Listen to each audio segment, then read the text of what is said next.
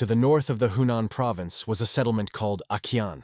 In the middle of the main square, a mysterious young man sat and carefully looked at how the wind carried the clouds in the blue sky into the distance. Once upon a time, imagining that no one could compare with him, a man brought down his rage to the world. Without blinking an eye, he turned everything in his path to dust. And peaceful people were horrified and panic, not imagining how to deal with it. The man ruthlessly destroyed his enemies and changed the fate of an entire era. So he got his nickname, the Omnipotent Spirit. He was the most dangerous person in the world. The Almighty Spirit is a title that the strongest man has always been appropriated. However, having finished his enemies, he became bored. But somehow, walking around the battle, he suddenly realized that he could not move his foot. In the middle of the desert, an ice avalanche suddenly appeared, which froze his legs, not allowing to move. It turns out that 8 immortal, 8 worthy creatures that protect the Median lands stood against the man. They noticed that the congenital craving for bloodshed in the young man is very strong. So he, without blinking an eye, committed so many atrocities. They would like to punish the criminal, but could not. There was no one who could stop the spirit of the Almighty. Even the strongest people of the world could not kill him. Therefore, they took advantage of the magic of ice and imprisoned the spirit. Hyun's Tang, Omnipotent Spirit, will not be able to interfere with them to live. They sealed it and hid it at the bottom of the deepest part of Lake Donchanho. So, from the date of his conclusion in the ice has passed 1,000 years. The 8 immortal victories were actually not interested in anything except feasts and entertainment, and therefore they received a knife in the back from their own kind. After 1,000 years, the Almighty Spirit was still able to get out of ice. Now he calmly walked in the streets of the city, since there are no longer alive those who would remember about him. A whole 1,000 years have passed. For people this is too long. Hen is not waiting for Hen anywhere, he has nowhere to stop. It remained only to go forward, following the clouds persecuted by the wind. He is like a ghost stuck in the past. It must have been 1,000 years in prison were not in vain. It has changed. Hen no longer had that. Once, walking through the forest, the man stumbled upon a little girl. She was lying on a bare ground, it seems, unconscious, barefoot, and in a torn dress. Most likely she was an ordinary tramp. The man found a pulse and noticed that her heart was barely beating. She was on the verge of death. At best, she had 2 hours left. Suddenly the girl opened her eyes and looked impotently at him. Hen's heart was alarming at Hen, because she looked like him in childhood. Therefore, with the help of his energy, he decided to help a child. His magic was enough for it to overcome a critical moment. But the problem is that a man could not saturate her physically, only spiritually. In this forest it was hardly possible to find something edible. So he took out of his pocket Tanyak, a miraculous medicine created by the gods. He sincerely hoped that the pills were not so strong that for a child to become poison from the medicine, and he took a chance, putting 1 pill of the baby in his mouth. He did at least something, otherwise the child would definitely die, and at least the chances of life appeared.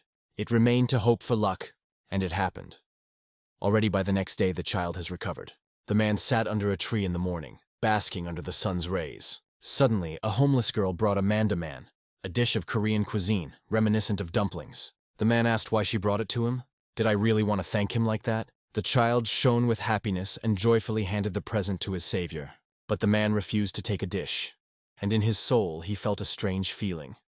For some reason this child did not cause him fear or hostility in him. For him, it was something new. The next day the baby again brought him the same dish, but he again refused. On the 3rd day, when she brought him, the man gave up and divided lunch with the girl, allowing her to even sit on her knees. So 15 days have passed, and each time he ate what the child brought. The girl's simple-minded smile was something completely incomprehensible to him. Unknown, but not at all bad. Somehow Tang at Hin walked around the city square. His attention was attracted by a large accumulation of people, which consisted for the most part from the onlookers who surrounded the man, who beat the child with his feet. He was a merchant who shouted throughout the street and beat his feet a thief that she had repeatedly conducted it. But this time she was unlucky. The poor child was lying on the ground, trying to cover at least his face with his hands. Stepping closer, Tan at Hyun realized that it was the same girl who brought him food, and the crowd only approved that the seller pounded a small villain, and he demanded that she bring her parents immediately. But the girl did not answer and continued to endure the blows. Then Tanny could not stand it and decided to stand up for her. He hit the seller's leg, pushing him away from the child. And at the same moment the merchant left his lesson because he was too busy with his foot, which was sick as if she had been broken. The girl was able to escape from her tormentor, and then Tan, leaving the poor man to wallow in the square. also ran away from that place. Anger overwhelmed the heart of the spirit. For 2 weeks he ate that he brought this child and did not even ask where she got from. The baby gave him food day after day, and he just took everything.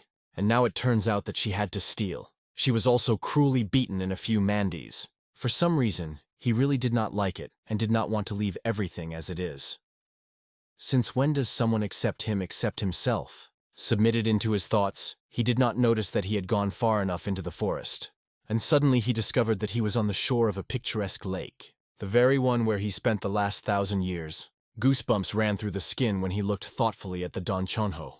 It is ironic that Hin's Tan, the great warrior who conquered the whole world, was at the very bottom. He would never want to see this place from now on. While the man stood there thinking about his life, he did not notice how that little girl appeared behind him. She was looking for him throughout the forest and finally found him. Tan thought when she would calm down, he healed a little.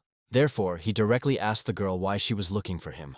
She grabbed her little hands by the hem of his clothes and said pitifully that she simply did not want to be alone. Tang ate all his life alone and believed that it was hardly 1,000 years in the ice to change something. Nevertheless, he asked the name of the girl. She said that her name was Grabbed. Suddenly the man thought about it. What if the meeting with her was not accidental? Maybe this is fate. He stroked the baby on the head and also introduced himself. Is it possible that his place is next to this child? He squatted down to be at the same level with her and asked if she would go with him in this case. The girl answered him yes. And already in the evening they sat together by the fire, warming himself. Tan suggested Somi to go with him, although he even has no place where he could stop. Therefore, he decided that he had to build a house for himself and the baby. From childhood, he thought about how great it would be to settle in his own house, and now, his dream would finally come true. When Somi woke up in the morning, she found that the man was no longer sleeping nearby, but right in front of her a huge house appeared from nowhere. Tan built it in just one night and now finished the last details. The girl ran to him and began to look around in surprise. It was strange for her, because yesterday there was no wonderful building here. To cause less suspicion and questions, Tang lied that there was a house yesterday. He was just old, and the man had to finalize him a little. The girl stood on her own because she could not help but notice such a large building, but Tang did not retreat. Then Somi decided that perhaps she simply confused something, and the master tells her the truth.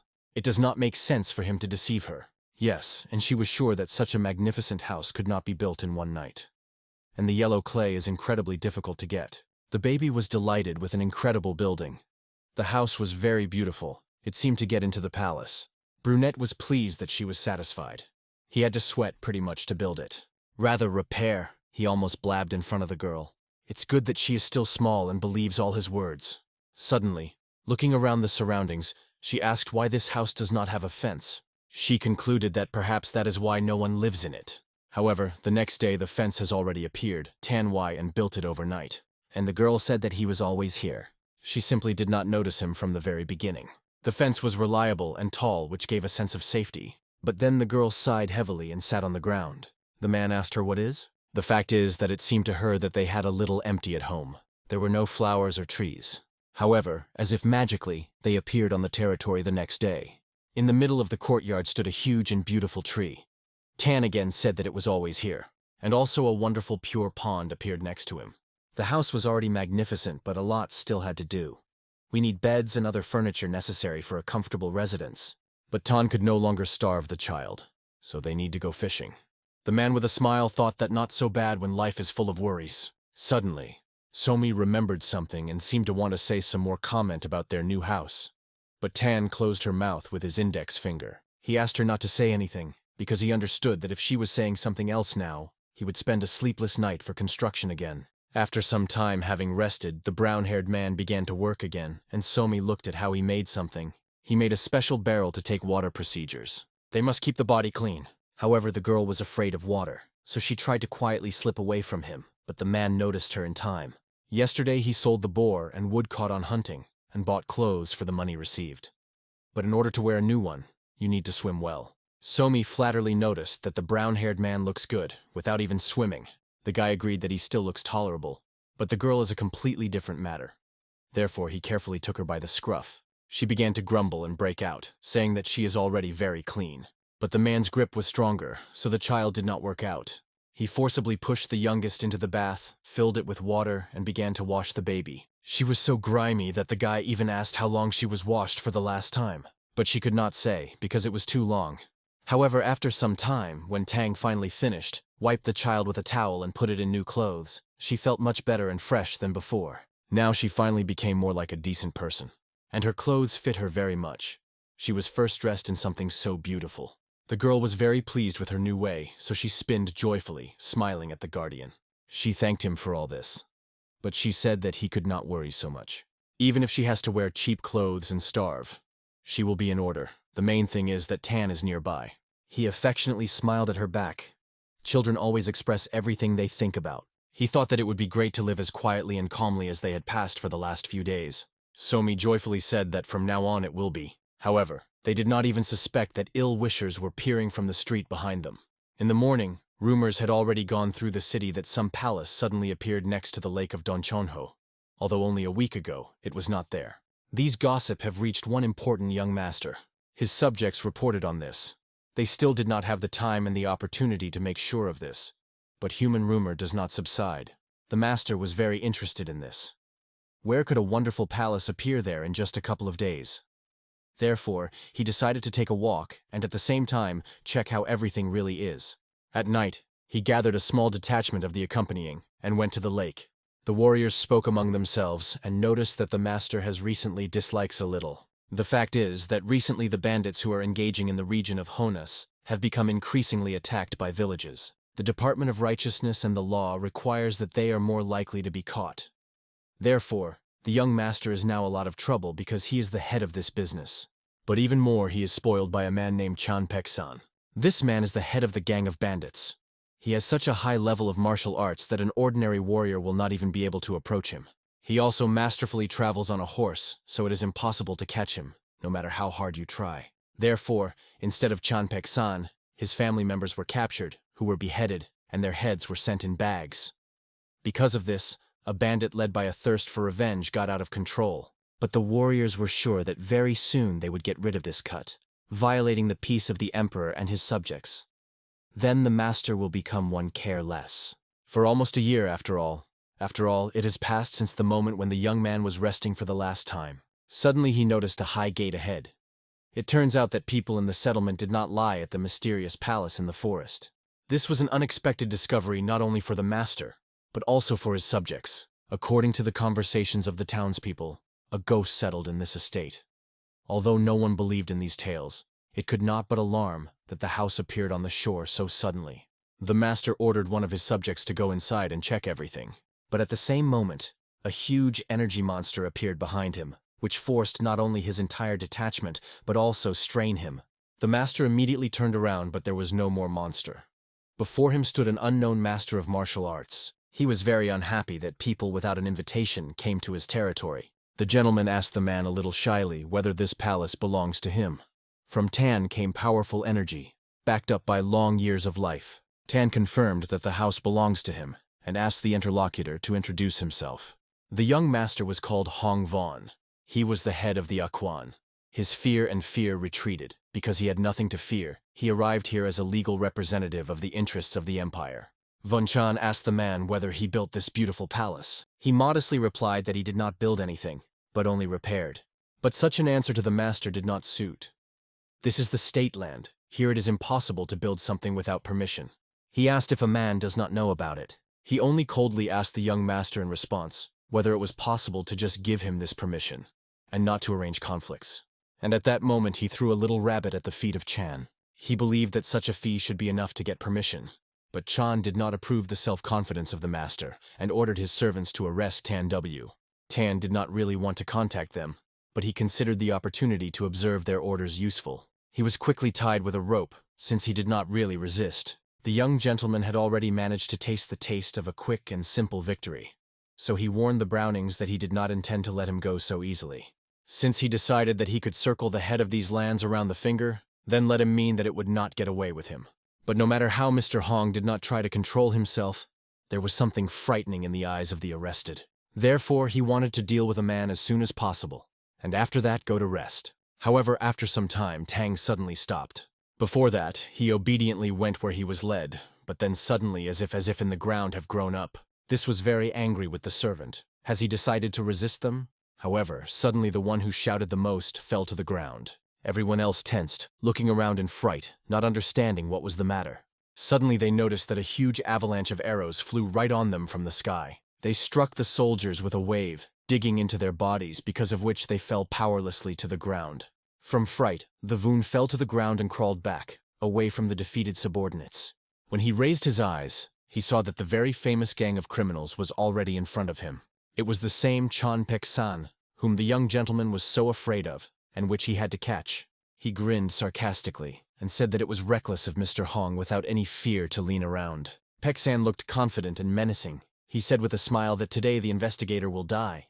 Mr. Hong crawled out even further, not imagining what he was doing against such a huge crowd of opponents. 6 months have passed since the 7th of Pek-san was captured and killed. Then Chan could not imagine that he himself would become the goal of the bandit. Tang, at a very bored gaze, followed what was happening and worried only that the battle would not come out too loud. After all, the child was sleeping in his house. At this time, Mr. Hong was on the verge of hysteria. Of the worthy weapons, he has only a sword, and this guy, whom he arrested, will not help, as the investigator thought.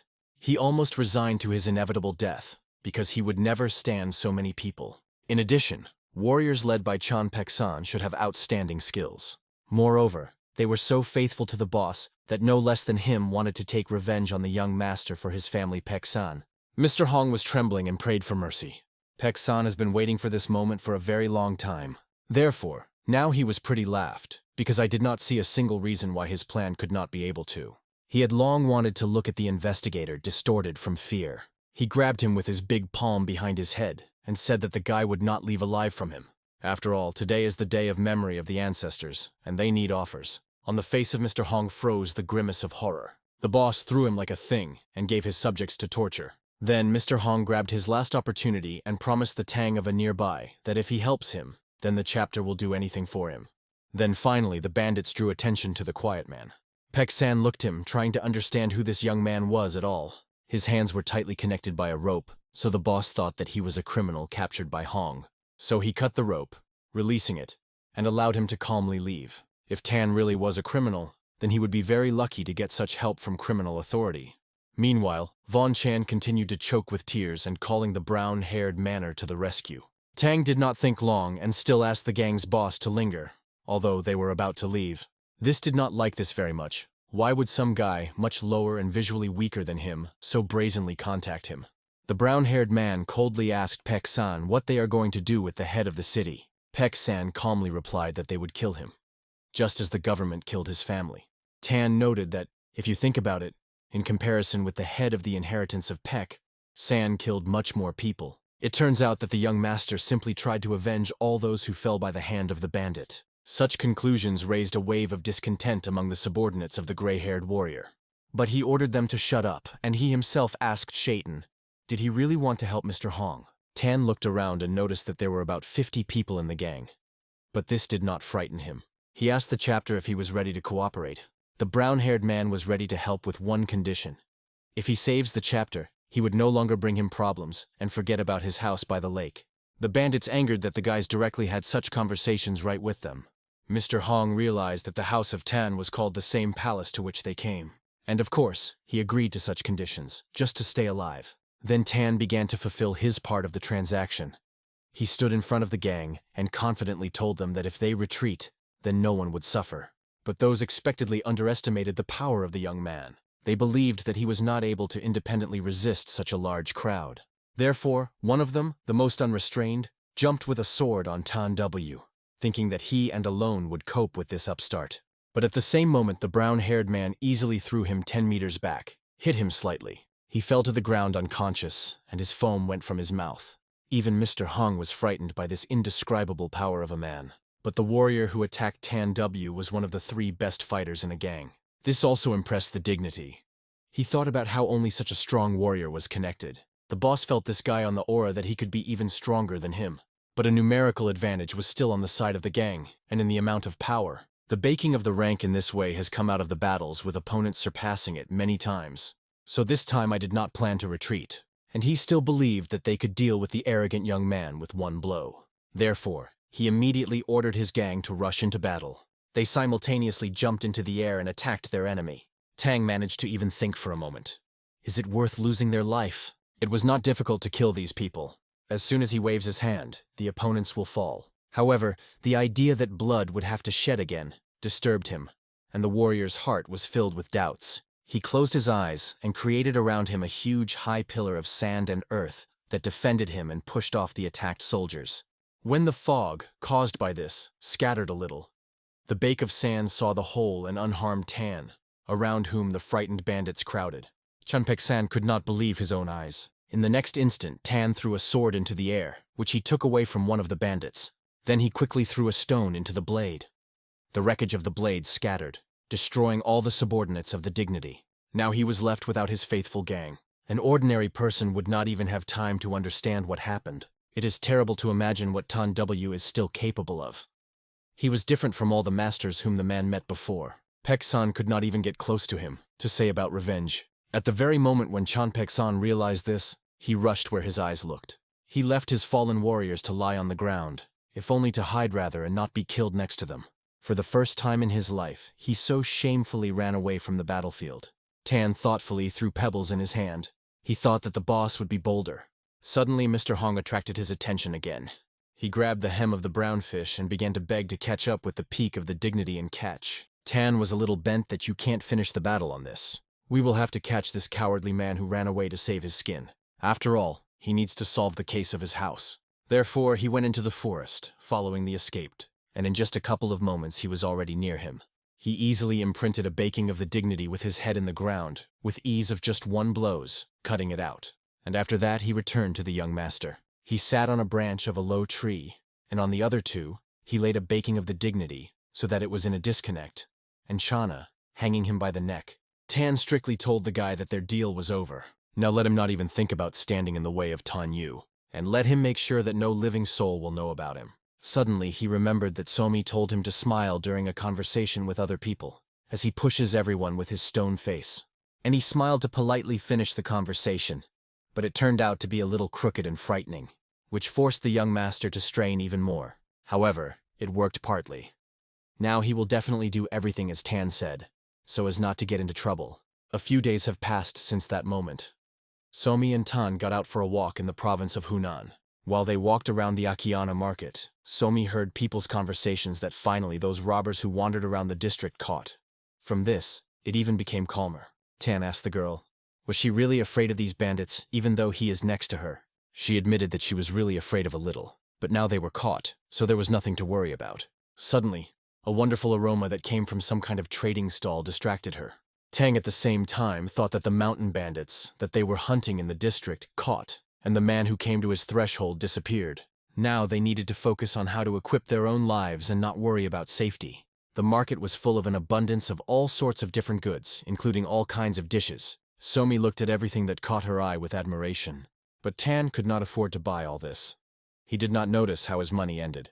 Money is the most necessary when you grow children, so he urgently needs to figure out where you could earn them. When the Tan had one bed, any surface on which one could lie down became. When he wanted to eat, he went hunting. That was his life. Therefore, he completely had no idea what to do to earn. But if he took responsibility for the life of Somi, he will need a lot of money. It is a pity that he thought about it so late. Now he could not afford to hesitate in this matter. After a walk in the market, they went home. But on the way, Somi for some reason stopped the elder and asked to wait. He suddenly began to actively dig something in the ground. Tan asked what was found on her. Then Somi pointed to a small flower and said that she wanted to take him home. Tan was not against it, but he wondered if the girl could handle it on her own. He sat pretty tightly in the ground. But the youngest was sure that it was strong enough to pull it out. Then she grabbed the stem and began to pull it so diligently from the ground that even the cheeks turned red. Meanwhile, the brown-haired man was interested in something else. Around the flower there were strange traces that did not belong to them. In addition, there is not a single weed around the flower. Has someone specially put him here? Suddenly, Somi still managed to tear out a poor plant with a root. And it turned out that some unusual small bag was planted along with the flower. Somi decided to open it as she became interested in what was inside. But suddenly, it is not clear where the unfamiliar guy jumped out and ordered her to put the bag in place. He was so angry that he attacked a child with a dagger. But the blade did not have time to injure her, since Tan immediately ran up and grabbed the young man by the wrist. The knife flew out of the hands of the attacker. "Who are you?" asked him Tan Yu, although the guy himself would not mind finding out what kind of people were pushing his property. He tried to break out, but his hands seemed to pierce electric shock, and the man rudely threw him away from his child. Yes, so much that when landing, he pierced the earth under him. Frightened by a sudden conflict, Kumi even lost consciousness, because of which the level of anger inside a man increased to an incredible level. He was not worried about the attack on himself, but would not allow anyone to offend the child. If the guy harmed Somi, then the under therapy would no longer live. But, it seems, the guy wanted to just scare her. Therefore, Tan took a deep breath and pulled himself together. What is it in that bag that the guy was so nervous? As expected, a gold jewel was inside. Then Tang raised both unconscious children in his arms and carried home. This thief, obviously, may come in handy. The night came. The young thief woke up in frank horror because he could not remember what happened to him and why he ended up in an unfamiliar house. So the whole body also broke from a recent fight. But everything fell into place when, noting that the guy woke up in the room, Tan Yu, instead of greeting or at least some explanation, the man introduced himself. The thieves tensed even more, because one glance at the Tan was enough to feel his ominous energy. Tan suddenly admitted that he wanted to kill the guy when he attacked Somi, but changed his mind. A thief, in a trembling voice, asked him about the reason. He veiledly said that the life of every person has a price, and he asked if the brown-haired man knew how much it costs. He suggested that about 1,000,000 nannies. But Tan said that this is too much. In the best case, the little boy would have walked over the thief, so it is worth thinking well before giving at least one nanny for his life. But he decides how much his life costs, and apparently pretty confident in myself. Therefore, for the fact that he survived, the young man is now obliged to pay Tan from 1,000,000 nannies, and the same amount for an attempt to kill Somi. And in all, he now owe a man 5,000,000 nannies. This is the amount that he will have to pay if he wants to live. Meanwhile, in the state palace, Wan Chan received honors with might and main. The courtiers thanked Mr. Hong for allegedly he caught a baking of san, which rapidly increased his reputation. He behaved confidently enough in public, but alone could not control his emotions. He was very worried that now people look at him differently. This should be expected, because he caught a dangerous bandit. But now they will demand more from him. He began to praise him exaggeratedly, like a folk hero. Even in the detective department, they began to treat him with great confidence, and therefore they instructed to investigate the case of the disappearance of the golden statue of the Buddha. This case is clearly the hands of a criminal with outstanding skills. He could not abandon this task, because people were absolutely confident in his abilities. If he cannot cope, he can't see him either respect or work. But the matter was so difficult. If the statue was stolen, then it will be hidden to the very end. At this time, the thief's head burst from the strange logic of the man that he kept him hostage. If he owes 1,000,000 for himself, and another for the baby, where did the debt of 5,000,000 come from? In addition, although he earned a living by theft of jewelry, he had never held even 1,000,000 nannies in his hands. He admitted to Tan that now he did not have that kind of money, but in the future he would definitely give everything. He knelt down and prayed a man about mercy, promising that he would do everything that they would ask him about. The thieves can do so: cleaning, washing, housekeeping. Therefore it can be useful in many ways. Tang's gaze did not inspire confidence in the young man that this could work. But he continued to list his skills, and, as one of him, called the ability to cook. Remembering that neither he nor the Somi can prepare, Tang nevertheless agreed to this condition. Therefore, he said that from now on the brown-haired man would be as a housekeeper until he pays a conditioned amount. Since then, the whole week has passed since the guy became the slave of Tan W. It turns out that his name was Chan himself, Tai. He was clearly not pleased that he had to dig on a man around the clock. But if Somi had not found his cash, there would be none of this. Be that as it may, Tai himself could not sit, fold. There was almost no time left. In fact, the same statue of the Buddha that Mr. Hong was looking for the same statue of Buddha. It is necessary to return it to the place before the customer arrives. But for now, he obediently coped with home responsibilities and prepared a luxurious dinner for Somi and Tan. They were satisfied, and especially the catfish. Tan even said that he was ready to pay the guy a salary for his work, so he will be able to pay the debt. That's just disappointed Tay himself by the fact that he was ready to allocate only 3 nannies per day for his salary. At this pace, he will pay these millions for life, but the thief was not going to stay here for so long. He had already found a place where Tan hid the statue. Now it remains only to wait for the right case to steal it and escape. Tani and Somi finished dinner, and the elder was in a good mood. But Tay himself was still loaded again, and after lunch he had to do washing and cleaning.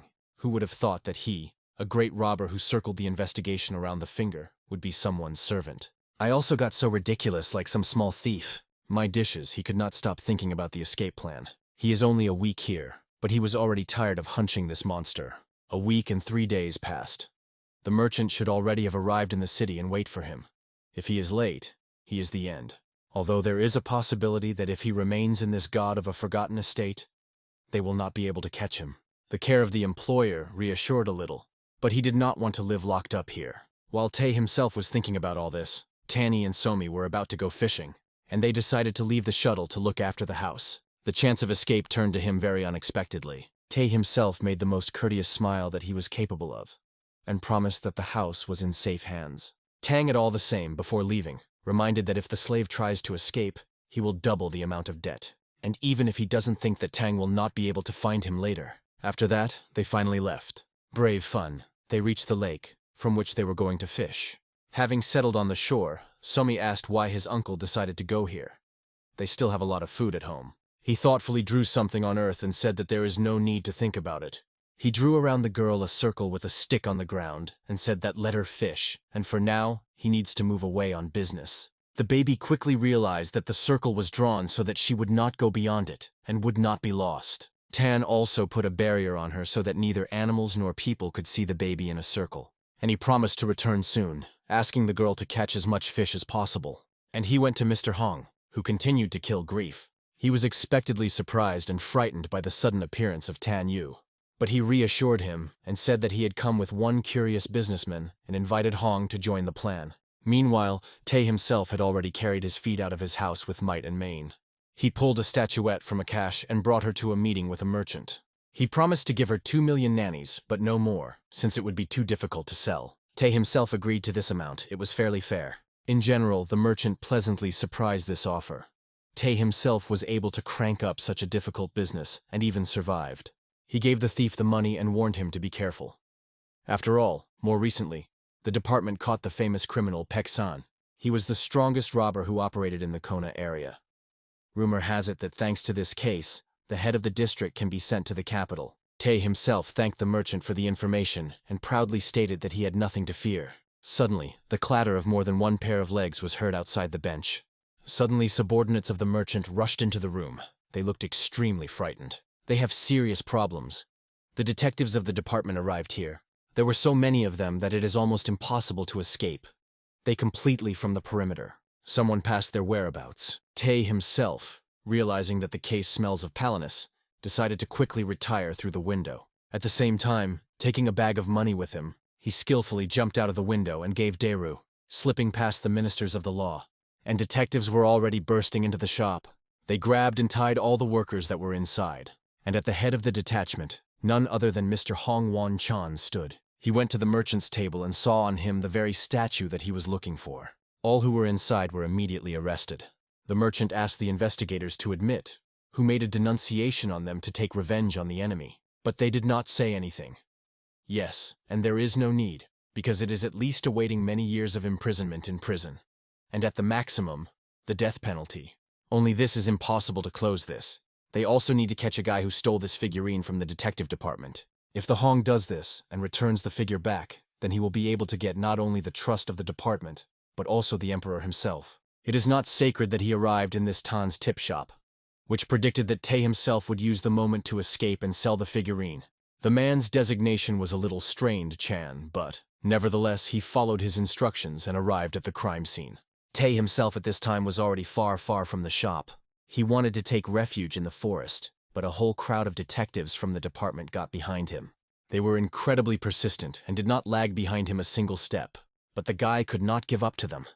If he is caught, they will surely torture and chop him into small pieces. Then one idea came into his head.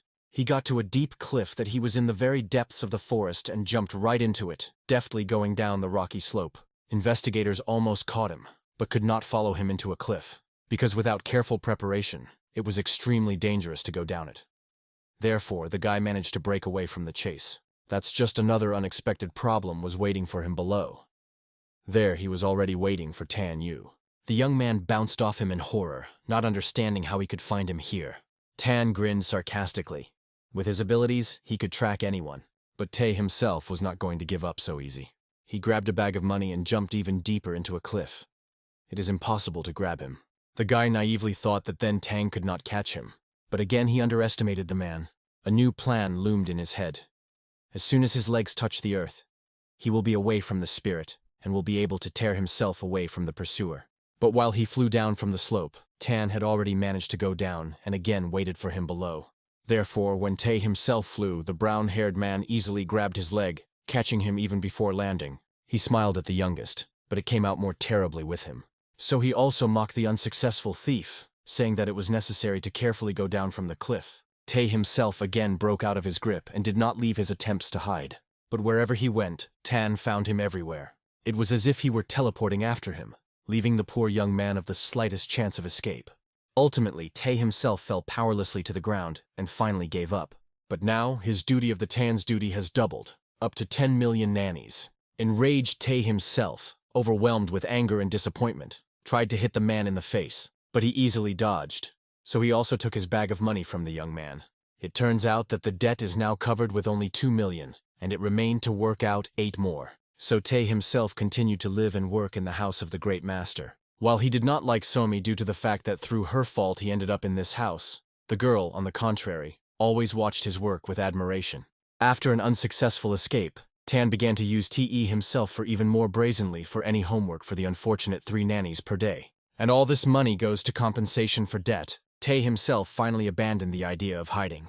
After unsuccessful attempts to escape, he was only beaten repeatedly, but never succeeded. Having finished with cleaning, the guy was about to go shopping. Though wandering through the forest, he cursed to himself how far from the city the palace was located. And then he suddenly noticed that he had a small pursuer. Although Somi tried not to catch the eye, he went up to her and asked why she was pursuing him. The girl looked at him with her large, innocent eyes. He sternly said that the girl needs to return home and not follow him. After all, if something happens to her, they will kill him in place. Then she hugged the guy and honestly admitted that she did not want to cause inconvenience. She was just scared to remain alone. Tay himself recalled that he goes to the market for groceries, and it will be inconvenient for him to carry her with him throughout the area. She sniffed gloomily and promised that she would not leave the guy a single step if he agreed to take her with him. Tay himself did not want to go to her at all, but he could not send the child alone through the forest full of wild animals. Tan was on the hunt, so leaving the baby one was very unsafe. Then he gave up, grabbed the girl in his arms, and put him on his neck. So they wandered together and wandered into the city through the forest, wagging between the paths and avoiding wild animals, which was teeming with the forest. Somi looked at everything around with interest, while Tay himself was very restrained. Although he was still not enthusiastic about this idea, the company of the child was not as unpleasant as he expected. Soon they reached the main market square of the city. To the surprise of Tay himself, in the market there were unusually many dubious personalities and believed. Previously, the order was monitored by the merchant to whom he tried to sell the statue. But, since he was seized, there were less order and more dirt, dangers on the market. The man must have already been demolished. The theft of the figurine from the detective department is a serious crime. So, to some extent, Tay himself was even lucky that he did not have to be responsible for this incident. Deeply immersed in his thoughts, the guy did not even notice how someone crept up to them from behind. A huge bandit tore the girl from the young man's shoulders and set off to run away. For a moment, the guy disappeared from under his feet for a moment. He immediately rushed to run after Gromila, who stole a child from him. But the thief not only was physically strong and had a good speed, but he also used the scurvy technique for more speed movement. This was not enough. The chase dragged on so much that the thief managed to run to the forest. But Tay himself did not lag behind him, no matter how hard it was. Only after a while it seemed to him that the thief did not just run away from him, but specially lures somewhere. While the child is at the thieves, Mr. Tan will definitely come here to save the cub. But after he dealt with the Acidic guys, he will take on Tay himself. Therefore, you need to catch up with him by all means, and pick up the catfish before they fall into the trap. Tay himself also knew the technique of scurvy, so he took advantage of her to catch up with a man. And in the blink of an eye, he was already very close to him. He grabbed the man by the shoulder and demanded that he be returned to the child. He only grinned maliciously and advised the guy to look around. He did not notice at all how he was surrounded by a whole huge detachment of bandits. Still, he fell into a trap. When Tang returned home, he could not but be surprised that he was empty. Previously, silence was perceived by him as something ordinary because he always lived alone. but now he began to get used to the constant turmoil and noise around. He guessed that Somi, apparently, had gone with Chante himself for shopping. But I thought that now in the market it was very restless, and was going to go there too to check if everything is in order with the cohabitants. And he was not in vain worried, because the gang of robbers at that time had already beaten the copper Tay's feet. He hugged his Somi tightly and pressed her to him, covering the girl from blows with his body. After some time, the bandits began to enrage that Tay himself was so hardy and withstanding all their blows. They thought that it would be good to take the girl and torture her in front of Tay himself in order to cause him even more pain. But Tay himself was ready to protect the child, even at the cost of his own life. Looking at Somi that was lying on the ground under him, memories of the past involuntarily surged on the brown. A moment associated with his younger sister, who occurred 12 years ago, surfaced in his thoughts. They then lived in an old, abandoned house, survived as they could. Tay himself stole all sorts of things to feed himself, and that day he turned out to be a rather large catch than he boasted his sister. She asked him if it was dangerous to steal so many things, but he asked the baby not to worry about it. Their parents were gone when they were still small, so from childhood, Tay himself took responsibility to take care of the younger sister. She often and was very sick, so he did all the work, and his sister asked only to remain strong and fight his illness. Somehow he even stole a luxurious robe for the girl. He pulled him with one merchant on the street. Although it was a great sister, it was good quality. Only the merchant looked like a rather dangerous person.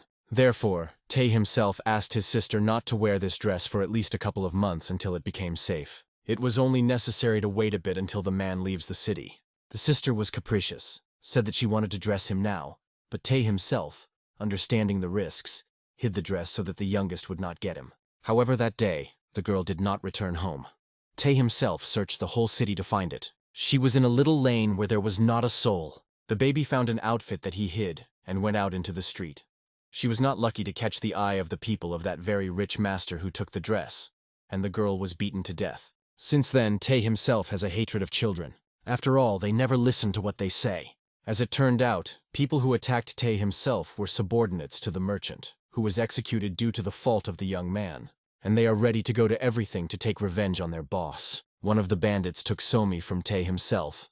She tried to break out, but the grip was too strong. As soon as he finds the strength to move in himself, Tay himself ordered the robbers to release the girl and not to torment her. But the angry bandit only kicked the guy with his foot on the face and ordered to be silent. Somi screeched scaredly, worried about the elder, and then it painfully bit the robber that held her by the hand. He expectedly cried out and pulled his hand, dropping the girl to the ground. She immediately rose to her feet and stood in front of the gang, confidently closing the elder. The disobedience of the baby led the robber, and he exposed his sword. Tay himself, that there was strength, screamed and ordered Somi to run, and not to create nonsense, and not try to protect him. But she stood for her own and did not even move. Tay himself froze in the eyes. He remembered how his sister looked when she was killed. He did not want to allow something to happen to Somi, but the girl continued to cover him with herself, wide open her hands. She did not want to leave him alone. And at that moment the bandit swung at the child, and his face was distorted in an angry grimace. But suddenly he felt that someone was holding his hand. It was Tang Yu, who incredibly arrived at the aid in time. He easily, contemptuously threw Gramila to the side. The brown eyes burned with murderous fire. Living robbers can no longer leave here. All that was next, Tay himself did not remember. He fainted. Through a dream, he thought. Maybe what happened to his sister happened due to the fact that she did not like to sit alone and wait for him in an old, dilapidated house. When he finally came to his senses and opened his eyes, he saw a catfish in front of him, lively and unharmed. He jumped on the bed. The remnants of sleep immediately evaporated. All that worried him was all right with the girl. He grabbed her face with his palms and asked why she then intervened. She just had to run away and not try to protect him. But instead of an answer, Somi asked how Tay himself feels. He really got it from those bandits. The next day, after a skirmish with a gang, Somi took care of Tay himself, and he lay in bed and rested. Gradually, the memories of what happened before he fainted. Tan had just appeared in the clearing at the right time and ordered the guy to take the child and leave with her home. Despite the fact that Tay himself was badly damaged, he was able to rise and run away because of the fear of death. But after that, his memories are interrupted. Discussing with Somi the events, Tay himself asked her not to act so thoughtlessly and interfere in fights. Her life is more important than the life of another person, but the girl categorically did not agree with him. Moreover, she would have done so again if she had to. and not a drop would regret, because she does not want to lose her family for the second time. She knows that Tae himself thought only about escaping Day. But Somi is not like that. She seriously looked at him and promised that she would become the strongest and protect him and Tan, if she would be needed. Therefore, she asked him not to say such a nonsense anymore, and not to neglect his life too. At night of the day when the fight occurred, information about the battle among the forest reached the statement. Therefore, Mr. Hong had to go to the scene to find out what happened. In addition, the department received a strange report related to this case. For all victims, the left side of the face is strongly pressed. There Chan struck when he heard about it. Only a person of incredible power could do this, and he immediately thought about Tang Yu, the very powerful monster whom he met in the forest. When they arrived at the place, the man was still there. The investigators were about to intervene, grab Tan W, but Mr. Hong stopped them in time. He went to the man, as if to an old acquaintance, and asked him what was happening here. Tang had explained that this gang is the henchmen of the merchant, whom the investigator caught last time. They stole a man and were going to kill him, but Tang intervened in time. Most have already died at the hands of a man, and those who still survived, Mr. Hong ordered to arrest. The subordinates immediately began to execute the order, but they were surprised that Mr. Hong himself, who, as they thought, caught a baking of Sana alone, retires in front of some unknown master. Meanwhile, Tan asked a friend of his friend whether he knew anything about the gang, who calls himself Black Blades. He definitely heard about them somewhere. Black Blades are one of the many groups industry in Median lands. Its feature is that the gang consists of ragged and fugitive criminals, who, with the help of their outstanding skills, do atrocities.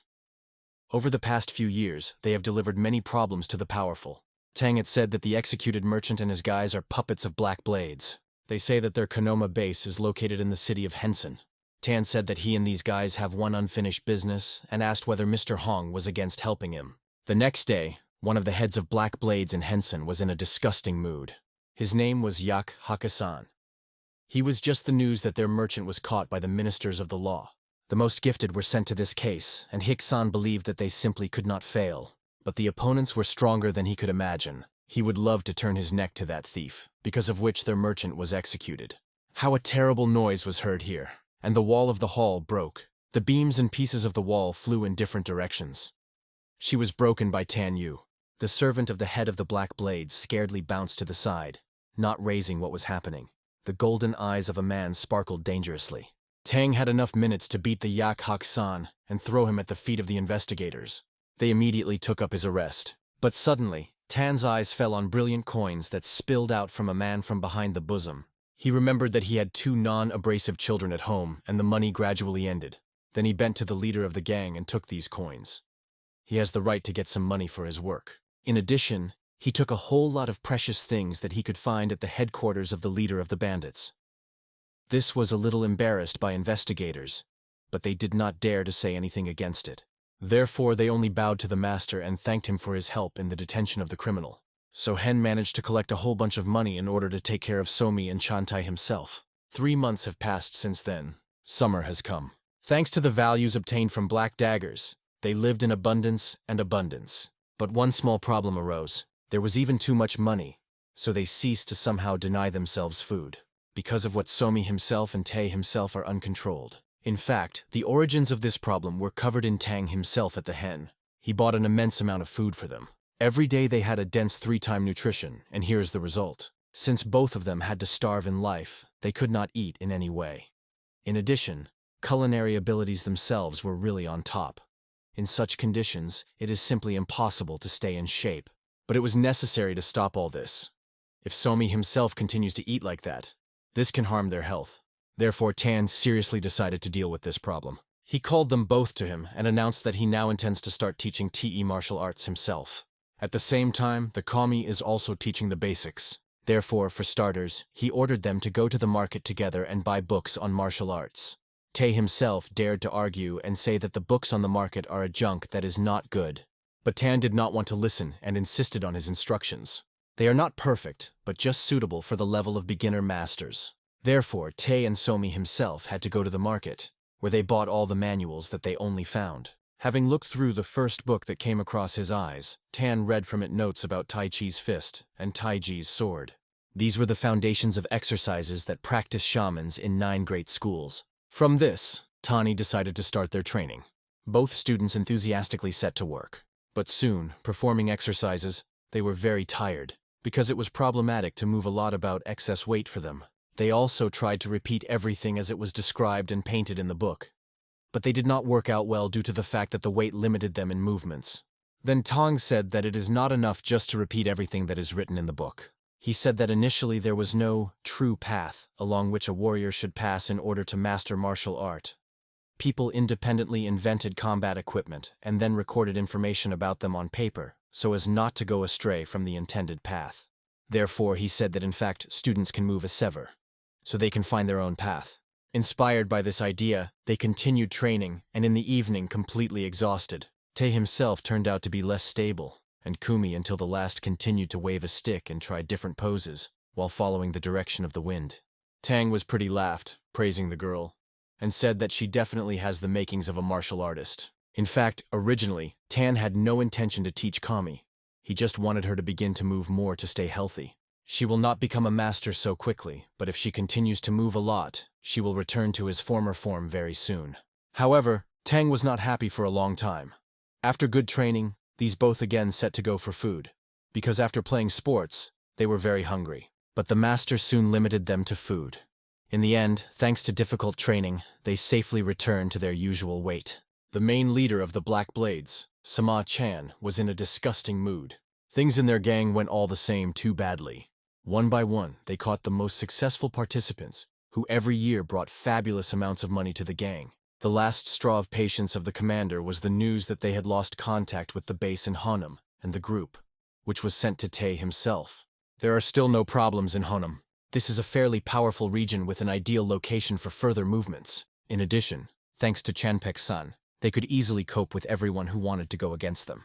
You do not need to be a genius to understand that someone appeared in the city who prevents the gang from making their plans. The servants of the head promised to take appropriate measures. They set themselves the goal of dealing with the head of the Hong County and that guy Chanpek-san, who fooled the merchant with Chu Ema. Samachan ordered to catch these two and torture. At the same time, the life of the Tan was its turn, but even so, he already felt that some unpleasant series of events was coming. Tae himself continued his classes of martial arts, and every day he was incredibly tired, because in addition to studying he also continued to do household chores. Having finished the morning lesson, he needed to wake up a catfish and feed the girl with breakfast. The request was categorically refused to rest. Not only Tae himself, but Somi continued to study a lot from the elder in their house. The girl did not have to wake up, she already woke up. Therefore, Tang found her in the forest next to the house and called for breakfast. She immediately got up and ran joyfully to the elder, hugging him. In the afternoon, when Somi and Tae himself were controlled in the kitchen, Tan shared his observations with them. The wind today behaves very strangely. Tae himself did not immediately understand what the mentor was drowning to. Then Tang ordered the guy to go to the city and check if something happened, because he had a bad foreboding. The guy began to dismiss and put off the task for later, but the strict look of the elder forced him to hurry. Therefore, the brown-haired man immediately rushed into the city. A representative of the Viker detachment in Black Blades arrived in the Akian, the province of Hone. His name was Pan Chugok. First of all, he had lunch tightly. Then subordinates asked him that tomorrow, the head of the district Hong was transporting Chanpek-san and his people to the imperial palace. It seemed strange to him that Pek-san was kept in Akian for 3 months, so it is not surprising that they finally decided to transport him. Perhaps the head of the district Hong tried torture to get information from the baking of San, but Black Blades simply do not break. However, this will cause them a lot of problems if it is transported to the palace. The palace guard cannot be compared with onlookers under the command of the head of the district. One of two. They need to either save him or kill him in order to get rid of evidence. Judging by the size of the department and the situation around, the likelihood of the success of the salvation of Pek-san is less than 40%. Therefore, Panchu Goke ordered his people to kill Pek-shan and Oblast Traces. There is nothing complicated to deal with an already caught person. It remains only to solve the problem with this freak Chan Tae himself and the head of Hong. And there is also a hermit that caused this mess. Having finished dinner, Chugok was surprised to find that on the threshold of the taverns in which he ate, a familiar person stood painfully. It was the very Tai himself which he had to catch. Chugoke guessed that Tae himself knew who exactly was hiding in the forest and confusing the cards to their gang. Noticing that the guy begins to leave, he, without hesitation, followed him. It was difficult to make his way through the crowd, but he confidently moved forward. But as soon as he lagged behind just a split second, Tae himself turned into a deserted lane and disappeared. The guy cleverly slipped from under his nose and returned home to tell Tan W. He shared that a strange atmosphere reigned in the city, and at the end, some guy began to pursue him. He was afraid that Black Blades would not leave him alone. Then Tan asked the guy to tell him more in more detail what the gang of Blades was doing. They say that Black Blades appeared about 50 years ago, but who was their founder is unknown. Nobody found anything about this person. But there were rumors that after the victory of 9 great schools, one of the immigrants of the demonic cult founded this organization. But these were just rumors. It turns out that there is no reliable information. However, their leader must be really an outstanding person, given how cleverly he managed to gather strength in order to confront his rivals. Tan suggested that the sharp appearance of Blades was a problem for great schools, because for them there is nothing more dangerous than a threat to calm and stability. Tae himself confirmed. In the end, the Alliance Murim also had to intervene under the pressure of great schools and those who were hiding from them and are now members of Black Blades. It is known that the Alliance Murim was based from key figures of true schools. If the leader of the Black Blades managed to hide from them, then he should be a rather sensible guy. Previously, nothing of the kind could have happened. But now, even though this is the same Murim, he has become very calm. In the days of youth, Tan Y, if Paul rumors about the formation of the unification of some ragged people, they would be immediately stopped. Then there were too many those who just wanted to show their strength, for no reason. If you look from this side, the current meme is so serene that it is even boring. Tae himself asked the mentor what to do now.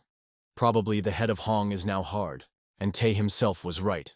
There Chan was already caught and tortured, since he was not as dexterous as Tae and Tan W.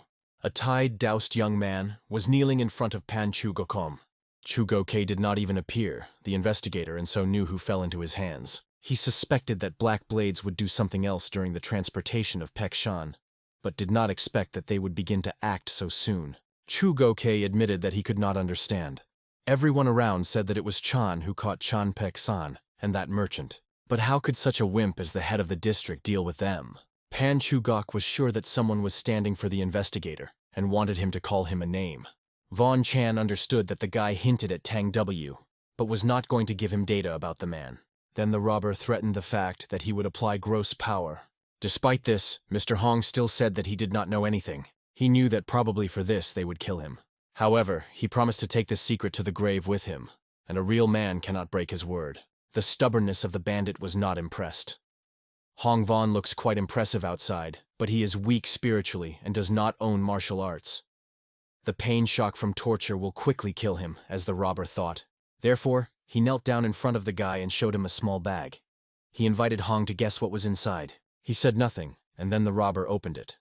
Inside was some white powder, which he sprayed on the face of the investigator. It was a powder of truth. For all this, from his hiding place on the ceiling all this time, Tae himself, who tracked down the gang. What was happening greatly forced him to be nervous. If the Hong is now dashing and dies here, then it is still more complicated. Tang, before sending the youngest to survive, told him that Mr. Hong needs to be protected. He will still be useful to them. Tae himself did not understand why they should generally worry about the life of some kind of bastard from the government. But the word Tan Y is the law. No matter how Tae himself did not want to but interfere in the conflict, he is obliged to save Mr. Hong, as a mentor ordered him. Although he did not have an exact plan of action, the guy decided to act. Therefore, he instantly went down from his shelter and ran to the wounded Hong. The guy is desperately, and due to recognize, arrogantly rushed into battle. The only thing he is capable of, suddenly attack, so it was necessary to use this. After discouraging the enemies with his sudden blow, Tae himself won a little time for himself, grabbed the investigator, and rushed away. Chugoke only looked boredly after him and ordered his people to go in pursuit. As soon as Tae himself ran out, he immediately noticed that he couldn't get away very much. The bandits were already catching up. He ran away from them, barely managing to maintain a distance, and constantly prayed for Tang to quickly come to his aid. And the man was already here. He exposed his sword and took a deep breath, reveling in the lunar rays on his face. It's time to act. For some time during the pursuit, Mr. Hong lost consciousness, and, when he woke up, he found that he was lying on a wide branch of a tree, and Tae himself covers his mouth so that the guy would not make noise. Below on the ground there were bandits who were looking for them. Since Mr. Hong saw the guy for the first time in his life, he asked him who he was. Tae himself explained to him that he was the subordinate of Mr. Tan. Then Mr. Hong shone. He was glad that this man saved him again, and is insanely grateful. Tae himself smiled mentally, thinking that it was good to have his own man in the government. But if they want to use it, then for this you must first get out of this place alive. There was a suspicion that the bandits would pursue them until they themselves could stand on their feet. Therefore, Tae himself warned Chan that the chase would be long. And right at that moment, the Black Blades just noticed the runners on the tree. Tae himself instantly grabbed the investigator in his arms and again rushed to run away. He fled from them for a long time, not sparing his legs. But no matter how hard he was, he soon completely exhausted. Therefore, he threw Mr. Hong on the ground and decided that since he could no longer run away, we must try to stand up for himself in his fists. Chu Gokei ordered the bandits to immediately start an attack, and they attacked the poor guy. But they didn't have time to do anything when suddenly they were defeated. The whole body pierced unbearable pain and they scattered in different directions.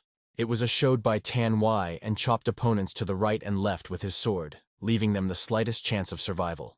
One moment, and the bandits did not even have time to notice how their body was already cut in half with a sharp blade. The god of martial arts.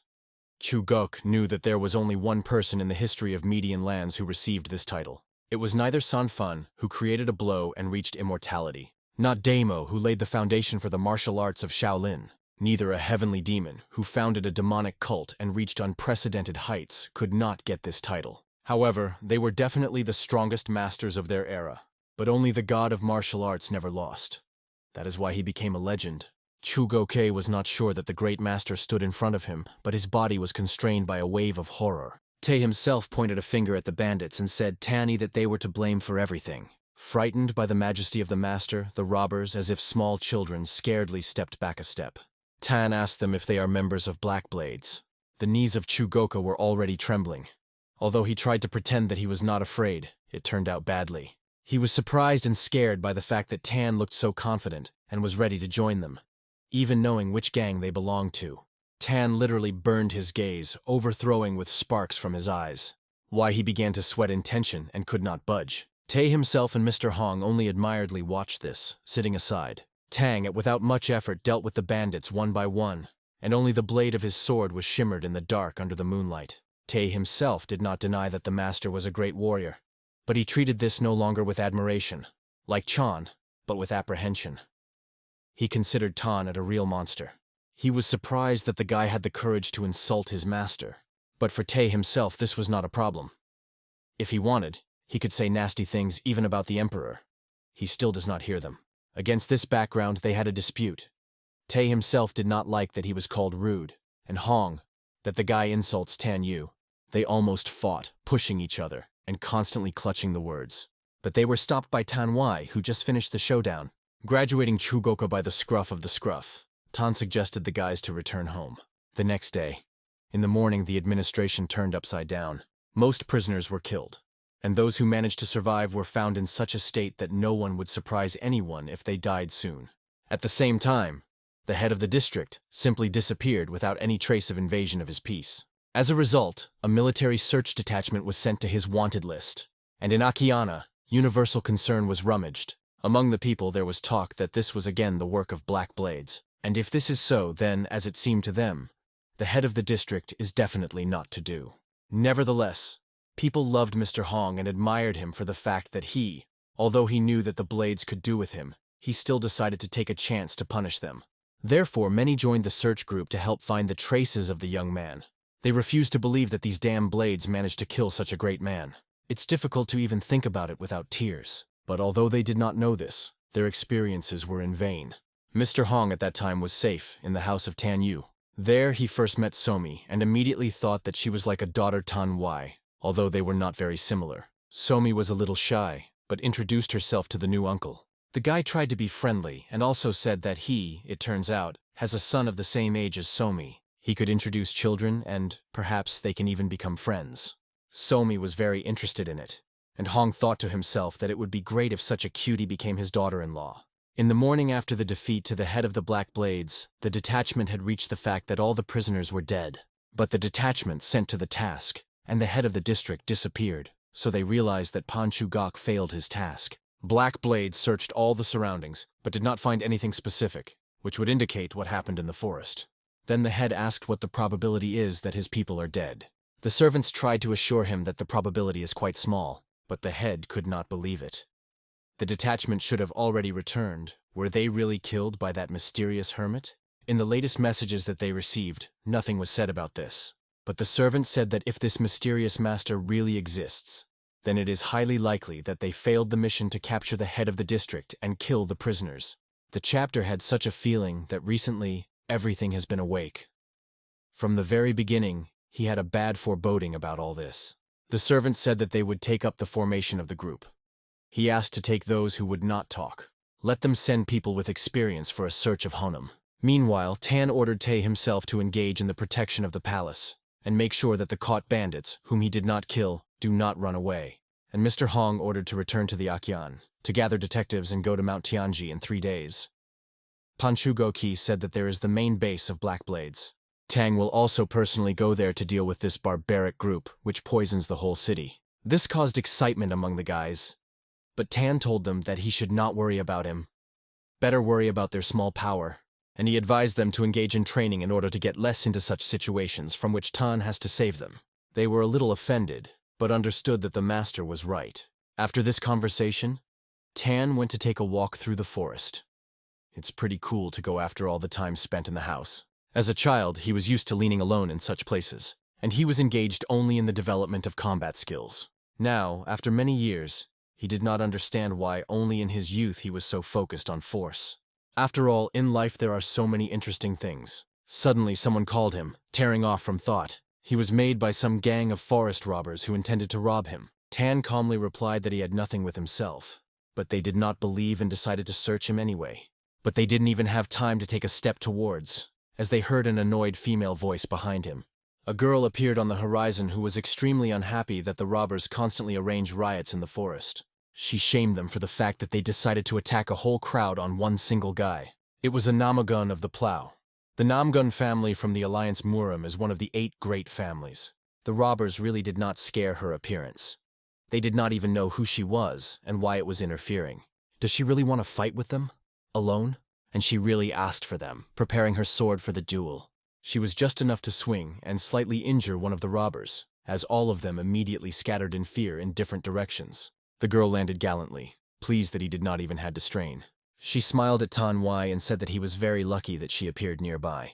But instead of getting gratitude, she noticed that Tang was somehow looking at her strangely. But he quickly realized that he was not looking at her, but at her sword. A moment later, Tang at her affectionately smiled in response to her and made a compliment, saying that the girl possessed a sword well. The girl modestly dismissed and said that quite often she was told. But Tan was no longer interested in dialogue. He noticed on the ground one robber, who, from fright, at the sight of a girl fainted, and Tan decided to get his clothes from his clothes, which extremely surprised his savior. The man did not think that he was doing something wrong. After all, they still stole this money from someone else, and he just selects what has fallen, can be counted. And he even threw 1 coin to the girl, saying that this is her share for salvation. That is the gift of speech from such impudence. He is just going to rob them. Therefore, when Tang was about to leave, she confidently stopped him. That's just not to scold, but to demand more money into your share. But Tang was ignored by the girl, saying that he could not give her any more.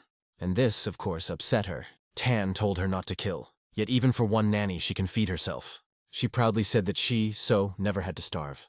And Tan noted that, apparently therefore, there are so many arrogance in her movements. The girl was a little offended by his words, but then suddenly the guy swept past her at such a speed that she was doused with a sharp wave of wind. And after a moment the man disappeared from sight. After a conversation with a girl, Tan went to a quiet village on the mountain. There he first stopped in a small tavern to calmly dine. But he was alerted by the fact that everyone present in the institution somehow looked at him strangely. He did not attach much importance to this, finished the meal, and left the tavern. But suddenly he felt that something was wrong with him. His head was spinning, and he coughed heavily, covering his mouth with his palm. A crimson spot of blood remained on his arm. He was poisoned. Despite his weakened state, he was able to return to the tavern and even take the lives of all visitors and workers who decided to poison him together. From the very beginning, he noticed that they behaved somehow suspicious. They must have poured something in him. But although his body was weakened, he was too strong externally and internally, so that this prevented him from fulfilling his plans. Strange village. The inhabitants have empty, dead faces. A gloomy atmosphere reigns around. He remembered the words of Chugok that this village itself was Black Blades. And then a large detachment of bandits in the habitual black robe appeared on the horizon. But no matter how many opponents were, for Tang it is not at all a problem. The news that the gang has problems quickly reached the headquarters of Black Blades. The head reported that they not only did not find missing people, but also attacked them. The leader, Sama-chan, thought that it was again Shavki from Murim decided to stick his nose where they were not asked. But they reported to him that the enemy is only one. A man, an incredibly strong master. Sama-chan refused to believe that a whole gang of skillful robbers cannot cope with all one man. But the servant assured him that this is true. This master has already killed hundreds of their fighters, and is now going to the headquarters. For a moment, there was a tense silence between them, and then some kind of noise was heard outside. Tan with a sword at the ready burst into the hall. That the weapon, that his clothes were filled with the blood of the dead enemies. Just for a moment, Ma-chan realized what was happening. He realized that the man in front of him was that bastard who decided to go against Black Blades. Did he destroy everyone who was on the ground floor since he reached the head? And this energy... It was the feeling that Tang was looking at him as a non-insignificance. But you can find out who is stronger only one way: fight him.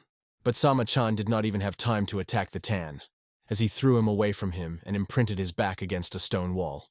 At this time, Mr. Hong was already doing business in the very center of the village. He ordered his subordinates to arrest everyone in the village who had not yet been killed by Tan Yu. He informed them that this was the village of Black Blink's gangs and their main headquarters was located nearby, so no one can miss anyone here. All whom they found in houses and institutions were taken out into the street and reliably connected by ropes. It was even strange to see that everything was going so smoothly. And this story finally comes up to the end. It is amazing that only one person was able to achieve what neither the Emperor himself nor the entire alliance of Murim could cope with, and Mr. Hong could not help but glow with the happiness that this person helps him. By this time, Tan had just finished dealing with the head of the gang, and he brought him to the main square to the rest of the criminals.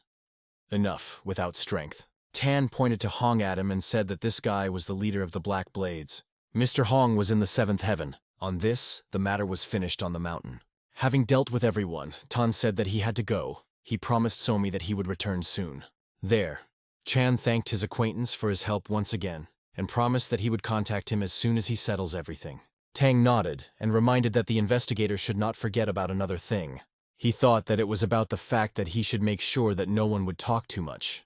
But Tan at the moment was worried about something else. He would like to receive the promised reward for the capture of all these criminals. Having completed the organization of arrest in the village, all the criminals were connected, and Mr. Hong joyfully led them to the main city square. People rejoiced. Black Blades are finally destroyed. But the leader of the Phoenix detachment, Namgun Soki, the only one understood that something is unclean here. How did this smart Mr. Hong be able to find out that the headquarters of Black Blades is on Mount Tianji? Even the Alliance Murim could not get this information. It was also obvious to her that behind this boy there is someone else from the department.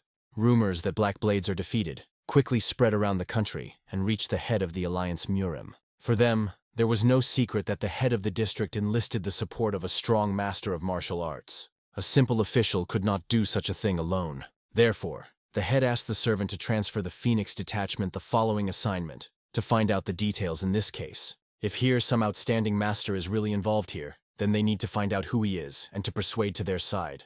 Soon in Murim will be noisy. Advisor to the head of the alliance, Chegal-un, expressed his thought. If this master really exists, then they should be prepared for the fact that they will have to use gross power to bring him here. Leader, King of the Sword, Namgun Jung, agreed. After all, they do not yet know the intention of this mysterious master, but they had to find out. The case of investigating the circumstances was to be engaged in the Nemogun of the Plow. She was a huge responsibility, since she was the granddaughter of the head of the alliance, and was supposed to correspond to her high rank. She sat in one of the alleys of the city and reflected on where to start her work on the spot. But nothing sensible went to mind, as it was hungry. But suddenly someone noticed a single girl and came closer. It was enough. She noticed a plow and decided to share her food with her. A magnificent bun. She said that she had already eaten and offered Sochi to eat after her, and she was only glad to accept help from such a good child. Getting out for food, she recognized the name Somi, and then she introduced herself. When the girl finished eating, she asked the youngest where her parents, as she wanted to thank them. The girl did not even have to answer the question. since at that moment Tan Yu came up behind and stroked the baby on the head. And instead of her, he replied that he was the father of the girl. Sochi immediately recoiled, not expecting to meet the brown-haired, even in such circumstances. She recognized this impudent guy from the forest. And then I decided that it was even good that they crossed again. It was as if heaven sent him to her so that he helped her with the task. However, Tan did not even give a snock to say a word when he realized that she was going to ask him for something. He did not understand why he would help some stranger. While they were talking, Somi did not get out of his head what Tan called her his daughter. And then she turned to the elder, saying that she would like to help this aunt. And at the end of the request, Tang named not by name, but Dad, because of which she was instantly embarrassed. She called him the first time. This appeal has been an incredibly strong effect on a man. He simply could not refuse the child who calls him so affectionately. However, in exchange for help, the girl was supposed to help Tan at the house, somehow work out his favor. Tae himself with great pleasure took advantage of the moment when he could finally do nothing, but only command a new subordinate. Madame Namgun was insanely enraged by the fact that the guy was constantly mistaken nearby and smart, but he was just trying to teach her to do household chores correctly. After all, she was from a rich family and had never before she had to independently engage in washing, cleaning, and other things. Therefore, I had to step over myself and know the new one. However, soon she literally exhausted from boredom and fatigue, not wanting to continue this hard work. But Tang in no case did not agree to help just like that. She just wanted to get a few silver coins from the guy, and for the sake of this she had to plow as never before. In the meantime, work was going on at home. Tan got out to the city, where he had a meeting with Mr. Hong. He finally prepared for Tang a payment for his work. He paid the guy for help in a chest, in which there were 100 gold nannies. At the same time, he said that just yesterday the detective department took control of those guys who arrested in the village. They must have been transferred to the Eastern Bureau, where they will be sentenced to death. Now the matter was officially closed, which was glad of both Tan and Mr. Hong. While they were talking, Somi suddenly ran outside the window, playing fun. Mr. Hong smiled and told the man that he had an incredibly cute and kind child. But the master, so he knew that. Hong thought for a while about something, and then suggested Tan to send Somi to school. She is just at that age. The man somehow did not think about it before, but now the offer of a friend made him reflect on it. There Chan insisted that children in their time just need a school. This is a shame if the child does not even know how to read. In addition, she will be able to find new friends, and this will benefit her. The Hong is even ready to recommend one very good school to a friend. Tan did not want to hurry with the decision, so he said that he needed a little time to think. He did not even suspect that Mr. Hong expressed this proposal for selfish purposes. After all, he wanted to make Somi his daughter. In law, one cannot allow her to not be able to read and write. While adults were talking, Komoy investigated the garden of the head of the district with interest. But at some point, someone else's children's voice called out to her. She turned around and noticed that behind her was a boy of her age. He was extremely unhappy that some girl got into the territory of his house.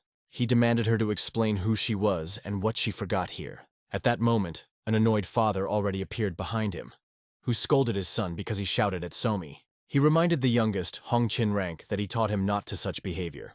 For them, Tani and Somi were important guests. You need to behave with them extremely worthy. The rank of Rank obediently listened to his father, and after that apologized to Somi for being so sharp.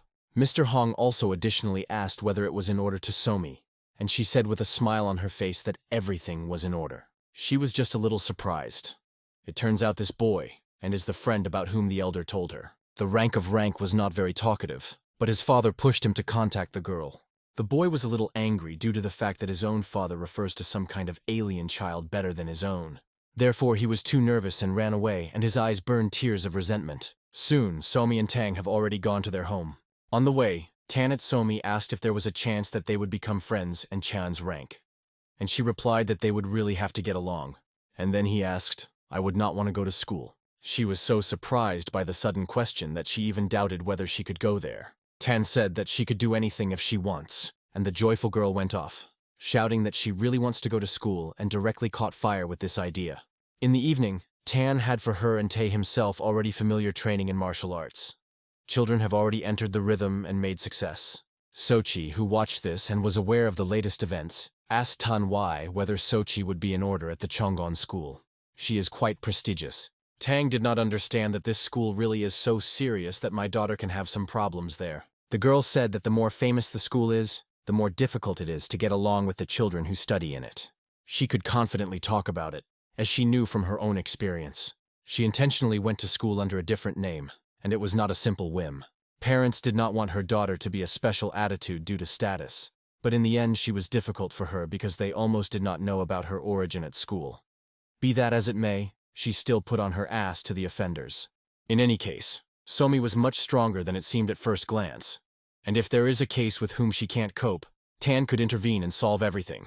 Because he is her father, and is obliged to protect his beloved daughter from everything. But the plow was still worried about them. After all, everything that Tan had was only this house. He did not even have status in society and stable work. Will he be able to withstand immigrants from great families or influential officials? Although it does not concern her at all. How things turn around. Tanny was ready to protect his child to the very end, even if he will have to go against the whole world for this. The perseverance of Tan is, and what aura came from him, a little alerted by the girl. But she still did not see point blank that this dark energy comes from Tan Yu. So she decided that, apparently, the master that figured out black blades somewhere nearby. The next day, Sochi followed the order from Tan Yu and took Somi to school. She was surprised that he entrusted it to her, and did not decide, like a responsible father, to accompany the girl himself. But this was not her business. Her task is to support the youngest and try not to worry about her. Fortunately, Somi had a great mood, and she herself was very strongly tuned to study, and if something was wrong, she knew that she could always seek help from a plow. She was worried that Somi had too kind heart, and, in which case, it would be difficult for her to stand up for her classmates, but quite experiences. She brought the girl to the threshold, and then Kumi had to cope herself. Now that the baby at school, the plow could be investigated. She went to the city center, not even suspecting that suspicious people had already been following her from the shadow. Before the start of classes, the teacher allowed Somi to introduce himself to other students and tell about himself. But all the children looked at her either completely disinterestedly or even with contempt, which greatly affected the mood of the baby. The teacher told her to go to class and sit down for any free desk. And Somi was very happy when in the corner of the class noticed the rank of rank. He was not so happy for her, but Somi instantly became easier when she saw among the rest a familiar face, and the time did not lose time. Already in the first half of the day, she seemed to have advanced very much in the investigation, so she ran to Tang Yu, who was fishing to boast of successes. During the investigation, she heard some people on the street whispering that they saw with their own eyes those who defeated Black Blades. I had to shake them well, but they told her where to find those masters. Therefore, in the evening she was going to go there. She was going to go to a meeting with 5 Swords of Humanity and invite them to serve in the Muram Alliance, but she has no information about who they are. Tang said that he had not heard anything about them, and did not really want to find out. But the Plow said that before that they did not take part in high-profile affairs, so even the Alliance Muram is unknown about these personalities. Or they worked in conditions of strict secrecy. One way or another, Sochi only remains to inform the Alliance Muram about them, and you can say goodbye to this terrible life of the maid. She thought so, but generally rejoiced early. Tan suddenly told the girl that he would accompany her at a meeting with 5 blades. He also eventually became curious to look at these 5 masters. Sochi smiled and said that he would gladly take him with him if he would behave well. Well, and if he pays her for it. Tan thoughtfully smiled in response and agreed to these conditions. Toward evening, Somi returned home and told her father about everything that happened to her at school. For example, that they studied thousands. She still did not fully realize that it was, but she was very interesting. And they also learned calligraphy, and she first held the brush. When Somi finished and went to bed, Sohai visited Tan W. She also heard Somi's stories about the school, but she was embarrassed that although the girl told a lot about what she was doing there, she did not say a word about new friends. This means that the peers did not accept the poor baby not very affably, and she spent all day. Father stroked the sleeping girl through the hair and reassured the Plows, and himself too, that it was just the first day. She wanted to hope that then it would become better. Be that as it may, the time has come to go to the base of 5 Swords of Mankind. Tan has not changed his decision to go, but first it was necessary to put Somi in bed. Finding these masters of Soha and Tan was not difficult. They were in the forest, not far from them. However, in every possible way they denied their attitude to the incident with Black Blades.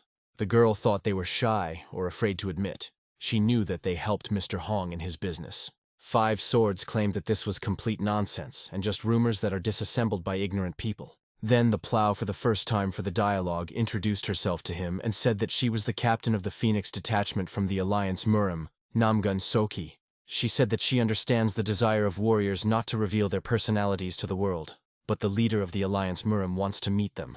This fact interested them a lot. Then their head decided that they could not help but take advantage of such an accidental opportunity. And they lied that it was true that they destroyed Black Blades. They finally got out of the shadow in which they hid, and the plow could be better out of the face. Now she doubted her innocence. In terms of energy, 5 swords are no different from second-rate martial artists. Even she could deal with them. Then, in order to check her fear, she asked the blades to demonstrate her equipment, which they defeated of Black Blades.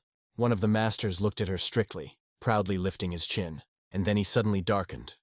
Does she doubt them? He stomped irritably, and the earth under his feet went cracks. He repeated his question, but already more strictly. Does the plow doubts them? Sochi looked around and noticed that the man not only broke the ground, but without a single sound, he broke several trees behind her, with only one hit of her leg. He resentfully said that if the plow still doubts their abilities, then let him leave. But she hastened to stop them and ran to them, desperately apologizing. Tang was interested in a broken tree. He squatted down next to him and thought that the man really did a good job. Rumors about the involvement of 5 swords of mankind in the defeat of Black Blades reached not only Soha, but also spread throughout the city. Ma Dok-jin, who was not the last interested person in this matter, was very unhappy, because even he never heard about these 5 swords. His servants were also not aware of what kind of guys they were, but only the last news they heard conveyed to the master. Then Dok-jin took an anger and hit his ward with one. It is not clear what was infuriated, but the man was used to taking his anger at those who come to his arm, and the brunette, one of the subordinates, had to get used to it. One way or another, it is highly likely that the rumors will be truthful, and these 5 swords are those who have committed Black Blades. Mr. Ma got up from the table, and once again with all the dope, he kicked the poor servant in his stomach. This time for the fact that he was too calm listening to his reasoning. Having calmed down a little, he gathered all his servants and said that he himself had to make sure how true the rumors were. Therefore, he ordered the guys to find these 5 swords. They had no choice but to obey. But if they had a choice who to serve, they would never work for such a cruel bastard as Dok-jin. The next day, Sohai had to leave the house of Tanyu, since the task was already over. She would like to imagine 5 swords to the Murim alliance as soon as possible. Tang ate, to promise that he would convey the words of farewell from the girl, and also threw Madame Namgun a small bag, the promised fee. She thought that the guy would give her only a few silver coins, and he was so disgusting that he paid a whole handful of gold. She shone joyfully, and said that now the nasty physiognomy of Tan has not looked so bad for her. Sochi for the last time said goodbye, and thanked Tang for everything, and after that she went away to go further on her mission. When the Tang was walking with Somi in the afternoon, and told the girl that the plow was left, the younger one was very upset. She was afraid that she would never see the eldest again, but her father said that if fate disperses, they would still meet again. Somi was still too young to understand the meaning of this phrase. Therefore, Tang was explained more easily. It seemed to him that they were not destined to break off like that, so it is likely that they would meet again. This reassured the girl a little. She, with warmth in her heart, remembered how she slept at the plow on her knees, and how they chatted, and even admitted to her father that she would like to live with a girl, although this is impossible. Then the father decided to translate the topic and asked the younger if she had everything at school as she said. The girl smiled radiantly and said that yes, there is very interesting. Tan was battered on the head and said that quickly with someone to make friends is not so simple. Therefore, if Somi has problems with this, then let him not worry. But do not also think that these are the only people whom Somi will meet on his life path. The baby squeezed the palm of Tanwai and confidently said that she, like his daughter, was not so easy to break. Tan smiled at her in response. Somi was a very strong girl. She is only 7 years old, but she is much older than many children of her age. And although there is nothing wrong with that, for some reason I felt a little sorry for her. Suddenly, the guy said that Somi should no longer bear the surname. Since he is Tan at Hyun, she is now Tan Somi. Whatever happens, he will always be able to protect her. So there is no need to be afraid of anything. But you need to boldly go forward. He patted the youngest by the cheek, and she agreed that she would try to follow only forward. In the evening on the city square, the atmosphere was not the most calm. Some new faces appeared on the streets, strong masters, whom the townspeople had not yet seen. Tan-I, who was also there, also drew attention to non-named. They emanated very powerful energy. Suddenly, One of the minions of Ma Jin told the captain that they discovered the whereabouts of 5 swords of humanity. They are about 10 to the north of Aqian and are now heading for Hubei. An evil, devilish smirk appeared on the captain's face. So it's time to check if these warriors are really strong. The detachment of Mr. Ma immediately went towards 5 swords. And Tan Wai, who accidentally overheard their conversation, could not stay away now. 5 swords led a plow, so it was worth going after, making sure that she and 5 warriors would be all right. Meanwhile, Sochi confidently fled towards the main palace of the Alliance, and with such enthusiasm that the 5 soldiers were barely recalling her.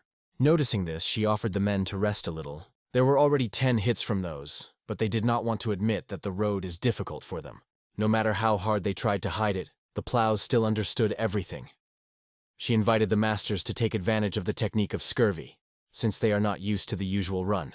But according to the reaction of one of them, I realized that men were not trained in this skill. It was very suspicious, but she saw with her own eyes what 5 swords were capable of. But she was embarrassed, as many oddities associated with them, she noticed. Although now is not the best time for suspicion. Suddenly, she heard a strange quiet whistle that made her strain. Several shurikens flew in her direction, but she reacted with lightning speed and beat them off with her sword.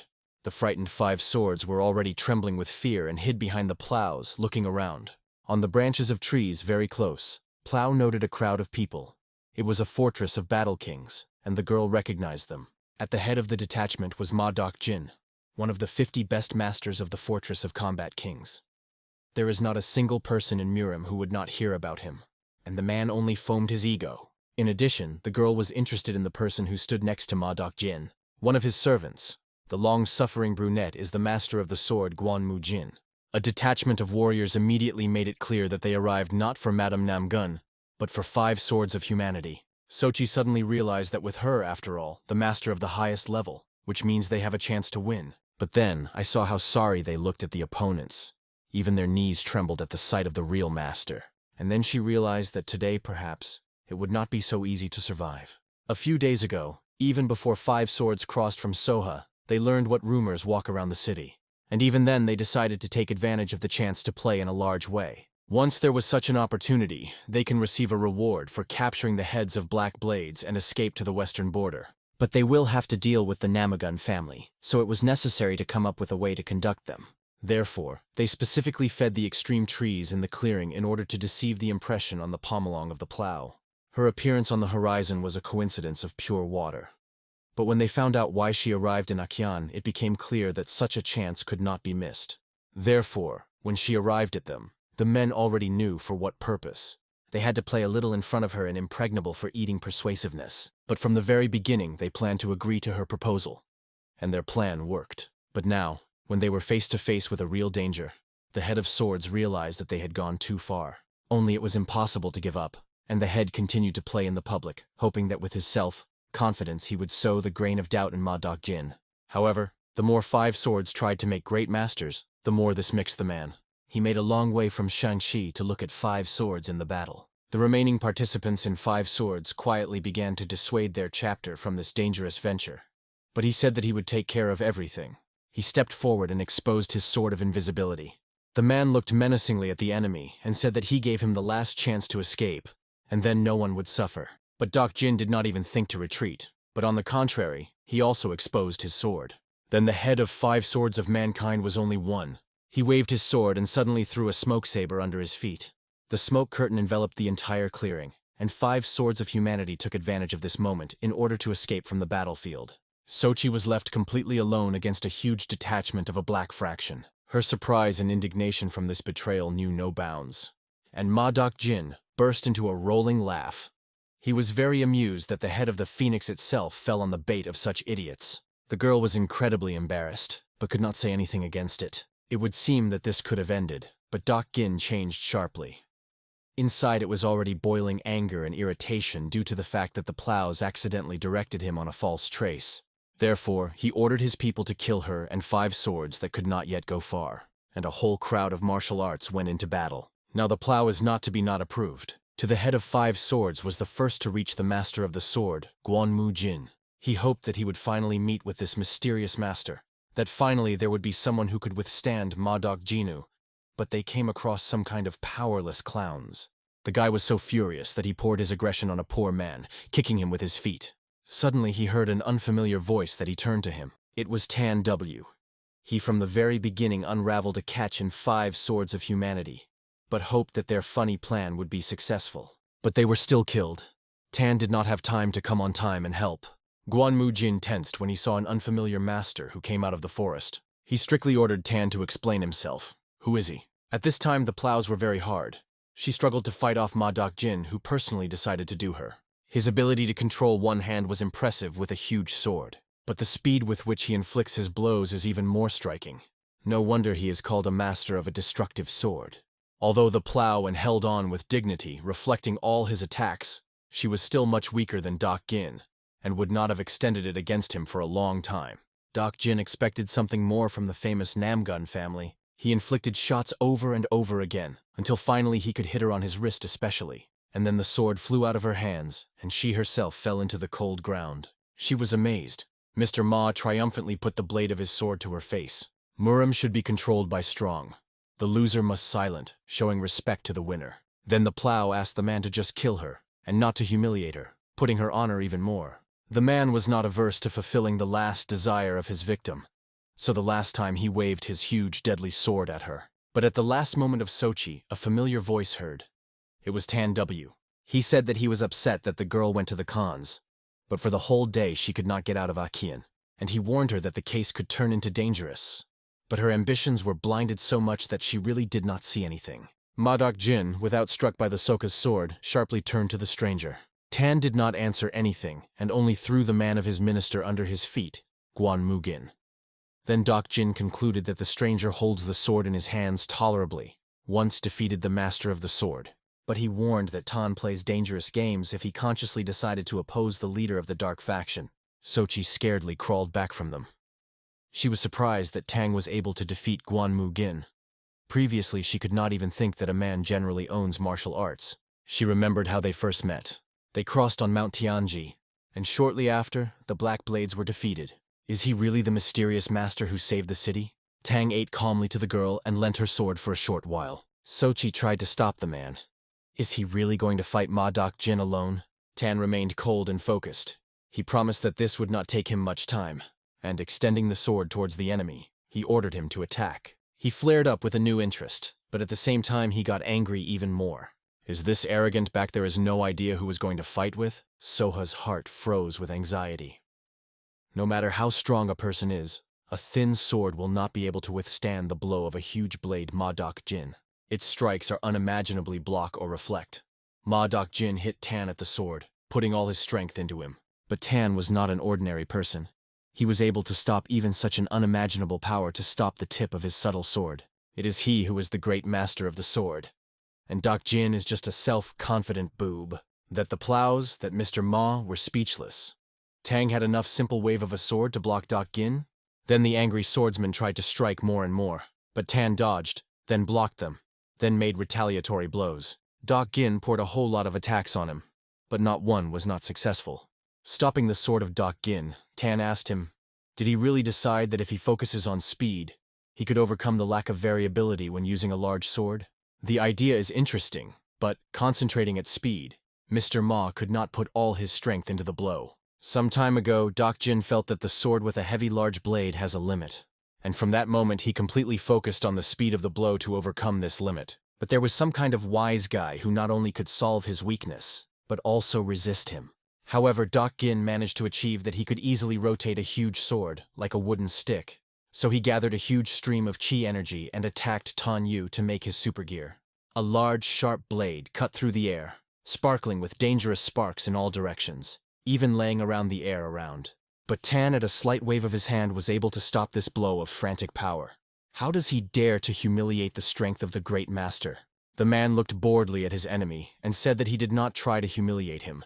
Just neither the speed nor the power of the shock of the sword, Doc Jin, would not compare with his strength. The sword of Mr. Ma crackled and the blade began to break. It was enough to click on him a little more. The sword with a bang fell apart into a lot of sharp small fragments. And, having disarmed the enemy, Tan was not difficult to put his chest with a sharp blade, completely depriving the support and the chances of victory. The wounded bleeding master fell under the feet of Mr. Tang at Hen.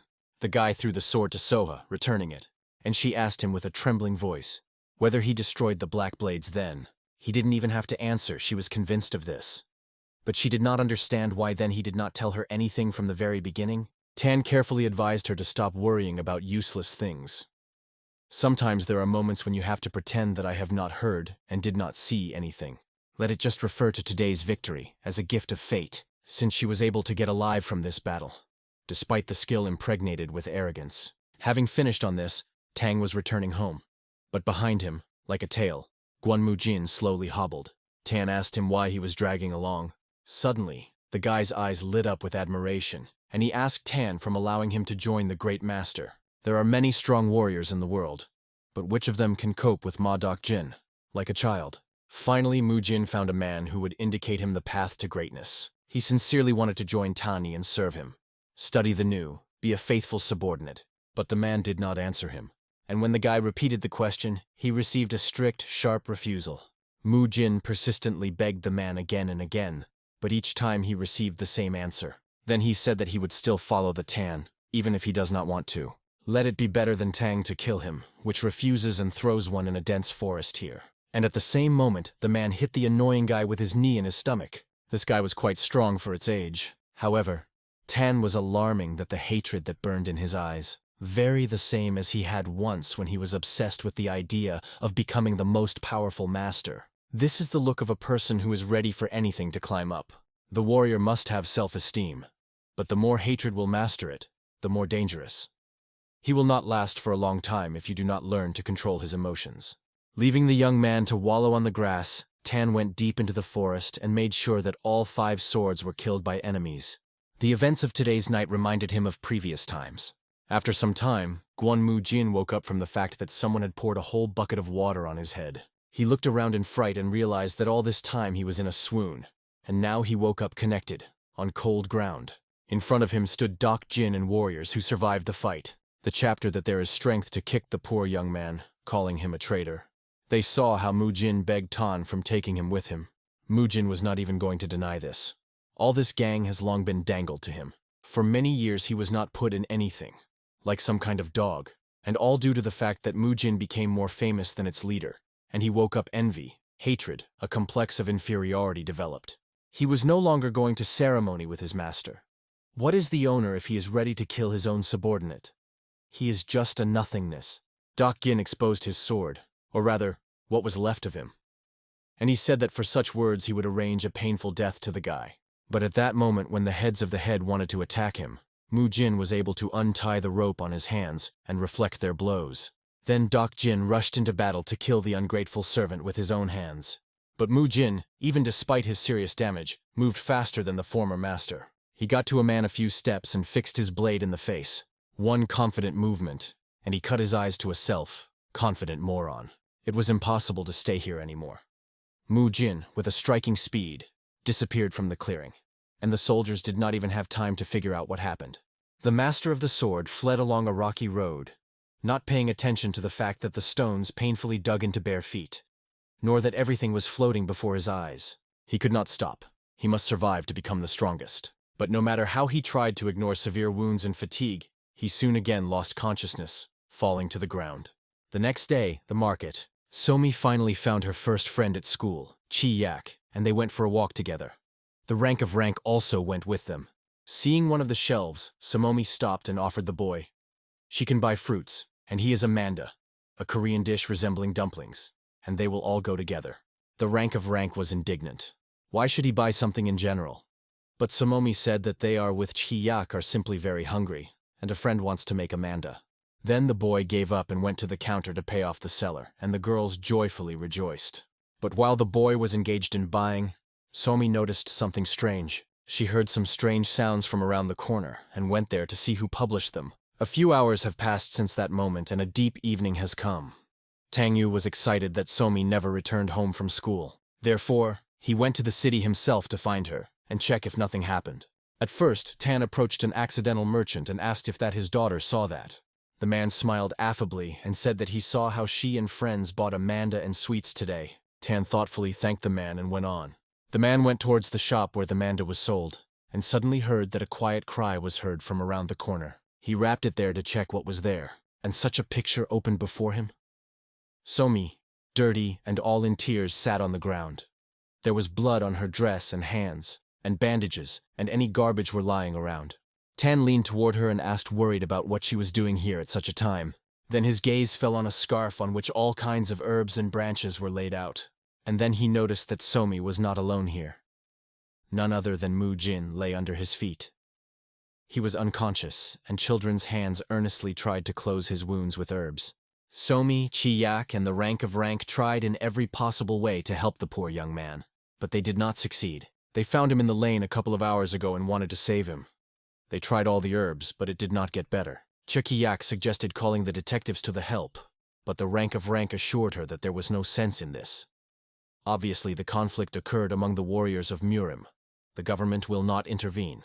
It was especially difficult to endure what was happening Somi, because he once reminded her of her. Therefore, if Chi-Yak and the rank of rank could even pass by, Kumi would not forgive this for herself. Tan had no other choice but to help the poor fellow get better. He recognized this guy. It was the one who desperately begged him to accept him as his subordinate. Tan knelt down next to his daughter, and he asked why she is trying to help a person who does not know at all. In front of her eyes, tears came up again. She replied that Mujin just looked very lonely, and he also seemed very, very scared and does not want to die at all. Tan raised his daughter in his arms and reassured her, saying that everything would be fine. He turned to all children and praised them for his efforts. Tan promised that he would do this person, and let the children go to the nearest tavern, go and wash themselves. Friends picked up Somi and, calming her, wandered towards the taverns. This guy was very lucky that Somi found him. Tan simply could not refuse his daughter to help. Tan took the guy home, bandaged his wounds, and put it to sleep in the house. And then he chatted with Somi on the porch before bedtime. She was very worried, whether the uncle whom she found would be in order. Tang told her that he had done everything in his power to help. Now it all depends only on himself. If the body is strong enough, it will survive. Somi would really like him to survive. Tan said that if she cares for a guy, he will definitely get better. After all, she is a child born under a happy star. These words were very motivated, and Somi immediately ran to take care of the wounded young man. When the girl ran away, Tae himself told the master that this guy was already in the grave with one foot in the grave. If everything ends badly, then the words of the Tan are wound only stronger. Tang was well understood this, but if Mujin survives, then this will make his daughter, on the contrary, only happier. Tae himself was not confident in a good outcome, so he jokingly said that if the guy survives, he would give the Tan all his condition. But he suddenly seriously reacted to this statement, after which Tae himself strictly looked at him. Is Tan trying to provoke him? If so, then the man is clearly sure that the guy will survive. Not wanting to get into debt even more, Tae himself hastened to explain that he was just joking, and he asked if Mugin had such high chances to get better. Tan answered the question with a question. Did Tae himself hear about people that they were born under a happy star? In the world, those who are deprived of all luck are sometimes born, and sometimes people under a happy star are born. Those who were born under a happy star accompany success, but they have to go a difficult path full of hardships until their luck manifests itself. Somi lost her parents and was on the verge of starvation, but when she met with Tan, fate prepared for her, finally allowed the star to freeze. Everything that she will touch will be accompanied by luck. A few days have passed, and Mujin suddenly came to his senses. He was incredibly surprised that he ended up in an unfamiliar house, but only one thing was surprised at him. He was alive. At that moment, Somi suddenly appeared above his head, madly rejoicing that the guy woke up. She said that she found him in the lane, and her dad saved him. Somi so caught fire from the fact that the young man finally woke up, that she could not resist the spot, and immediately ran to report the good news to her father and Tae himself. Mujin tensed. Who were these people at all? At the same time, in another place, Sochi finally returned to the palace of the Alliance Murim. Young Namgun, the leader of the Alliance, asked her granddaughter if she managed to find the one who destroyed the Black Blades. In her head, the words of Tan Wai came up. Sometimes there are times when you have to pretend that I saw nothing and heard nothing. Although he said these words, she could not lie to his grandfather. Sochi admitted that she found him. The leader was pleasantly surprised, but did not understand why then the granddaughter returned to the palace alone. Did this man really not want to meet with the Alliance Murim? She quoted his glory to his grandfather, confirming that the man did not want to appear in the palace. The leader asked if this master was really as strong as they say about him. She said that the guy fought in her eyes with Ma Dok Jin and dealt with him in 2 accounts. So easy. with one of the 50 best masters of the Yellow Fortress. The leader thought, "Is this master of a demonic cult? Maybe he is therefore refusing to work for the Murim Alliance? Or perhaps just leads the life of a hermit." Soki also mentioned that Tang said that in her movements of the sword, there is too much arrogance. Then the leader was already angry in earnest. But how dared to say such a child whom Jung Namgun himself raised? This guy imagined a lot about himself. However, he discovered that even him, the king of the sword, was beyond the power. Of course, maybe he said stupid things, but this is quite interesting. The leader praised the girl for a good job and sent her to rest in his chambers. And Mujin, meanwhile, gradually came to his senses. A few days ago, he was so exhausted that it seemed that he was about to die. But it means not everything is lost yet. The main thing is to survive. He will certainly become great at all costs. And then the one whom Mujin certainly did not expect to see. It was Tan W. He noticed that the guy was in a very good mood, and from that concluded that he was in order. The young man froze and looked at the Tang of it so surprised, as if he saw a real ghost.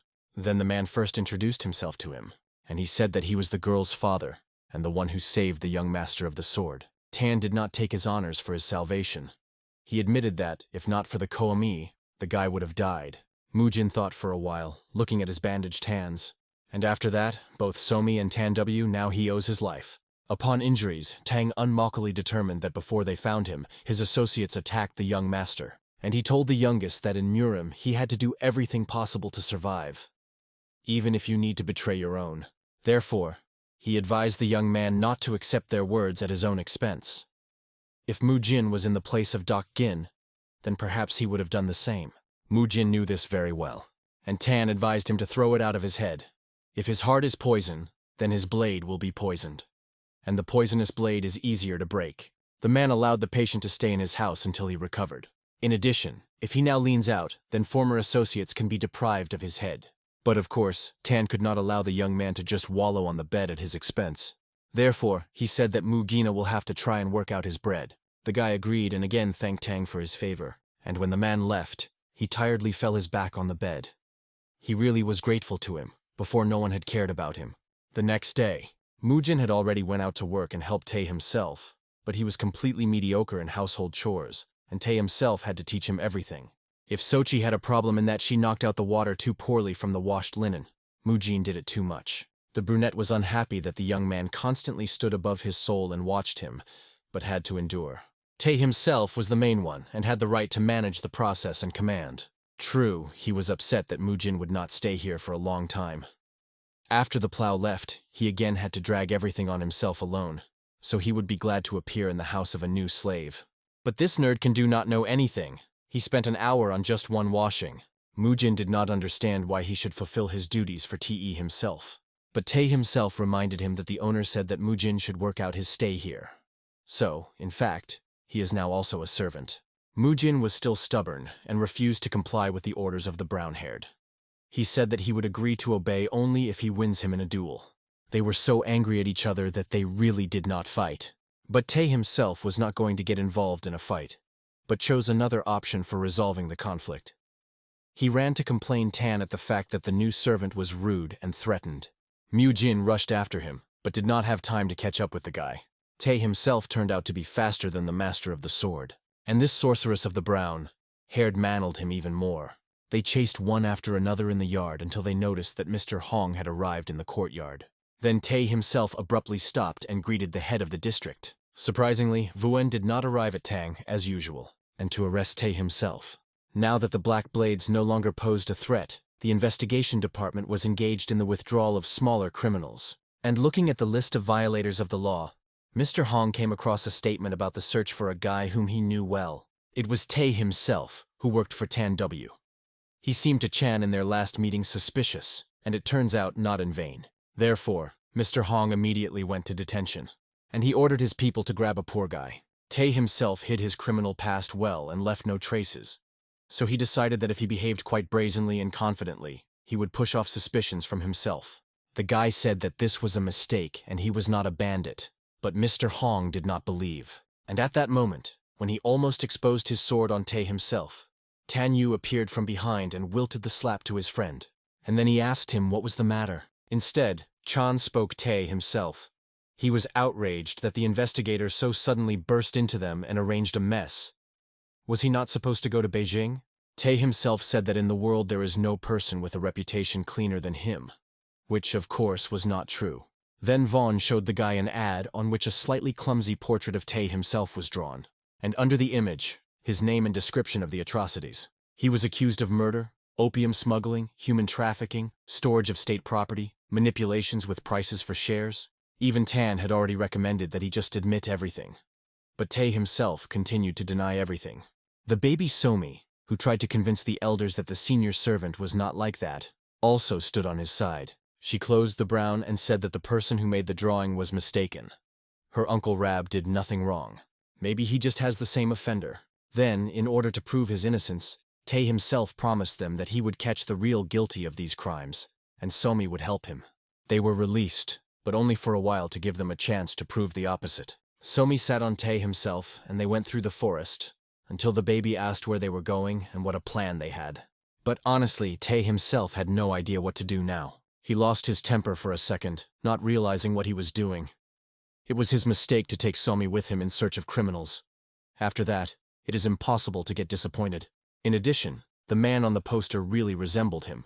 But Tay himself really did not remember that he did all these things. Yes, he stole, but there were no crimes on his account as described. While Tay himself walked thoughtlessly through the forest, some more caught up with him. Tani and Mu Jin followed the younger ones to find out what the thief was going to do. Tay himself said that he was first of all going to check the gaming houses. But Tan was more interested in something else. Why he took Somi with him, even realizing that the road could be dangerous. Tan took his daughter from Tay himself and handed her to Mugin.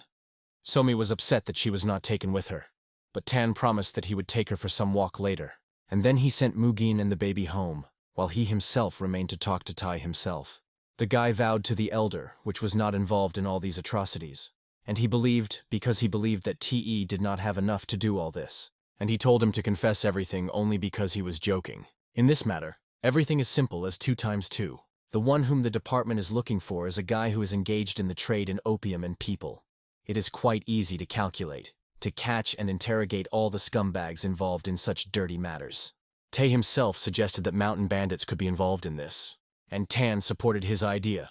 Mountain bandits always remain in one place and go into the world only if they are called by representatives of the authorities. Therefore, there is only one place where they can be. Tani and Tay himself went to Mount Yahello together. On the very grief, it was surprisingly good, and you can make it even better if you build a house nearby, as the eldest believed. But Tay himself did not agree. There is nothing to build a house in a place that teems with bandits. He was generally very nervous during this journey, since he was infuriated that in order to clear his name, it was necessary to climb into the den of the bandits and risk their lives. He was very scared, and against the backdrop of stress, he constantly shouted at the Tan, expressed his experiences and fears. Tan already had blood from his ears almost went. Tay himself also blabbed that he is infuriated. What he does so much for his home in Tanwai, but he still gives his preference to Somi and Mugin. Tan listened carefully to him, and then admitted that the guy really worked a lot. And he asked what he wants.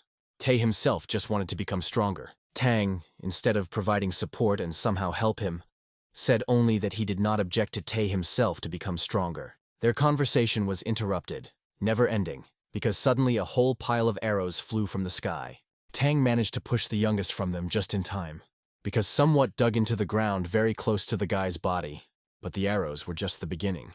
At the same moment, the guys from all sides surrounded the grouping of the robbers. These were the very mountain bandits. Tay himself decided that he had nothing to fear, because Mr. Tanwi, but when he turned around he saw that he was amazed at the arrows. He was lying on the ground without moving, and said that he could not fight. Although he looked relatively calm, his arrows pierced him, because of what he could not move. Tay himself scaredly replied that now there was no time for foolishness of Tan. He was not so injured. But Tan Wai and did not move from the place. He recalled that Tay himself just wanted to become stronger. Let him fight. Then the bandits again attracted their attention to themselves and ordered to turn their pockets and give everything that is. It seems that the training of Tai himself begins right here and now. Tang is not going to help him at all. He did not even move his finger. Tay himself had to pull himself together and confidently stand against a huge crowd of robbers. There were at least 3 dozen of them. For such a third-rate master as he is too much, but he is not going to give up without a fight. The bandits grinned and advised the guy to just give up until it's too late. His companion also seemed to have leaned back. Tay himself drew the attention of the bandits to the fact that the man was alive and healthy, just did it to take his eyes off. But no one believed him. Suddenly the guy remembered that he had once won an experienced master with the help of scurvy, and this instilled a little confidence in him. The guy rushed to the attacker with the help of his technology and slipped right under the blade, which was directed in his direction. The enemy hit the ground with his sword, not understanding how this guy could easily slip away from him. Thanks to this, Tay himself managed to disappear from sight for a few moments, and then the guy struck a strong blow to the back of one of the warriors, because of which he lost his balance and staggering fell. The mood itself has become even more positive and decisive. Although the blow is not strong enough to cause serious injury, but as you know, the master is afraid. In one jump, Tay himself was already several meters above the ground, and rushed towards one of the archers of the group. His powerful fist cut the archer cheek, and at the same time knocked out several teeth. A powerful blow threw a man from him with a huge power wave. Another enemy was cut down and imprinted in the ground. Someone tried to throw a spear at the guy, but Tay deftly dodged him.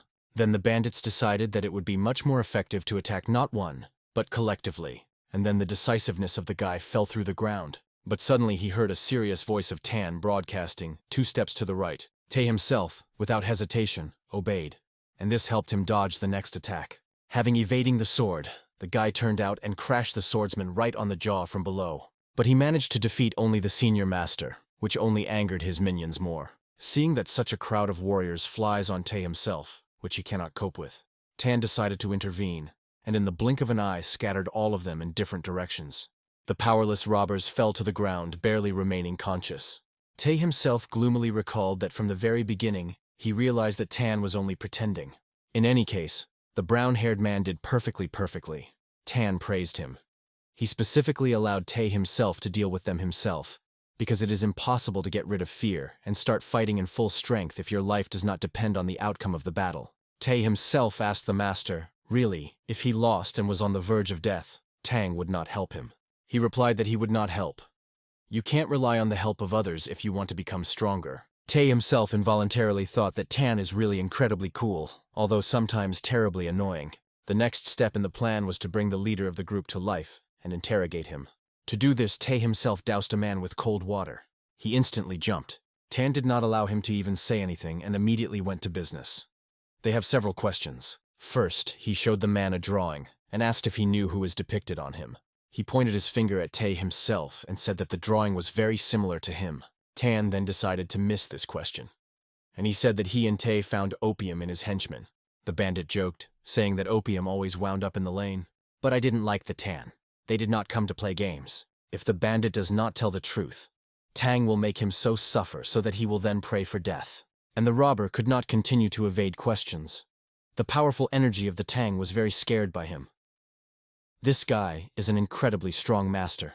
Suddenly the man voiced one name, the union of a triple sword. Tan told him to continue. After the black blades were destroyed, everyone, hidden for the time being, began to come to the surface. Although everything looks peaceful outside, the fact remains. The number of gangs trying to earn money is gradually increasing.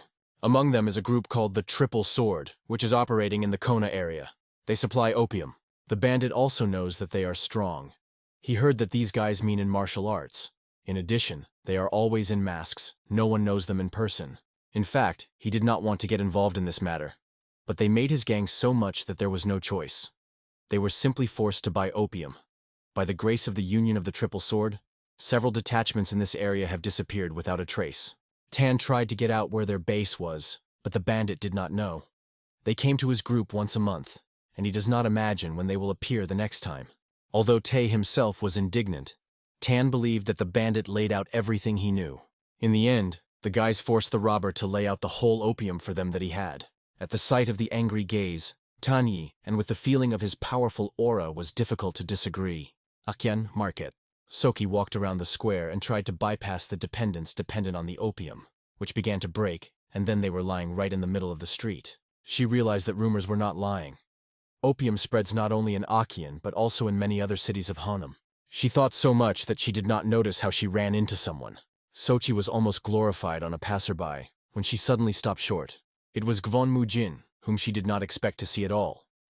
And in his arms he had a little baby. She still did not know that Mujin stopped at Tanwai, so she was surprised to see these two together. At night of the same day, deep in the forest on the mountains, the robber prepared a new portion of opium.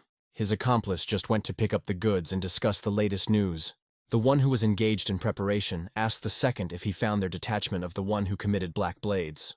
Their group mistakenly believed that Tay himself dealt with Black Blades, and while they were not able to get to him, even the fact that this very man pretended to be a young man did not play on their hands. The accomplice said that Tay himself either simply hides very well, or already in the grave. But the man did not agree. Anyone who dealt with Black Blades simply could not die. Be that as it may, the accomplice promised that they would certainly find a guy and kill him. And he recalled that the elder only needs to sit here and prepare medicines. The man was angry and rushed the detachment with the search. If he could cope with this himself, he would never have gone to such dangerous cooperation with the Triple Sword Union. The guy from the detachment also said that recently the head of the district discovered the traffic opium when he was chasing mountain robbers. The information has not yet been confirmed, but there are suspicions that he is going to transfer their opium to the disposal of the detectives of the Emperor. They needed to return everything at all costs, otherwise the detectives would catch them by the tail. The elder was very much nervous against this background, and the guy from the detachment barely restrained his aggression. This person is still useful to them, so you need to maintain a good relationship, as if I did not want to fill him with the face. It's time to arrange a hunt and protect your detachment. When Tan returned home, he suddenly met with Madame Namgun again. Half an hour ago, she just ran into Somi again, and she, in joy, led the girl to her father to share the joy of an unexpected meeting with him. Tan asked Namgun why she granted them this time. Before answering, Sochi herself wanted to ask the guy one question. She wanted to understand what the hell is Guan Mujin here. Tang said that this guy is now part of his family, but the plow was outraged that the man made a part of the family a young man from a dark faction. But, since the master left Dak Gin, he was now not part of the dark faction, and he was very pleased that Tang called him his family. Tan noticed that the plow was saying strange things. It turns out, when he helped her, he supported the bright fraction, and now, dark, since he sheltered the master of the sword. Be that as it may, now the turn of Mrs. Namgong to answer his question. She sighed heavily and agreed. She said that some time ago, their alliance began operation to eliminate the opium traffic, and found that the source of a larger number of supplies is Honi. They tracked them and became convinced that the situation is much more serious. Not only in small villages, residents are obsessed with opium, but also in large cities there are many cases of opium dependence. Therefore, Sochi followed the trail and he brought her to the Hones. In general, this is a matter of state importance that the imperial family should solve. But several small fractions with which the Muram alliance cooperates also fell into decay due to addiction to opiates. Union of the Triple Sword, as they call themselves.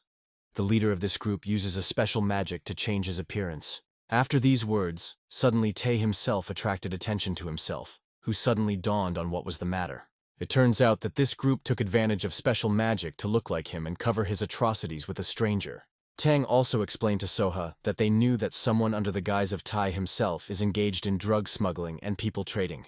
He handed the girl a small bag and said that this is an example of opium from the supplies that they squeezed from the mountain bandits. They believed that this was not an ordinary opium. Most likely it is made in a special way. It causes several times a stronger dependence than the usual one. Sochi asked where he was from Tan, but he did not reveal to her all the details. She also asked if Tan was able to catch them, although he did not have the necessary information, but there are some clues. Only Plow will have to pay for this information. He will give a reward for the destruction of Black Blades. He will tell you what he learned about the new cause. Sochi with difficulty but agreed, but only on one condition. The Alliance Muram will pick up all the laurels after solving this problem. She was embarrassed to ask for this, but it was necessary to restore the reputation of the Alliance after the problem with Black Blades. Tang never chased recognition, so he easily announced this agreement. Yes, and the man himself understood why the girl asks him about this. So he did not prevent her from acting, as she believes will be better. Tan called Tay himself to him and called him to go together for the Hongwan. They met with a man and told him about their plan. He tied them up and said that it was time to go to the investigative bureau. The rope was connected by Tay and Tan W and even Madame Namgun.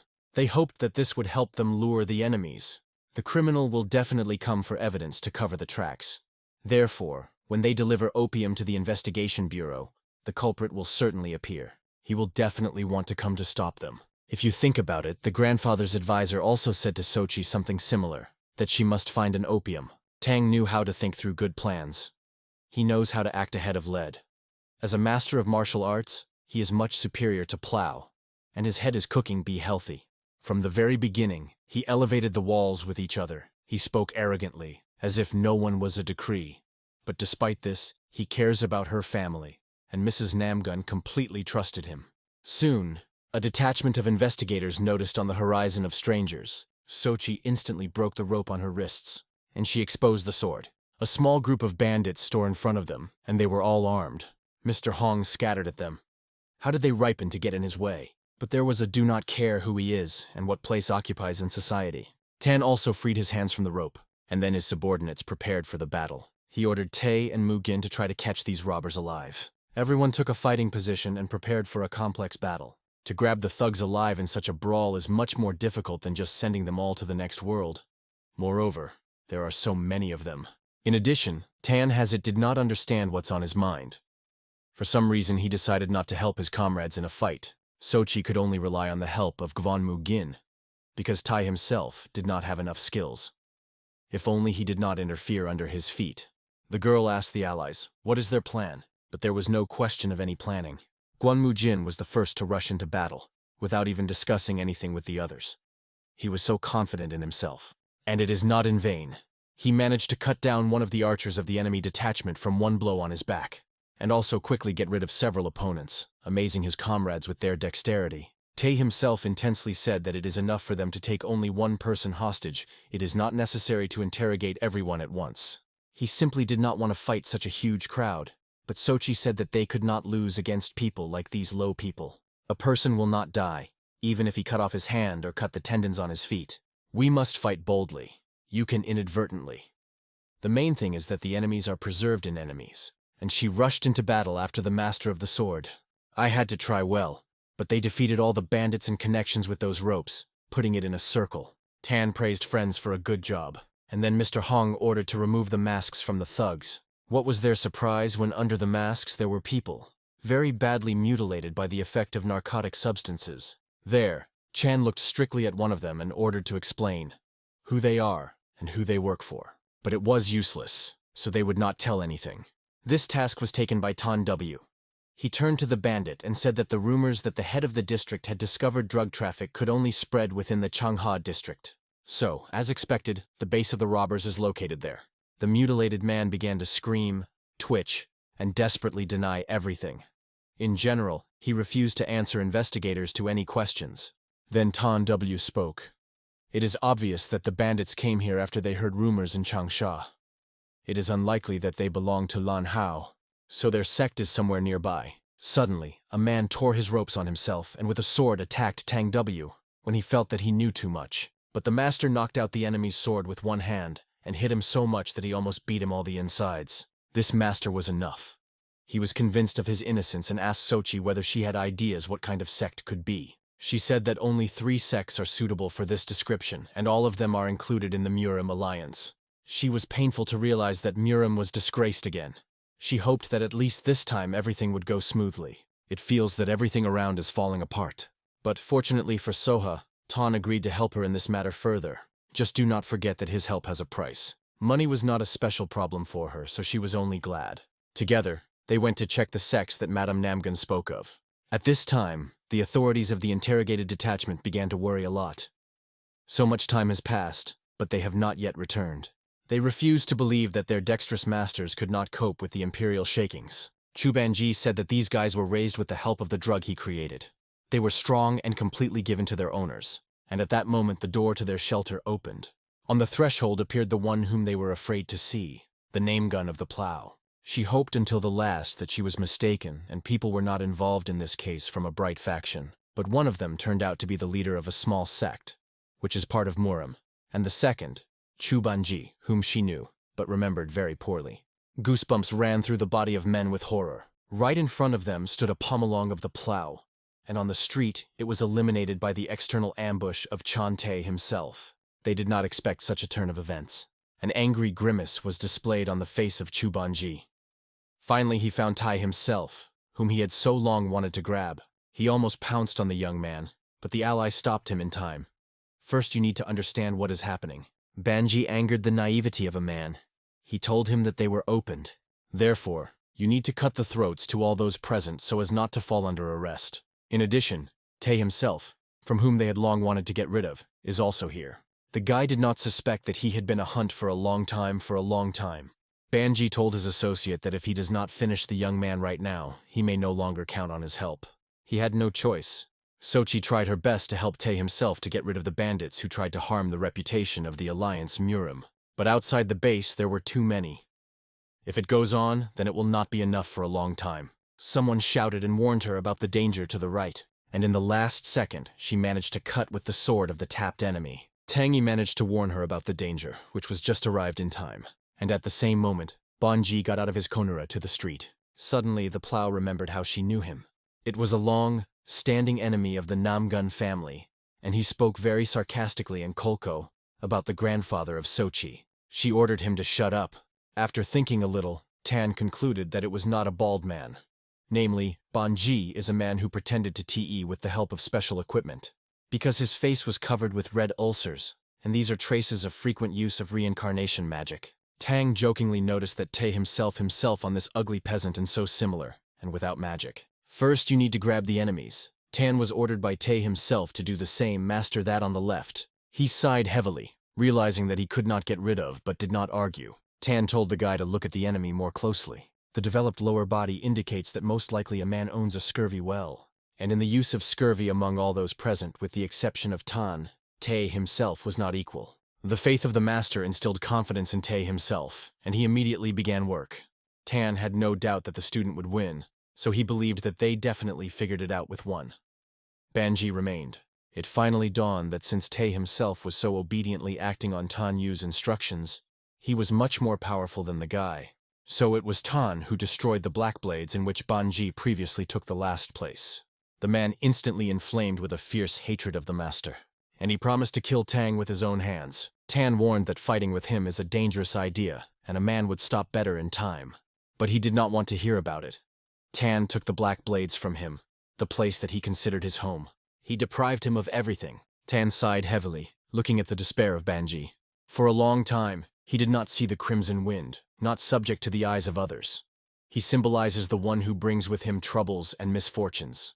A person whose mind is filled with unkind intentions, and actions cause evil. Tan did not want to again become someone's enemy. But perhaps this is fate. The guy tried to reason the enemy for the last time, but he did not calm down, and unable to restrain himself, with a desperate cry, attacked Tan, a man whom he hated so much. But only a bloody puddle appeared in the place of Banji instead of the body in the place of Banji.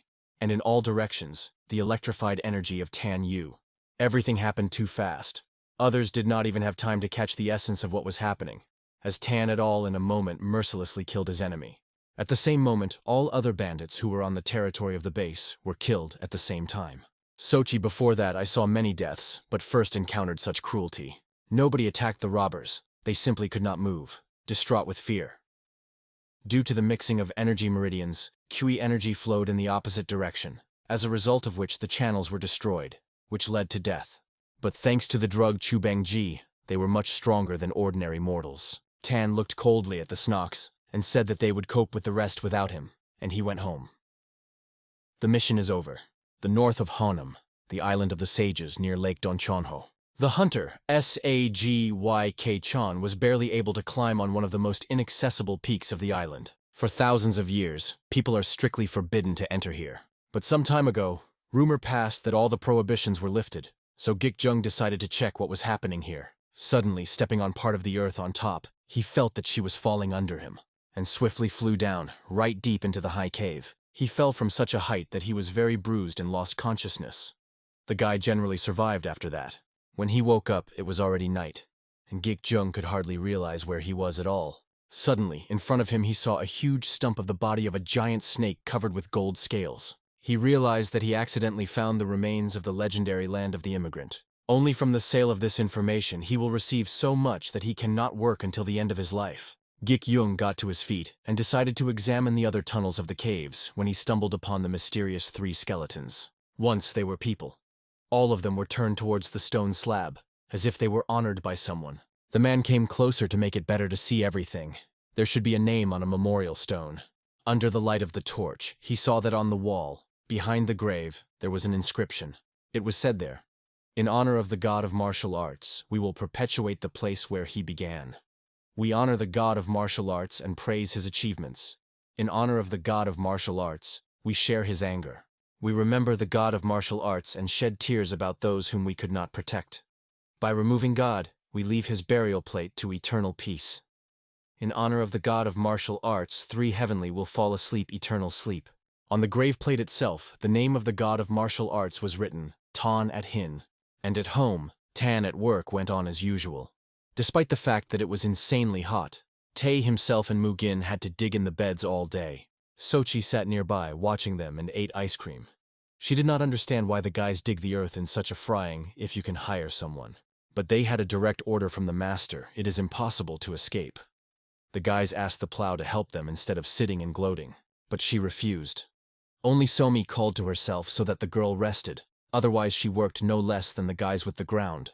Kumi, too, could not refuse work. Dad gave her a task, to help, which means she should fulfill it. Tan seriously decided to engage in the physical preparation of the family after the incident with the union of a triple sword. Suddenly, he appeared behind the plow and reminded her of the proverb, "Who does not work, he does not eat." He pointed out that even Somi works in the sweat of his face, although she is just a child. But his reproached instruction did not impress his reproach, and in general, she pays Tan at living in his house, nannies per day, which means she is only a guest, not labor. Then Tan suggested that she conclude a bet. The one who is the first to drop the remaining part of the field to work will win. Sochi at first she said that she did not know how and did not want, but Tan put 1 silver nanny on a con.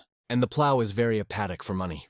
Therefore, until the evening I plowed the earth to win a bet, not paying attention to either the heat or my fatigue. That even the guys were surprised at how quickly she works. Meanwhile, in the palace of the Alliance Muram, Mr. Namgun reached the news that the hunter discovered the secret cave of the god of martial arts on the island of the sages, which expected shocked an elderly man, because some more events were associated with this island. The servant reported that the bodies of the 3 heavenly are also there. 3 heavenly. Names familiar to all martial arts, creating a blow of Sanfen, Damo from Shaolin and Heavenly Demon, the founder of a demonic cult. 3 people who had the greatest influence on Muram. They were nicknamed Heavenly, since none of the now living was able to reach their heights. However, the inhabitants of Muram knew only part of the truth. Mr. Namgun could not ignore such news. Everything is not so simple here. This is a scale matter. The elder of the Udun, Hogon sect, reported that the representatives of their sect will soon go there. Since the body of Taigongin is in the cave, it is not surprising that Udun decided to intervene. Zheng Sanfen, who founded the sect of the Udun, created Taijitsuan, a fist of a great limit. But those who helped Sanfenu truly know martial arts became Taigonjin. Zhang Sanfan accidentally received a special technique of Taigonjin and, having studied the basic principles of Taoism, created a sect of martial arts of the Masters of Budan. It is not surprising that the members of the Udan sect so respect Taigonjina. And since the body of the greatest master of the demonic cult of Yongmu Guan is also in the cave, the demonic cult will not remain aloof. One wrong movement can lead to war between light and dark fractions. Realizing the danger of this situation, it was decided to send 200 warriors from the alliance of the Alliance Muram. And the sect of Udun will take control and make sure that the body of Taigongin is completely preserved to be delivered to a blow. They will also need their help to study the secret cave. About the remains of Taigonjina and Zhongmu Guan will take care of the sect of Udan and the demonic cult. Much more wagon was disturbed by something else. Who is the Chu Ren to us? Although it is one of the 3 heavenly, but in comparison with the other 2, she did not have any achievements. They do not even know for sure whether she was a member of a bright or dark faction or was part of a demonic cult. Who will be drawn into this business at all? All the following days in Honama it was also hot, and Tae himself barely had the strength to do anything. Digging the earth in such weather was tantamount to death, so he wanted to go to swim. And the plow supported the idea. The water in the Donchanho lake is simply magical. But Tae himself decided that she was just laughing at him. Because the lake is very deep, does she really want him to drown? She laughed and said that the guy would survive with such jibes, even if he goes to the bottom. Mu Jin intervened in their skirmish and asked to stop, finally pointing to argue. For example, he did not waste time on conflicts, but sat and ate the watermelon, looking after his child. And the Tang was impatient to dig a field next to the house. Although it is more profitable to grow products yourself, Sochi was surprised that Tang has this in general. While the guys continued to work, she asked them who was generally the Tang of Hyun. They certainly did not know, but suggested that with such and such a force, he could well be a mercenary, or like that. And Somi suddenly intervened and said that Daddy used to be a carpenter. After all, he repaired their house and built a barn, and most of the things in the house. His hands. Sochi directly froze for a moment. What is a versatile person, this Tang W? But she could not believe that a person with such a powerful force. Just an ordinary carpenter. And not only the plows considered it strange. Then Somi pointed to the elders to the rake and proudly said that even her father made them. At that moment, Tanyu. And he asked them to stop delving into a foreign past. Instead, he mentioned that it was restless in Akian recently, and asked if they knew what was connected with. Neither the guys nor the plow had been in the city for a long time, but they suggested that anxiety is connected with the union of Triple Sword. The baby intervened in the conversation and said that she knows the real reason. They only talk about this at school. Something important was found, and the girl invited her father to guess what exactly. At this time, a male pigeon suddenly flew to Soha. Some message was tied to his paw. She immediately took it off to read it, and Tan also became interested in whether something happened. Instead of answering, the girl suddenly said that she urgently needed to return to Murim. Her mood was sharply deteriorated, and she began to look very serious. The girl hastily said goodbye to everyone and hit the road, and the whole family of Tan remained in suspense, thinking what such an important could happen in the alliance. Tan suggested that Tae himself deal with this issue and find out the details of the case. While Madame Namgun fled to the castle, she was thinking about what was written in the message, God of Martial Arts. She had heard legends about a person with that name before, but I never thought that someone would really find the secret cave and the bodies of the three heavenly. Tae himself quickly found out in the city that a cave of the God of Martial Arts was found and returned to tell Mugen and Tan W. Mr. Hong himself confirmed this, so there was no doubt about the reliability of the information. They did not need to be the great connoisseurs of history in order to understand that everything is very serious. Mujin knew that the God of Martial Arts is the same man of legends, who was also nicknamed the Almighty Spirit. The one about which cannot be said for sure whether he really lived 1,000 years ago, or is it just a legend. Suddenly, Tae and Mujin unanimously told the master that they needed to get into this cave. She is the proof that the omnipotent spirit really existed. In addition, you can find a lot of valuable Somi also heard about this cave at school, and she was interested in learning about her in more detail. Tang at the slyly grinned. He too was not against visiting this cave again, so he agreed, not admitting that he was the same god of martial arts. Tang did not think about it before, but there were many legends about his person in the world. The fact that he killed countless inhabitants of Median lands, and that he was not just the greatest master, but also always found a way to get alive from any trouble. And finally, that he fell at the hands of 8 immortals. For the inhabitants of Murim, it was incomprehensible to the mind that someone managed to find real traces of a person, according to universal conviction, which existed only in legends, and gain access to his heritage. In Murim, there has never been a more significant event of this. And Mugin was surprised that Tang was not so interested in this matter. Was he really a carpenter and does not even know about the spirit of the omnipotent? He even refused to go with the guys to the island of the sages, learning how far it is. Tan also told the guys that there is nothing important there, and there is no need to waste time to arrive there earlier than the Murim alliance. Mugin was alert that the master was saying as if he knew something. Then a completely crazy thought came into his head. Maybe Tan was really an ordinary carpenter, but later somehow got the heritage of the god of martial arts and became incredibly strong? As if having read his thoughts, Tan said that Mu Jin would not imagine. He is wrong. Tang was dreamily remembered that the serpent of Imoy lived on the island of sages 1,000 years ago. Only short fragments remained in his memory. On the island of the sages, there was a huge millennial serpent of the Imperial and a huge many other amazing creatures. The island was flooded with poisonous plants and insects, and the animals living there were several times more than usual. All is to blame for the special energy that the immigrants radiated. Tan had 2 decades to put the island in order. He arrived there about 15 and finished his studies on the island at 35. He came across defeat again, and countless times he found himself on the edge of death, fighting with immigrants.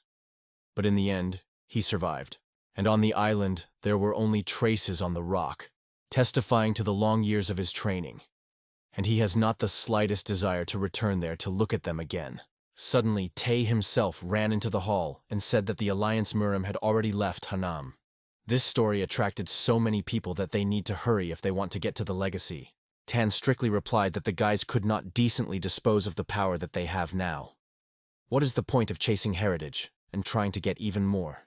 He told them to stop empty chatter and go training. If you are lucky, they will be able to find a source of power much closer than they think. So let them continue to cultivate the earth. Tae himself sadly said that such a chance falls out only once in his life. Tan looked at him.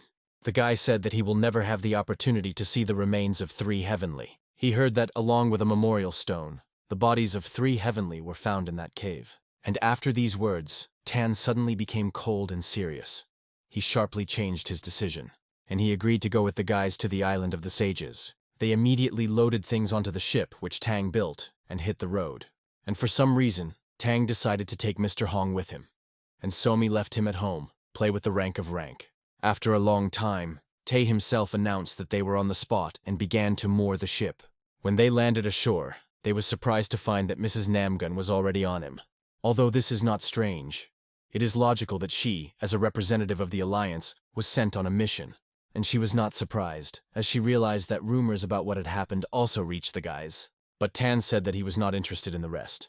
He is only interested in the remains of the 3 Heavenly. Sochi was surprised to learn that the very Cave of God was indifferent to him. Tang Yu believed that the Alliance had already begun to put everything in order and explore the cave.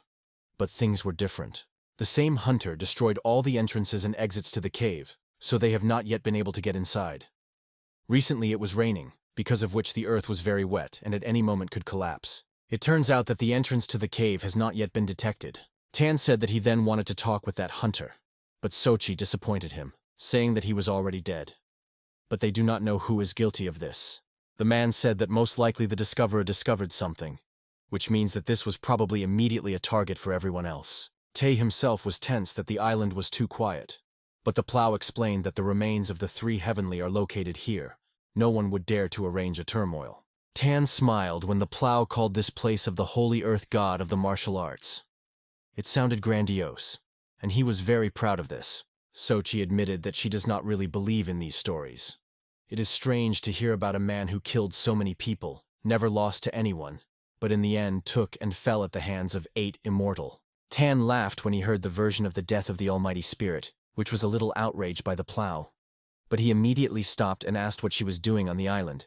She said that she was sent to trace whether any suspicious people would appear on the island. Fortunately, the Alliance Murim and the demonic cult have already discussed everything.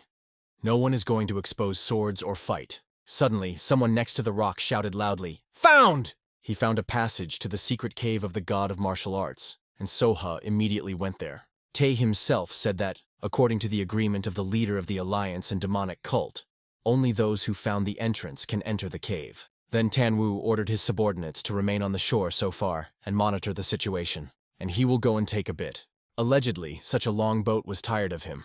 He himself went to wander through the forest, simply said so that the guys did not get behind him. The news that the entrance to the cave was found from the north. But Tan did not remember that there was an entrance from that side.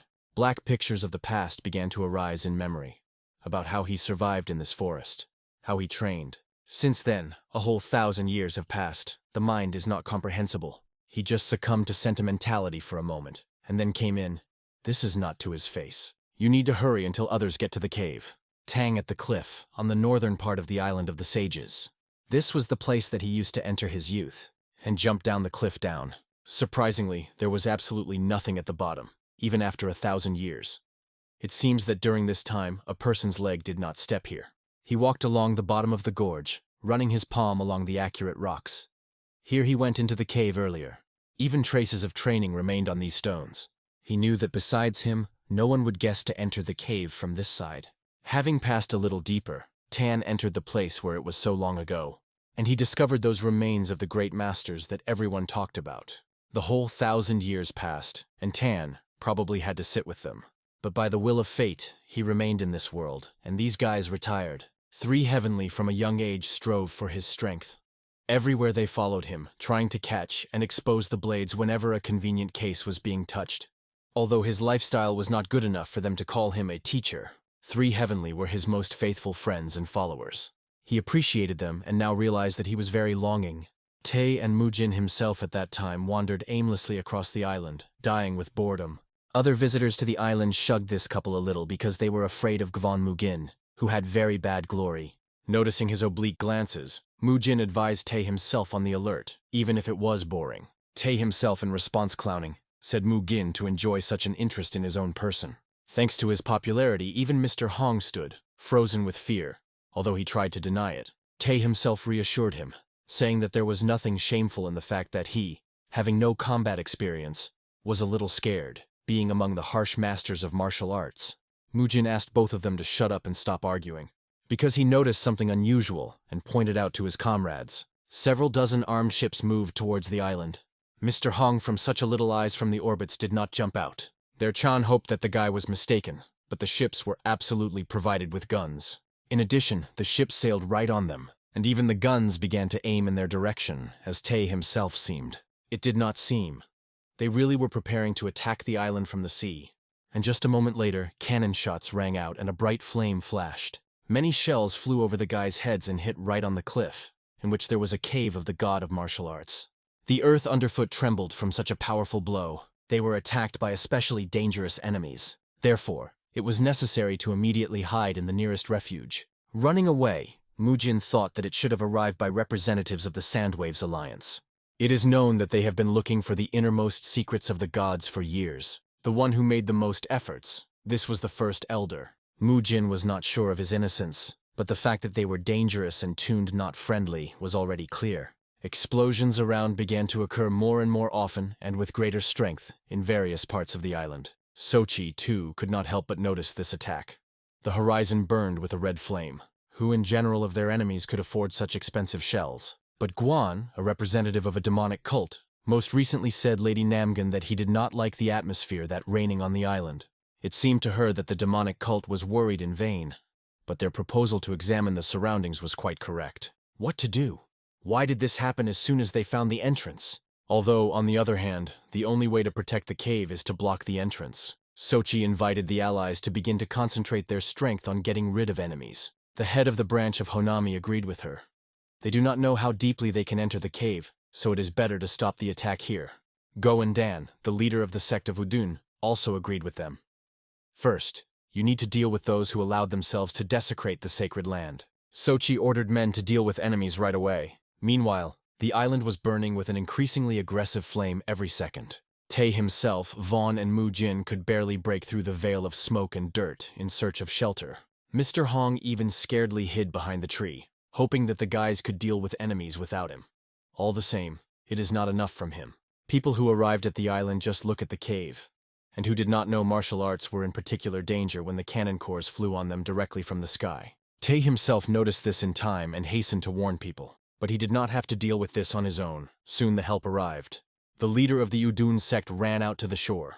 By this time, their common enemies had already landed on Earth, and Ginjin tried to find out who they were and what they want to achieve. The soldiers said they would not answer his questions. And then a fight between Black Ninja and the Alliance Muram immediately ensued. Unknown in masks suddenly attacked an alliance and a demonic cult. In the northwest of the island it was quiet. After all, everyone rushed to prevent the attack. Just a couple of people defended a secret entrance. However, another group of unknown in masks quickly went there. They were not only strong, but also mega are fast. The 2 defenders of the entrance simply had no chance to resist the bandits, so they were quickly struck. Unknown in masks had only a few hours to complete a secret assignment, and they immediately entered the cave. It turned out to be quite deep, so her study could take more time than they expected. But their leader, going a little further, noticed that air flows had changed, which means they are almost at the goal. As a friend, they found a desired cave, but did not expect to see another unknown master from the Alliance inside. It was Tan W. They immediately exposed the swords and ordered him to introduce himself. But Tan has more than once uninvited guests. The Alliance was lucky that Tan decided to linger in the cave, hearing strange sounds. He did not think that people like these miserable pirates would be the first to get to the cave. Well, but they saved Tan from many problems. He immediately realized that they were enemies and decided to deal with them before they were making a noise. Tan noticed that they were holding a sword in their hands quite confidently. They looked like hired killers from the past. The man only in appearance determined that their skills are quite good. But in vain they came here. With his self-confidence, he greatly angered the young men, and they confidently rushed into battle. Strangers created a tang around the ring around and ran very quickly around it, hoping to disorient and confuse. Tan even approved their ingenuity. The technique could even be better than Shaolin. The ninja determined the man by the aura that he was definitely a master, but decided that in order to cope with him, even minimal skills would be enough for them. But so far, none of those who attacked Tan Yu survived. Therefore, they simply did not have the idea of what trouble they got into. Suddenly, one of the warriors tried to attack from behind to attack, abruptly failing. But Tan did not even have to turn around to understand this. With one movement of his hand, he beat off the blow and threw the warrior to the ground. In the blink of an eye, he mortally wounded one of the enemies. But thereby I gave the rest for the rest that it opened during this move. What was only a deception, but the enemies led and attacked him from all sides. Tan has only grinned their naivety. If they thought their heads, then they would have a chance to live longer. But even more interesting, Tan raised one of the daggers, who dropped the warrior he had killed, and sharply cut them several enemies at once in one blow. The mutilated guys could barely stand on their feet. The most hardy of them cursed quietly under his breath. Tan told him that the possession of inner ki has not yet made them almighty, and I decided to teach them a lesson how to use a dagger correctly. Another wave of a blade, and he cut the body, so a barely living warrior. Another victory on the account of the great master. When the warrior fell, a pair of signaling checkers fell out of his robe, from his inner pocket. Tan thoughtfully raised one of them. Unknown, who attacked the island, fought against the Alliance, they tried to get to the secret cave. They must have been going to give a saber to the signal of the retreat for those who remained on the island. Or is it a signal that the goal has been achieved? Be that as it may, they greatly facilitated the work of Tan at this find. During the battle, Sochi suddenly heard a strange sound from the side of the cliff, and sharply all their enemies turned in the opposite direction and began to take their feet away. They suddenly stopped attacking and fled. No one could understand why they did this. Why synchronously and suddenly? And this is just Tan from the cliff gave a sign with a smoke saber. Going Jin was disappointed when he realized that they had not found out who sent these people in masks. And those whom they seized alive committed suicide by accepting the poison. One of the warriors told the leader that before they retreated, he heard a strange noise, so loud, as if warning, and only then did the head of the blow realize that it was a signaling checker. They immediately went to the secret cave to find out what happened there. And Guan, and Danjin, and Sohee with them. When they got to the destination, they found that the cave was completely empty. They were broken. How could they be carried out in such a stupid way? Guan suggested starting the persecution immediately. Then there will be at least some chances to detain criminals. The men went in pursuit, and Lady Namgun left in the cave to stay here and defended this place. Suddenly she was left completely alone. But at least she finally had time to sit down and rest a little. Recently, so many things have been happening. Suddenly, she noticed that from the cave there was only some kind of memorial plate. Small, she did not notice her right away as she entered the cave. But what surprised her more, the name was written on her, Tang by the Hen.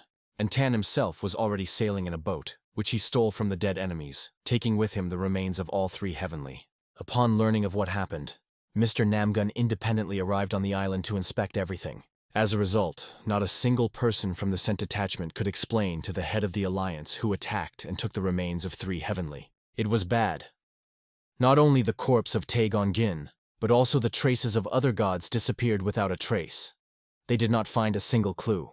Given the time, money, and efforts invested in this work, without exaggeration, we can say that they were too arrogant and eventually failed. But in one, the detachment was sure for sure. This is not the work of the Alliance sand waves that tried to attack the Alliance. They followed their movements from the very beginning. This is either an unknown alliance or people from other lands. Mr. Namgun suggested that it could be someone from a demonic cult. What surprised his advisors? Young Namgun was not going to declare that he was right. He was simply lost in guesses. But he made his advisors think about it. Although they discussed the details of the study of the island with a demonic cult, it is quite possible that not everything is clean here. To the opinion of Namgun Chan always listened. He was a recognized master of martial arts. His unsurpassed mastery of the swordsman rightfully earned respect on the Central Plain. They say that no one can become as wise, invincible like him. Everyone was glad to see him the leader of the Alliance, but the inhabitants of the Alliance were sad to think that his period of government was coming to an end. Exploring the cave further, The advisor drew the attention of the chapter to traces of swords on the wall. But the leader said that this is a useless clue. It looks as if someone made them specially over old traces to erase someone's traces. Now it is impossible to find something here. In parallel with that, the leader was concerned about the loss of valuable finds from the cave, because he hoped to find in it something that would prompt him to improve his strength. And then his sword possession technique has long reached the ceiling and does not develop. After all these events, Tan Wai, together with Tai and Mu Gin, returned home, but did not give them a rest right away.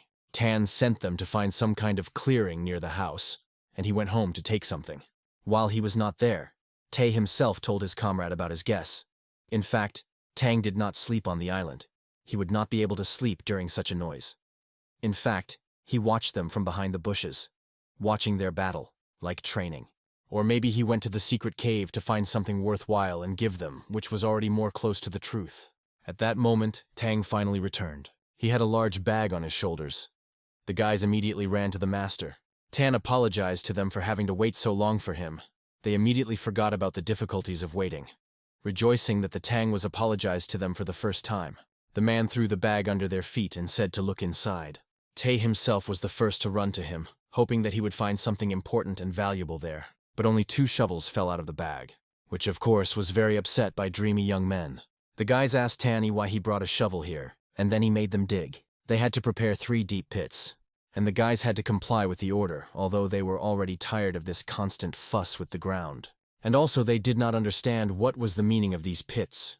What a prominent thought again got into the head of the master. When the guys finally coped with their work, Tan praised them. But from fatigue, the praise was felt more likely as a mockery than something soothing. After that, Tan said Tae himself to climb into the bushes and carefully bring what is hidden in them. When the guy looked behind them, he discovered that the meadow was empty. He said this to the master, but he was ordered to bend down and extend his hand to the ground. When Tae himself did this, he felt that his palms seemed to dive into the water, or falls through the invisible barrier.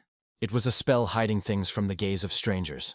When it was dissipated, Tae himself saw in front of him 3 skeletons, which Tan stole from the cave. Of course, the guy first froze with horror, and then scaredly recoiled back, screaming. He asked Tan whose remains are. The man did not answer, but ordered his students to bury these 3 with all the honors. At night of the same day, in the Alliance Murim, a branch of Honami, Sochi sat in her room with candles and could not throw out the grave from her head that she found in the cave. It was the same funeral plate about which the hunter said, who was the first to discover the cave. It is clear that this tablet was installed by 3 heavenly in honor of the god of martial arts. And the name drawn on the plate, Tan by the Hyun. She drove off the thoughts that it could be the Tang of the hen that she was thinking about. Many people with the same names live in the world. Thinking about this, the girl did not notice at all how grandfather entered her room. He noticed that his granddaughter was worried. He asked if her mood was connected with what happened on the island. But she said that there is something that bothers her even stronger. She wondered, can a person live 1,000 years? Grandfather laughed loudly, then embarrassed the girl. And he told his granddaughter that a long time ago, Qin Xuan made a lot of efforts to create a medicine for immortality, but he never escaped death. The life of each person has an end, but there are exceptions. Jung talked about 8 immortals. These are those who have long defended Murim and Central Plains. Of course, this is just a legend, but if you think that it is true, then there is probably someone who could achieve immortality. Then Soki thought that it was stupid to assume that the sign somehow refers to Tan W as undoubtedly he has outstanding abilities. But how can he be a god of martial arts, the strongest Murim in history? Sochi thanked the elder for dispelled her doubts. It is not believed that a strange person robbing the pockets of the bandits can be as strong as 8 immortal. Young Namgun drew his granddaughter's attention to the fact that they had not spent time together for a long time, and he offered to take a walk together to Donchanho Lake. For a day, Tae and Mujin himself finished making graves 3 heavenly, and Tanny was pleased with the work done. In the evening he came there and poured himself a cup of suj. He told the guys that during his lifetime it was their favorite drink. Tae himself first came closer and asked Tan from the permission to pour a glass of him. The man allowed the young man to treat the deceased. For some reason, Tae himself thought that he had to do this when he watched how seriously Tan reacted to their burial. Tan today looked especially lonely. Tae himself lifted the cup and sniffed the fragrance of the drink. He smelled well, probably was expensive. As soon as the guy was sipping a sip, Tan hit him so that Koju and Tae himself flowed directly from his nose. Tan said that he did not allow the young man to drink, only pour it out. At night, when this whole official part passed, the guys finally could feel a little more freedom and decided to get to the bottom of the master. They knew that these were the bodies of 3 heavenly. Even the names on memorial signs confirmed this. But for some reason, Tang did not recognize this and said that the names are only a coincidence. Tae himself was very angry that the master was holding them with Mu Gin for idiots, and he begged Tan to admit, but he repeated that the young man was mistaken in time. Mu Jin watched this silently. He also wanted to know the truth, but saw how much Tan boils at every comrade's question. Tae himself was lucky that Somi suddenly ran up to him and asked to help find her ball, because a few more questions and Tang would have broken into a guy.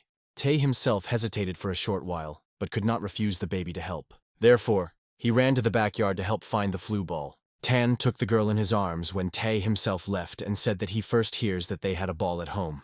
Somi only laughed. Father hugged the girl and praised her for this small act, which saved his nerves. Then Somi released her father's shoulders and said that there is one question that torments her. Lady Namgun left them in such a hurry. Is everything in order? Tani, with a smile, answered the girl that she certainly does not know. But he suspected that the Alliance Murim is furious now, because they were not able to get anything. Going to the house, Tan told his daughter that Sochi should be busy with his own business. But then he heard that someone was knocking on their gates. Opening them, the man was surprised to find that on the threshold stood the one whom they had just discussed. She tried to make an innocent expression on her face, as if she just came to them at such a later time. So she also brought her grandfather with her. Tan decided that they all know, since they came together and so late. But Tan did not show his anxiety, but rather, he was very polite that he liked Namhun Chong. Sochi said that they walked along the lake and wanted to stop somewhere for the night, but did not find a single free place in the inn. Tang at the hospitably invited them inward, although he released a sharp comment that they seemed to be busy people, but they have more than enough time. Mr. Namgun did not agree. At his respectable age, he is all in his work, but very rarely he has time for rest. Tan expressed his surprise that even after what happened, Mr. Namgun could smile so carefree, and this comment has already touched the old man.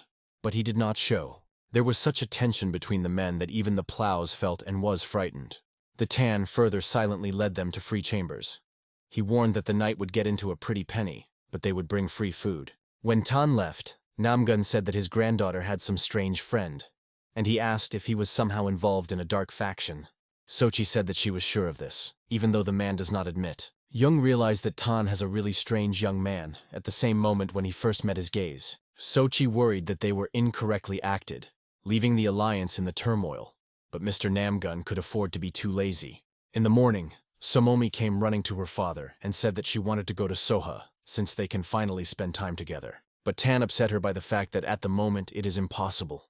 The girl came not alone. Somi gloomily picked the floor with a boot, hoping that her father would still allow her to visit her older sister. But he did not say that. Then Mujin entered the room. Somi ran away, hoping that she would be able to talk with Soha for at least a minute. And Mujin, left alone with Tong Yu, expressed anxiety caused by a sudden visit of the Namgun family. Still, Namgunjung is the king of the sword. Tang for the first time heard about it. Mujin told Tan that he was also the leader of the Alliance Murim. The old man is as strong on the battlefield as 8 immortal. Tan understood that the plows told him about him. When she talked about how great her grandfather was, the energy that comes from it is radically different from the energy of others by the master of the sword, which Tan has yet met. However, this is the only difference. Tan did not feel anything else but this energy. It seems that the old man himself does not understand what power he has. Mujin initially thought that they arrived due to the incident on the island, but for this they behaved too quietly. Although he understood that everything was not so clean here. Meanwhile, she joyfully ran to play with her sister, although the baby did not worry about anything. A little later at noon, Mr. Namgun went to the lake fishing. There, he was in wait for Tan W. The old man told him that in childhood, he never got tired of sitting with a fishing rod for days. A lot of time has passed since he managed to go fishing peacefully. If you think about it, he had long been a chance to sit in such a calm place for a long time. In order to keep up with the other ascending masters of the sword, he had to exchange a fishing rod for 20 years. This was partly in order to glorify your clan. And since then, he was able to achieve the peaks on which he is now. However, looking back, he could not leave behind something worthwhile. He raised the reputation of the clan and climbed to the top of the political faction. Only all this is not at will. The only thing he decided on is the task on the island, but even here he blurred. Namgun was worried that he could not leave anything behind himself. At this moment, Somi came running, who also fishing nearby and was able to catch a large, much fish. Mr. Namgun's jaw dropped when he saw that such a baby had such a catch, and the proud father praised Somi for such an achievement. The next time she promised to catch the fish much more than this and share it with the whole district. Tang 8 promised that he would support her in everything. Namgun Yung looked at them squinted and thought that Tan was reminded him of his youth. For some reason it calmed it. The old man was afraid that the youngest would follow in his footsteps and make the same mistakes, but it seems he was mistaken. The memories of the past of the Namgun-chan involuntarily occurred to the head. He was young. He had 2 beautiful daughters. Once they came running to their father to show what beautiful cranes they made from paper as a gift to his father for his birthday. But he sharply turned away from them and said that it would be better for the girls to engage in training and not all nonsense. In his opinion, weak people are miserable and helpless. Compared to Namgun Chong, who was chasing money and glory all his life, Tan has acquired something more valuable and important, the love of his daughter. But in the case of Namgun Chong, everything was in vain. Suddenly, he heard how Tan gives his daughter's instruction. The more you try to overcome, the higher the wall becomes. At such moments, instead of looking at the wall, try to look around. Surely there is another way. Namgun Yung certainly did not expect to hear such wisdom from his mouth right now. The old man became interested in the young man even more, and Tang was amused by the leader of the alliance of a good opinion about him. At that moment, So-hee suddenly ran to the shore. She told her grandfather that they had a serious problem. She received news from the alliance. Unknown people attacked the advisor, and he is on the verge of life and death. Jung immediately blew up from his seat, and he announced that they were right now. Even the air around thickened from the old man's aura. He was angry. Although weak, there was an aura of death around him. Tan suddenly decided to give the old man advice. Let him beware of his pride and selfishness, because death follows him on his heels. Namgun Yung thanked the young man for the advice, but he promised that he was not going to die so easily. He also apologized for being forced to leave Tanyu's house so urgently, but was glad that he managed to relax in such a beautiful place. Tan at goodbye said that the old man could return here at any time, and after that, the Namgun family on horses hit the road. Mujina was straining that they had left as suddenly as they appeared, but Tan told him that these were their urgent affairs, to which their family had nothing to do. And Mujin said that yesterday in Akiana he heard that a sect Murim appeared there. Recently disagreements arose between the provinces of Akian and Hones, and Tanny did not know about it, because he looked at Somi and was busy. Mujin said that because of those disagreements there were people who want to take over Akan. In addition, they are going to send people to the Island of the Sages to look for something worthwhile. For Tan it was like a splinter in the ass. The appearance of new sects and clans sooner or later leads to the fact that they begin to poke their nose, not in their affairs. What Tang and Akian liked was the surroundings of Lake Donchonho, which he liked. But most of all he fell in love with this village for peace and calm atmosphere. A great place to create families and raise children. But it seems they now have problems. Tae himself supported. Does Akian do not belong to them? Tan said that while these are just rumors, do not worry so much. It is better to watch the development of the situation for some time. Despite the fact that the Tang family did not advertise their belonging to the military clan, but thanks to them, Akian was all the time under protection. We can say that they are a clan Tan at Hen. They all this time defended these lands and ruled them. Another letter from the palace came on the road to Soka. People from there go to Akian and persecute the group that attacked an advisor. Several skirmishes have already occurred. The opponents must be quite strong. Namgun Yung said that he would go right in their footsteps and get to Akan, and let Sochi go to the alliance. The granddaughter specified whether grandfather wants to go alone, but he promised that everything would be in order with him. He was not so old. Then she went to the alliance to check how the state of the advisor was, and asked her grandfather to deal with those idiots that they arranged in the palace of the mess. And then I thought of a horse away. By evening, Sochi got to the alliance Murim. She immediately ran to the wounded advisor. Not finding him in her chambers, she asked the servant where the advisor was. She was told that in the main building, and this strained the girl. She instantly went there, and the servants only wondered why their mistress was so inflated. Having reached the office of the advisor, she discovered a strange thing. He was alive and healthy and did not even have the idea why the girl came running so nervous. He asked her why the girl was so out of breath, and where is the head of the alliance. The girl grabbed him by the shoulders and asked if he was in order. He replied that in full.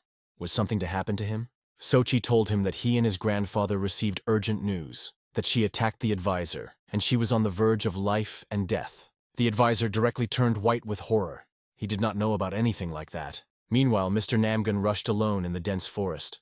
Everything looked very strange. There is not a soul around. The message was definitely sent from the Murim Alliance. Only they had such mail pigeons. But the place indicated in the letter seemed wrong. Namgun Jung did not see in the clearing any traces of the Alliance Murim. Suddenly, the unexpected happened. His horse was tangled in hooves in a rope, which was specially stretched between the trees. It was a trap. The horse immediately stood on its hind legs, trying to get out, and thereby threw off Chan. He barely managed to react and land on his feet. Then he realized that it seems that the truth was old. He had to get into such a simple trap. As a friend, he felt something worse. A strange atmosphere and the smell of air. He immediately realized that it was poison. Someone decided to poison him. It was a poison, scattering power, so Namgun could not even do anything. The poison has a fatal effect. It is not so easy to get. In addition to this, from the sky, an arrogance avalanche suddenly rained down on him. And because of the poison, he could not even use his ki to reflect blows. Because of this, several arrows flew in and pierced him directly into his hands. A familiar voice was heard, who said that he did not think that the King of the Sword could be so easily broken. Falling in a fainting, the old man saw that several warriors had appeared in front of him, but their faces covered the masks. They clearly wanted to kill him, and carefully prepared. The leader was their goal from the very beginning. The King of the Sword still rushed into battle, even weakened. Enemies expected such a reaction. Namgun could not allow their victory. If he does not rule, the Alliance Murim will break up. But what could he do alone, poisoned against 3 masters of the sword at once? Since the season began, walks on the water were launched along the lake of Donchonho. Tan was sitting on the shore and wondered if Somi would like such a weekend. Then I decided that it was worth trying to bring my daughter to ride a boat. In the Alliance, Murim at that time rose a Kavard. Sochi already realized that her grandfather was lured into a trap and sent all her strength to search for him. The enemies deliberately lured his grandfather into the forest alone. But who could only plan it? Sometime after the start of the search, the servants found traces of battle in the forest, and even blood on the ground. The alarm inside the plow began to grow, but she tried to calm down and make sober decisions. Grandpa could not lose. Also on Earth, they found traces of explosives. Powder is very difficult to get, unless you are from the imperial family. The advisor continued the search. There should be more traces. And then he noticed that the smell of sprayed poison was still in the clearing.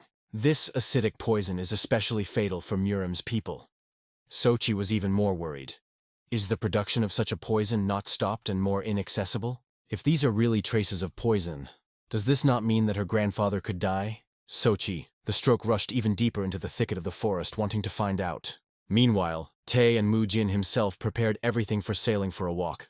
But Tae himself was very cursing at Somi, because she wanted to help them, but in the end she only interfered with her feet and even broke what Tae himself worked on Tae for 2 days. Usually the guy did not do this, but now he had reasons to be angry and screaming. But Somi looked at him with such innocent eyes that he could not swear at her for a long time. And from this helplessness, he was even more angry with the situation than Tan Yu. He scolded Tae himself for screaming at the child. But soon all the quarrels stopped, and the ship finally was ready for their small adventure. Tan looked around the boat and said that it was very good for 2 days of work. Tae himself was glad that he was praised. Apparently, he is more smart than he thought. Mujin told him to keep silent, as most of the work did. Tang, meanwhile, took his daughter in his arms and invited the guys to finally climb aboard. The evening was just wonderful for such a walk. A light breeze swayed a sail and smoothly drove the boat forward. The endless horizon of Lake Donchanho pleased the eye. Maybe this is the meaning of life? Although Tan did not think that the warrior to own a sword was bad, but in the past he clearly saw too much blood. He had no idea how much bliss is such a vacation. While the Tang family was admiring the beautiful landscapes of the terrain, they did not notice that the river, very close to their boat, was painted in red. They continued to look carelessly around, until they felt that the boat suddenly began to shake. They did not believe their eyes when they saw that the boat stumbled upon the body of the Namgun Chan, that he was lying, wounded, in the lake. In the palace, everyone was alarmed and upset that the search did not bring any results. No traces, no hooks. Too many people who want to take the place of the head of Murim, and there are political parties that were beneficial to get rid of him. Since the old man, Namgun, disappeared, has passed as a whole month and a half, and they have not been able to find him or go to criminals. Moon Heckman, the second most influential man in the Alliance, advised the servants of the palace of the Alliance leader to finally declare to people that the head had missed after the attack of unknown people. The Namgun family has already sent someone. Now they were priority for the security of the alliance. I wanted to quit everything and again engage in the search for the chapter. But it did not make any sense. It was necessary to do business in the alliance. Sochi still did not leave hope that her grandfather could stay alive. But she was haunted by one thing, the bloodied piece of clothes of the grandfather, which they found in the forest. The girl was heartbroken, but she was lucky that there was always a father, who was worried about her. Sochi promised him that she would do everything possible to find his grandfather. A lot of time has passed since the Tang family found the leader of the alliance in the lake. The man survived poisoning with poison-dissipating energy, and the battle with such a large crowd. But in the end, he even could survive and finally woke up. This was noted by Tan Wai, who was constantly nearby and followed the condition of the old man. Nam Gun-young was very surprised, but grateful to the man for salvation. In the end, Tang was right. Nam Gun-young, as a master of martial arts, really died. Tan said that if the old man wants, he can inform Murim about everything in the alliance. Nam Gun-young remembered how the inhabitants of the alliance admired him, how they extolled him as a beautiful ruler and chief representative of the power of the Namgun family. Therefore, he asked not yet to report anything, so as not to disappoint his subjects. And he asked Tan at permission to stay in his house for a while. Tang was allowed, but only on condition that the old man will work here. He will not allow him to fall for him. He will not even refer to age. So even the old man standing with one foot in the grave will have to plow for food. In this estate of a man or woman, old or small, all are equal. He told the old man that, as he is better, he could begin to work. Left alone, Namgun talked about that attack.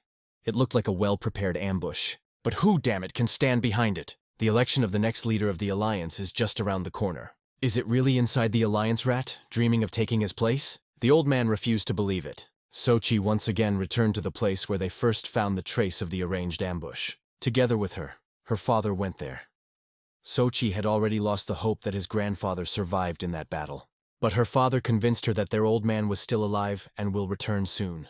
Anything? She is ready for anything to return her grandfather home. Not far from this place, they found traces of blood that they had not noticed before. Traces led to the Akyan. Blood leads to a stream leading to the Lake Donchanho. Therefore, the father of Sochi ordered the servants to immediately send the boat along the trail. The King of the Sword is a symbol of the Namgun family.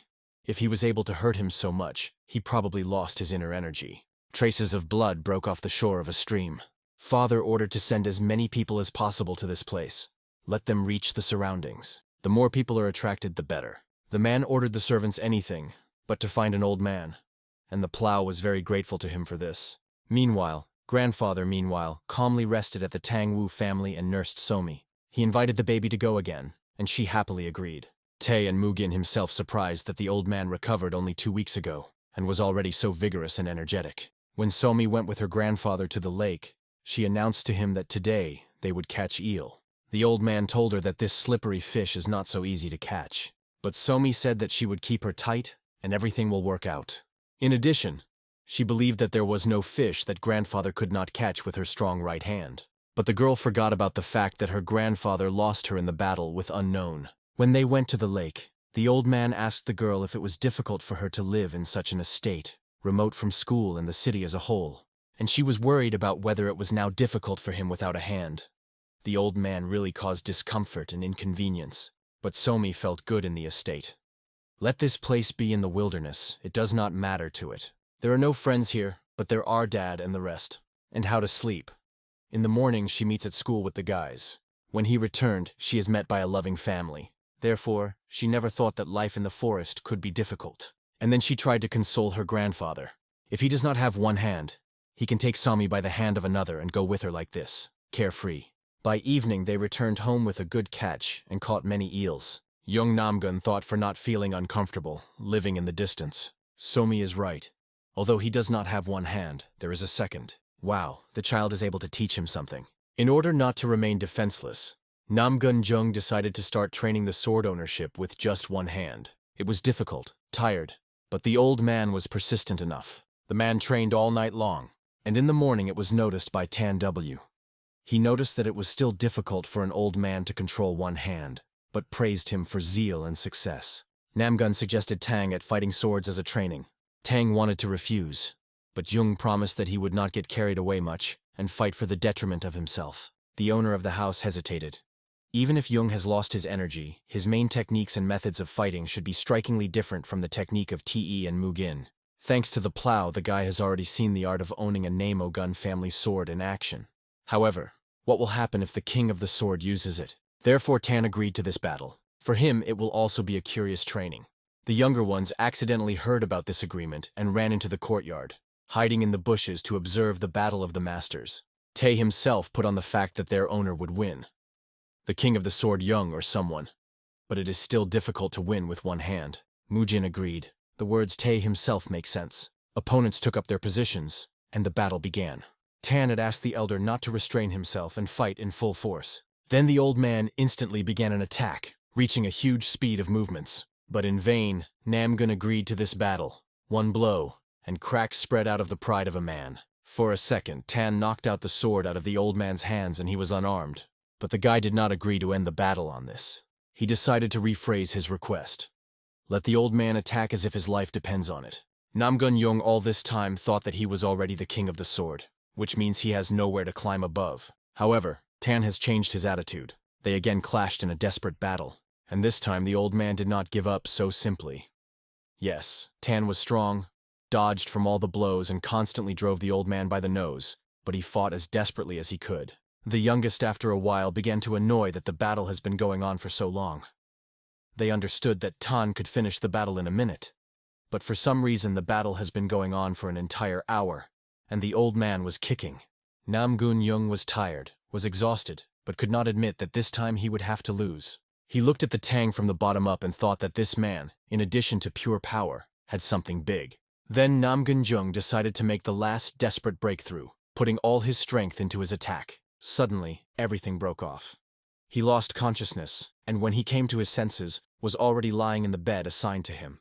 This meant only one thing: a complete defeat. Noticing that the old man woke up, Tae himself entered the room and told the elder not to be too upset. Surviving after a meeting with Tang Yu is an achievement, as the guy believed. Namgun was indignant at the fact that the guy called him an old man, but Tae himself did not see anything like that. And in general, it is disappointed. I thought the heavens would shudder from the battle between the strongest masters of martial arts, but in fact, almost died of boredom. Jung asked the guy if he was using his sword himself. Tae himself laughed and said that he was using, so that the old man cannot compete with him. He, unlike the owner, will put the elder on the shoulder blades in a minute. After that, Tae himself decided to still leave the elder to rest. He did his job. He spent the old man. But before he himself had time to leave the room, he felt something was amiss. He could not react in time, and the old man only filled his face for such boasting with one stick. In the evening, the whole family gathered in the kitchen at dinner. Namgun Jung asked the owner if he could live with them for some more time. Tan did not object. The old man even excited it. Maybe the man agreed to this only because he is sorry for him? He is completely worthless, especially now without one hand. Be that as it may, after Namgun lost his left hand, he finally got a new goal in life: the damn wall which he must overcome. The next day, Namgun and Somi walked together along the city square. Tang had asked him to take the baby to school, but the old man himself was glad to spend time with her. While they walked, Somi interested some interesting counter in the market. It was a store with all sorts of different masks, but the girl liked the most, and she pointed to her, inviting her grandfather to try on. She picked up a black and white mask, and said that she was just for steep uncles with swords. The old man tried on, and she fell on him just in size. Then he asked the seller in whose image this mask was made. He pointed his finger towards the open door. There was a small scene in the courtyard. The man explained, "She arranges for masks, and this is a mask of a protagonist of their performances. The mask of the hero, known as the Mr. Master of the Sword. Now it is very popular in children. Just think, such an impressive name and in some kind of performance." Suddenly the old man heard that different children's voices were heard from all sides, which shouted, "Mr. Master of the Sword." They all surrounded the Namgun Chong, thinking that he was the hero he loved. They shouted that he was the best that loved him began to praise. And Somi was very glad that this mask came up to her grandfather, so the old man bought it at the request of the baby. When Somomi and Jung returned home after school, the girl first ran to her dad and boasted to him the mask that they bought today. Tan smiled. Still, Somi was able to get her. Namgun, by reaction Tang, realized that his father knew that the girl wanted this mask. The daughter buzzed the eldest all the ears about how cool this mask is, and how much she likes the character she displays. Tan decided that his daughter must have been happy that she had finally received the desired little thing. But Somi frowned and said that it was generally a grandfather's mask. Perhaps she felt a little guilty for begging her, but the baby was not upset. She quite held out the mask of the elder, and she said that it would be better to do homework. And Tani and Jung were left alone in the yard. Taking advantage of the case, Namgun asked the guy if he knew anything about poison, scattering energy. Until now, the King of the Sword thought that he knew almost everything. But after what happened, he realized how much he was mistaken. He recalled that Tang once told him, "Neither gender nor age play a role in learning. Therefore, it is never too late to learn something new." Tang said that he knew something about poison, scattering energy, because he experienced him several times. Namgun froze in surprise. Tan does not look like a person that has lost energy. So this poison can be neutralized, and Jung will be able to restore its strength. He asked Tan more about telling everything that he knew about the method of detoxification of poison scattering energy. Tan said that usually to find the antipode, you must first find out the way to make poison. How specifically the one who was poisoned by the old man was made, he does not know. Tang had asked if Namgun really thinks that this poison is really able to dispel energy. He does not scatter her at all, but only blocks the streams. He said that the energy that the old man possesses remained in his body untouched. She will simply be blocked until he finds a way to get rid of the poison. Jung caught fire with sincere hope. That means he can return it. But since the path is blocked, you need to make a hole. Namgun strained and asked to speak more specifically. But at that moment, Tae himself suddenly ran into the courtyard. He interrupted their conversation with cries that trouble happened. Tan was alert. What such incident made the guy do so much noise? Tae himself caught his breath and shouted that the Alliance Murim chose a new leader. Silence hung for a while, but then Tang said that it was natural and predictable. They lost sight of the old. Tan asked Chan, did he really not expect this? He, trying to hide his excitement, said that this was true. Almost 2 months have passed. They do not know. The old man is alive or dead, and they did not find any traces. If the position of the leader of the Alliance was further empty, this would have entailed internal riots. Namgun suggested that the master of Shaolin's Song Jin became the leader. For this role, he approached the best possible way. But Tae himself said that he was wrong. Another person became the leader. Then Namgun called the master of Conlin, but he did not lead the alliance. At first, the name of the real new ruler did not even remember. He was afraid that this might be true. The alliance fell into good hands at all. The alliance was headed by the master of the sword of the clan Moon. Mohenhook Moon became a new head, and this brought Namgun to rabies. Jung shouted that this was nonsense. Counselor Chegal-un could not give his consent to this. But Chegal-un resigned as he returned to the Khans. His position was taken by ManhwaCapped, and this enjoyed the old man even more. With Jin from Shaolin, Zheng Li Quan from Conlin, Chan Chin of Ko from Mudan, all these candidates for leaders, in addition to exceptional skill, had the same exceptional characters, strong as their skills. Moonhake Moon can be skilled, but not the one who could once become the leader of the alliance. And ManhwaCapped, the new advisor, is involved in corruption. If everything is so, the clan Moon will receive full control over the means of the Alliance Murim, which will allow ManhwaCapped to do everything that will please. Where did everyone who agreed to make this guy with the head look? For such a short gap, they turned Murim upside down. Although, didn't they seek that? What if they are involved in the elimination of the Namogun Chan from the managing position? Meanwhile, Heck Moon in a new position and in the new palace felt very confident. He was really involved in the attack on Namgun. His instinct did not fail him. But Mr. Moon was worried about the fact that for so much time, his followers could not find the body of Namhun. They convinced him that the old man was poisoned with poison, lost his left hand. In this state, he fell from the cliff so that he would never survive. But Mr. Moon wanted to see the body so that his soul was calm, and he was sure that the old man would not return anymore. His main right hand was an adult son who was also involved in the incident, and it was he who got the most. Father taught him so that everything he did was perfect. In such matters, even those sprouts that can only be profit in the future need to be uprooted. Having come to his senses a little, his father asked his son that there was now with the Namogun clan. The guy said that they were still in Hanum, looking for traces of Namgun Chong. Then the new chapter replied that they, of course, are also a problem. But the main thing is Chegal-un. He did not show a single objection, and resigned immediately after the disappearance of the Namgun Chan. So, he perfectly understands what is really happening. The son reported to his father that Chegal-un had just left the Khans and keeps the way to the Hones. It seems that he intends to join the Namgun clan to help find the King of the Sword. The man gave his son a crazy look, and it was clear on him that he did not think anything good. Meanwhile, Namgun continued his training with one hand at the estate of the master Tan Yu. Watching him, Tan said that it seems that Young was not going to return to the alliance. He did not even deny. And what is the point of returning to him? He lost his strength. Even if he returns, no one will listen to the words of a helpless old man. It was thanks to this force that Moon Moon was able to become a leader. Tang had asked if Mr. Moon Fighter was good. Namgun replied that it was not so easy to cope with him, even when Young was in the best shape. That is why the alliance chose it. And even if Namgun considers him unsuitable for the role of a leader, what can he? Tan was deeply thought about it. He said that if such a decision of the old master, he will not intervene.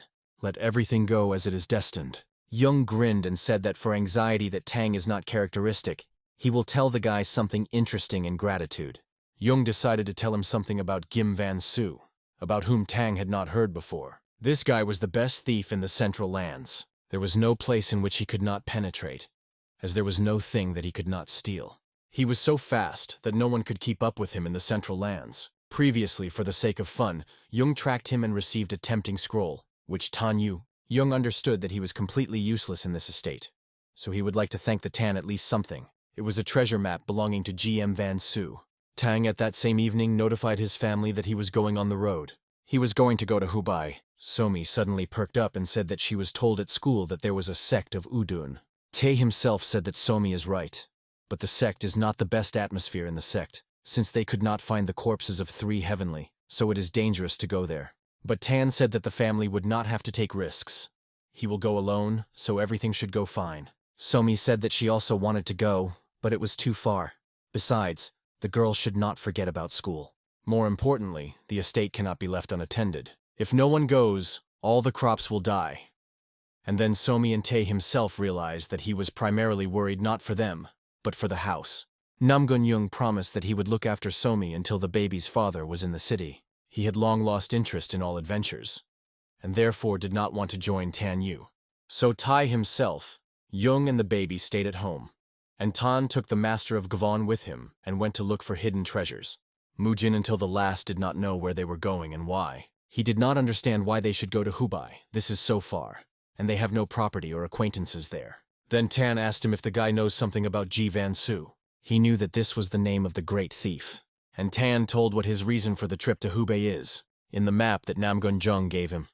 It marks the hidden by GM Van Su treasure. Since the information came from the former leader of the Alliance Murim, it should be true. So Tan promised that Mujina would buy everything he wants for help, and he promised to make every effort to find the treasure. But 7 days have passed since that moment, and fatigue has already made itself felt. Mujin barely stood on his feet, and did not understand why Tang was not at all tired of such a long journey. Judging by the map, they have already reached the place called Hanghon.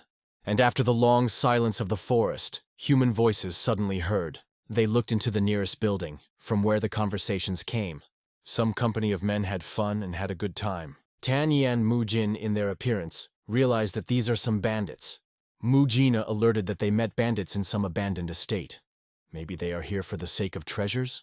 But Tan did not at all ceremony with them, and beat the bandits before they could attack the wanderers. At one of them, the guy gave out that the gang settled here for a year or so. In addition to them, no one lives here. In the vicinity they did not find anything valuable. Then Tang pushed the man and realized that there was nothing to catch in this house. And to be afraid too, because after meeting with Tang, the bandits took off away sparkling heels. Mujin worried that Tan is already very seriously configured to find a treasure. Still, they decided to look around in the house, because somewhere there could be a hint. They turned the house upside down, and even began to dig the earth in the yard. Suddenly, Tan finally found a desired hint. He pointed to Mugin to the old stone statue that was in the courtyard of an abandoned house. Tan, she seemed strange. There is no more large decor at home, and only it stands here in the middle of a blooming pond. Tan knocked on her, and the sound came out hollow. He thought to destroy the statue, as another scroll found in her mouth. Mujin joyfully thought that the exact location of the treasure was described there. Tan was not sure, but something was noted on the map. The mark was 4 kilometers from this estate. It seems that they are already close to the treasures of GM Van Su. In order to get to the destination, the guys had to not only go a long way, but also crawl through a long and narrow cave. They went to where the card spoke, but it seemed that they were lost only more and more. Mujin barely had time for the master. He already ended with all patience. I just wanted to return home. take refuge with a blanket, and finally sleep. How was the end of a narrow tunnel ahead? They climbed into a small cave, where they finally could straighten. Not the wall of the tan of the U found a strange mark with a drawn lion and an arrow indicating upstairs. Mujin felt that Tang had already reached the limit. He asked the guy to hold a torch for him, and he began to break the wall. Mujin tried to warn him that the cave could collapse, but Tang did not listen to him. There was a loud noise that accompanied the bright explosion of the master's energy. Mujin almost turned gray with fear, but still they could get out. But they looked around and realized that they had made a huge loop. They returned to the same place from which they started. Mujin tiredly fell to the ground. He needed to rest a little. They walked in circles for so much time, but Tan did not give up.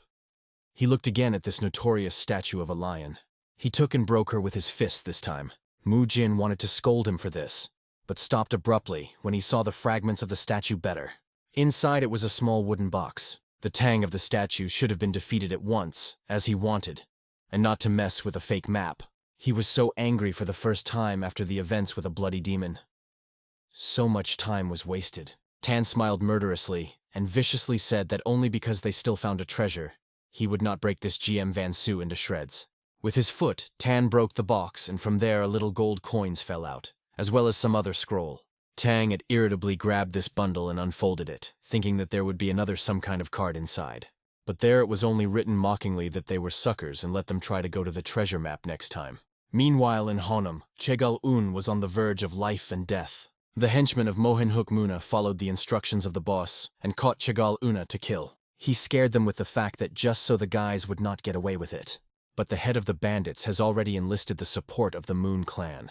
It will come out dry out of the water, and Chegal-una will also receive 500 gold nanny behind the head. Chegal-yun, the daughter of a former advisor, tried to intercede for her father, but there was a whole gang against her therefore. No matter how hard they tried to hold on, there is no chance of salvation. At least they thought so. But as if the blessing of heaven appeared nearby, Tan Yu appeared, who threw a vile bandit from the Chegal family. Tani was so angry because of failed searches that he took advantage of the case to take out his anger. The bandits were very unlucky to stumble upon Tang Yu, who was also in such a mood.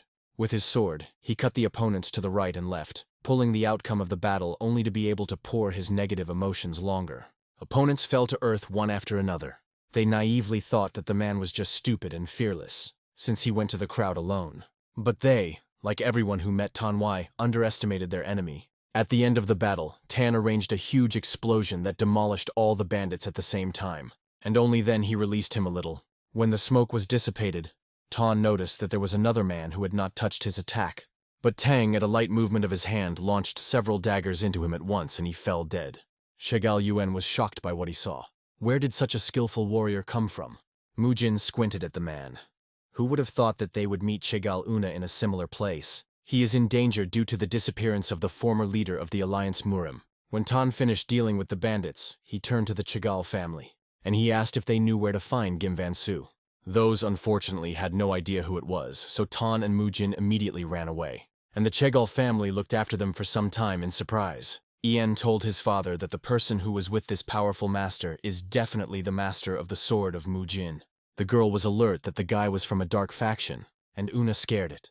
Does it mean that someone was so powerful in the dark faction? Because Chegal-un was sure that Tan was from there. But Yun told his father that this is not so.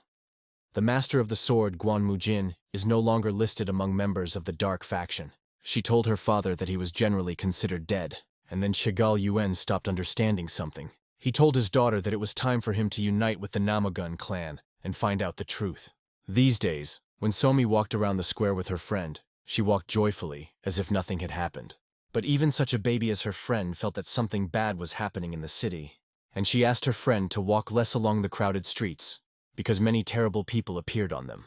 At home, she spent time with her grandfather, and he said that Somi would not hurt to learn martial arts so that she could stand up for herself. But Somomi told him that he hates fights, and this is all definitely not for her.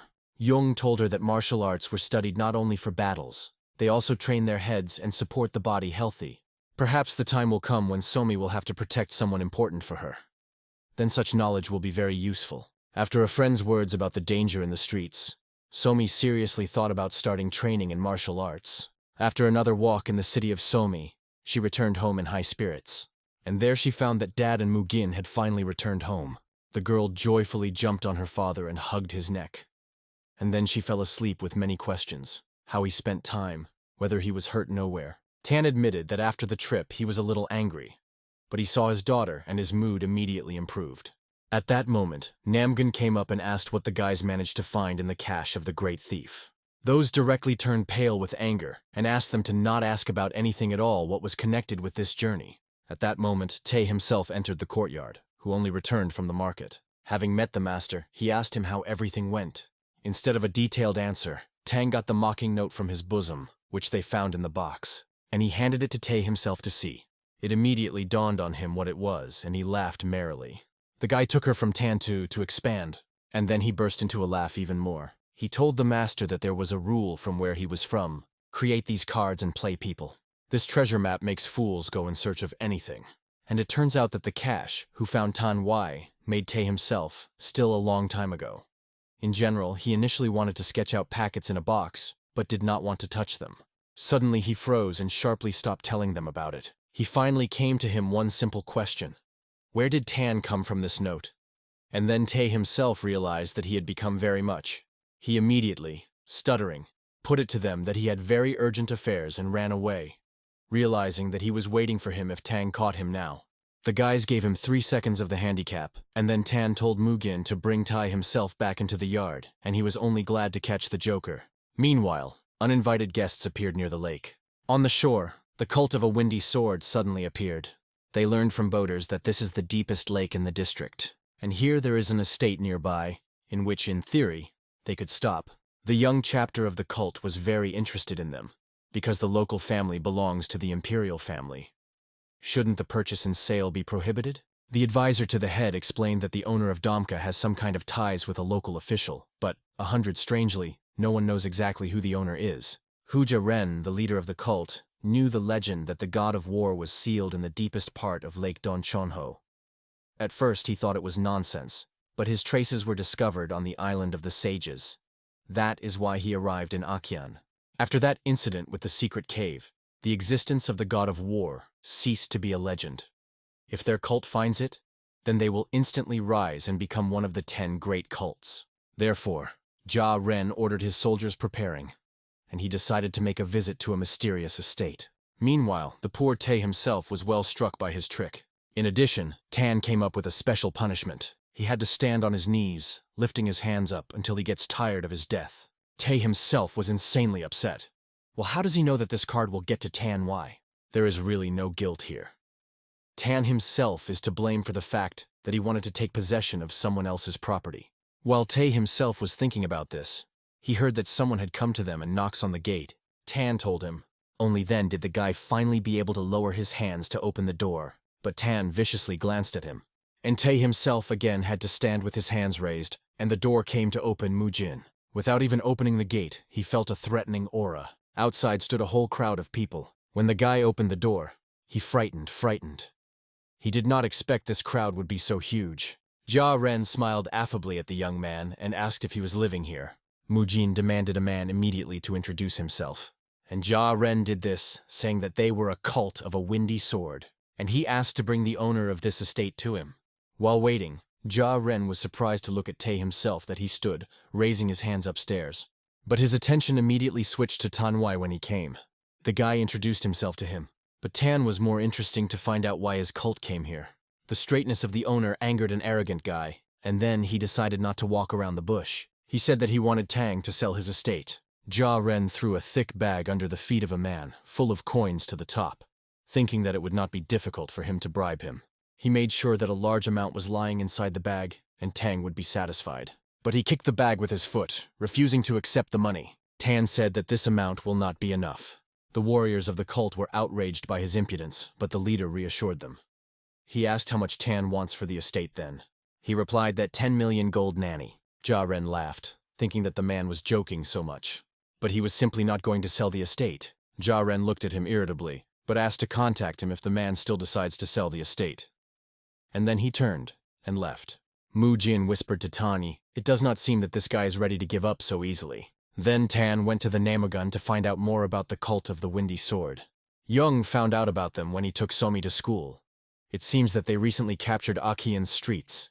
It is not surprising that the guys have not heard about them. Cults come and leave. It is strange that these turned out to be so stubborn. Tan said that it is quite natural that someone would want to take advantage of their power after gaining it. This also applies to the cult of a windy sword. They left peacefully, but they had some goal, and the estate is only one of the means of its achievement. Tan convinced his comrades that the enemies would definitely return. Staying in his estate, Jia Ren was looking for all the information about Tan Yu, whom he could only find. He learned that his daughter was studying at Chonsun School, but he has no work. Jia Ren thought that Tan must have given a huge bribe to the local official, and also pays a lot of money for his daughter's training. Where does he only take so much money for all this? The leader of the worship of the Windy Sword was annoyed. He hoped that hundreds of silver nanny had to be spent on solving the problem with the estate, but the situation began to tire. Then he ordered the servants to send people to school. If they take his daughter, Tang will be powerless. The next day, Somi went to school, and after classes waited for someone to pick her up. I didn't have to wait long. Very soon in the crowd she saw her grandfather. She joyfully ran to him and attacked her arms. But they didn't give them so easy to leave. Her teacher quietly called her grandfather her teacher. Somi remained to wait outside, and Mr. Namgun was left alone in the classroom with her teacher. He suddenly said that the old man did not expect to hear it all. Supposedly, Somi has a poor influence on other children. It's all about the game in which she plays. Namgun at first did not understand that it was bad in ordinary children's games. But the teacher said that this game causes excitement. So many students have become dependent on this. And the instigator was Somi. Chan had nothing to object, but, in his opinion, in this case, only warnings would be enough. However, according to the teacher, there are many children of influential families in their school who complain that Kumi violates the educational atmosphere. Namgun ordered the man to stop walking around the bush. And the teacher said that they could not allow Somi to attend the Chonsun school. Namgun Young frowned, but did not dare to say anything against it. He turned around and said that he would transmit this information to the girl's father. But he was alert that representatives of the educational institution decided to find shortcomings in Somi, and so insignificant and so suddenly. Is it really all this set up the cult of a windy sword? When Namgun went outside, he saw Somi, who obediently waited for him to go home. She was not stupid at all and, according to conversations around, realized that she could no longer go to school. She held on to well done and did not become very upset. At least show it to the eldest. Namgun Young promised that then he himself would teach the girl everything that you need to know, so Somi did not yearn much. While they walked around the city, Somi's eyes fell on a beautiful shop with sweets, and she asked her grandfather to buy her a little. But as soon as they came closer, the seller suddenly said that the shop was closing. Namgun arched a thin eyebrow inquiringly. The seller began to somehow uncertainly, stupid to lie that they did not sell today, that they sold everything, although the counter was full of goods. And ultimately closed the shop, running away as he said to his parents that they feel bad. The old man hesitated. What does all this mean?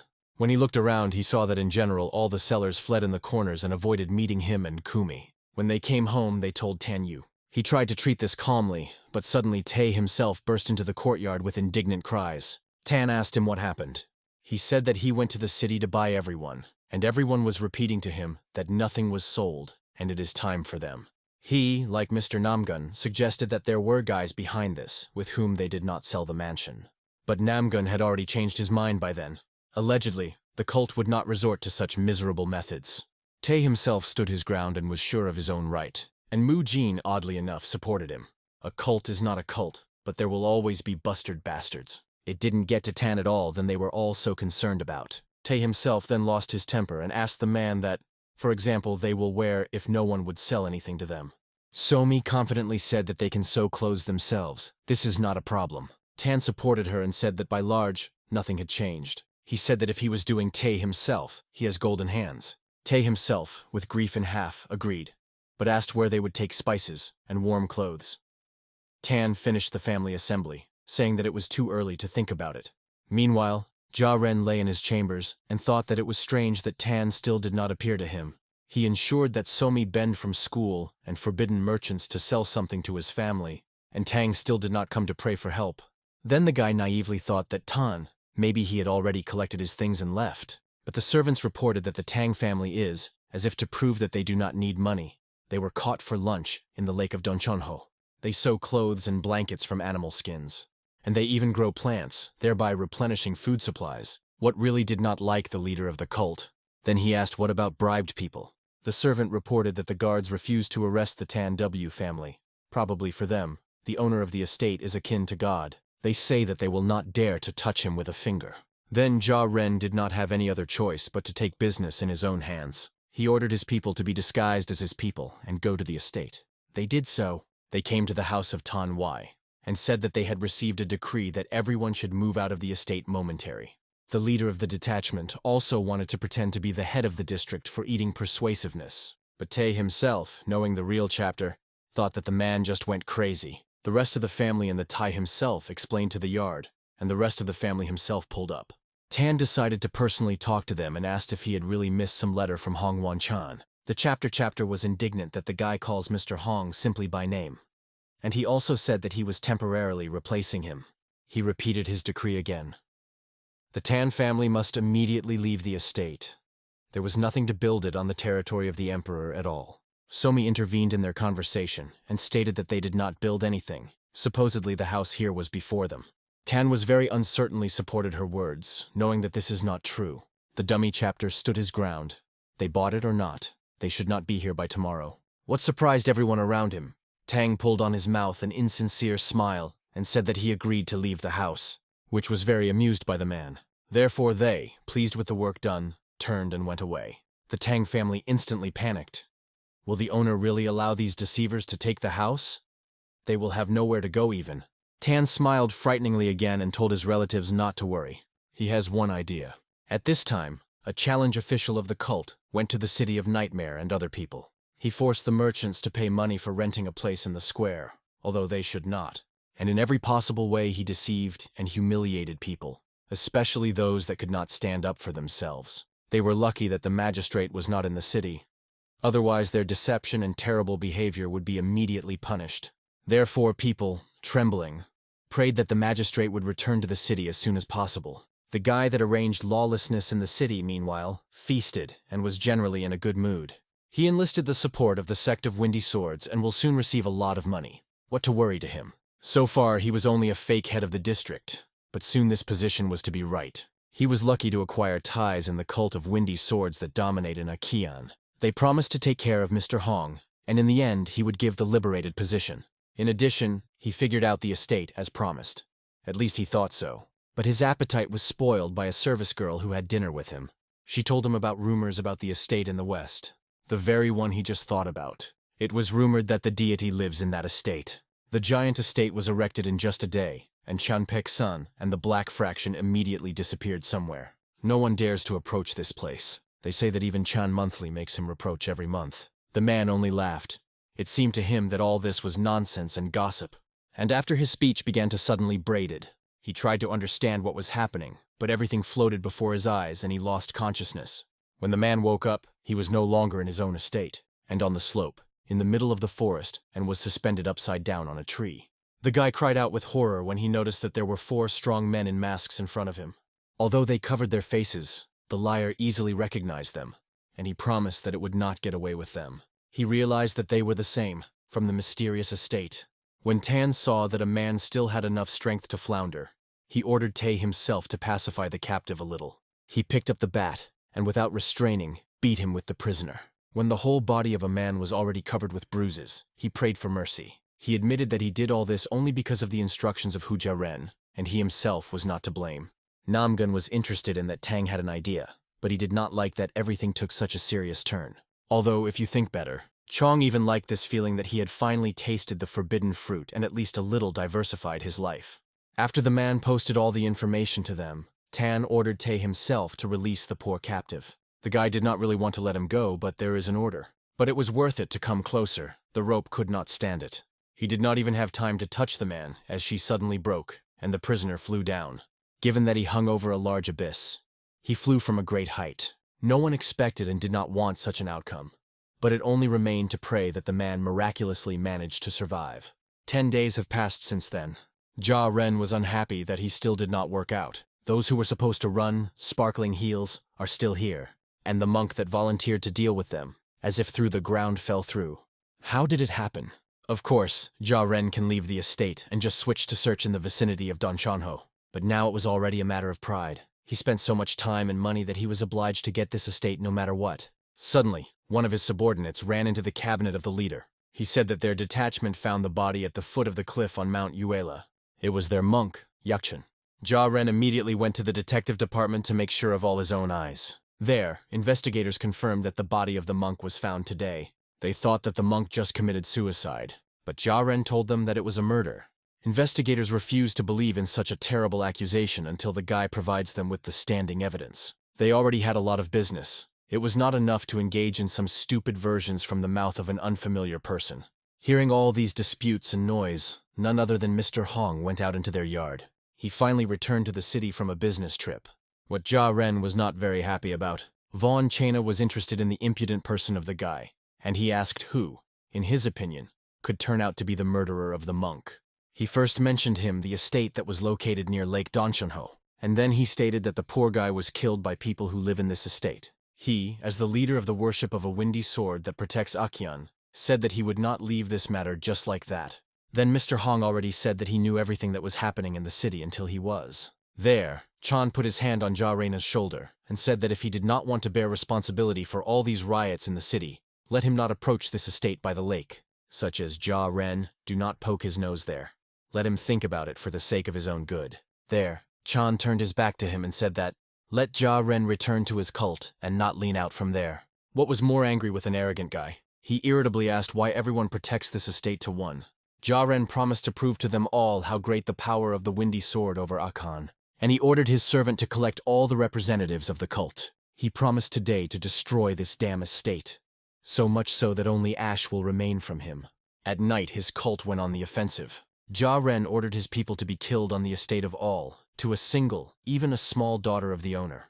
A huge crowd without an invitation invaded the territory of the estate, jumping over the fence, jumping onto the roof of the building. But in the yard, they were already waiting. Mr. Namgun, the most experienced from the Tan family, knew that they would come. And at the same moment when his voice was heard, a small stone flew into the face of one of the minions of the cult, disorienting him.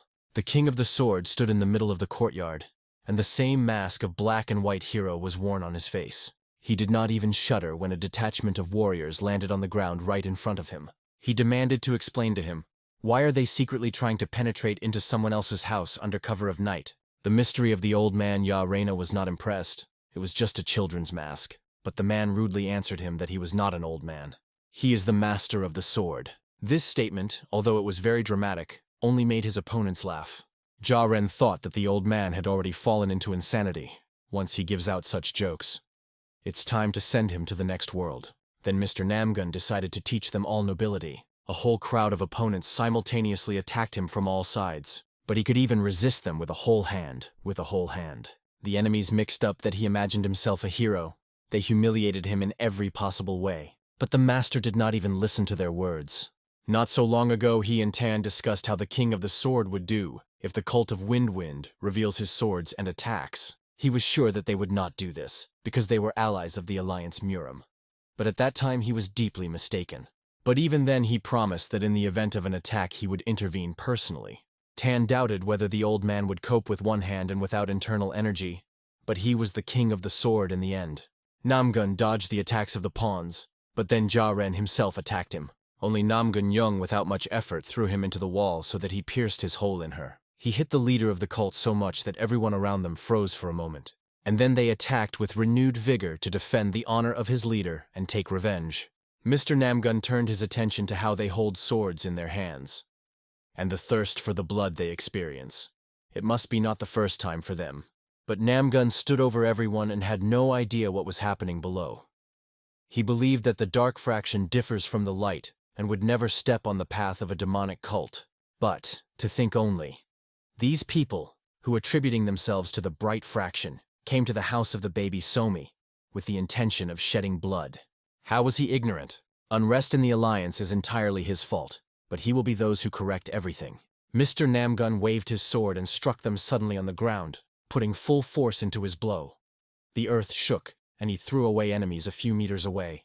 At that moment, Ja-Ren noticed that the old man has only one hand and ordered everyone to aim at her. But everyone who ran to the Namagun Chun was thrown back, killed by the sword of a powerful master. One blow, and the enemy's head was already flying to the side. Then Ja-Ren decided to use his inner strength and he stuck a hot sword into the back of the warrior. At this time, the Tang family quietly sat inside the estate, hoping for the best. Mu Jin was worried about the old man. It is not so easy to cope with the whole cult with just one hand. He had to risk his life. Tan mysteriously asked the guy if he knew what the difference between those who reached the top and those who could not. Mu Jin suggested that in the applied effort, but Tang did not agree. The point is in instinct. A born master of martial arts instinctively finds a way out of any situation, and he believed that Mr. Namgun would be just like that. The real master sees the path to which he must follow. Despite the fact that Jung was wounded, he did not leave hope for victory and continued to fight. Almost all the warriors of the cult were already killed, so it remains only to stand against Jia Ren and finish it as soon as possible. Their swords crossed in a desperate battle. Sparks of energy and contact from metal poured in different directions, stirring up the atmosphere. Jia Ren wanted to show the old man how great the gap between them was. No matter how excellent Namgun knew the foundation, he looked only an amateur who was not even able to use inner power. Therefore, the guy did not hesitate to use his Chui in full. He will not lose to such an insignificant master. Having filled his sword with black energy, the guy again wounded the old master, but this time in the chest. Namgun flew away by inertia a few meters ago, barely standing on his feet. His body was saturated with unbearable pain, but suddenly this only gave him the strength and motivation to stand to the end. He understood that perhaps he could not win. The difference between him of the past, when he still had internal energy, and the current one was too large. So much so that he is even ashamed to call himself the king of the sword. But should shame push him back? That feeling from childhood is still fresh in his memory. Feeling when you come across something that you can't do it, and when the blood boils from the desire to win. Namgun did not even think that he would ever experience him.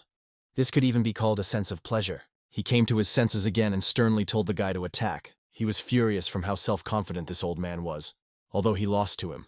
Anger, hatred saturated his blade along with inexhaustible energy, and the guy that there is strength to hit the king of the sword. The battle lasted all night, and the clang from the collision with swords spilled throughout the district. And in the morning, the doors to the estate opened. On the threshold stood Mr. Namgun.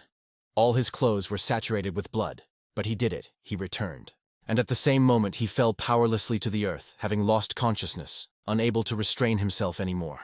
Mu Jin was shocked. How could the old man win the whole army without internal energy? Tan was proudly smiling. The old man learned a lot in this estate, and after that he said to Mu Jin to contact the department. When Mr. Hong arrived at the estate, he was furious. Seeing what happened, he ordered his investigators to immediately arrest those warriors of the Windy Sword that were still alive. They did so, and then they led them from the estate. All day, people in the city talked about them as criminals who were caught while trying to kill innocent people. And everyone was only happy about this because they have suffered a lot from this cult recently. When Somi woke up in the morning and saw her grandfather tortured, she tried to find out who he had fought with. The old man said that this is not the case, and he was not at all such a person that he is climbing into fights. But Somi did not believe him, and she reported because Dad told her that fighting was bad. Tan praised her and agreed that it was impossible to fight. Tae himself laughed and said that Tan is really not fighting with anyone. He just knocks out all the shit out of the victims, for which I received from Tang on the head. And after the man invited them to forget about what happened, since the conflict with the cult was finally settled. Mu Jin was worried, because if a new cult appears in Acheon, then everything can happen again. He was interrupted by Namgun. He invited the guys to take advantage of the fact that there is no large cult in Akang now, and build a banner founding your own cult. On the same day, the news that the cult of the Windy Sword was destroyed reached the head of a demonic cult. They could not help but pay attention to the suspicious owner of the estate, Tan at Hen, as well as the Great Master, who introduced himself to the Master of the Sword.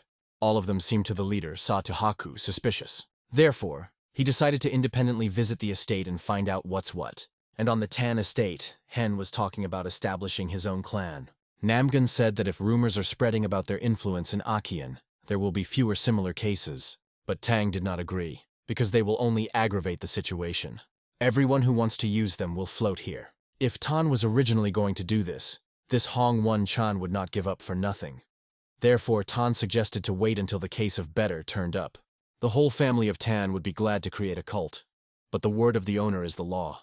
Therefore, young Namgun hoped that at least Komi would be able to interest martial arts. In the evening, he sat with her on the porch and told the girl about the history of the Central Plains. The story itself was longer than 1,000 years old. The history of the current culture of martial arts began a very long time, We can say that the founders were the gods of the war, Three Heavenly and the Great Master of Dharma from Shaolin. Jung told Somi that Three Heavenly are great people who had a huge impact on Murim. Until now, only 3 people have been awarded the title of Heavenly. Somi asked if the Heavenly were so outstanding, then what about the God of War? Namgun said that the God of War is legendary. They say that no one could surpass him even after 1,000 years. They say that one wave of his sword is able to cut the sky, and one blow could crush the mountains. According to rumors, he came out of the battle with tens of thousands of martial arts masters. Jung admitted that if they lived at the same time, he would have asked for his students. Suddenly Tan snorted and said that he would not have taken the old man into students. He had nothing more to do. The old man said that he was not to be in the disciples, and Tan answered that the God of War would not have taken him either, and he cut off that he knew it for sure.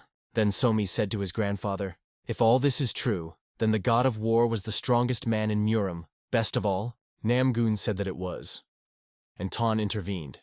Maybe the God of War was the strongest, but definitely not the best. Then the old man asked who Tan considers the best. The man was silent. And then he suddenly tensed so much that he broke the saucer with his palm that he had been holding in his hand before. He said that the bloody demon was the best in Murim. At night, the old man went for a walk and arranged a picnic on a forest cliff, from where both the estate and all the surroundings were clearly visible. He has never been there before. Just think. Behind the estate hides such a beautiful place. While he was drinking suj on a cliff, the words of the bloody demon did not come out of his head. The old man was surprised. How can Tan know more about the past than he knows? Who is he at all? Where did he come from? And why does not want to show the world how strong?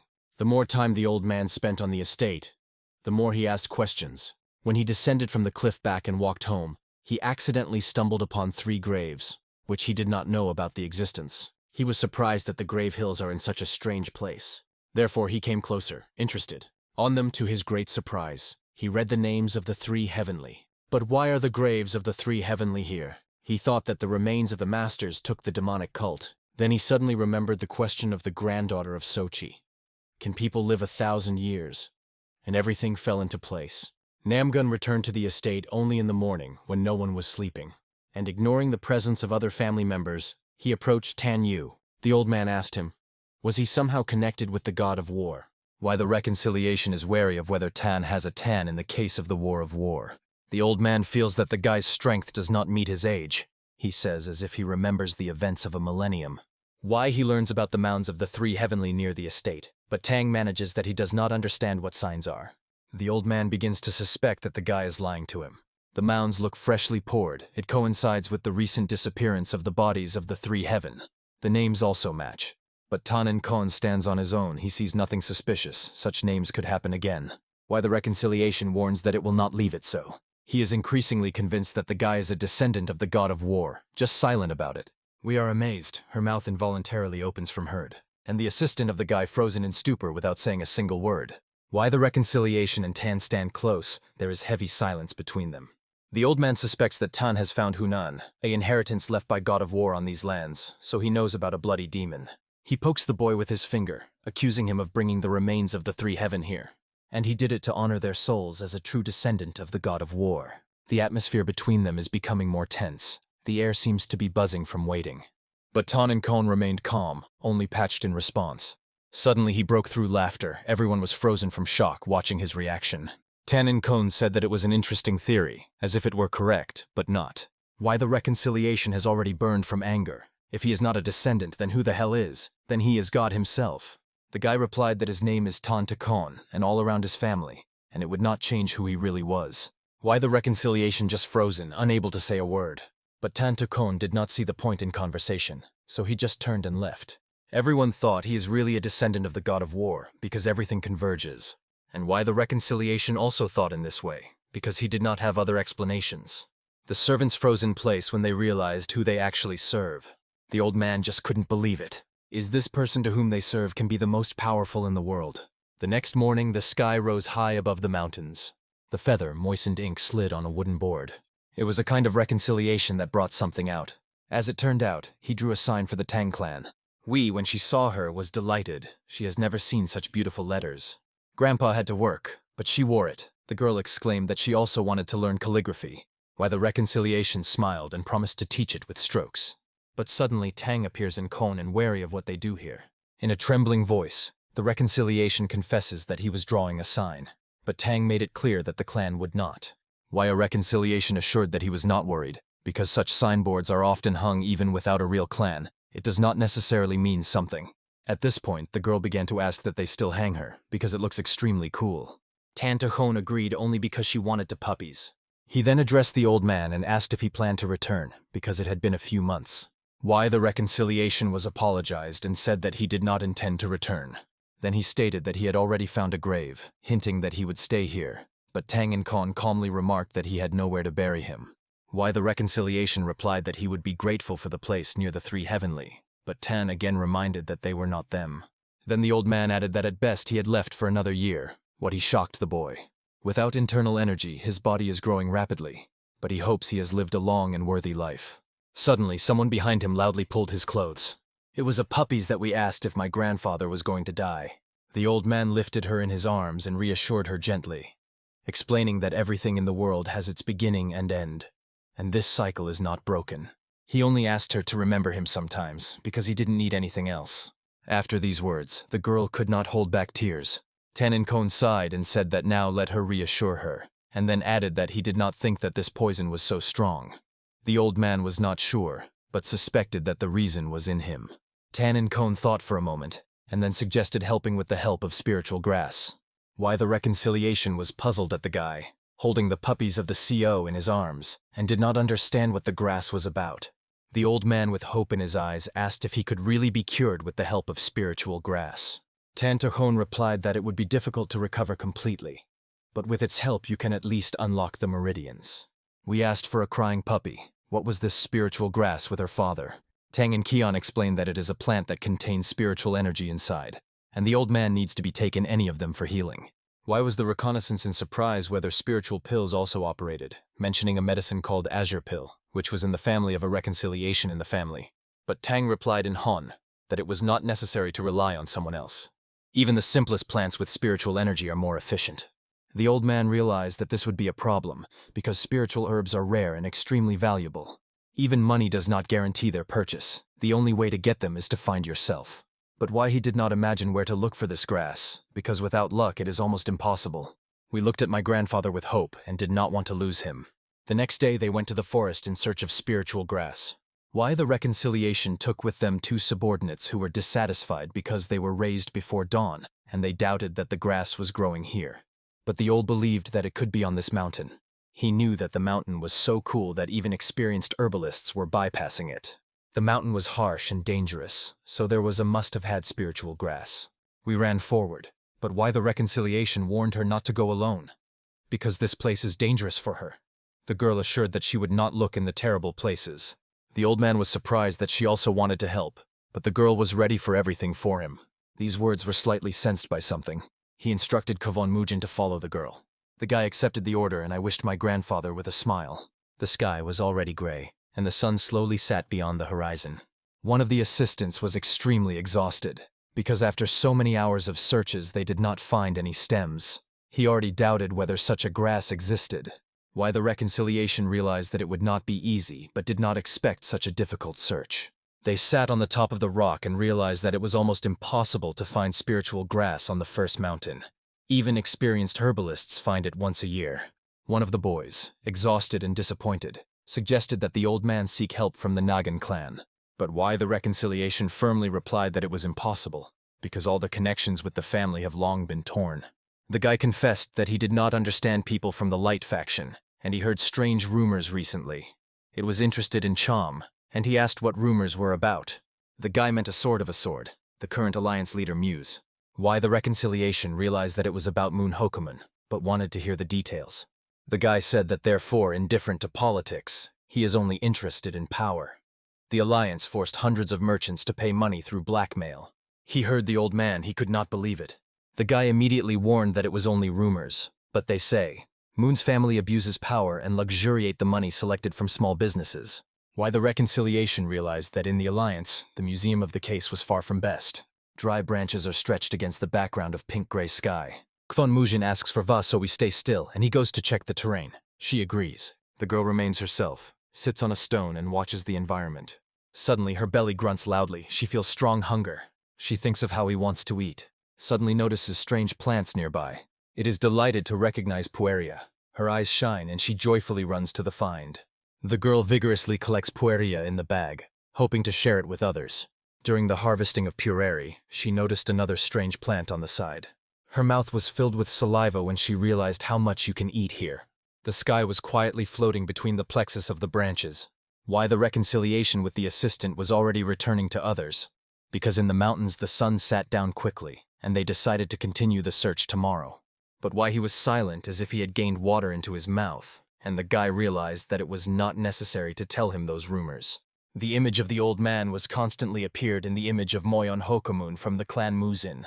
He tried to understand what he really wanted, but suddenly the old man froze in place from what he saw. On the lawn, we sat in the lawn collecting herbs, and above it was a quadrified look, a Kwanmujin, who did not keep her supervision. Grandpa asked what she was doing here, but the girl with appetite ate the found grass, and her eyes glowed with pleasure. Why the reconciliation did not understand that it was she who was picking up in this bag, but when he took one of the plants to his hands, he just frozen with surprise.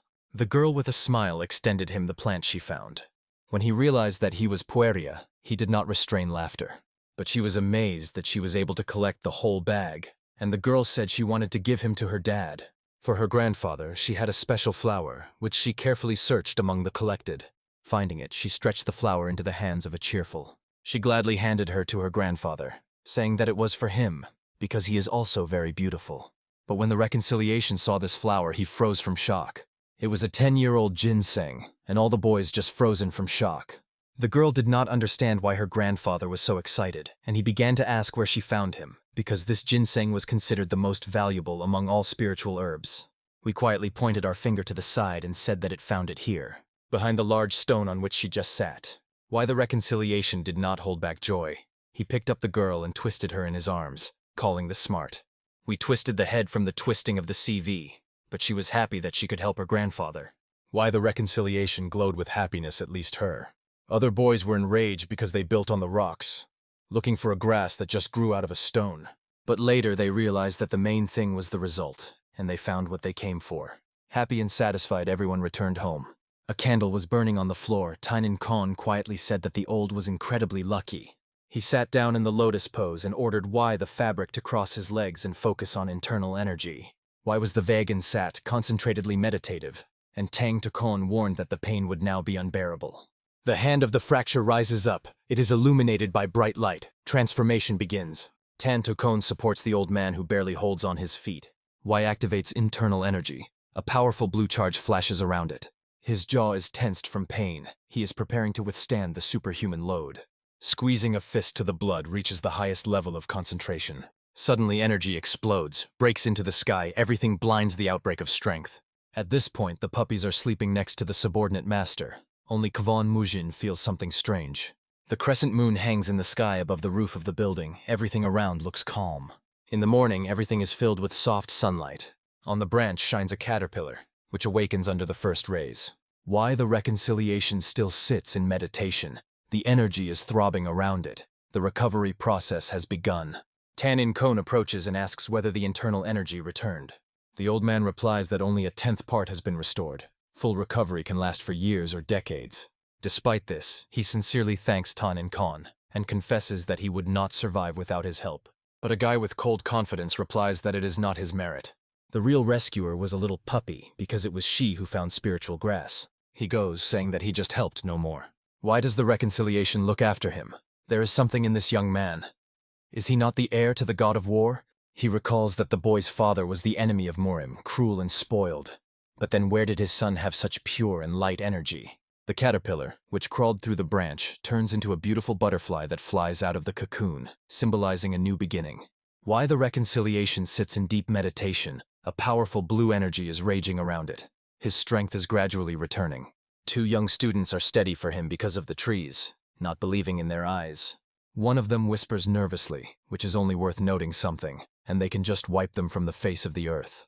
Suddenly, the old man opens his eyes and immediately notices observers.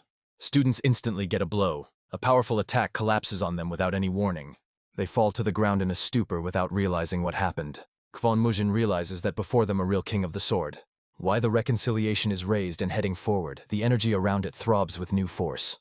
His face changes when he looks around in wonder. He seemed to have felt someone. These were their own. He did not want to show his strength, but the boys were already running. One of them was at ease that the old man would not worry. The old man did not like this behavior, as if they were equal. One of the students frightened that all people were the same. Kvan Mujin called him crazy. We asked the CVU as why those who have caused harm are now even afraid to appear at home. But why the Recolon reminds that most of his strength has not yet returned. And it is still unknown who stands for all this. Nothing has changed yet. The girl insists that the guilty should be answered. The old man agrees. This is not revenge. It is a matter of safety of the whole alliance. He does not know who is behind it. But I am sure that the guilty will regret it. Why the reconciliation swear does not stop while the enemy is alive, even if you have to wait for years. Revenge is never late. Suddenly on the road they notice something strange and die from shock. A smile appears on the old face. He saw what he had been waiting for. From a height you can see Tang and Kon stands in the center, surrounded by dozens of armed people. Warriors suddenly notice a stranger and realize that this guy is not from here, but from the estate. Tan Tahon stops at the center of the crowd without showing fear. His cold look and calm posture are stunning the attackers. The eyes of enemies expand from surprise. They understand that they are not a simple traveler. Hands are instantly drawn to the swords. The crowd is preparing for an attack, not wanting to waste time on words. Tan In Kon sighs slightly, as if he accepts the inevitability of battle. His tired look hides determination. But suddenly the loud voice interrupts the tension. The whole crowd fades in surprise. The stranger angrily states that they are shaking on the unarmed. Warriors exclaim with surprise who he is and why he interferes. The shadow comes from the shadows to the hacks. He says calmly that it is not necessary to know his name. These words cause rage to attackers. Their faces are skewed from anger and humiliation. The CO boldly enters the center of the circle where the swords are already given on him. He was truly angry and the attackers had no idea who had been contacted. One of them breaks into the attack from above, but CO to the hack catches his sword with a bare hand. His face is full of anger. He rivals erupts forward, threatening the enemy by death. In the air, a bloody footprint flies. The enemy falls on the ground without the head until CO is fated to the hack after a blow. Against a pack of birds rises against the background of the pink sky, as if feeling the moving storm. CO to hack stands like a demon revenge. Behind his back a fire, a sign of strength, ready to destroy everything, flashes. One of the enemies makes a mercy on the ground after a blow. But CO does not stop. He rushes forward, wrapped in fiery energy, attacking without stopping. His fist is compressed into a blow that hit the enemy's head. The blood flies on all sides. The Tan's face remains indomitable. His gaze is invariably cold. CO to the hack breaks the enemies into pieces, leaving a bloody mess. His blows are ruthless. The screams of the victims are sinking in the roar. His fist is filled with blood that drops to the ground. In the middle of Tan In Kon, he calmly watches everything. He is amazed. The warrior looks like an outstanding martial arts master, but why holds the sword if he was about to fight a naked? Bearded Healthy laughs loudly, proclaiming its advantage. He is convinced that he has no equal under heaven. Tan In Kon looks carefully at him without drawing his eyes. But suddenly the guy turns and silently goes away. Herbling orders him to stop, but he does not respond. The angry giant rushes after. With bloody hands, he extends to Tan at Han, trying to hold him. The warrior's hand is about to touch the guy, but Tang In Kon hits sharply in the face, even though the enemy. His fist is blinking an enemy's face like paper. The blood flies around. Herbling and he could not think that he would get such a blow. An alarming silence hangs over the forest. The leaves fades, nature seemed to be breathed. The body of Health lies without a sensation on the ground. A sword is lying next to it. Tan In Kon stands above him and thinks about what to do with him now. The gentle light illuminates the entrance to the residence of the Tang clan. But the idol suddenly breaks the loud cry. Two guys are standing with their eyes, shocked by what they have just seen. More recently angry Healthy now lies on the ground unconscious, broken down by a direct blow. One of the students asks what it was.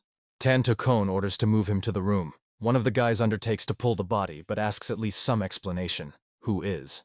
At this point, there is a kind of reconciliation, in surprise asking for a noise. One of the subordinates explains that the owner has just disappeared, and has already returned with a beaten stranger. The guy pulling the body murmur that this was very difficult. Herbling is powerless, hanging from his shoulder without giving signs of life. Why the reconciliation looks closely at the stranger. His face changes. Indifference is inferior to surprise. The old man asks where they found him, and in appearance he realizes that he has just experienced a serious fight. Tan and Kon replies that he met him during a walk, and this man even saved him. Old shocked. The boy was attacked again. He immediately recalls a recent incident with a Windsword clan. Then he asks how many enemies he has in Marima. Tan and Hon calmly replies that there are probably many, and in his memory all familiar faces emerge. But in the end, everyone he has encountered did not hunt him. They were only interested in the estate. Kwon Mujin proposes to check the place where the attack took place, but Tan to Kon says that it makes no sense. The attackers were in a state that it is impossible to recognize them. Kwon Mujin wary of health. Can he trust? Because it is possible that he was also among the attackers. Tang In Kon calmly replied that it is unlikely that this man could be trusted. Kwon Mujin asked if the owner would just leave everything as it is. But Tan In Kon confessed that he was not sure of herself, whether he was hunting for the estate or for those who are in it. In the end, Tan In Kon said, "Someone has more enemies than he has." The guy's gaze confidently stopped on what a launch. The old man frozen, embarrassed by an unexpected hint. But after all, lowering his head, he acknowledged that the guy was right. Tan In Kon stood in front of him with his hands folded on his chest and looked strictly and confidently. But then he sighed. Couldn't do so with a person. Looking at the upset old man, he reassured, "It is not necessary to worry, even if it is true. He would not expel him." In the eyes of a fracture, a spark of hope and surprise appeared. Tan In Kon continued. When he came to the estate, he said he wanted to become part of their family. And as a master, he is responsible for any problems of each member of this family. Why was the reconciliation amazed? He did not even expect to hear such words. A warm smile appeared on his face. The old man believed that Tan In Kon hated everything that brings him a concern. And partly it was. After the conversation, they went to the estate together. Above the roofs, he walked the evening wind. Inside the building of the KHVA, we looked at the new resident with interest, whom we brought here unconscious. There was a disgust on her face. She felt a bad smell of health. Why the reconciliation was sitting nearby and asked if he really smells so bad. The girl nodded silently. She asked if he was a beggar. The old man was not sure, but the look really hinted at it. The puppies were sharply caught up and ran for food, hoping that after a snack he would get better, because it was the same with her at one time. Suddenly we recall that his uncle himself is not at home. He went on products. Why the reconciliation smiles and says there is no need to ask him for help. Everything that prepares the puppies will be edible, even if it is just a bundle of grass. The girl was glad that her grandfather allowed her to cook on her own. She quickly ran to the kitchen, almost flying off the floor, and promised she would soon return. And the old man stayed near the unconscious Tahak. Why the reconciliation is waiting patiently until the girl leaves the room. His face retains calm and indifference, but as soon as the girl comes out, his look becomes rigid and insightful. The old man turns to Health, asking how much he is going to pretend to be asleep, because it is not a long time to make pants. He mocks CO to Kak, reminding him of his punch, and suggests that he is a shame. In such a situation, the old man would also want to collapse through the ground. Suddenly, Herban, he grasps and begins to make a war, shouting that it was a basis. His face is distorted by rage and anger. Why the reconciliation is confused, he did not expect such a reaction. But suddenly both look away as if they were felt. They fade, drops of sweat appear on the lobby to the hack. The room hangs tension, and someone mockingly hinders that Healthy looks extremely pathetic. The story continues. CO sits in Kak, angry at the old man that the attack had gone through his increased protective energy, as if it did not exist. Who is this guy who destroyed his protection with one blow? He couldn't just sit. The decision is made. It should take revenge. Why a Scoop with a smile asks not to lift the noise where there are young children. But these words are even more annoyed by Health. The disappointment boils in it from the inside, and the grandfather smiles that he only pours the oil into the fire. Suddenly, CO to the hack notices something strange. His look falls on the missing hand of the old. Why the reconciliation calmly explains that it happened, but Healthy requires a normal explanation. The old shrugs and answers. This happens when you sit on top for too long. CO to the hack does not understand anything. Before him is an experienced master, and he looks like a broken grandfather. But why the rejoicing rejoices? Because its internal energy returned. He was so lucky. Ko Tu Kek guesses that the old man was poisoned by the scattering poison. He confirms the experience was not pleasant. Grind wants to see the one who was able to turn the Sword King into a weak shadow. But this will have to be postponed. He has another task now. Grasping the sword, he is strongly going to find a guy who sent him to the knockout. The old man is annoying. Herbling creates problems. And then the door to the room dissolves sharply. Sota Hack looks fiercely at the side of the entrance, waiting for who it is. But he fades. seeing the one he was looking for. It's Tan and Kon. Without hesitation, he grabs the sword and pulls it out of the vagina. He rushes to the guy. But Tan and Kon was not as simple as it seemed. It sharply pushes the foot from the floor. In a moment, the guy already hangs in the air above CO to hack, and at the place where he just stood, there is only a splash of energy. Holidays do not understand how he could disappear so quickly. He stands in the middle of the hall, looking at every corner in search of a rival. But suddenly his face is covered with sweat when he hears the voice of a little girl. The face is inadvertently darkened. He remembered how the old man asked not to make noise where there were children. We have fun approaching the room, holding a plate with your own food. She sincerely extends the dish of health, asking it to try. Soda Hack looks at food with disgust, but Tan and Kon strictly says that he ate everything. It is his punishment for having dared to get a sword in this house. But the girl assures that this is not a punishment. She tasted delicious. Seota Hack thinks. In fact, he should not wave weapons next to the child. He still cannot believe that this little was specially cooked for him. Sitting beside her, he thanks her. He became really pleased. Hearing these words, the girl fades in surprise. Her joy knows no limits. Seota the Hack accepts a plate and is politely represented in front of the girl. In response, she says with a smile that her name is Wee. Grunge says it is a very good name and lifts a spoon to the mouth. We are shyly pressed to my father. Finally, the moment came when he began to taste the dish that the girl prepared on her own. Tang and Kon watched carefully to eat everything until the last spoon. At first glance, he liked the health of all. He even looked satisfied and joyful. But suddenly his gaze was blurred and we watched him focused. The next moment he faints and falls on the floor. The girl runs worriedly, calling him grapes. A quiet, calm atmosphere prevails above the estate. But inside the CO we are sitting upset. She does not understand why he was fainted. She tasted the dish herself, and she was definitely delicious. She applies to his forehead moistened with cold water. But suddenly he notices a sharp and unpleasant odor. He came from the beard of this health. Recalling how he was taught hygiene at school, she decides to help him and trim his beard. CO, we instantly rush to our chest, scattering things in search of the right one. She copies carefully without stopping until she finds herself. And her eyes shine. She pulls a small sharp knife, exactly what is needed. At this time, the CO lies with the hack with a bandage and does not suspect anything. So we carefully stretch to his beard, holding a knife in his hand. The girl's joyful voice is heard from the room. The knife cuts great. But the next moment something goes wrong. There is already a cut beard on the floor. We, a little frightened, holds a bead of beard in one hand and a knife in the other. It seems like something failed. The girl immediately begins to collect the cut beard in the basket. Panic is clearly visible on her face. But suddenly she remembers that she had to go to the market today with her dad. She runs out of the room rapidly, remembering that she needs to gather. The scene changes. We are transferred to the bookstore. Inside sits a reconciliation, reads a book, and thinks about something deeply. He does not leave the idea of Tang and Kon managed to cut down the leader of the demon cult with one blow. This means that the level of the guy's skill exceeds even heavenly. The old man thinks, not Tan is in Kon at the level of 3 heavens?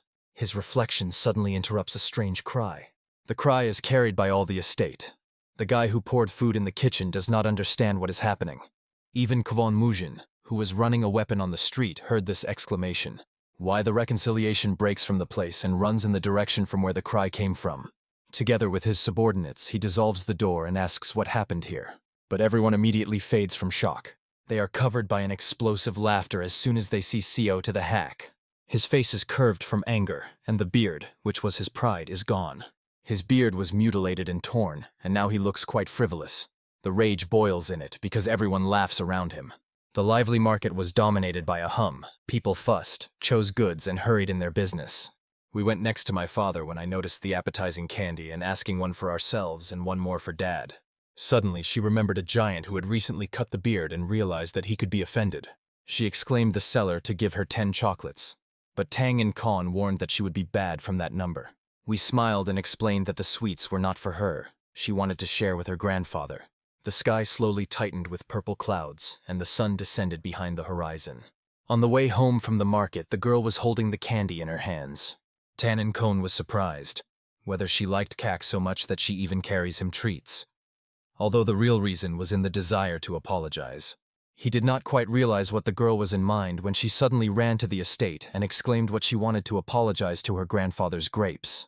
Tan and Kon stood surprised and could not understand whether he had missed something important. Tan and Kon wary of hearing at the alarming screams of Wee.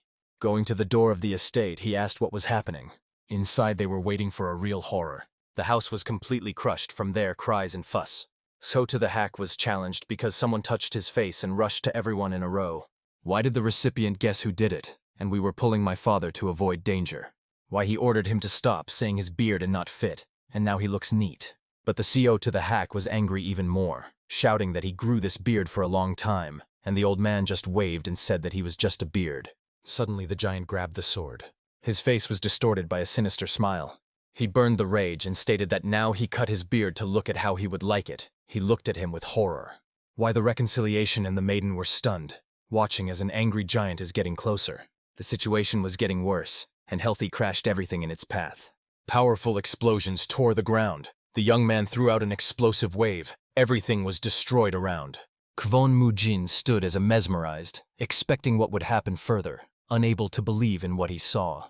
Among the ruins, he kept the old man for his beard, preparing to cut it when Tang appeared in Kon and asked what he was going to do. All four froze in amazement, seeing the master who had just appeared.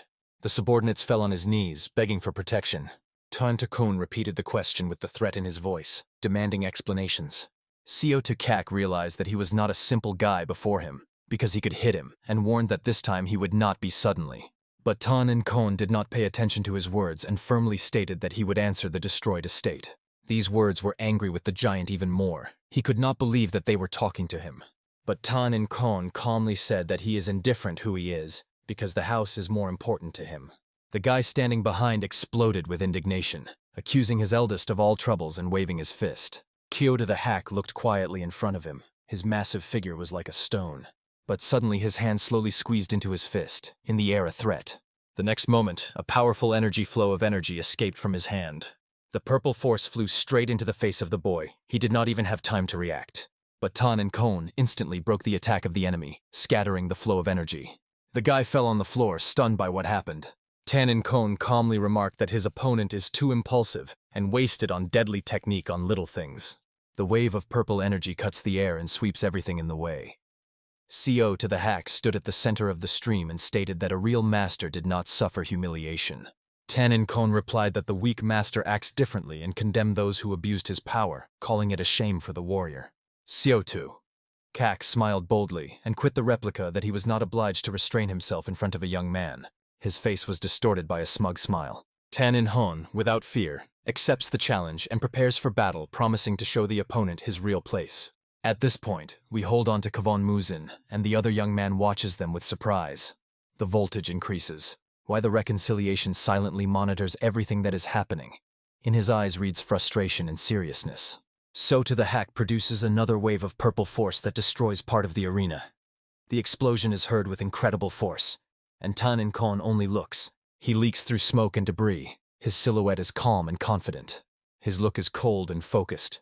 It is set to continue the battle without any regret.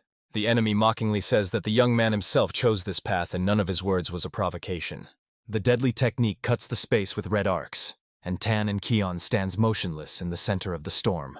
The flow of force picks it up into the air and throws it among the debris.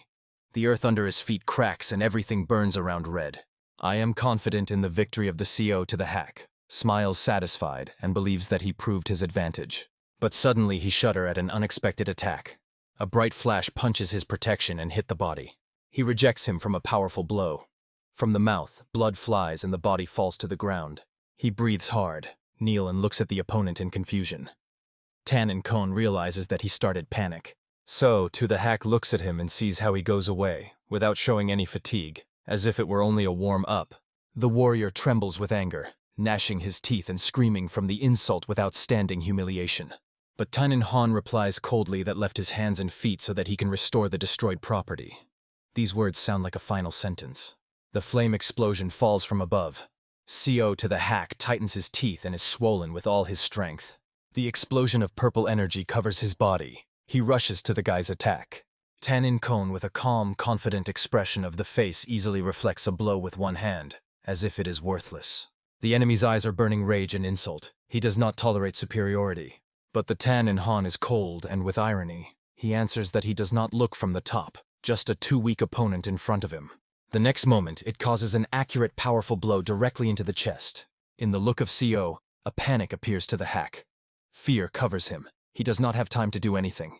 The explosion covers it completely. Flames and energy absorb the body. The blood flies on all sides. Weapons are still in his hands, but CO is barely standing. Blood drips from the mouth and wounds on the body, but it tries to stay. He clenches his teeth, struggling with pain. His steps are heavy, and each of them makes the earth crack. A deep crack is formed under the feet, which diverges in different directions. Kwon Mujin holds COE in our hands and looks shocked at what is happening. He immediately recognizes this aura.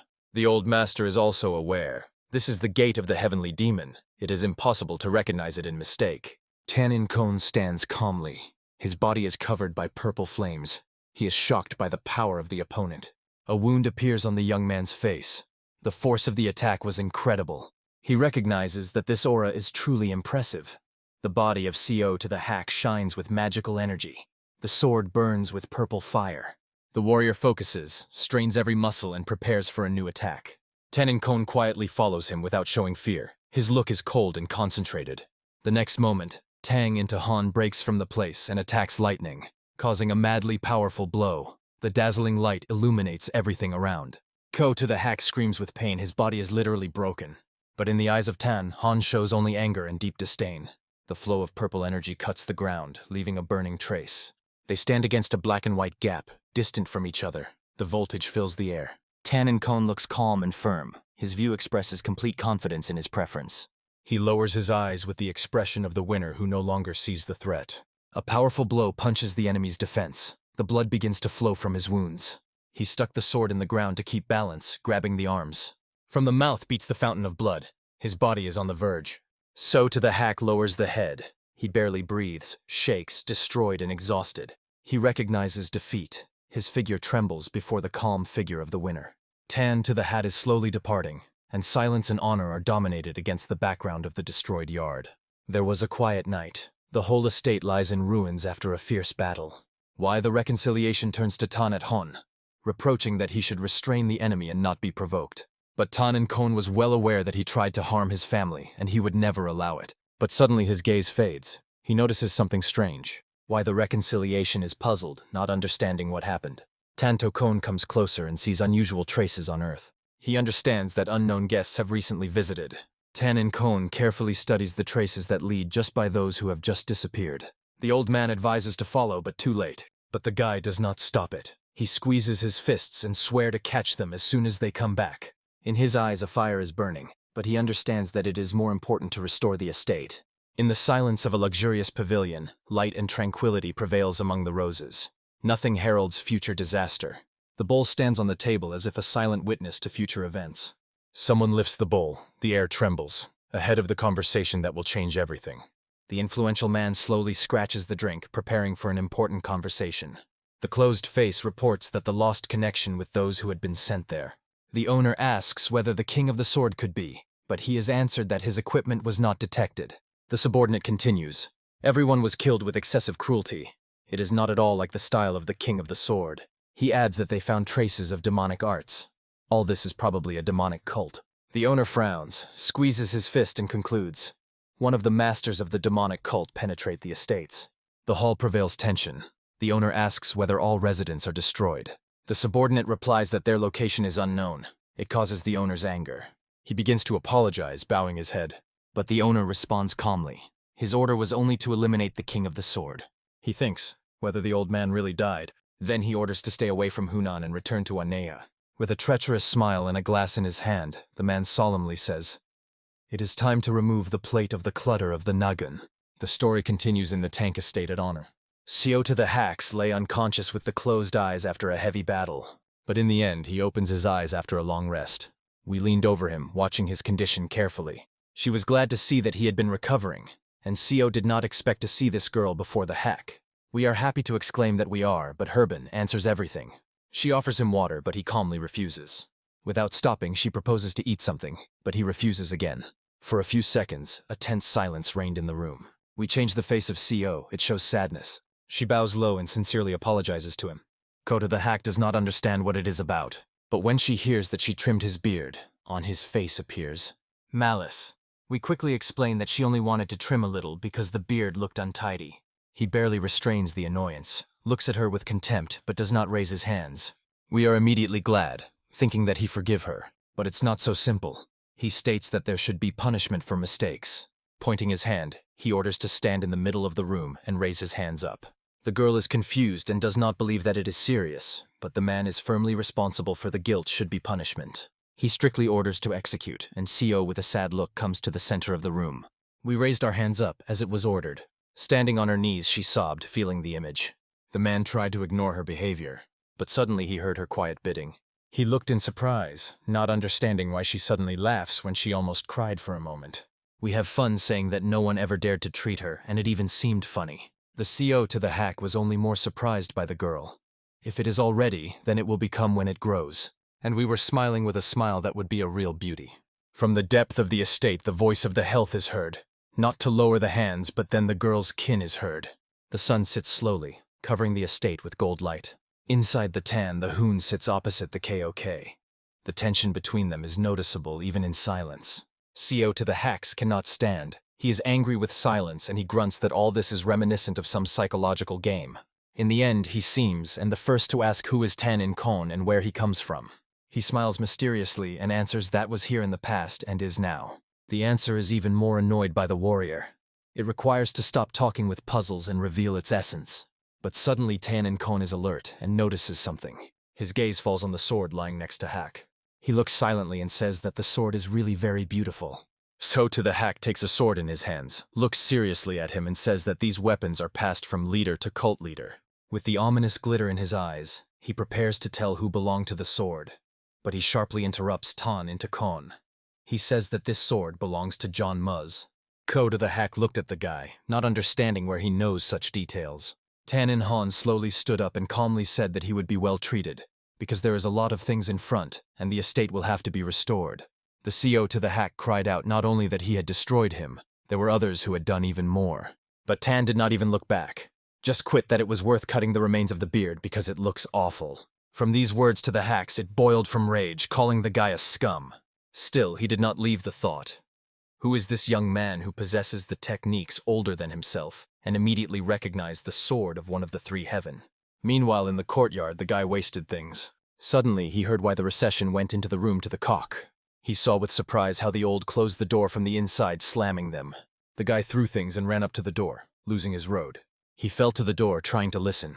He was interested in talking about, but he only heard a loud laughter to cack. Inside Healthy literally flashed with laughter. He did not believe when the reconciliation said that the guy was a descendant of the god of war. The guy at the door tried to catch at least excerpts, but he heard almost nothing. Meanwhile, the sky was delayed by dark clouds. From the sky began to drop the rain, and soon a real rain broke over the gloomy building. Despite the bad weather, the confident leg was approaching the entrance. It was a reconciliation of CO with its supporter. It reaches out and opens the door of the building. Opening the door, the coup saw a group of men in front of them. They looked untidy and drank loudly. Her supporter tried to stop her, but the girl raised her hand, showing that she could handle herself. A giant sat in front of her, the one she was looking for. His face was distorted and his voice was hoarse. He said that he did not expect to see the most beautiful woman in Anga and pulled his hands. But in a moment, one of his hands flew into the air, cut off by sword.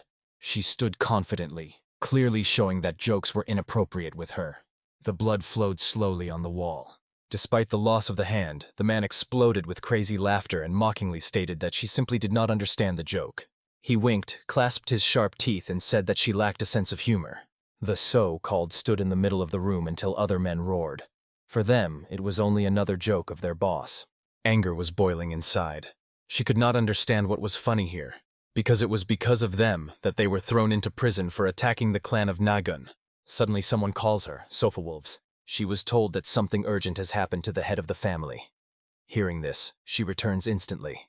It is concerned about the premises. The Soska asks what happened to his father. She is informed of the terrible news. With a compressed hand and a cold determination in the eyes, Soku learns the final news. The head of the family has been stolen unknown. The situation becomes critical. The reconciliation of the Soviet Union is the news of the abduction of his father. She is excitedly asking whether they have already sent a search group, and she is answered that the elders gathered people and they have already left. The girl bravely grabs the sword. In her head, the idea is ascending. These are so calm that are so calm. One of the men laughs boldly, they say. There were those who managed to steal the head of the reconciliation. He would even shake his hand. But suddenly the lightning sword appears right in front of his face. With a squeezing look, Soku says they will never forgive them. He answers with a smile, whether she really has time for a kind of fool, because now, when everyone went to look, it has become empty. A smile appears on his face. He asks who will now guard this place. But suddenly the explosive wave is lifted behind. Her hair rises into the air. It rotates anxiously, but nothing is visible through thick smoke. Closing her eyes with her hand, she tries to withstand the crazy pressure of the explosion that breaks the space around. A real shock appears in her eyes. The powerful explosion pierces the space, the fragments fly into the air, and the light swallows everything around. It stands at the edge of the epicenter, as if in the center of the storm. Sudden silence changes chaos. One of the men touches the chin, thinking something. At this time, the CO sits in the hack silently, looking at the distance. Having paused, he strongly rises. His gait is heard by a gallery, everything around subsides. He stops under the roof, immersed in thoughts, looking intently. In front of him is a pavilion covered with azure clouds. The look of a man is full of annoyance and internal condemnation. In memory, the images of the failure and Tan at Hon, who try to prove to everyone, are living that a regular family lives here. But he himself knows that no one will believe it, though he decides that it is not his business. With a decisive step, he leaves a seat. It is time to return to a demonic cult. He goes silent, without farewell. The face of CO to the hack is tense, decisive. His view speaks of the final break with the past. One guy notices a stranger and is alert. It may be that no one recognizes because of the absence of a beard to the hack. The guy does not recognize him and breaks from the place, accusing him of the invasion, calling the thief. In anger, he yells and swollen with a shovel, demanding explanations. CO the hack looks at him calmly and advises not to stoop it. But these words only ignite a young man. It is covered with rage. It rushes with an attack from above. The next moment he lies on the ground, in his clothing and beaten. The attempt was defeated. Meanwhile, why the reconciliation is rapidly approaching, noticing something strange. CO the Kak says he did not want to fight, just defended himself. It all started with him. Why the reconciliation is suspicious of whether he really is the same to Kak. Hearing this, the man explodes from rage. The wounded guy lies with a spoon in his hand, and the old man says that without a beard, he looks like a real man. But his goodness is only angry. His beard was his pride. It appears to Tang and Kon and throws a joke. He says that without a beard, he looks great. We look at him enthusiastically and says that he really looks. She adds that her grandfather looks even better. Her words warm the moment. 4 men stand in silence, struck by the child's sincerity. Her joy changes the atmosphere. But suddenly, silence is broken by the wounded guy. He is crying for pain and requires help. CO to the hack leans to him with a smile, praises for endurance. He says that the guy's spirit of a real fighter. Then he suddenly states that he wants to take him to the students. Everyone looks shocked. Tan and Kon suspiciously asks why. CO to the hack replies that in the boy's head is a solid mess and he wants to remove there. The guy looks at him in surprise. These words make Tan and Han think. He is silent. Still, Tan and Kon agrees. It seems to him that this is a really good idea. The focus is the guy, sweaty and intense. Tan and Han warns that there will be a lot of hassle with him, but CO is glad to love a lot of work. A guy with tears in his eyes begs the owner not to do it. But suddenly he calms down, seeing something strange. At this point, the owner is approaching another character with determination in the eyes and urgent message. Tan and Kon stops his question, trying to understand what happened that forced him to rush in the morning. The messenger explains that he arrived at his recent request to trace the situation in Anga. He specifies that it is a Nagan family, one of the large clans. His words sound serious, with a slight shade of anxiety.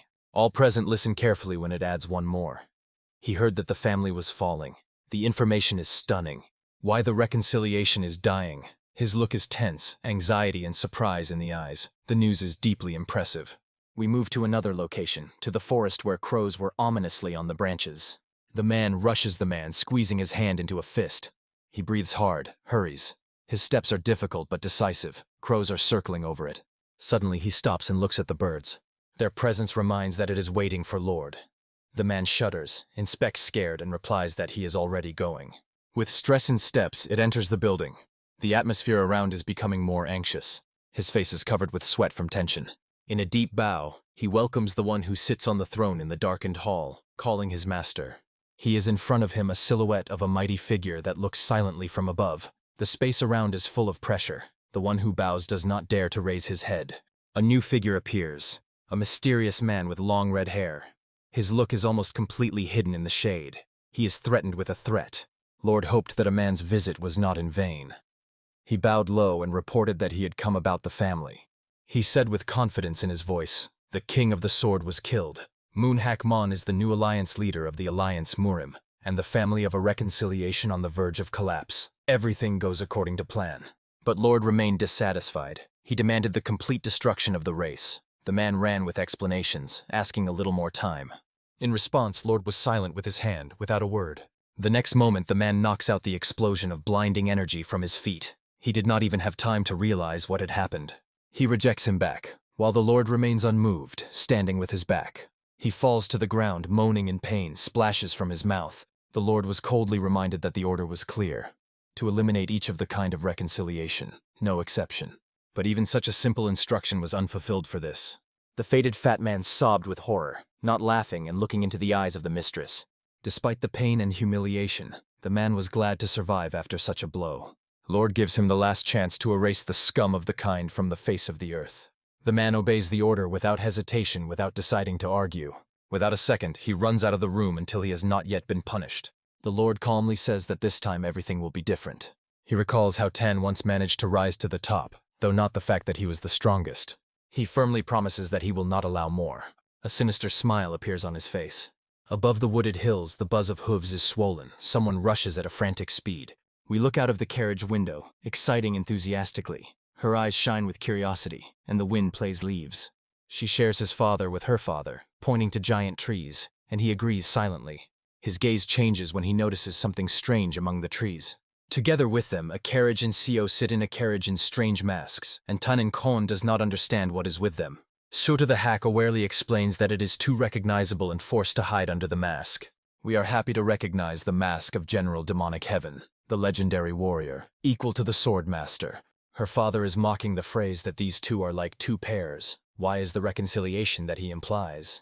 Suddenly, the old man releases his hand to Seo to the hack and rises from him a mask. Seo the hack looks at him, and the old man says he wants to get rid of this shame, though he is confidently standing for his words. Inside the carriage, the tension increases. The leaders quarrel with each other. On the way, Quan Mujin is straining. His look is full of anxiety, as if something evil is approaching. He looks into the carriage, sees the quarrel between the old and Seo to Hak, and warns Tan to Hon about something strange. Tan and Kon strongly rejects the curtain and tries to evaluate the situation. The scene of violence unfolds in front. The peasants in despair ask for a mercy, and armed people keep everything under control.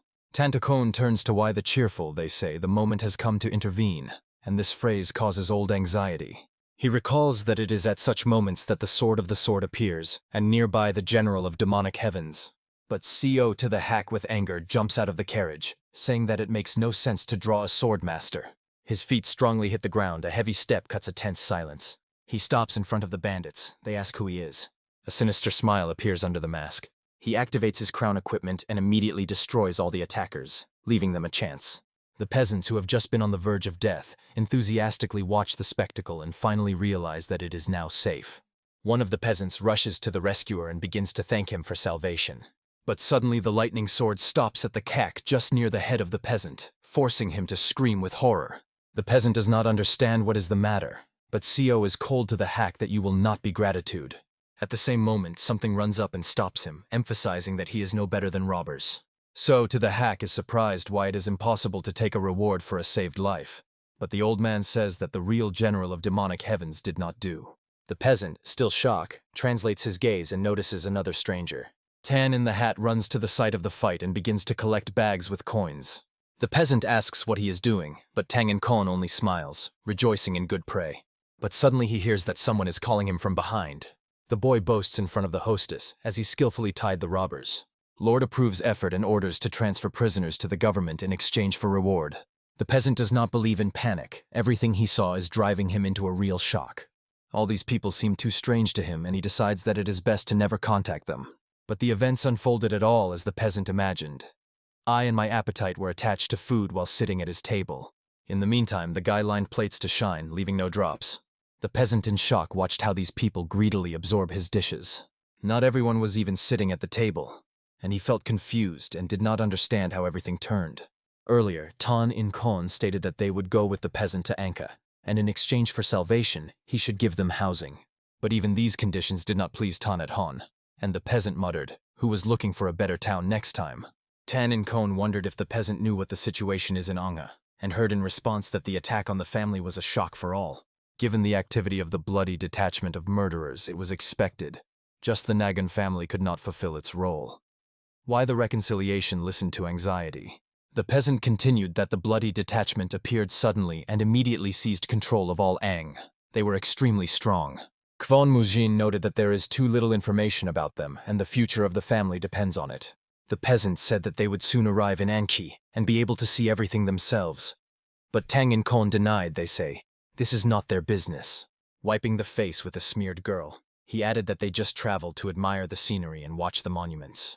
After a long road, we fell asleep in my father, smiling slightly in a dream.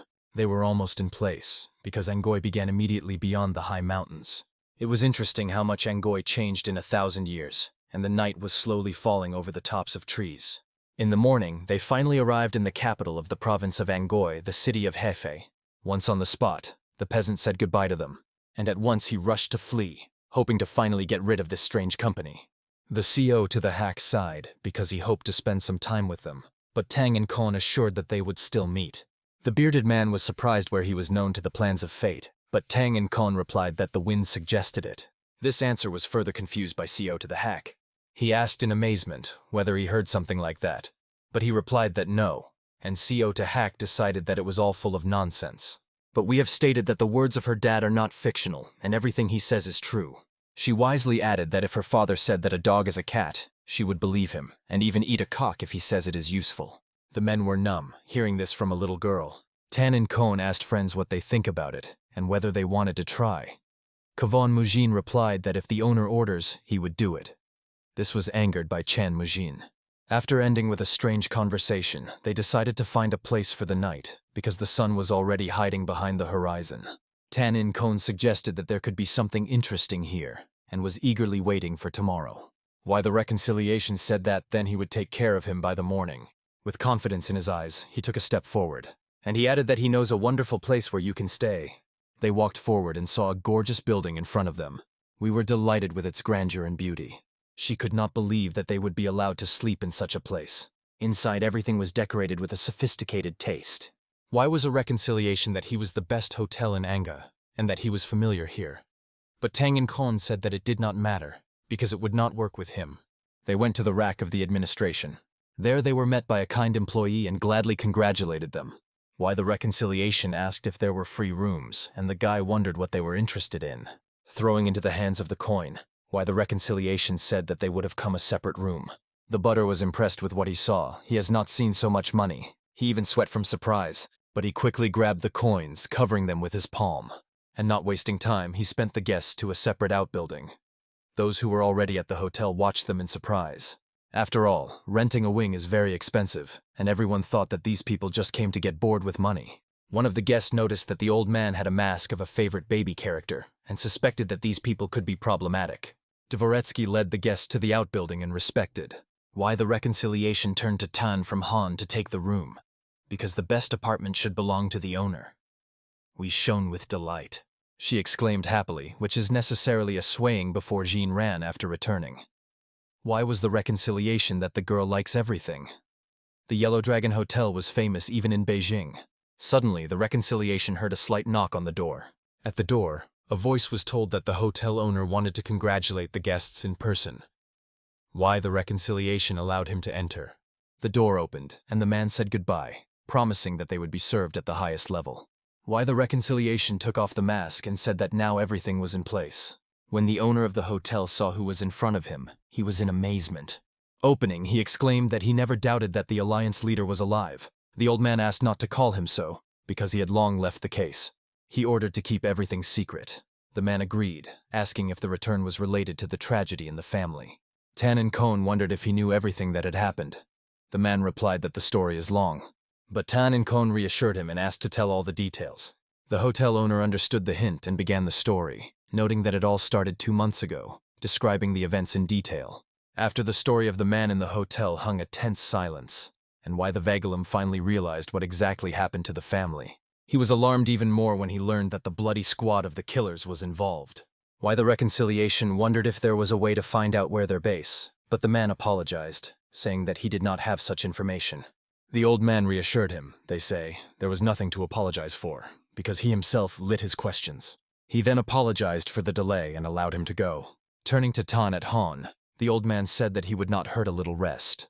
But Tan and Kon sat silently, completely stunned. In his hands, a little so, we just woke up and yawned. She looked at him with big eyes, and he gently said that she slept very firmly. And suddenly the thought flashed in his eyes. Without delaying, he jumped out of the place with the girl and told the old man to rest. "And we will lead to the local monuments." The girl shone happily. Kwon Mujin immediately stated that he would go with them. And behind him, without being up, he ran Fun and Chan Mujin. But suddenly someone hurts him on his foot, stopping in place. The guy's face was skewed from unexpected pain. The cry was so loud that Kwon Mujin looked around, but heard a strict order to stay. Seoda the hack, his new owner, stated that he would not be thinking of making a victim. Meanwhile, Tan to Kon, together with Co, we went with the picturesque paths of Angha. They walked past the cozy yards, and the maiden was barely floating behind. Kwon Mujin was surprised to remark how quietly in the area. But Tan and Kon replied that it would be strange if life was dominated here, because the family that was trusted by the whole generation was destroyed. We were frightened by seeing so many people with swords around. But Tan and Kon reassured her, explaining that the martyrs of martial arts were everywhere, and she had already seen them in Juyan. But the girl confessed that then they seemed very scary to her. Kwon Mujin suggested that it may have been ordinary wandering, and Tang and Kon replied that it was possible, but not a fact. Maybe it was a group that was waiting for the right moment to penetrate the city after the fall of the family. So we carefully stepped the streets, looking around. But suddenly her face shone with joy. She saw a doll of a general demonic heaven, who stood on the counter. Grabbing her in her hands, the girl confidently said that her grandfather of grapes would definitely like this doll. Tan and Kon agreed with a smile, they say, the doll, and really very cute. He asked the seller about the price. He answered that she was worth 7 silver coins. Tan and Kon was shocked by such a high price for the doll. But looking at the captured face of the CO, he could not refuse her. He bought a doll, and the merchant glowed with happiness, satisfied with the agreement. After that, Tang asked where the estate of the scoundrel was, but the seller was confused and in surprise asked why he was. Tan and Kon replied that he was just interested in local monuments. The merchant exclaimed that he should not even approach the place, because although there is no bloody detachment now, no one knows when they appear again. Tan and Kon confidently said that it was his concern, and asked only to indicate the direction. The seller still told where to go, but warned that it was dangerous, because a few days ago people went there and did not return. So we worked worried about whether they were really going to go there. Tan and Kon gently stroked her on her head and reassured that they would not leave, and the girl sighed lightly. When he left, the merchant was still shouting that there are many wonderful places in Anga, but the estate of the redeeming estate is better to bypass. However, Tan and Kon decided that he would do as he sees it. A quiet and warm night dropped above the hotel, so we slept sweetly in bed, hugging a new doll. Tan and Kon carefully covered her plaid, trying not to wake up, and quietly left the room, closing the door. In the hall, he was already waiting for a reconciliation and CO. They immediately noticed that Tan and Kon appeared. Why the reconciliation asked if we fell asleep, and Tang and Kon replied that yes, she was sleeping, and with her remained Ta and Mujin, so you should not worry. Anxious, the old man asked if Tan and Kon really intended to go there, but in his eyes there was no shadow of doubt. With confidence in the voice of Tan and Kon, he said that it was time to go, because he finally decided to visit the estate of Nagun. Meanwhile, in the woods, a reconciliation of the So was rushed among the trees, fleeing from an invisible enemy. Looking around, she saw with relief she could break away from the pursuers. She hoped that the Alliance Murim had to send help, but there were still no news from there, and she realized that they remained only by outsiders.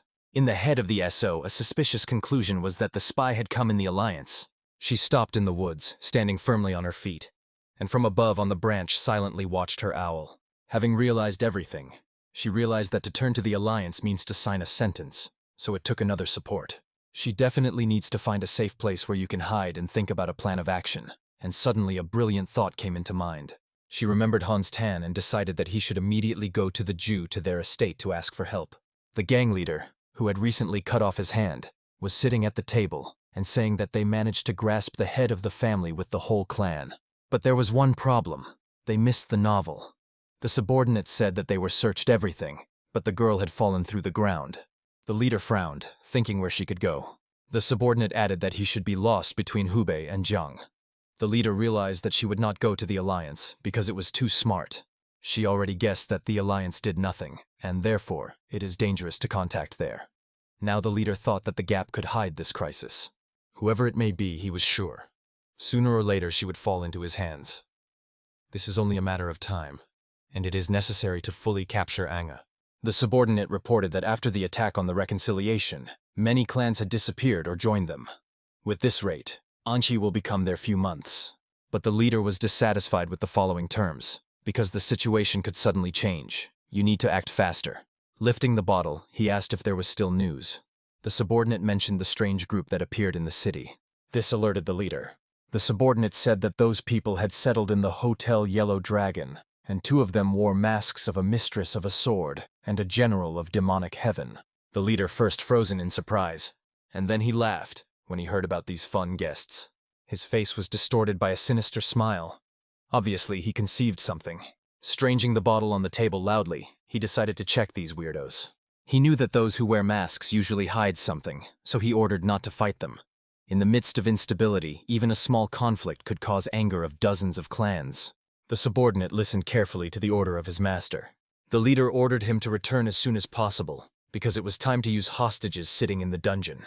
Sitting in the middle of the room, he reflected on new information. In his hands, he clenched the bottle and eagerly squeezed alcohol, immersed in dark thoughts. A sinister smile appeared on the face of the leader, and a thirst for new adventures burned in her gaze. He remembered the leader of the bloody detachment, which bears the death of the family and anyone who dares to go against his will. Once the grandmother of the clan, Nagun was now standing in the ruins under the bloody sky. A broken roof and the wreckage lay everywhere. The air was impregnated with smoke. The burned beams were lying in the ashes, and only the shadows remained from the former luxury. Standing in the midst of the rubble, Tan and Khan noted that there were many attackers and they had experience, because they used explosives. He suggested that he was a matter of the bloody detachment and asked about the suspects, but why the reconciliation only shook his head. Looking at the destroyed estate, the old man did not hide sadness and pity. Everything looked much worse than he imagined. But suddenly his gaze stopped at something among the rubble. He noticed the fragments of a broken plate, probably with the inscription of the name of the Nagun. Carefully lifts the fragment, as if trying to keep something from the past. His eyes are full of pain, and his hand compresses the fragment in silent sorrow. It sits opposite the destroyed building, pressing the plate to the chest. Behind the CO to the hack, she watches silently, confused with this scene. Meanwhile, Tan and Kon is carefully looking at everything around. Broken tile, bloodstains, fragments and traces of drawing, all indicated a rapid and bloody clash. Assessing the situation, Tan and Kon noted that fortunately, they were not killed. Maybe they were abducted. Why was the reconciliation in surprise as he thought so? And Tang and Kon pointed out the bloodstream that pulled from the battlefield. Looking closer, why the reconciliation agreed that it really looked as if it was drawn from the body that was pulled. And CO to the hack suddenly alarmed. He heard difficult approaching steps. His gaze slipped around, looking for a source of sound. Pointing his hand up, CO to the hack tensely said that they seemed to come to them by uninvited guests. Looking at the top of the destroyed estate, they noticed a gang of men standing there with a threatening look. One of them, with a red bandage on the face, comes out of the shadow and arrogantly asks that these strangers have been forgotten here. Seeing the red masks, Tang and Kon immediately recognized the logo of the bloody detachment. Ruthless killers, who are afraid of even the strongest. He watched the enemies closely, calm and focused, assessing the level of threat without making any hasty movement. Why a reconciliation? In a mask with a burning purple glow in his eyes, he wisely said that they better explain what they were doing here. In response, the members of the detachment sharply occupy combat positions, as if they were waiting for this point.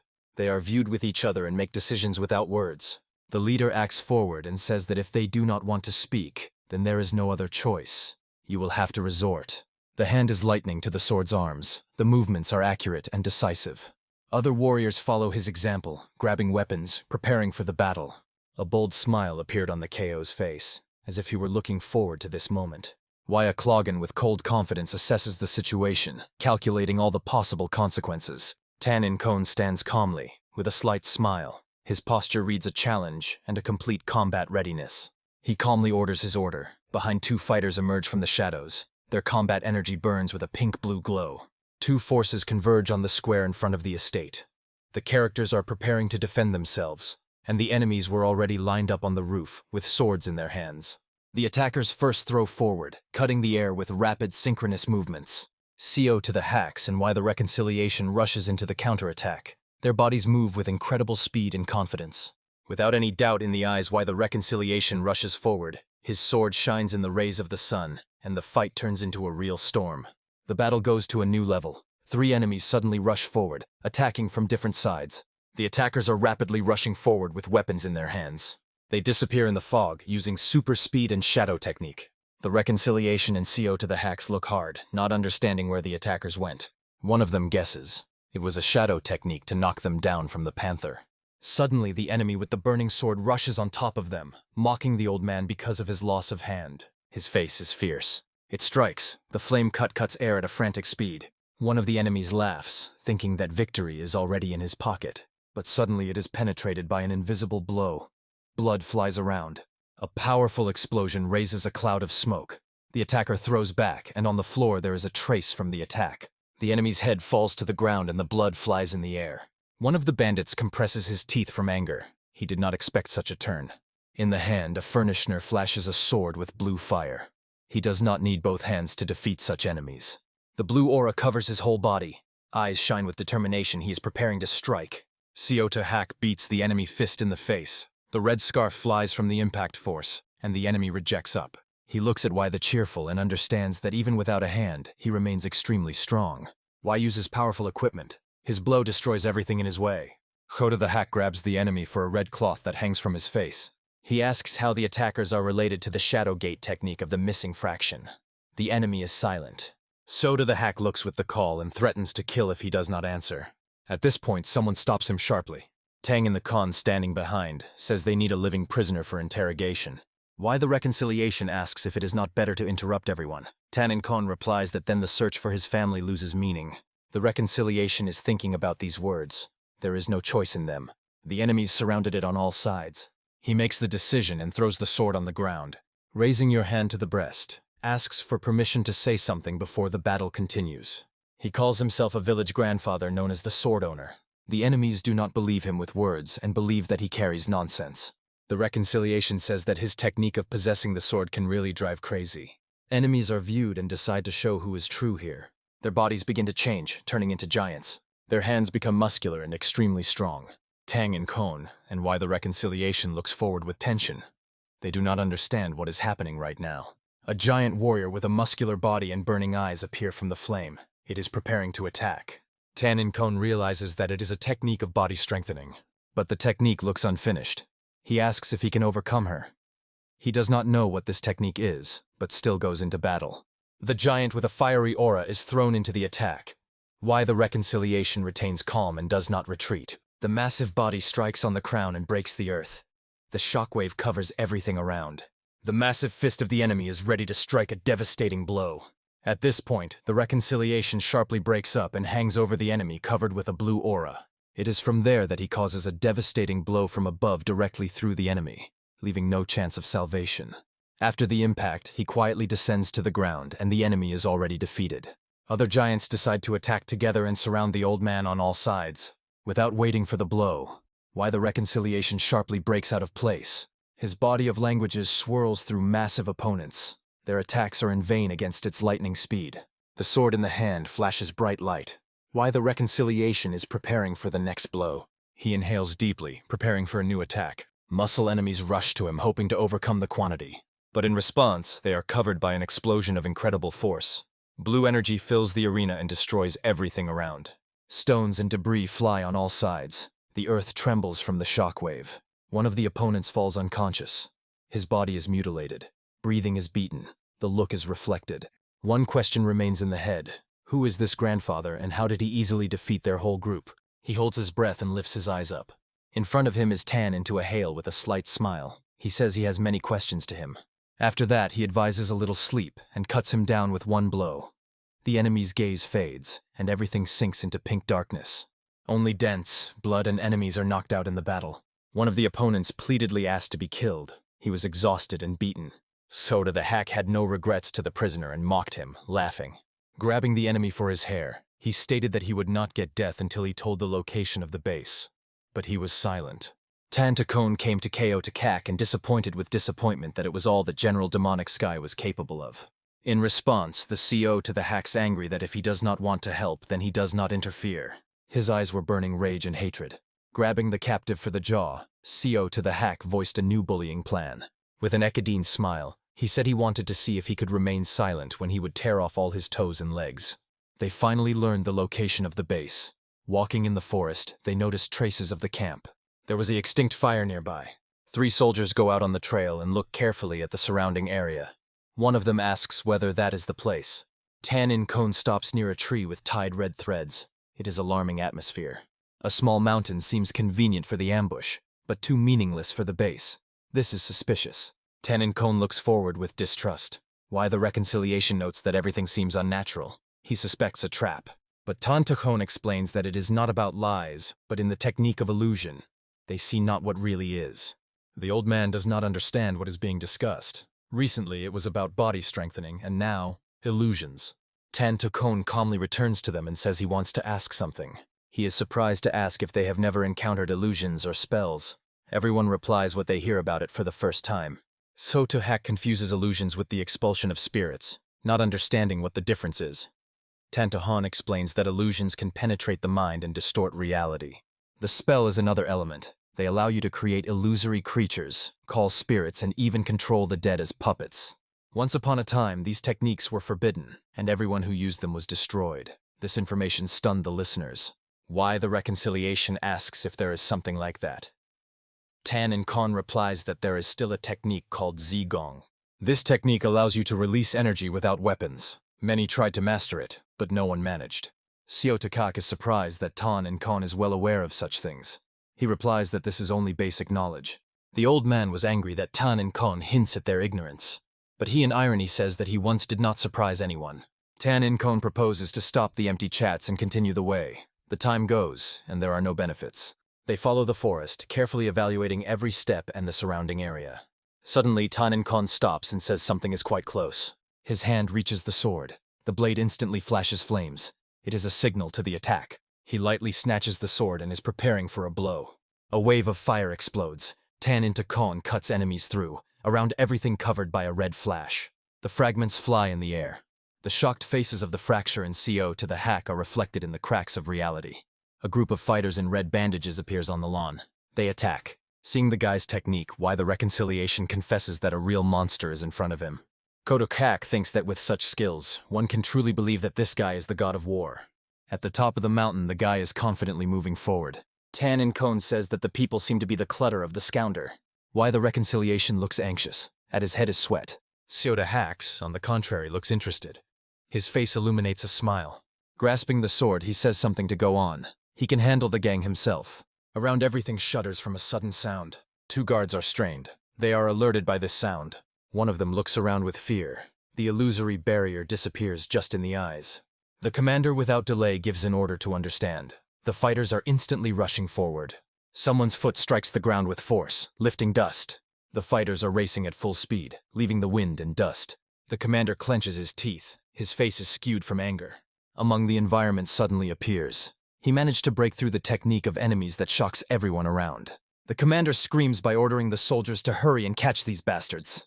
One of the warriors laughs and laughs, calling the master coward. Why the reconciliation explodes. In his eyes only rage and hatred. The man in the hat suddenly stops, holding the sword's arms. His face is covered with sweat. Just in front of him, a reconciliation appears. His body is covered by a shining blue flame. The warrior is confused. Fear appears on his face. He tries to attack, but passes by Why the fracture without causing any harm. He does not understand how it happened. The body of the old master was like a shadow, unattainable for attack. Fear paralyzes it. A voice is heard above him that asks how such small creatures could be so reckless. In front of him stands CO in the hack. He smiles boldly and says the attack on the clan of Negan was a big mistake. The enemy is still going with the spirit and trying to act. He inhales deeply and decides not to retreat. Grasping a burning sword, he states that he does not know who before him, but these people clearly do not appreciate their lives. CO to Hack laughs and says that these idiots are not even capable of assessing the situation. A fight flashes between them. The enemy targets the sword on the KO to the Hack. In response, the CO to Hack demonstrates its true strength and pulls out a burning sword. Meanwhile, Why the reconciliation approaches the cave, where people are probably from his clan. He collects all the will into his fist and decides to enter the cave. Why the reconciliation carefully enters the cave and touches the walls. His fingers tremble from tension. He worries with every step. Raising his hand, he sees that she is covered with blood. He becomes clear what horror was happening here. There is an idea in his mind whether his children are really here and whether they are still alive. Standing in the center of the cave, Why the Reconciliation rates the situation and bitterly realizes that this is the worst place for the wounded. Suddenly, he feels the presence of the enemy behind his back. He tries to attack, and although the Reconciliation seeks to maintain calm, he does not remain. The attacker rushes rapidly from above, but unexpectedly on his leg is a strange vibration. The next moment, the attacker's foot cuts in half, and Why the Reconciliation is completely calm. A group of soldiers with fortified bodies appears in front of him. They are no longer like humans, but rather a monster. On the other hand, New Arms mutants are approaching. They are even more aggressive, and now Why the Reconciliation is in the center of the invasion. He does not understand what the art of strengthening the body is, but there are creatures that have already lost the human likeness. The master squeezes the sword's hand with lightning determination. In his movement, there is power and full readiness for battle. The face of the warrior is illuminated with blue flames. The energy flashes around the body, and the look becomes cold and ruthless. The giant rushes forward and rushes to the furnace, with the intention of crushing him in the frontal attack. In the eyes of one of the attackers, a fierce rage burns. His look is filled with uncontrolled hatred. But Why the Reconciliation is steadfast, activates its power, and swears that each of them will answer for their crimes. Having collected all the power in the body, he preparing to strike a devastating blow, promising a cruel and inevitable payment. At this point, the sky breaks the pillar of light. Powerful energy swept forward and breaks the enemies into pieces. Among the wreckage and outbreaks, Why the Recess remains, unbreakable, like a stone, without a single drop of pity. His look burns, and his voice sounds like a sentence. He is not going to spare any of those who stand in front of him. Meanwhile, another battle is underway outside the cave. Everything around shudders from the waves of frantic energy. Xiao to the Hack rushes the battlefield, crushing enemies with their feet. His power knows no limits. The movements are lightning. The strokes are so strong that the enemies do not even have time to understand what happened. A self-confident smile is visible from the mask. His eyes are burning on top. It is just a warm-up before a real battle. With an explosive blow, he rushes forward. Purple energy penetrates the air and sweeps everything around. The sword in his hands burns with dark energy. Each movement is accurate, and the tension in the body is felt even from afar. Even an enhanced body does not save enemies. They are not able to withstand a flurry of strokes that collapse on them without stopping. Xiao to the Hack punches the space with a direct blow. His eyes are full of wild, unquenchable rage. From the powerful explosion of the body of enemies fly away. The earth cracks without standing the pressure. One of the enemies hides behind a tree, watching the battle. His face is tense and breathing is beaten. Running to the battlefield, he screams fiercely, asking who these warriors and how they dare to stand on the way.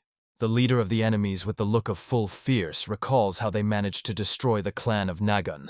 But the new power of fighters threatens to destroy everything. At this time, Tainan stands quietly on the forest path, watching the events carefully. His eyes are determined, and his presence forces enemies to compress the weapons intensely. The attacker is aware that the honest struggle does not win, and begins to think of a treacherous plan. Suddenly, he orders to grab another enemy, hoping to take the hostage. Soldiers immediately execute the command. The muscular warriors break from the place like a fierce beast and rush to the Tang in honor. The leader smiles maliciously. I am sure that he will be able to take someone in hostages, not suspecting what he is waiting for him. The shadows of the attackers hang over the body of Tan at Hon, but he stands under the tree calmly. There is no fear in his eyes. Kota the Hack turns with surprise and sees how the enemies rush to the guy. But the eyes of Han's eyes flash, and a light smile shows that he has already calculated everything. It instantly causes a powerful blow. Flame outbreaks break the attackers. They fly in different directions. The leader of the attackers does not stop screaming orders. In his voice there is a panic and aggression. His eyes are wide open from shock when he realizes that the plan has failed. The bodies of his soldiers fly around him like toys in the wind. In his gaze, anger burns. He clenches his teeth and does not understand how everything turned against him. Among the overthrown bodies stands Tan and Kion. His peace remains adamant. It is simply impossible to resist this power. The leader squeezes his fist and remembers how long he sought power. But now, when she is almost in her hands, everything slips. His face is skewed from rage. He screams that he will not allow you to lose so much. Xiao to the Hack is surprised as the enemy still has confidence after such a devastating defeat. Tainan sighs quietly, getting ready for the next blow. There is no doubt. The enemy loses common sense, strengthens the body, but gets a side effect. His eyes flash up with frantic rage. Tan In Kon looks at the enemy and coldly states that time to end with these monsters. The giant rushes forward at a frantic speed. The earth under his feet cracks every step. His blow splits the earth in half, lifting clouds of dust and debris. But Tan In Kon stands quietly in the middle of the field. His hair is fluttering, and in his eyes is complete indifference to the threat. One light hand motion, and the space trembles.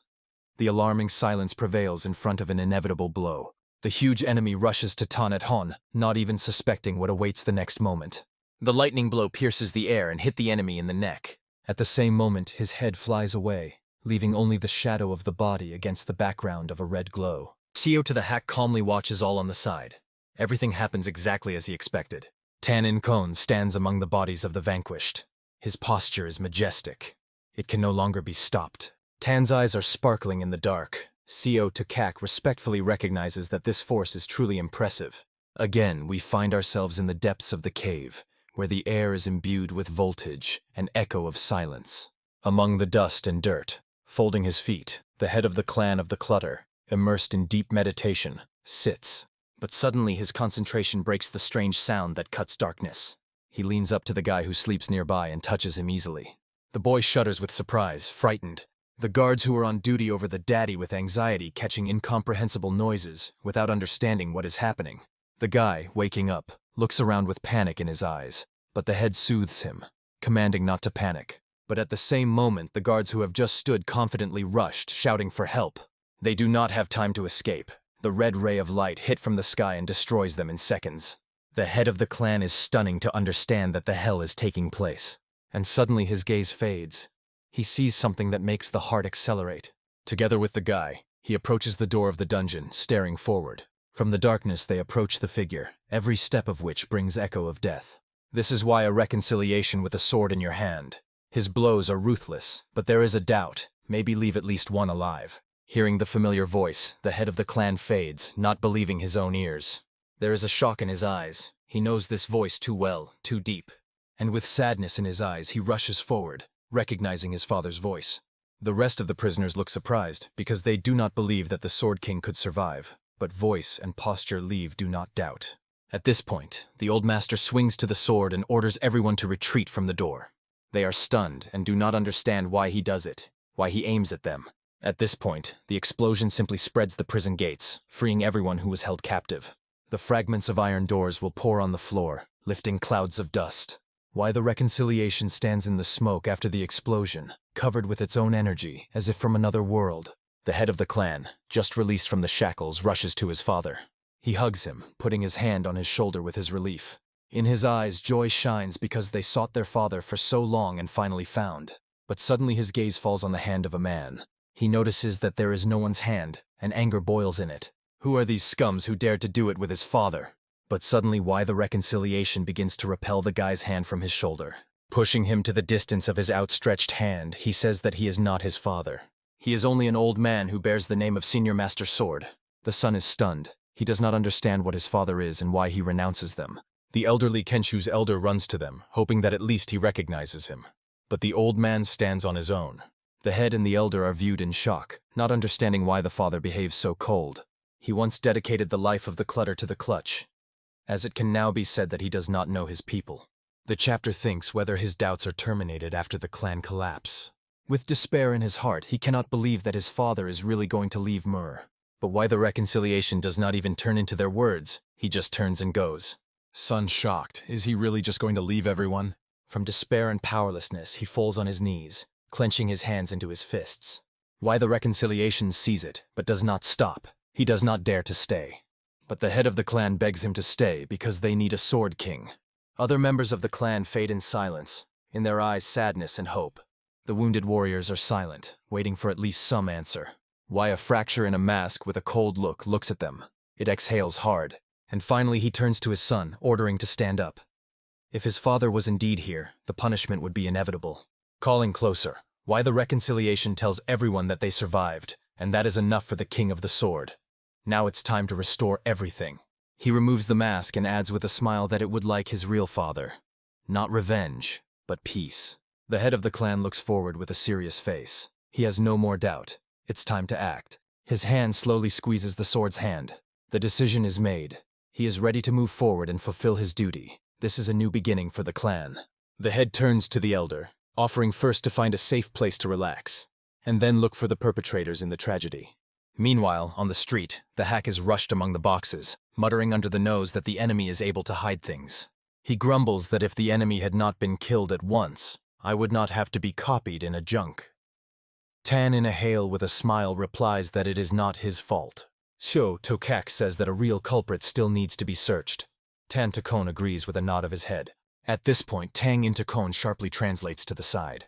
They return to them with a reconciliation and apologize for the delay joins the conversation. So to the hacks ironically asks how the reunion has gone. Why the reconciliation replies that they started as it is suitable. But looking at the old man, it is clear that a mountain seemed to fall from his shoulders. But he still did not go. Their conversation interrupts Tan into Hon, stating that the mission was fulfilled and it's time to return. But why the reconciliation asks for permission to visit another place. Tan and Kon is wondering where exactly. The voltage hangs in the air before the reconciliation replies that he wants to visit Hyonan. He does not give him the thought of Moon Hawkmoon. He wants to meet him. After all the captives were released, the cave remained destroyed and empty. But then someone appears at the battle, evaluating the consequences.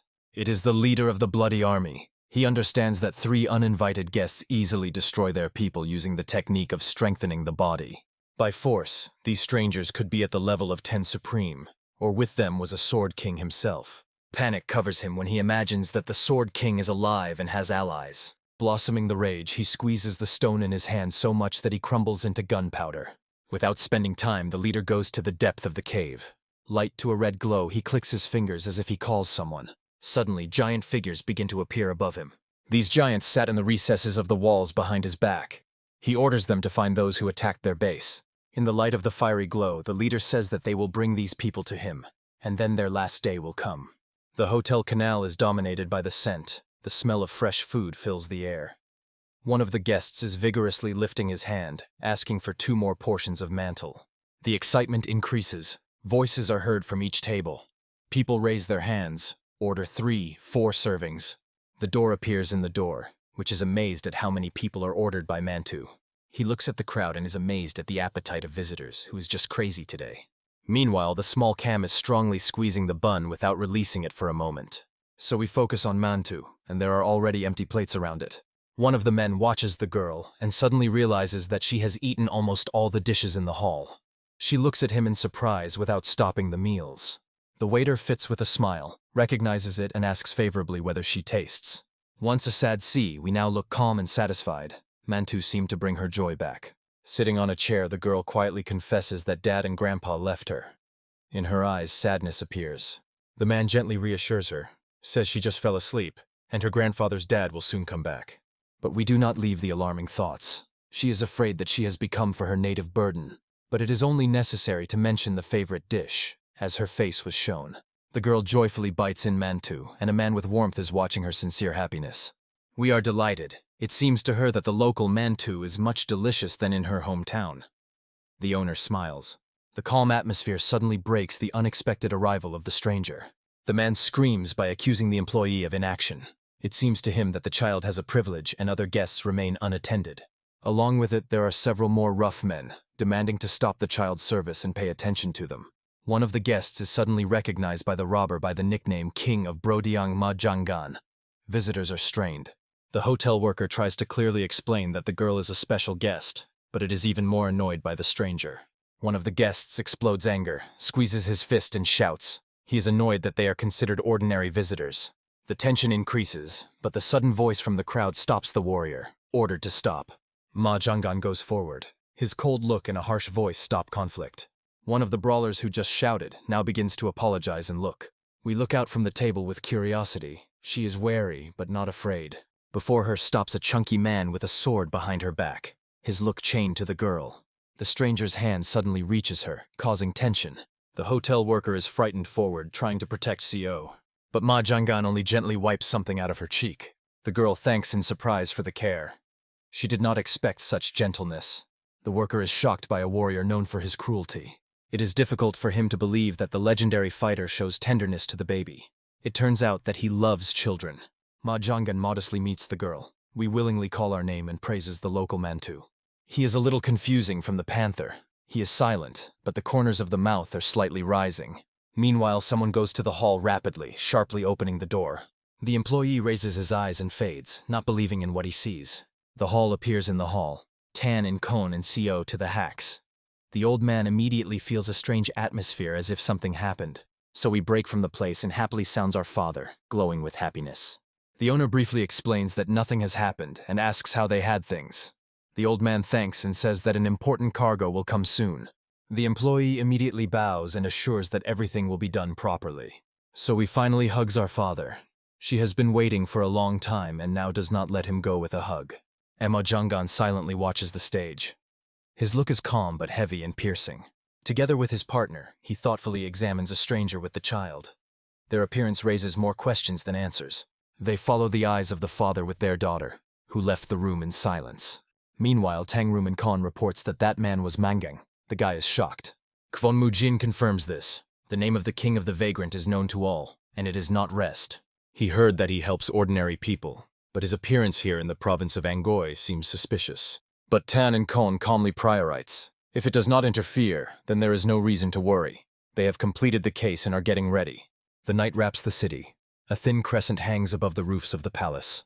One section ends and the new one is just beginning. In the silence of Tang, he looks at the halt. His thoughts absorb the destruction of all clans related to witchcraft. He stands, reflecting on a warrior who disappeared without a trace. If he appeared again, he was intentionally returned. Despite trying to break away from the past, communication with Murim only strengthens and does not rest. Under the night sky, Tan and Han makes the final decision. It is time to go to Konan. In the morning, they rush the forest road, leaving behind familiar places. The himself is angry. He wants to go home and he does not understand why he returns to Konan again. Kwon Mojin coldly replies, "It is the order of the owner, so doubts are not appropriate." Without choice, they continue to move, and the carriage is relentlessly rolling forward towards the unknown. But one of them has an alarming anticipation. His look changes, something is suspected. A manga gun appears in front of the Kia with his gang, blocking the way. The situation is exacerbated. The himself screams from the carriage, demanding that they give the passage.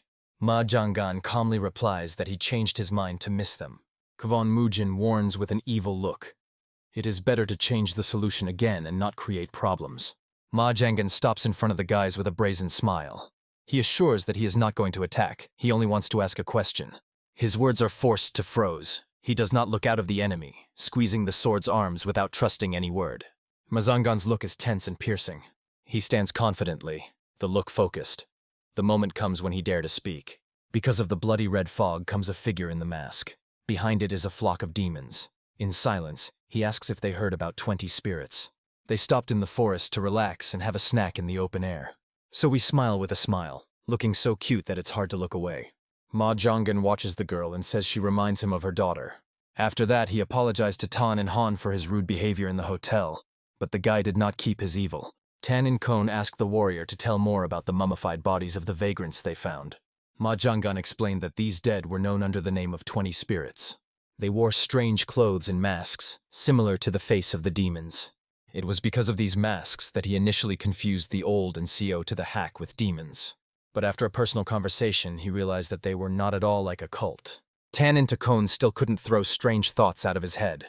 Mummified bodies and absorption techniques seemed too suspicious. The himself asked if there was martial art that turns people into mummies. Tan and Kon confirmed that he was one of the demonic techniques, but CO to Kak denied that there was no such in their cult. Tan and Kon suggested that he simply did not know about it, and in the meantime, we would fall asleep in his arms.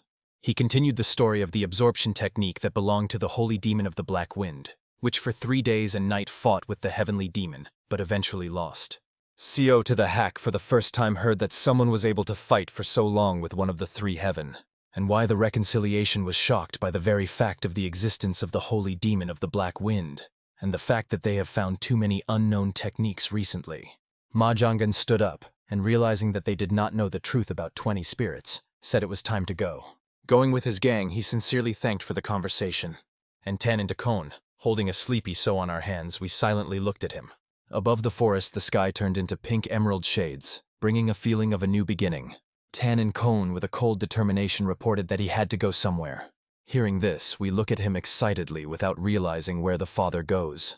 With tears in her eyes, the girl begged him to stay, but Tang insisted in Kon, advising to contact his grandfather or uncles when needed. We realized that we would not be able to persuade my father. Sadly shaking her nose, she listened to how he promised to return soon. Holding her hand, Tan Kon gently says that she will try to return as soon as possible, though it will take a little time. Why the reconciliation wondered what he conceived this time, but Tang and Kon replied that he wanted to check something. The old man asked what exactly and did not receive the answer. We have already sat with my grandfather in our hands, cheerfully waving for goodbye. Meanwhile, Ma Zhanggan rushes the forest under a hostile shelling, trying to break through. It looks around with rage and confusion. The situation is rapidly out of control. A group of attackers emerges from the smoke. They were not visible earlier, but now they attack a whole flock. The battlefield floods blood. The Mangan subordinates one by one turn into mummies. These are exactly a creature of 20 spirits. No technique causes them harm. One of the semi-demons with burning eyes rapidly rushes to the Mangan.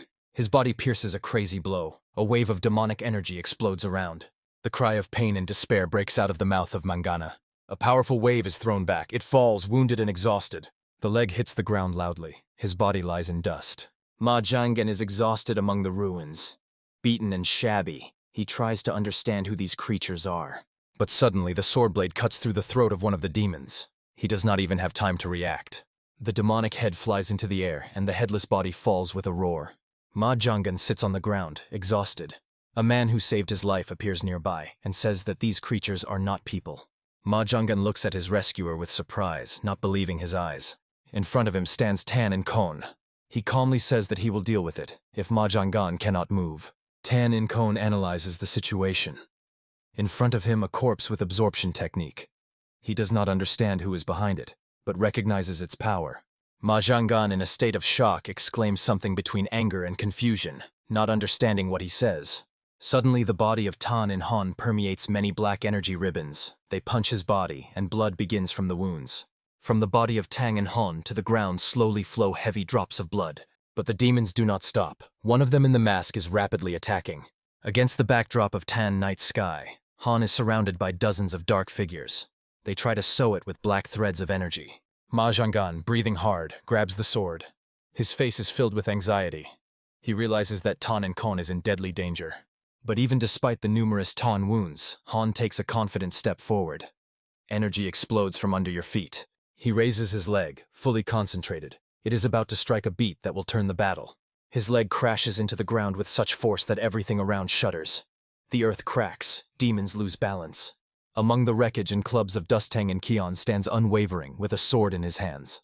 Ma Zhanggan looks with shock, as a guy who was just pierced through stands as if unharmed. The Tan power does not go away, on the contrary, it becomes even more powerful. It is preparing for the next attack. His sword splits enemies in half, their bodies fly in all sides. Meanwhile, a man watches a man high in the tree under the moon. It was he who commanded these demons. Tan Kon continues to fight. His movements are accurate. The strokes cut through the space. Strength and technique are perfect. The spirit's commander suddenly breaks. He escapes, wants to report on what happened, not understanding who is Tan and Kion. But he immediately notices him. A cold smile appears on the face. With a mocking note, he asks where he is in a hurry. Tan Kon rushes to the hood. His gaze pierces the enemy through. He realizes that a real commander of the dead before him. The face of a man distorts fear. The sweat drains the cheeks. The pupils reflect the tan silhouette in Han, which is approaching. Panic grows. At the same moment, a frantic blow enays a man from his feet and throws him to the ground. Tan Kon stands above him and terrifiedly demands to say who stands for it. He warns that escape or silence will turn regret. But even under threats, the enemy does not seem. He is silent and is not going to produce any information. Suddenly, Tan Kon notice something unusual. His gaze stops on the enemy's sword, where the symbol of yin-yang is visible. Standing under the moon, he realizes with confidence. In front of him, shamans. The man tried to hide it at least, but he was defeated here. Now he has no choice. Tan Kon instantly reads his intentions and produces a powerful wave of energy directly into the target. His look is cold, the movement is accurate, the blow flies with incredible force. The enemy rushes to flee, not knowing that the energy wave is already catching up with his back. Recognizing that he will not be able to win, he decides to seek help, but does not have time to tell whom. At the same moment, a strong blow hit him in his back, in the eyes of shock. The wave catches up with him, carries out from his feet, and with an explosion threw it to the ground. The enemy lies still. The body is curved in pain. It is not even able to move. Ma Zhanggan covers the face from smoke. His eyes are filled with sincere surprise. He does not believe in what he saw. Tan In Khon defeated the enemy without even touching him with his finger. Tan In Khon stands on a branch of a tree under the night sky, and Mangangan is surprised how many unusual people are in the world. After a heavy battle of Tan, Han erases his clothes in the river. Sitting on the shore, he feels as if he had returned to the old days. He puts on clean clothes, but on his face anxiety. The enemies are destroyed, and no information was obtained. Tan In Khon reflects. One of the opponents was a shaman, and they knew the techniques of strengthening the body and the art of absorption. He suggests that they can be the offspring of a bloody demon. But even if not, shamans are already involved. All you have to do is turn to the Alliance Murin. It looks disappointed. He came here from curiosity, and he found only problems in a new job. And suddenly his gaze encounters someone familiar. Before him stands Ma Zhanggan. He drops on his knees, bowing his head. He pleasedly asks for permission to follow Tan In Khon, but he does not take it seriously. Ma Zhanggan sincerely says that he has long been looking for a master who could serve all his life, and he believes that meeting with Tan In Khon was the gift of heaven.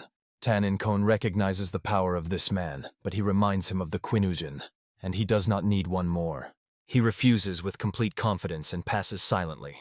Ma Zhanggan pleadedly asks Tan from Han not to go because he heard that he was going to Hyonan. He hopes to allow him to at least accompany him in his eyes to prove his benefit. Tang stops and agrees after a short reflection, but with the condition that if it is unnecessary in Honanen, it should disappear immediately. Ma Zhanggan joyfully accepts this condition without hesitation for a moment. Tan In Khon realizes that the annoying persecution of him is tired, so he decides to give a chance. Ma Zhanggan breaks from the place and swears to fulfill the promise. Tan In Khon orders to show the shortest way to Honan.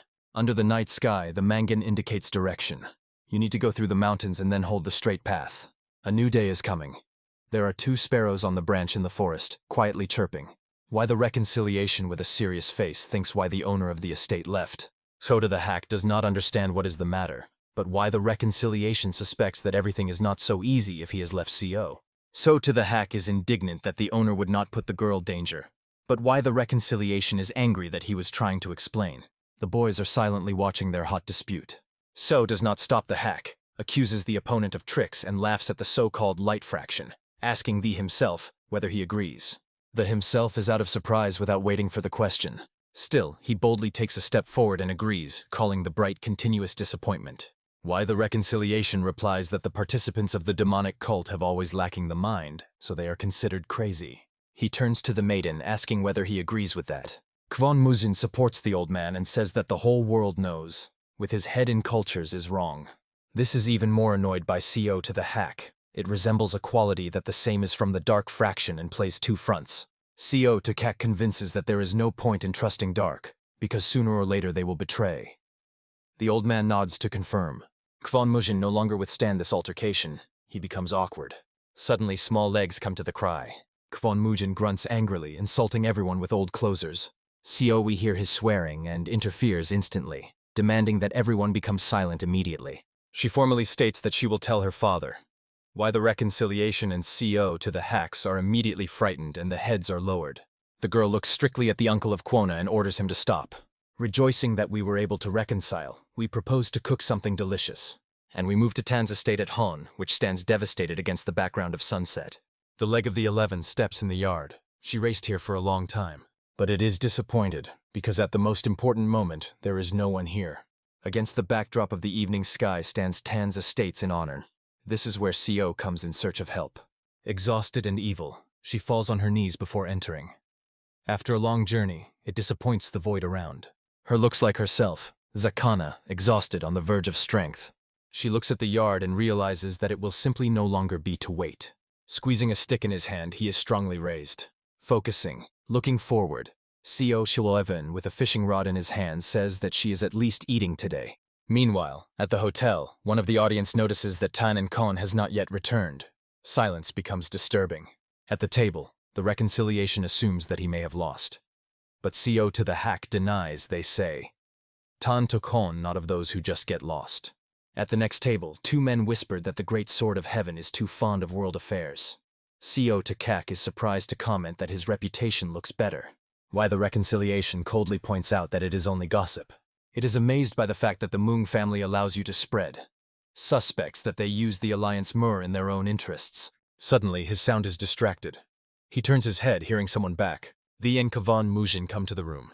Their mood is cheerful, but we shine joyfully. She has fun in the arms of her grandfather, happy to see him. Holding it in your hands, why the reconciliation asks the situation outside. Kavan Mujin reports that everything looks calm. But none of them know that the danger is already on the approach. The wickedness of the Quona is suddenly solidified. He hears strange sounds that are rapidly approaching. At this point, the doors are sharply dissolved by a foot blow.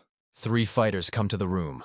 One pokes on the quad with a finger and says it is a real luck to meet him here. CO to the hack. As Surprise asks who they are. Kwon Mujin replies that these are the next ones to deal with him. The atmosphere is exacerbated. We cried anxiously, seeing the Kwon Mujin heading to enemies. She couldn't contain anxiety. Why the reconciliation holds her in her arms and takes away, assuring that everything will be fine. But the girl could not calmly watch the danger. He tries to take it outside, but suddenly we break from his hands and runs back. One of the enemies ominously turns to Kwona, stating that he will answer today.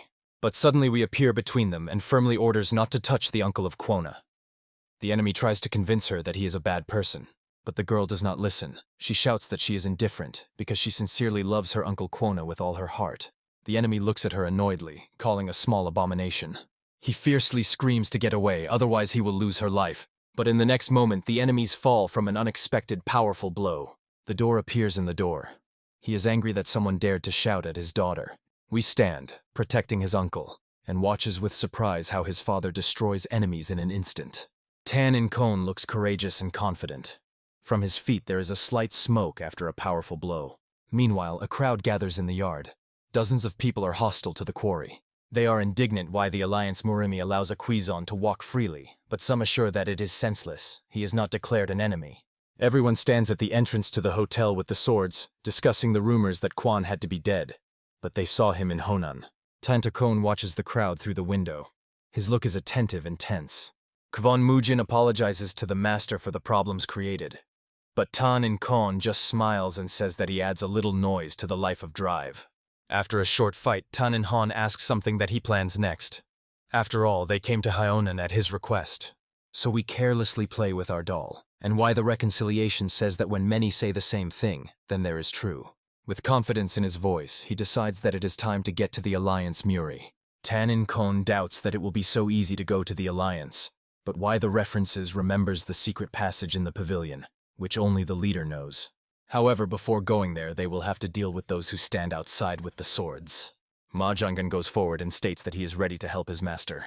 Tantakon orders everyone to go. He is interested in seeing how stronger they became. Kwon Mujin and Ma Jangang immediately rush to the street, accepting the owner's order. The itself remains motionless right in front of Tan in honor. She asks with surprise if he really should go. CO to Kak angrily says that he was not in vain taught. While Kwon and Ma Jangan are rushing into battle, Tae himself complains that he will die there without chances. And with a smile he adds that he is quite suitable for the role of the cook. But such an answer does not please the owner at all. A moment later on his head, and a few fresh traces of upbringing appear on his face. And in a moment he stands next to others, though much less confident than the rest. From the window, the boys watch their elders carefully. Why the reconciliation reassures everyone, assuring that they will not act meaningless as long as Majangan, king of wanderers. And indeed, as the former wanderers saw Mazangan, they began to retreat. But half of the attackers remained. Tang and Kion watches the development of events. We felt that the conflict was rising outside and worried. She quickly ran to her father and looked out of the balcony with fear.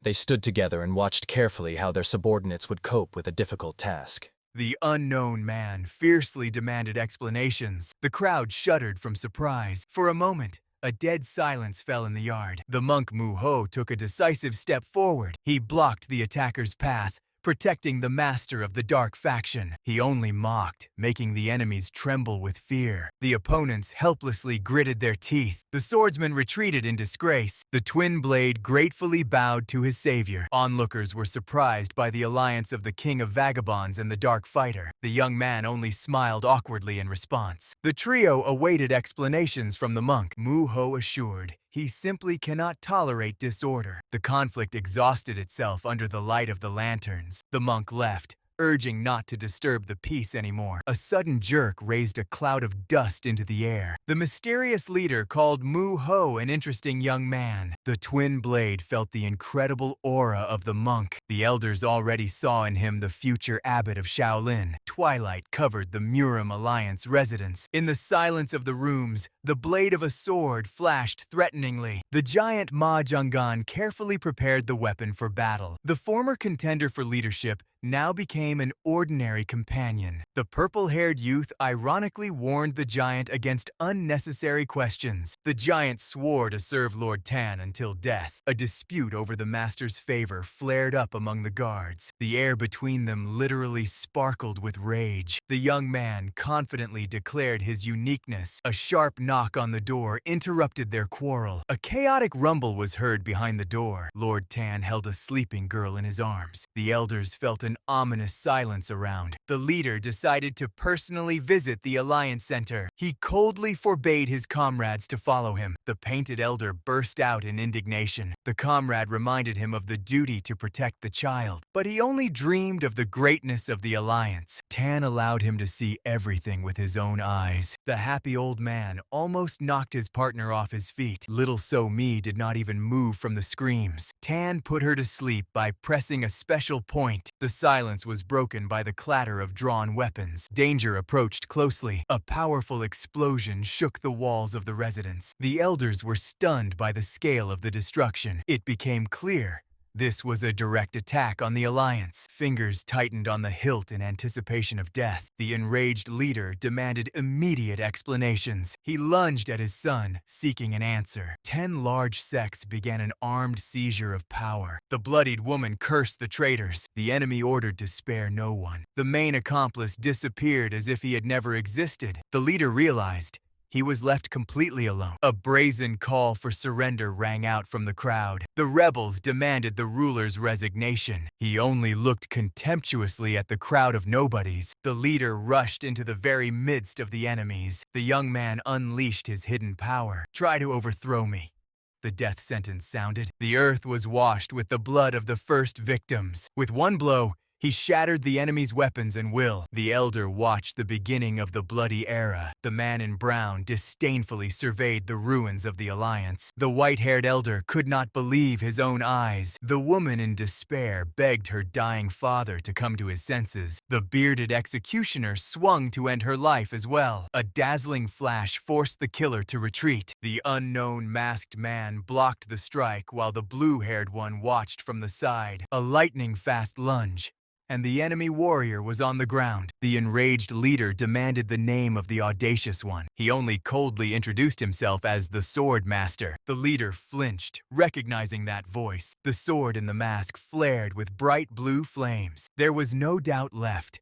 Before him stood the legendary Namgun Jong. The bearded man smiled madly, preparing for a rematch. Namgun refused help, seeking his own revenge. He condemned the fall of the Alliance and took a step toward the enemy. The enemy only mocked his masquerade. Namgun's son rushed to help, begging his father to be cautious. A powerful blow instantly cut off his scream. The young man's body fell onto the stones under indifferent gazes. The blue-haired master ordered not to spoil the spectacle for him. The residence turned into a cemetery amid the howling wind. Namgun believed that he could manage even with one hand. He was pursued by the superior gaze of the enemy since childhood. The air was cut by the whistle of a deadly blade. The bearded man rushed into a furious attack, leaving a bloody trail. Namgun's blue energy held back the first assault. The swords clashed, sparking the flames of two elements. Blows rained down one after another,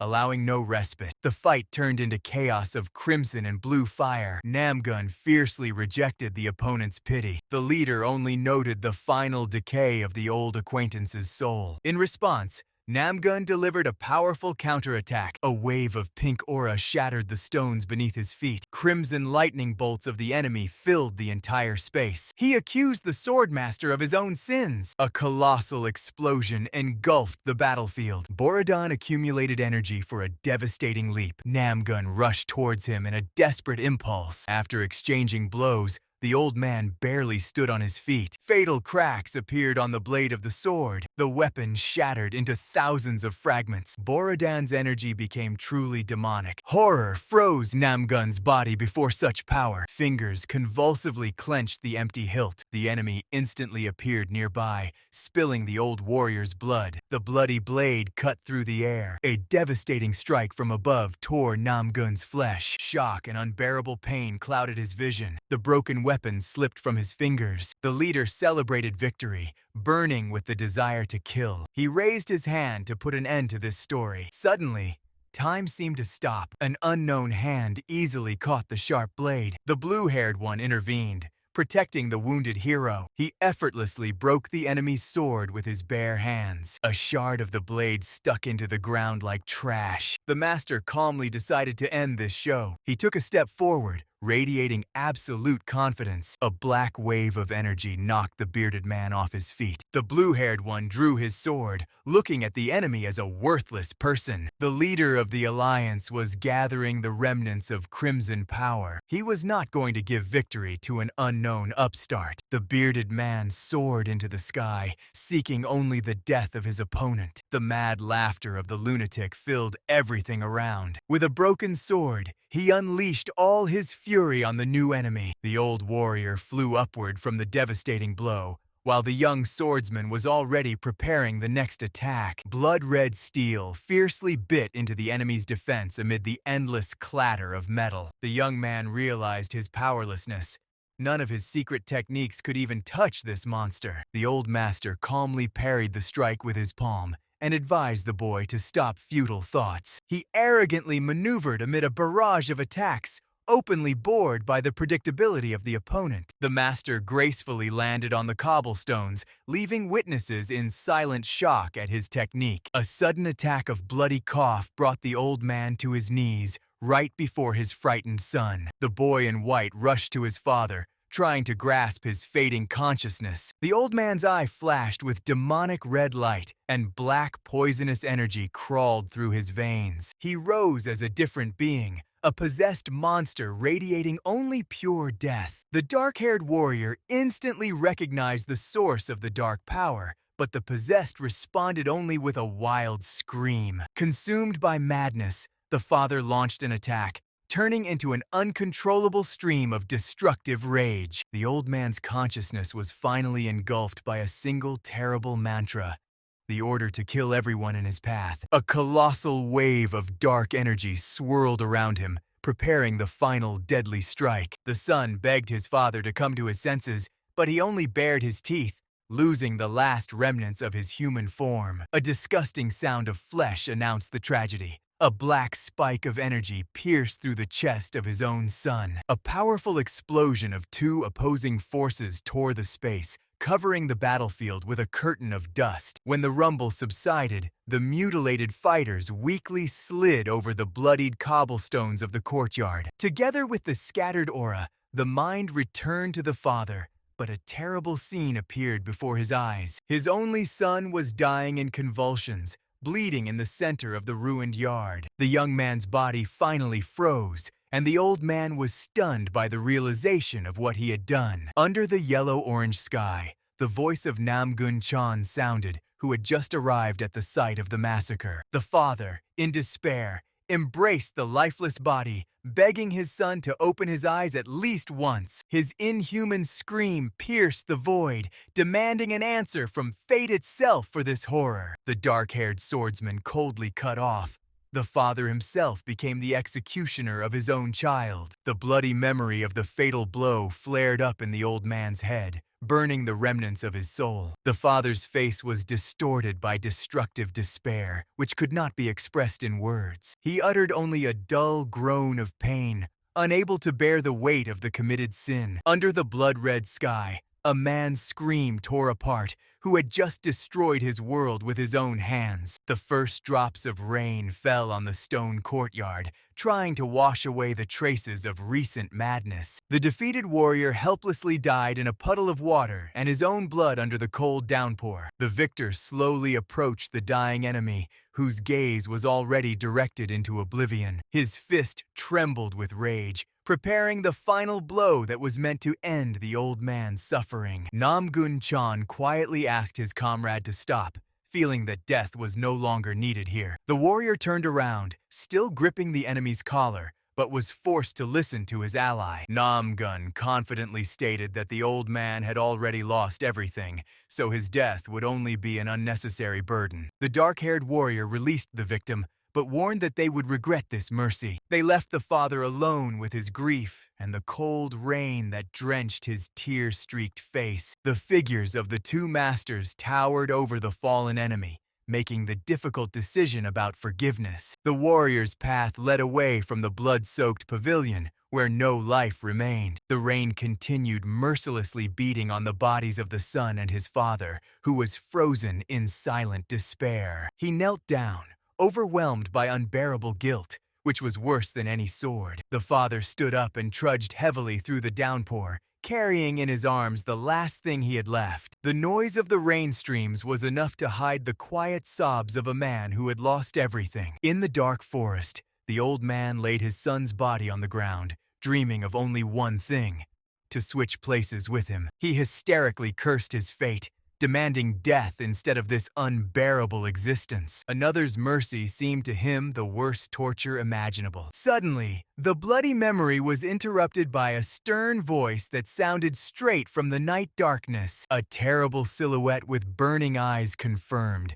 He still thirsted for the death of the old sinner. Around the stranger swirled a sinister blue aura, promising to tear the father to pieces. The demonic shadow mercilessly stated that the darkness had already completely engulfed the warrior's heart. The father wept under the lightning, finally broken by the pressure of this invisible force. Suddenly, a man under an umbrella emerged from the rain, whose majestic stature radiated cold. His red eyes looked at the old man with absolute indifference, as if at a crushed insect. A creepy smile of the red-haired stranger accompanied the question about fear and the thirst for murder. The old warrior raised his gaze, barely managing to ask the name of his new doom. The stranger only extended his hand, indicating that his identity did not matter now. Under the bright crescent moon, he authoritatively ordered the fallen father to follow him into the darkness. The red-haired man's eyes flashed red. He promised to take away all the darkness accumulated in the warrior's soul. The morning sun sharply changed the scenery,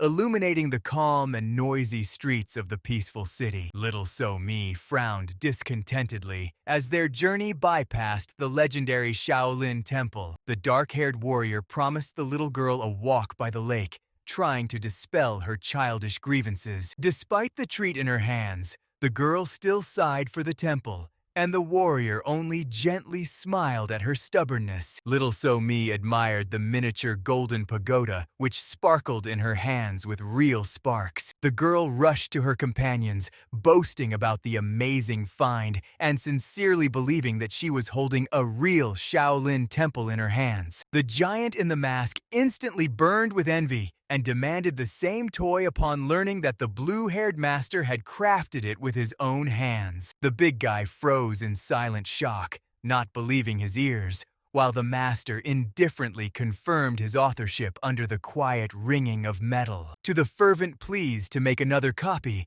the warrior received a short and extremely harsh refusal. The reason turned out to be the master's ordinary laziness, which left the disappointed giant in a state of complete emotional stupor. The outraged big guy began loudly listing all his merits during the journey, never receiving the desired trinket. The young man with the bag slyly winked at the giant, offering a proven way to melt the icy refusal of the blue-haired warrior. The giant asked with distrust whether such a cunning plan could really work with this unyielding man. The man in brown snorted irritably and sharply turned around, unwilling to take part in this senseless farce. He slowly walked away under the silent and calm gaze of the young youth who watched his every step. 10 silver coins instantly made the master compliant, leaving the witnesses in shock at such mercantile speed. Shiny gold with a characteristic ring fell into the open palm, forever settling the question of professional laziness. The blue-haired master only smiled ironically in response to the accusations, Raising a child required much more money than honor. The conflict exhausted itself, and the happy So-mi received her portion of sweets, gladly thanking her companions for their care. The boy with the large sack began asking about last night's outing, which seemed to him too suspicious and dangerous. The gray old man in the mask tried to deny everything, but the young man clearly saw their frightened appearance and did not believe a single word. He began to suspect the worst: the murder of the Alliance leader, or a large-scale bloody massacre that the Masters were trying to hide. A giant fist that appeared right in front of the curious boy's nose eloquently hinted that his teeth were clearly unnecessary. Nervous laughter became the only way for the young man to instantly retreat while preserving the integrity of his jaw. Despite feigned indifference, the boy understood. While they were playing with the girl, the world around them was already beginning to collapse. While the master gently held So-mi in his arms, Chan-sam wondered how they were going to deal with the bloody consequences of their visit. The young man once again convinced himself that without his wise guidance and intervention, this group would have long perished in the chaos of events. The dark-haired warrior recalled the ruins of the Murim Alliance, clearly realizing that great and cruel changes were approaching in the Celestial Empire. A heavy downpour flooded the luxurious residence where behind closed doors the future fate of all martial arts was being decided. The cozy inner courtyard was immersed in gloomy gray shades of anticipation, adorned only by the cold light of lanterns. A strong hand with a thud placed a glass on the table, emphasizing the finality of the decision made by the clan leaders. The representative of the Tan clan bitterly noted the collapse of the great Moyen family, which had previously seemed an unshakable rock. Without the strongest swordsman, the security of the alliance was under threat, and even the elder Chagall was not in a hurry to offer his help. The warrior in green confirmed help was nowhere to be expected, as the world of Murimu was left without its main defenders. From the former glory of the 8 great families, only 5 scattered clans remained, caught in the midst of complete chaos. The sects had looked down on the clans for too long, and now, after the attempt to overthrow the Holy Sword, the hostility became open. The clan leaders unanimously decided that further cooperation with the traitors within the ranks of the Alliance had become absolutely impossible. The confident gaze of the Tan clan leader confirmed they had no objections to the radical plan of action. He officially announced the withdrawal from the Alliance and the creation of the Order of the Heavenly Sword, which was to become a new power in the Celestial Empire. The news of the birth of the Order spread along forest roads together with carriages carrying alarming scrolls across the country. The gray-haired elder read the news with horror, trying to understand what the clan leaders were thinking at such a dangerous time. Murim officially split in half, dividing the warriors into 2 warring camps preparing for the inevitable clash. Those who remained loyal to the sects formed a renewed alliance, finally cementing the great split of the celestial realm. The temporary peace seemed only an illusion, as the conflict between the 2 sides grew sharper with each day. The old bearded man accused his comrade of mistaken mercy, which allowed the enemy to survive and regain strength. While the main hero gently lulled So-mi to sleep, a voiceover foretold terrible consequences of his kindness to Moyen Hek Moon. The enemy left alive became the perfect weapon in the hands of the sects, turning into a constant threat to the future of the Order. A thorough investigation of Hek Moon's crimes could have prevented the split, but now the time was irretrievably lost. The main hero calmly listened to these conclusions, hiding his true intentions behind a barely noticeable, mysterious smile. The alarmed exclamation of Chan-sam made the master break his calm and tightly hold the sleeping child to himself. Arriving at their estate, the heroes felt something was wrong, noticing nervous fuss and anxiety in the eyes of their subordinates. Thick black smoke rose above the residence, signaling trouble that had occurred in their absence. The surprised and tense gazes of the travelers focused on the fire engulfing their rightful home. The gray warrior in the mask instantly volunteered to check the situation, not wasting a second on unnecessary talk or hesitation. The master allowed him to act independently, while the other group members prepared to face a possible fight outside. The huge gate of the estate opened with a long and eerie creak, revealing a path into the unknown. The inner territory was abandoned and desolate, and a tense silence hung in the air before a possible trap. The gray old man swiftly flew into the yard, leaving behind only blurred streaks and the whistle of sliced air. He ran with all his might,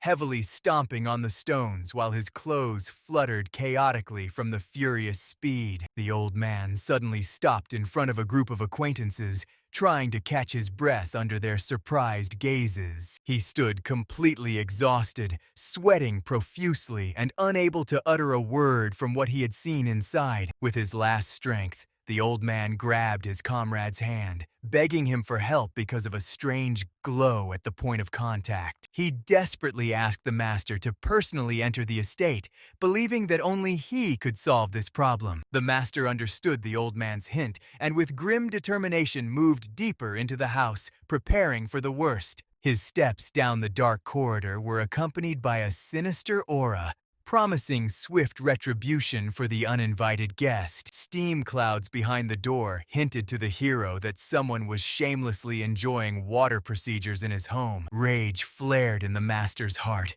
The brazen thief dared to use the bathhouse built especially for So-mi. He sharply flung open the door, radiating a terrible, murderous aura and promising the attacker a cruel and swift punishment. The young man, through thick clouds of steam, watched what was happening ahead with a cold and extremely tired gaze. In a wooden tub, covered with dense foam, stood a girl whose eyes widened from unbearable shock due to the sudden intrusion. His dark figure silently loomed over the girl in the bathhouse doorway, filling the entire space with the oppressive and heavy aura. The room was completely filled with white steam while the young man, arms crossed, calmly studied his frightened guest. Maintaining his usual stone expression, he unemotionally inquired what exactly she was doing in his private chambers. The girl's face cracked with horror and cold sweat before she let out an incredibly loud and piercing scream. A deafening female shriek shattered the peaceful calm of the residence,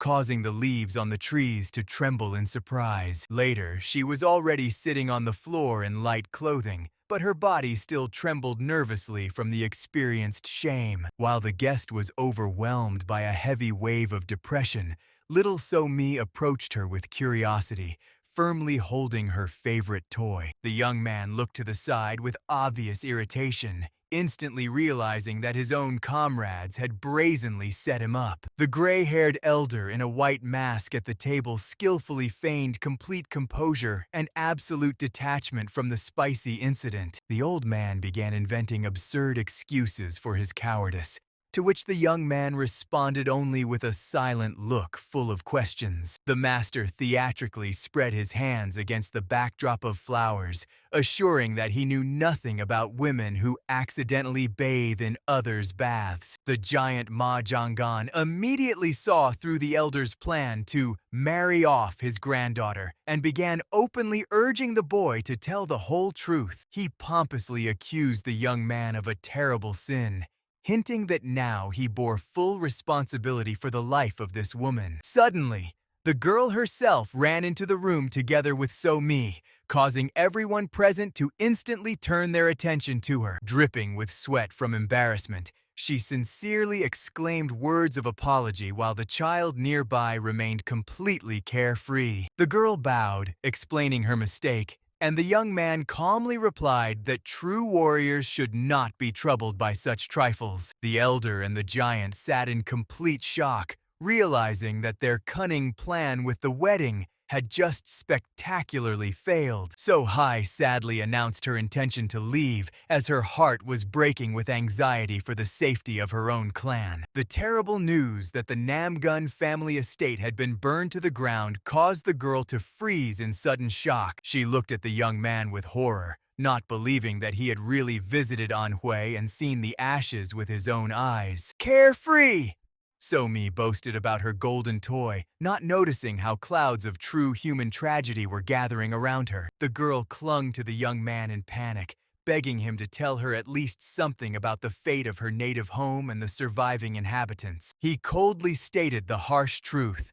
All buildings were destroyed, and it would take many years to restore the former glory. In tears, she demanded news about her family, declaring that the lost walls of the estate meant nothing to her. The young man told about the disappearance of the clan warriors after the killers were destroyed, trying to add at least a drop of hope to the conversation. Boundless pain and shock clouded the girl's vision, burning away the remnants of any illusions of a happy return in her soul. Her legs stopped holding her, and with a dull thud, she helplessly sank to the floor under the weight of what she had heard. Sitting on her knees among the ruins of her life, she suddenly felt unexpected relief that her relatives might have survived. Big tears rolled down her cheeks as she tried to convince herself that disappearance was not yet the final death. Suddenly, her gaze changed. She heard something in the conversation at the table that made her heart beat in a crazy rhythm. The girl sharply turned to the old man in the mask, whose voice seemed painfully familiar and dear to her even after so many years. The shocked exclamation, "Grandpa!" finally tore apart the veil of mystery over the identity of the old master sitting at this table. The woman recognized her grandfather in the gray-haired man. She desperately clung to his clothes. The old man in the mask was nervous and tried to wriggle out. A familiar voice betrayed him completely. She demanded explanations for the years of hiding. The man only helplessly coughed. The woman abruptly threw herself around his neck. The mask could no longer hide her tears. The old man's warm gaze confirmed. He was alive. He gave in and gently threatened that she would crush him. The black and white mask was finally removed. Under it hid a familiar smile and a gray beard. The happy cry of the girl broke the silence of the room. Behind the stage, the hero was watching with his little daughter. Somi would have called her father bad for such a secret. In the sunny yard, they continued their argument. The girl reproached her father for the friend's tears. The man explained, "Some truths must remain in the shadows." The little one thoughtfully admitted his correctness. The question about returning home changed to a new idea. The hero jokingly suggested to his daughter to become part of the clan through marriage. Jealous Somi was offended, but immediately recognized her father as the best. He only grumbled about the complex order of the world. Father indulgently laughed at the child's stubbornness. The young man with a plaster watched this idyll. In the dark forest, memorial wine flowed onto the ground. The man sat before the grave, shrouded in fog. The wind scattered leaves around the solitary figure. In his eyes, sorrow for past eras was frozen. A voice from memory begged for mercy. He remembered the wounded woman with violet hair. Nam Churian admitted her defeat but clung to life. She was a master who refused to die disgracefully. The proud warrior woman trembled before the inevitable. Her desperate desire to live captured his attention. This senseless impulse seemed special to him. Later, she became the legendary Sword of the Heavens. At farewell, he gave her a new name, Namgun. A simple nickname in honor of the meeting place became the beginning of the story. The woman left, taking this name with her. Thus was born a mighty clan, known throughout the world. 1,000 years later, their fates crossed again. He recalled other masters whose roots had grown through the centuries. Ancient techniques lived in every modern sect, but the memory of the demonic army made him tense. Black magic manifested again in this era. Only one demon could spread such darkness. His descendants went hunting again. The attempt to lie low ended in failure. The view of the night sky put an end to the reflections. He decided to return to the central plain. The morning at the residence began with training. The boy with the plaster did not understand his purpose. An atmosphere of misunderstanding prevailed on the playground. The mentor announced the start of a sudden sparring. Sohee was outraged by the necessity to fight a weakling. The man reminded her of the danger of pride. His gaze became sharp and dangerous. The fight began without any warnings. An hour earlier, the girl herself asked to join the lesson. She waited for the answer of the great master. The man coldly stated that there was nothing to teach her. All her provocations shattered against his indifference. She decided that the teacher was simply afraid of defeat. In response to the audacity, He only smiled confidently, so he looked at her opponent with contempt, not believing she would have to fight such a weakling. Thex himself, on the contrary, shone with excitement, tightly gripping his training sword before the duel began. The girl was choking with rage because she was paired with a novice who had barely held a weapon for a year. Her gaze became icy,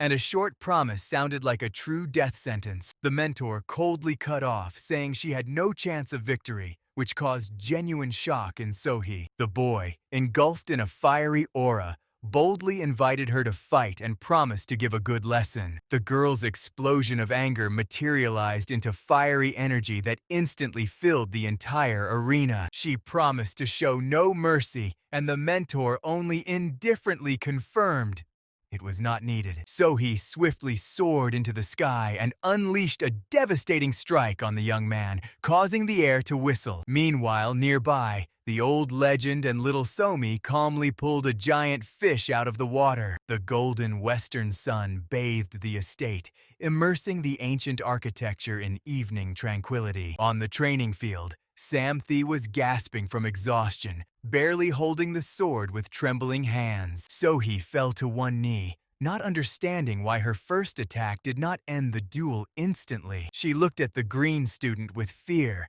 as she still could not reach him with any strike. With a desperate scream, the girl vanished into the air again, turning into a blurred shadow. The boy miraculously blocked this furious onslaught, feeling the weight of her heavy blade in every muscle. A dazzling flash from the clash of energies made the mentors focus even more intently on the spectacle. The masters watched the fierce battle, noting that Sohee had completely lost her composure. A series of lightning-fast strikes rained down on the boy while the old patriarch only smiled mysteriously. But suddenly, the elder's face darkened. He felt the approach of a critical moment, so he literally pressed the young man into the ground, sparking sparks from every metal-on-metal clash. Recalling years of exhausting training, she unleashed the intense blue energy of her inner strength. The thought of losing to a novice was unbearable for her, and this rage pushed her to the very limit. The girl's eyes flashed with otherworldly light, and her fierce scream shattered the silence of the entire training ground. A devastating blue lightning strike tore through space, directing all the accumulated power straight at Samthi. The boy was thrown backward by the crushing force, and his clothes were torn to pieces by the energy explosion. Sohee was gasping heavily amid the dust, her gaze still burning with a dangerous icy flame. The frightened student rushed headlong to the mentors, begging for rescue from the enraged fury. The girl froze in silent amazement. Despite all the power of the strike, she still could not reach him. Sam hid behind the master's back, outraged by such cruelty, but the master called the rescue a success. The girl's fingers clenched the sword hilt until white as she realized she had given her all. The mentor authoritatively declared the end of training, leaving the student completely confused about the finale. Sohee collapsed powerlessly to the ground, having exhausted all her internal energy in the last throw. The men silently watched the broken girl, who barely tried to catch air with her mouth. The master's stern voice called the ward a third-rate scoundrel, causing him to flinch. He confronted Sohee with the fact that it was still too early for her to fight him, and sent the boy to prepare breakfast. The young man obediently ran to carry out the order, while the girl remained alone with her defeat. Trembling with despair, she clenched her teeth and looked sullenly at the ground she had just tried to split. Thex himself looked back at her,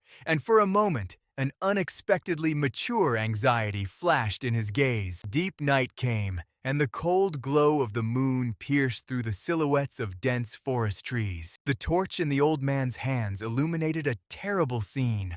A clearing sown with dead warriors. Don Fangu, the commander-in-chief of the demonic cult, faced something that defied logic. His subordinates found no traces of struggle, which made the mass death even more mysterious. The bodies of the elite masters turned into dried mummies, as if their very essence of life had been sucked out. The elder realized It was not an ambush. Their hearts simply stopped by someone's secret command. Chaos in the Murim alliance and political intrigues now seemed trivial against the backdrop of this new threat. By the campfire, he tried to calculate the future, unaware that it was already standing behind him. True horror gripped the patriarch's heart when he saw the empty eyes of the next corpse before him. A terrifying figure of a giant emerged from the darkness, carelessly holding the severed head of a slain warrior. The predator's snow-white smile of the stranger in the night shadows promised only swift death and destruction. Don Fongu retreated,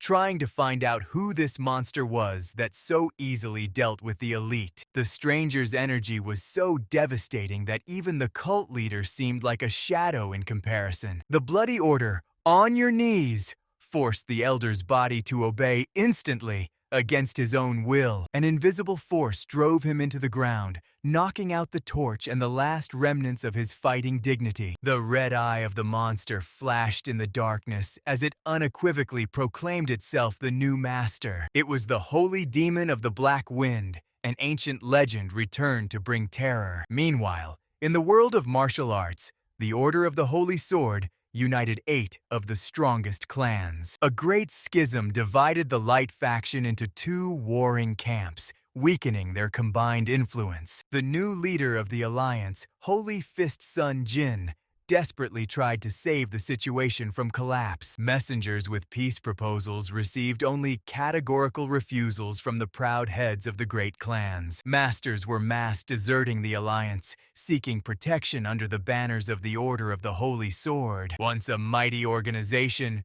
Murim was rapidly turning into a weak and ineffective structure. And in the shadow of the Huashan Mountains, a dark faction was already lurking, ready to deliver the final deadly blow. The strongest demonic warriors waited for the right moment in the ominous glow of their residence. In the gloomy shadows appeared the Lord of the Fortress of the Fighting Kings, whose eerie smile foretold nothing good. While children carelessly tasted sweets, a mysterious warrior watched the mansion from the shade of the trees. Above the roofs of the residence hung a heavy question that shattered the sunny silence of a clear day. Namgun So High sat under a tree, immersed in deep despair after her shameful defeat. The girl sorrowfully apologized to her grandfather, not daring to raise her pain-filled eyes to him. She scolded herself for disgracing the glorious name of the Namgun clan in her very first serious battle. The old man wisely explained, her refined sword technique simply was not designed for the Samte fighting style. So High hid her face in her sleeves, listening to the harsh truth about the flaws of her lightning-fast but light attack. The girl's fingers clenched the sword hilt white as the grandfather called her movements merely a weak copy of his own. The elder admitted his own failure as a teacher, since his granddaughter's speed proved powerless against the enemy's natural talent. Bitter tears stained the girl's clothing. She believed she had forever disgraced her family in front of the patriarch. Memories of exhausting training only intensified the pain from realizing the futility of all her previous efforts. The sudden, gentle laughter of the grandfather made her shudder. He called this defeat only a valuable life lesson. The warm hand of the patriarch gently rested on her head, calming the whirlwind of emotions in the young warrior's soul. Under the petals of flowers flying in the wind, the old man looked at his granddaughter with boundless paternal tenderness. Words of consolation finally broke through the wall of her pride, bringing long-awaited relief and peace. Overcome with love, So High, sobbing, threw herself into her grandfather's arms, knocking him onto the grass. Meanwhile, Samthi was blissfully admiring his own reflection, blinded by his unexpected victory. He staged a real victory show in front of the mirror, celebrating the triumph over the legendary Namgun clan. A sudden whistle cut through the air as the boy decided to secure his success with a new series of strikes. His fists and feet left bloody red streaks in the air, demonstrating incredible reaction speed. The youth's movements became so rapid that the human eye could only see emptiness where his attacks landed. A powerful sweep of his leg cut through the room's space, confirming his newly found combat strength. Sam the froze in a fighting stance, realizing how deeply he had immersed himself in the world of true masters. Although he did not land a single direct hit on the girl, his defense proved an insurmountable wall for her sword. A confident smile confirmed his suspicion. From now on, he officially became a full-fledged martial arts master. Little Somi watched with horror the wild laughter of her uncle, suspecting that he had completely lost his mind. In the Murim Alliance, a scandal erupted due to a brazen attack by dark forces that occurred immediately after the split of the light factions. An angry fist strike on the table emphasized the scale of the disaster. The Huashan sect was bleeding after the enemy attack. Moon Baekjin grimly confirmed the loss of half of Shanxi province to the Fortress of the War Kings. The elders gathered around the round table, understanding that the next battle could be the last for their order. Bad news did not cease. Unorthodox unions formed an alliance with the Northern Sea, tightening the ring around the alliance. The Wudong sect refused help, citing their own war with bandits and the threat from the demonic cult. Panic spread among the leaders as the alliance's numbers were dwindling before their eyes under the pressure of the Green Forest bandits. Only the Shaolin abbot remained calm, noting that his temple was still holding the defense without significant losses. The stern gaze of one of the masters was directed at the Order of the Holy Sword, which had yet to make a single move. The absence of a single leader paralyzed the will of the great clans, rendering them helpless in the face of the threat. Sun Jin thoughtfully searched for a way out, inquiring about the whereabouts of the legendary strategist, the head of the Chagall clan. Messengers reported that Chagall is conducting secret searches in Hunan province, away from the political games of the alliance. The monk insisted on the immediate involvement of a strategist,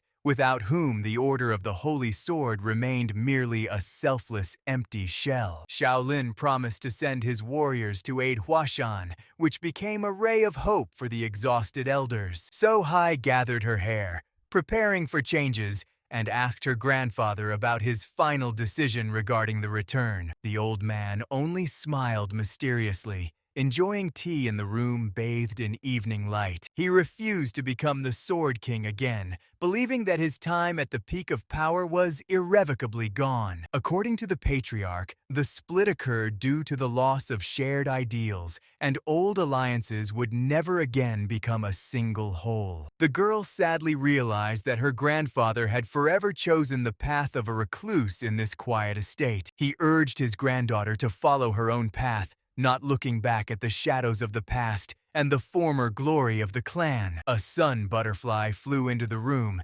emphasizing the peaceful atmosphere of their last serious conversation. Childhood memories of swings and grandfather's tales briefly returned, so high to times of carefree happiness. Meanwhile, in the shadows, 3 unknown masked figures played an intense game of Go, planning their next moves. Sam, the continued smashing the training pillars, honing his devastating power with each strike. The old patriarch's face radiated the wisdom of a man who had understood the true essence of existence. So Hai stubbornly puffed her cheeks, clearly refusing to obey Grandpa's order about her departure. She jokingly pitied the alliance leader, who, because of Grandpa's stubbornness, lost such a valuable assistant like her. The old man raised his eyebrows in surprise when he realized that his granddaughter had decided to stay with him until the very end. The girl stomped her foot indignantly, insisting that she simply had nowhere to go, which caused the patriarch to laugh sincerely. They smiled at each other across the table, celebrating a true family reunion beyond the battle leagues. In the deep forest, sunlight pierced through the leaves under the carefree singing of birds. 2 figures, a monk and a red-haired warrior, suddenly stopped on the path, sensing tension in the air. The man with fiery hair sensed his companion's doubts and directly asked what was troubling him. The monk shuddered from the warrior's cold insight, not daring to voice his hidden thoughts. The red-haired man himself explained why he spared the enemy's life. He needed a tool capable of growth. He stated with cold confidence that Moyon Hyuk Moon would still be useful when he became truly strong. The confused monk tried to find the source of power in talents and weapons, but the warrior only snorted disdainfully. With a predatory smile on his face, he revealed the true path to might: anger, envy, and an insatiable thirst to kill. The bald fat man in the forest was dripping with sweat, not understanding why destroy Murim if the goal was only to rule it. The bloody demon looked majestically at his subordinate. For him, possession and total destruction were always synonyms. The fat man was horrified. The new leader of the Murim Alliance, Moyon Hyuk Moon, clearly lacked the authority of the deceased Sword King. After the disappearance of the old leader, Orthodox factions naturally began to break apart. The shattered space revealed a terrifying smile. The fortress of the Fighting Kings decided to strike at this very moment of weakness. The losses of the Orthodox promised to be catastrophic, and everything indicated that the demon had planned this in advance. The bald man smiled slyly, understanding the brilliant plan. This was exactly why the holy demon of the Black Wind was introduced into the game. The red-haired man laughed loudly, acknowledging the guess. The ascension magic helped find the perfect body for his pawn. The rebirth of the ancient demon went flawlessly. A gigantic naked figure with a bloody aura was not a copy of the past, but the power within it was colossal. The demon hoped that this new weapon could pull someone else into the world, someone much more powerful. The fat man asked confusedly who was meant, receiving only a mysterious smile in response. Meanwhile, against the backdrop of a gloomy sky, an unknown warrior with blue hair also realized that the hook was cast. The bloody demon waited contentedly for the enemy's first move. Under the bright sky in a bamboo grove, someone complained that their target was not in Hunan province at all. A man in green chewing dango by the river believed if they found this person, they could revive Murim. The woman nearby irritably waved off these words, which she had heard thousands of times already. The father only sighed heavily under the cover of a sprawling willow. The daughter, with an impassive face, finished eating sweets while the father scolded himself for looking like a failure in her eyes. He understood. Instead of managing the clan, he was wasting time on phantom searches. His gaze became sharp.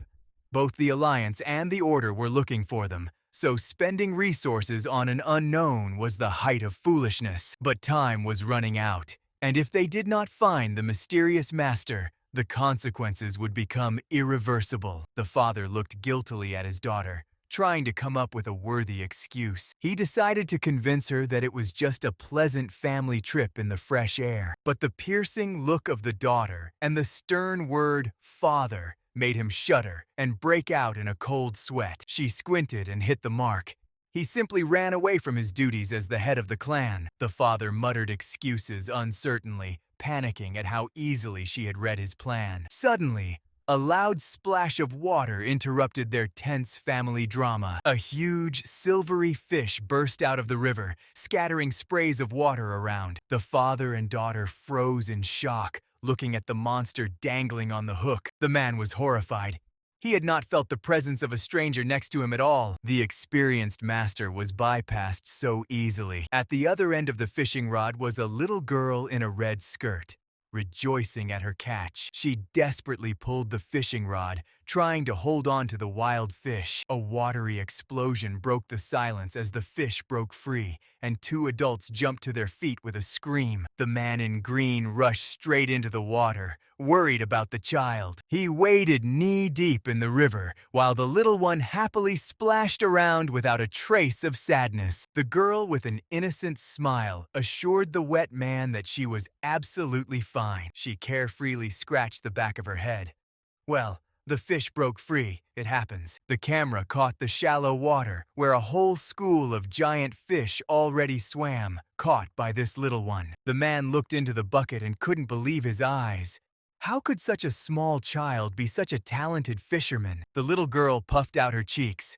Her relatives always praised her, but never took her on a real fishing trip. The man mentally agreed. any adult would have burned with shame, losing to a child in skill. Suddenly, the girl joyfully asked if they had come to visit her. The travelers exchanged confused glances. What guests in the middle of the dense forest? The woman inquired about the house, and the child joyfully confirmed that she lives right here. The man knew for sure. There were no settlements or estates around Lake Donchano. A terrible picture formed in his mind. Before him was a homeless orphan fishing for survival. His face flushed with anger at the mention of the adults who refused to help this little one. He imagined scoundrels exploiting child labor and decided to deal with it immediately. The man leaned over the girl and sternly demanded to be taken to her father for a serious talk. Seeing her fear, he gently knelt down and assured her that he would protect her from bad guardians. The daughter supported her father, ready to restore justice immediately. The little girl timidly took his hand and led him into the forest thicket. When they emerged into a clearing, the man threw his head back in shock. Majestic gates towered before him. A grim warrior with a scar greeted the guests with a serious look. The little guy joyfully announced her return home against the backdrop of an incredibly luxurious residence. Her warmth was met by a mighty blonde man whose presence immediately raised a bunch of questions in the man in green. The girl introduced her new friends while the father and daughter tried to process what they had seen. The blonde man picked up the child and with a smile invited the confused guests to enter. The travelers slowly followed the host across the spacious yard. The blonde man's face radiated calm and unwavering confidence. The man in green was sweating. The aura of this stranger revealed a true sword master, and the face seemed painfully familiar. The guests looked around in panic, not understanding how such a magnificent estate could have been hidden in this forest for years. A doubt flashed through the hero's mind. The attitude towards the little one did not look like exploitation at all. The mustached man tensed. This place looked too dangerous for an ordinary estate. Even the young cleaner seemed like a trained warrior, although now his thoughts revolved only around food and gold. Suddenly, a mysterious silhouette appeared in the doorway wearing blue-green attire. The advisor narrowed his eyes, trying to remember to whom this familiar figure belonged. A tall man with loose hair majestically entered the courtyard. His face, covered with thin scars, radiated icy calm. The mustached man's eyes widened in shock. He finally recognized the stranger. The tall warrior turned away, ordering his apprentice to follow, completely ignoring the guests. A drop of cold sweat rolled down the advisor's cheek.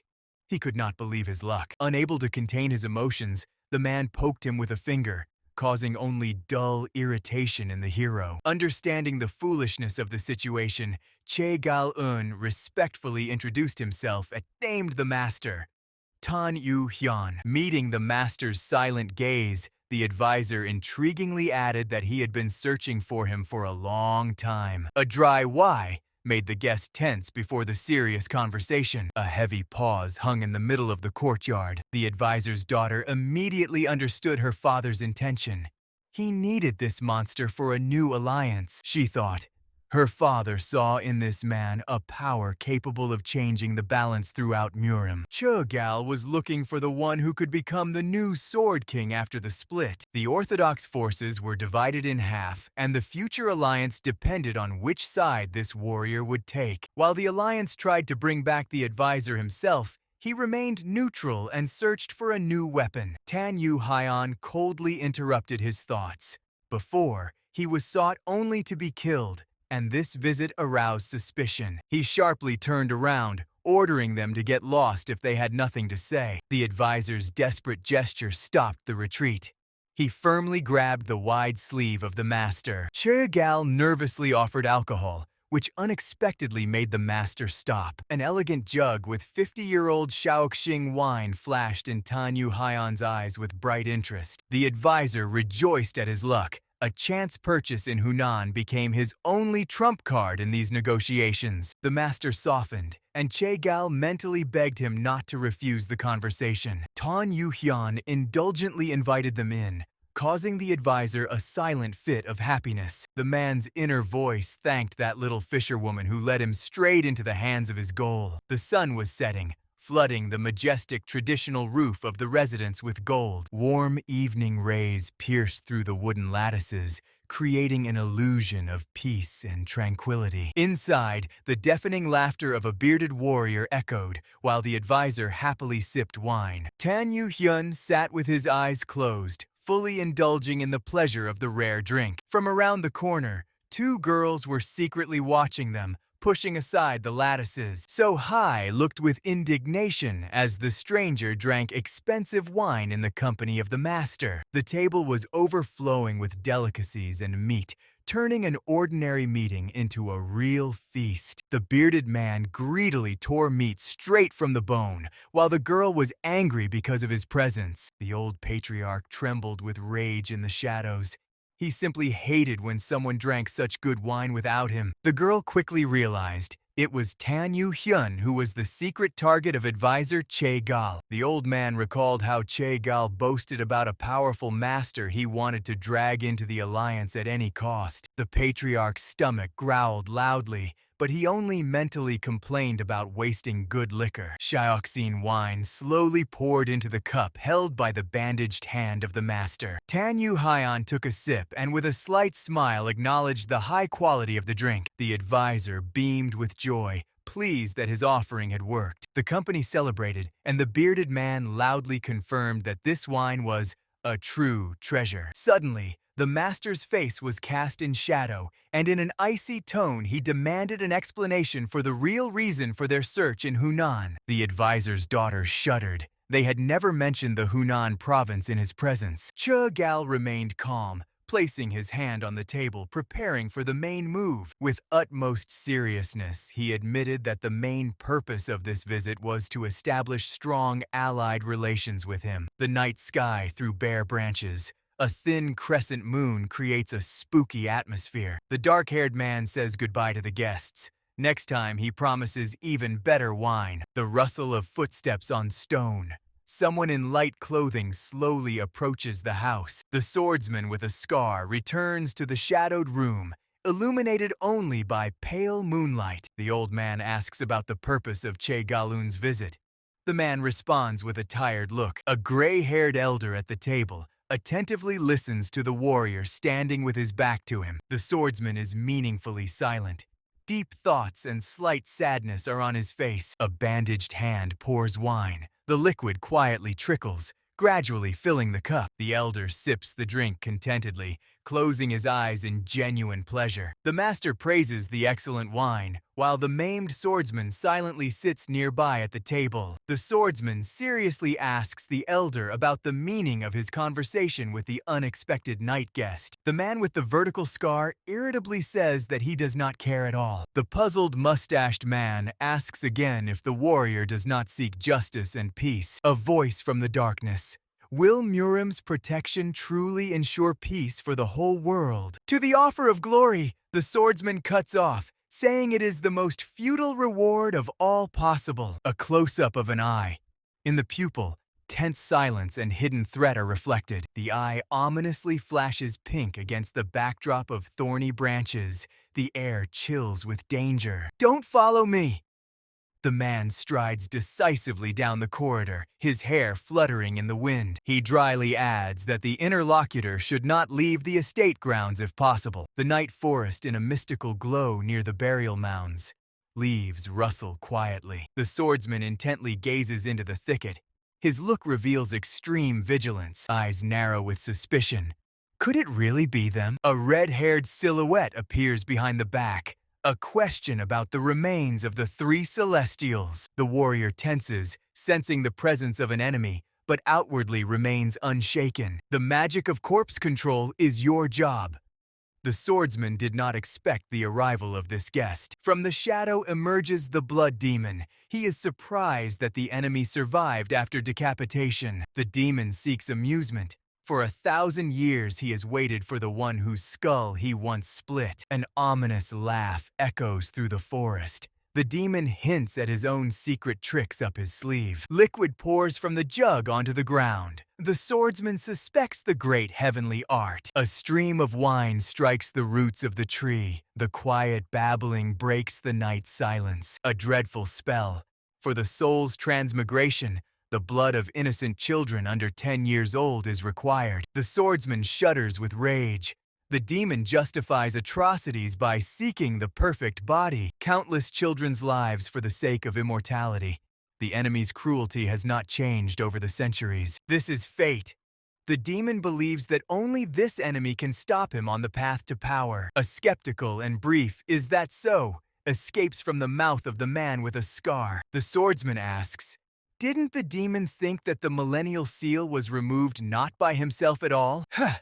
A barely noticeable mocking smile appears on the warrior's face. Rage engulfs the demon. A crimson aura makes the entire space vibrate with tension. "Your jokes have become too long."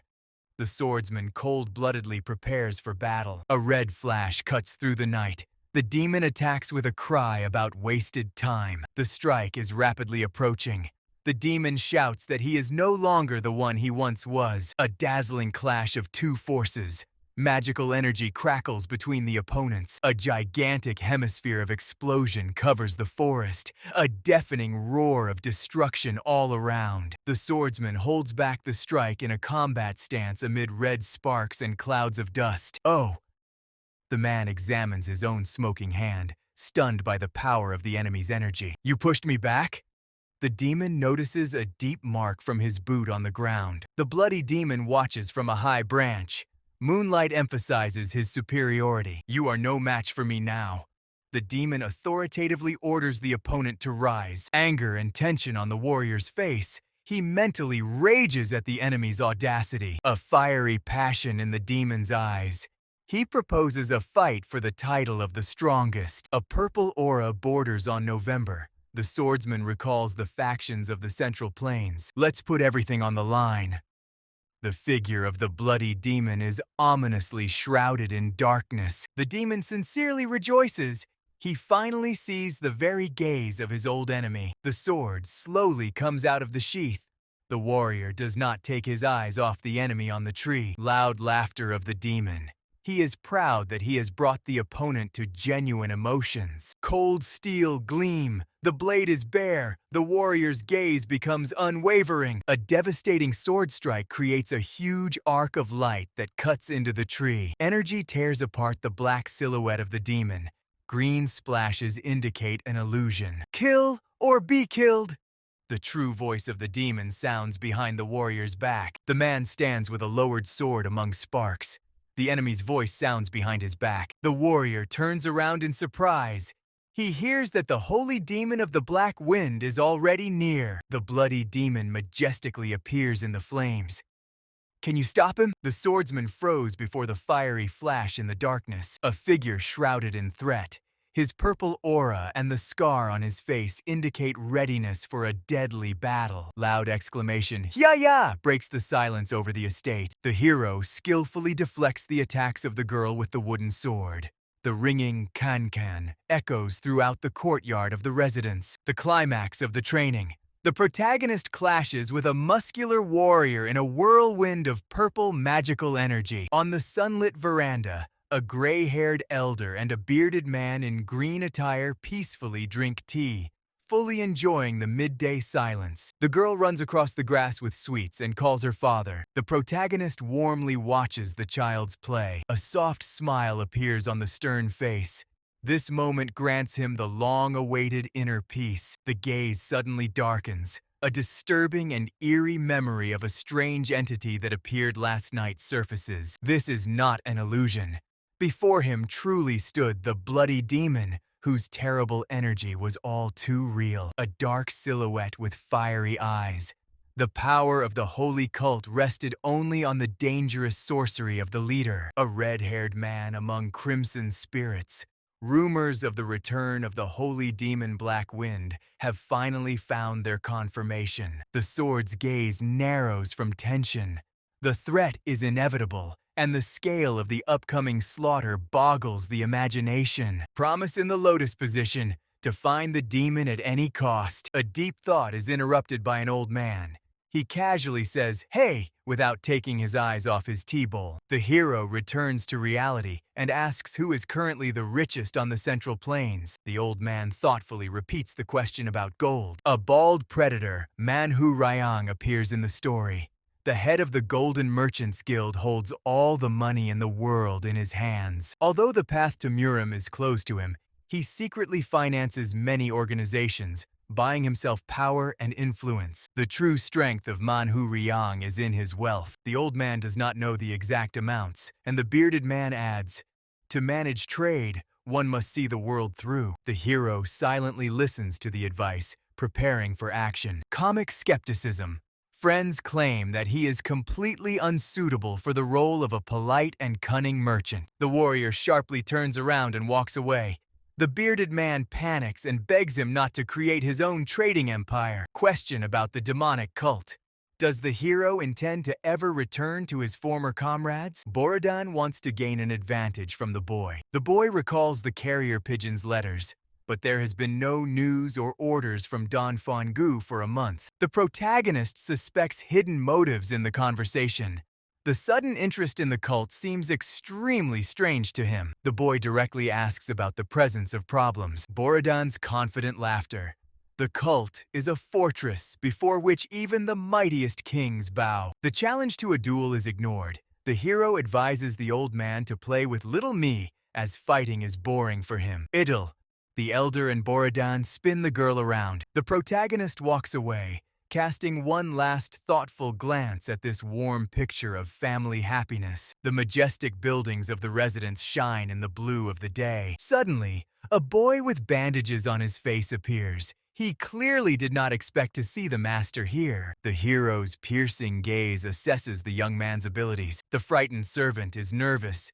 The hero asks why he came here without any invitation or need. The young man is ready to die for his master, for he has learned to understand every look of his without unnecessary words. Enthusiasm fades. The order to set off to the cult causes a real shock and a thunderclap of lightning in his soul. 4 months on the road to Sichuan. The young man, horrified, imagines this endlessly long and dangerous path. The task is simpler, just to gather rumors. A relieved sigh almost ended in an embarrassing accident in his pants. Information gathering from the Hao clan begins. Ma Zhanggan will help extract the truth from enemies by force. The bandaged hand throws a pouch of gold. The coins dynamically sparkle in the bright sunlight. A heavy wallet and new sweat on the forehead. The young man asks where the invincible master himself will go now. "None of your business." The hero confidently walks away. The story recalls the holy demon of the Black Wind. His cruelty made even loyal disciples rebel. After the battle with Cheon Mu Guan, the old leader was forgotten. Now everyone praises the new heavenly demon. The swordsman walks through the green forest. There is only one place where the resurrected enemy can hide. A dark aura and a hand on the sword. A promise to kill. Before the eyes unfolds a lively eastern city, bathed in the first rays of the bright morning sun. "Welcome to the Golden Merchants!" A greeting sounds in a cozy shop with red lanterns. Tears of joy from the merchant over the first customer. Panic and cold sweat. The shop owner suddenly recognizes in the traveler his worst nightmare. "You hid in a real wilderness." The swordsman calmly surveys the neglected trading shop room. The merchant trembles with horror. In his head, there is only one desperate screaming question. "Him again?" The owner's face is twisted into a comical grimace of panic. His eyes radiate only pure terror. Stammering, the owner bows. The hero jokes that in such an empty place, ghosts will soon appear. A superior smile. The protagonist reproaches that the only customer has to wait at the doorstep. The owner invites the guest to come inside. A cup of fragrant tea and a plate of cookies on the table create the appearance of a business conversation. Your business does not bring any money at all. The mighty guild holds the entire Hunan province in its hands, having long monopolized every local shop under its control. A bitter confirmation. All who did not become part of the monopoly eventually disappeared under the oppression of the sinister leader, who wove the region with his web. The man with the scar pondered opening his own trading shop. The merchant explained, "For success in Yuan, large sums of money and a reliable partner are needed." To unnecessary inquiries, the stranger responded with a short and cold order.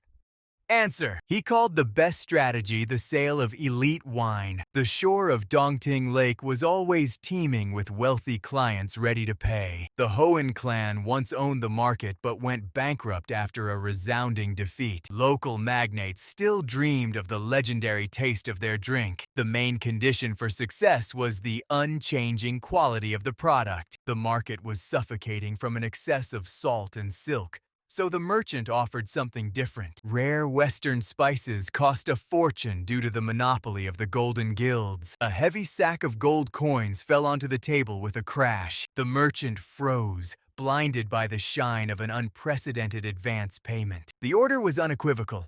Liquidate the business within 10 days and arrive in Yuan. The goal was striking in its audacity: to crush the influential golden merchants. The poor man shuddered with horror, realizing the power of the future enemy. The stranger left, leaving a choice: either risk everything or hand over the gold to the authorities. He knew the strongest teeth belong to those who have nothing left to lose. This was a chance to stop being a nobody and change fate forever. The man disappeared into the darkness, leaving no second for hesitation. Excessive pondering only killed the courage necessary for great achievements. The silence in the empty room emphasized the value of every minute. The invitation to meet in Yuan still echoed in the air. The merchant stood bewildered, clenching his hands from incredible tension. The realization of sudden changes lay heavily on his shoulders like a heavy burden. The gold on the table was too real for a simple joke. Fear and uncontrollable greed waged a fierce battle in his soul. Meanwhile, in the residence,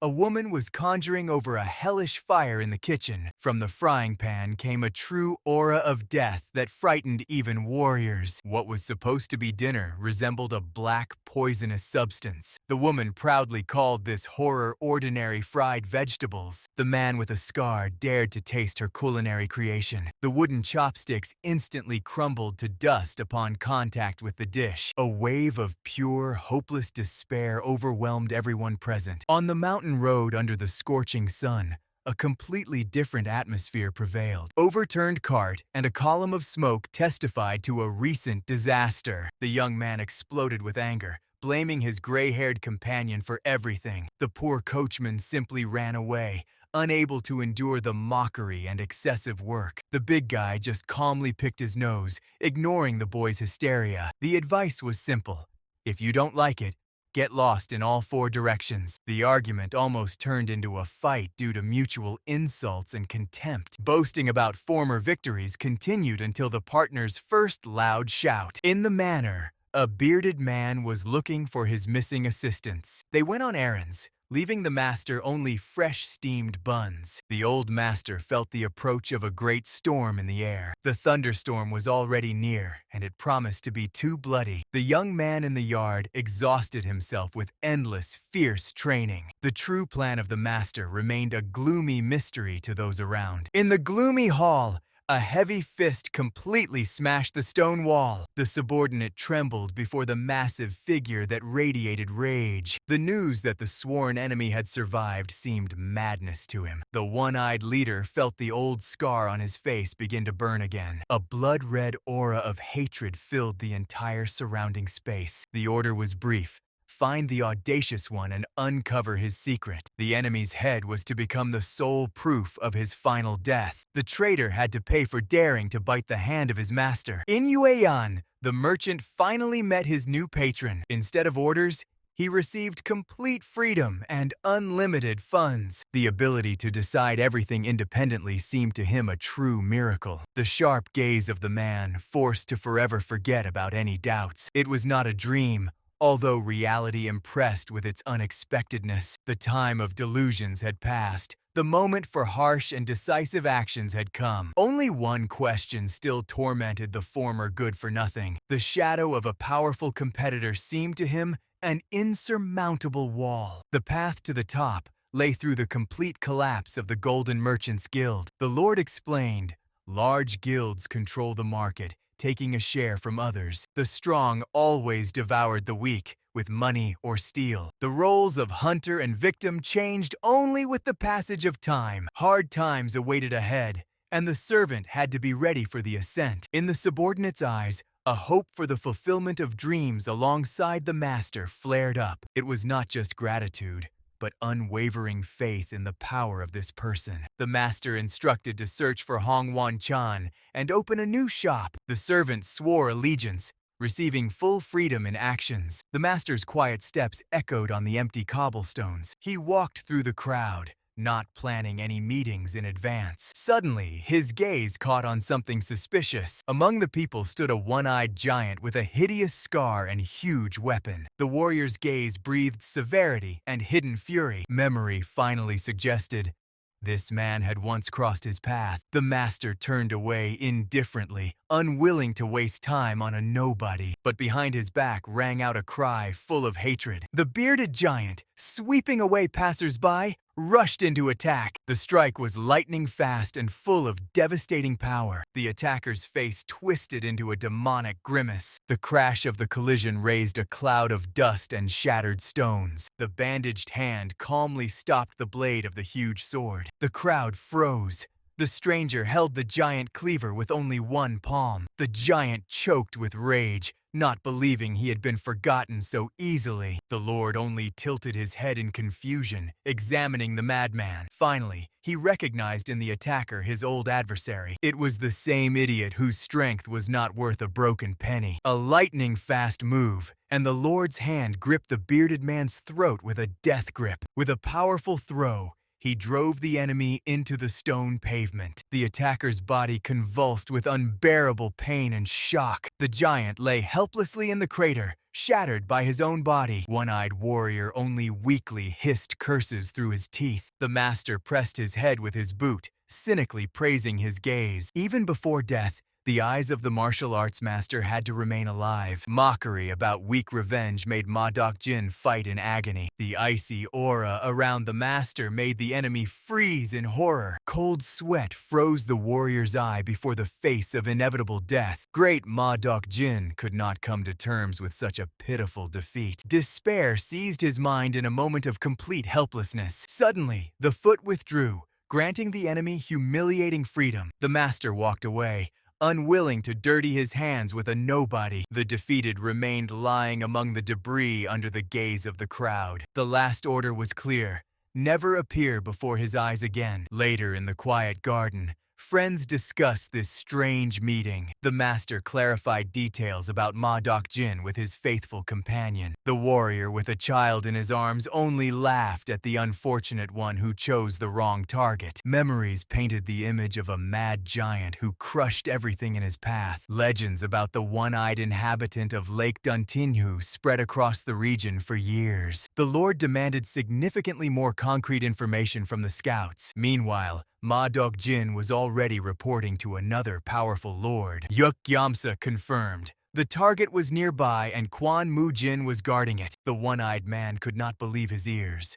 The enemies were very close. The description matched completely, leaving no room for any doubts. The grim order demanded to immediately lead the squad to the enemy's lair. The giant dreamed of a bloody revenge on the child and her surroundings. In the garden, the master asked his disciple if he could defeat this monster. The young man understood. Behind every action of the master stood deep logic. The question was asked again, demanding an honest answer about his own strength. A moment of silence was filled with heavy and serious reflections. A year ago, the gap in strength was an abyss, but now everything had changed. A confident smile became a promise of a swift and inevitable victory. The master trusted the disciple and continued his path along the sunlit trail. The boy longed to test his new skills in a real fight. The golden glow of the sword confirmed his unbreakable determination. Although outwardly the master was calm, the power of Ma Dok-jin still caused fear. Ahead awaited loyal friends and a peaceful evening. The young man felt they were being watched.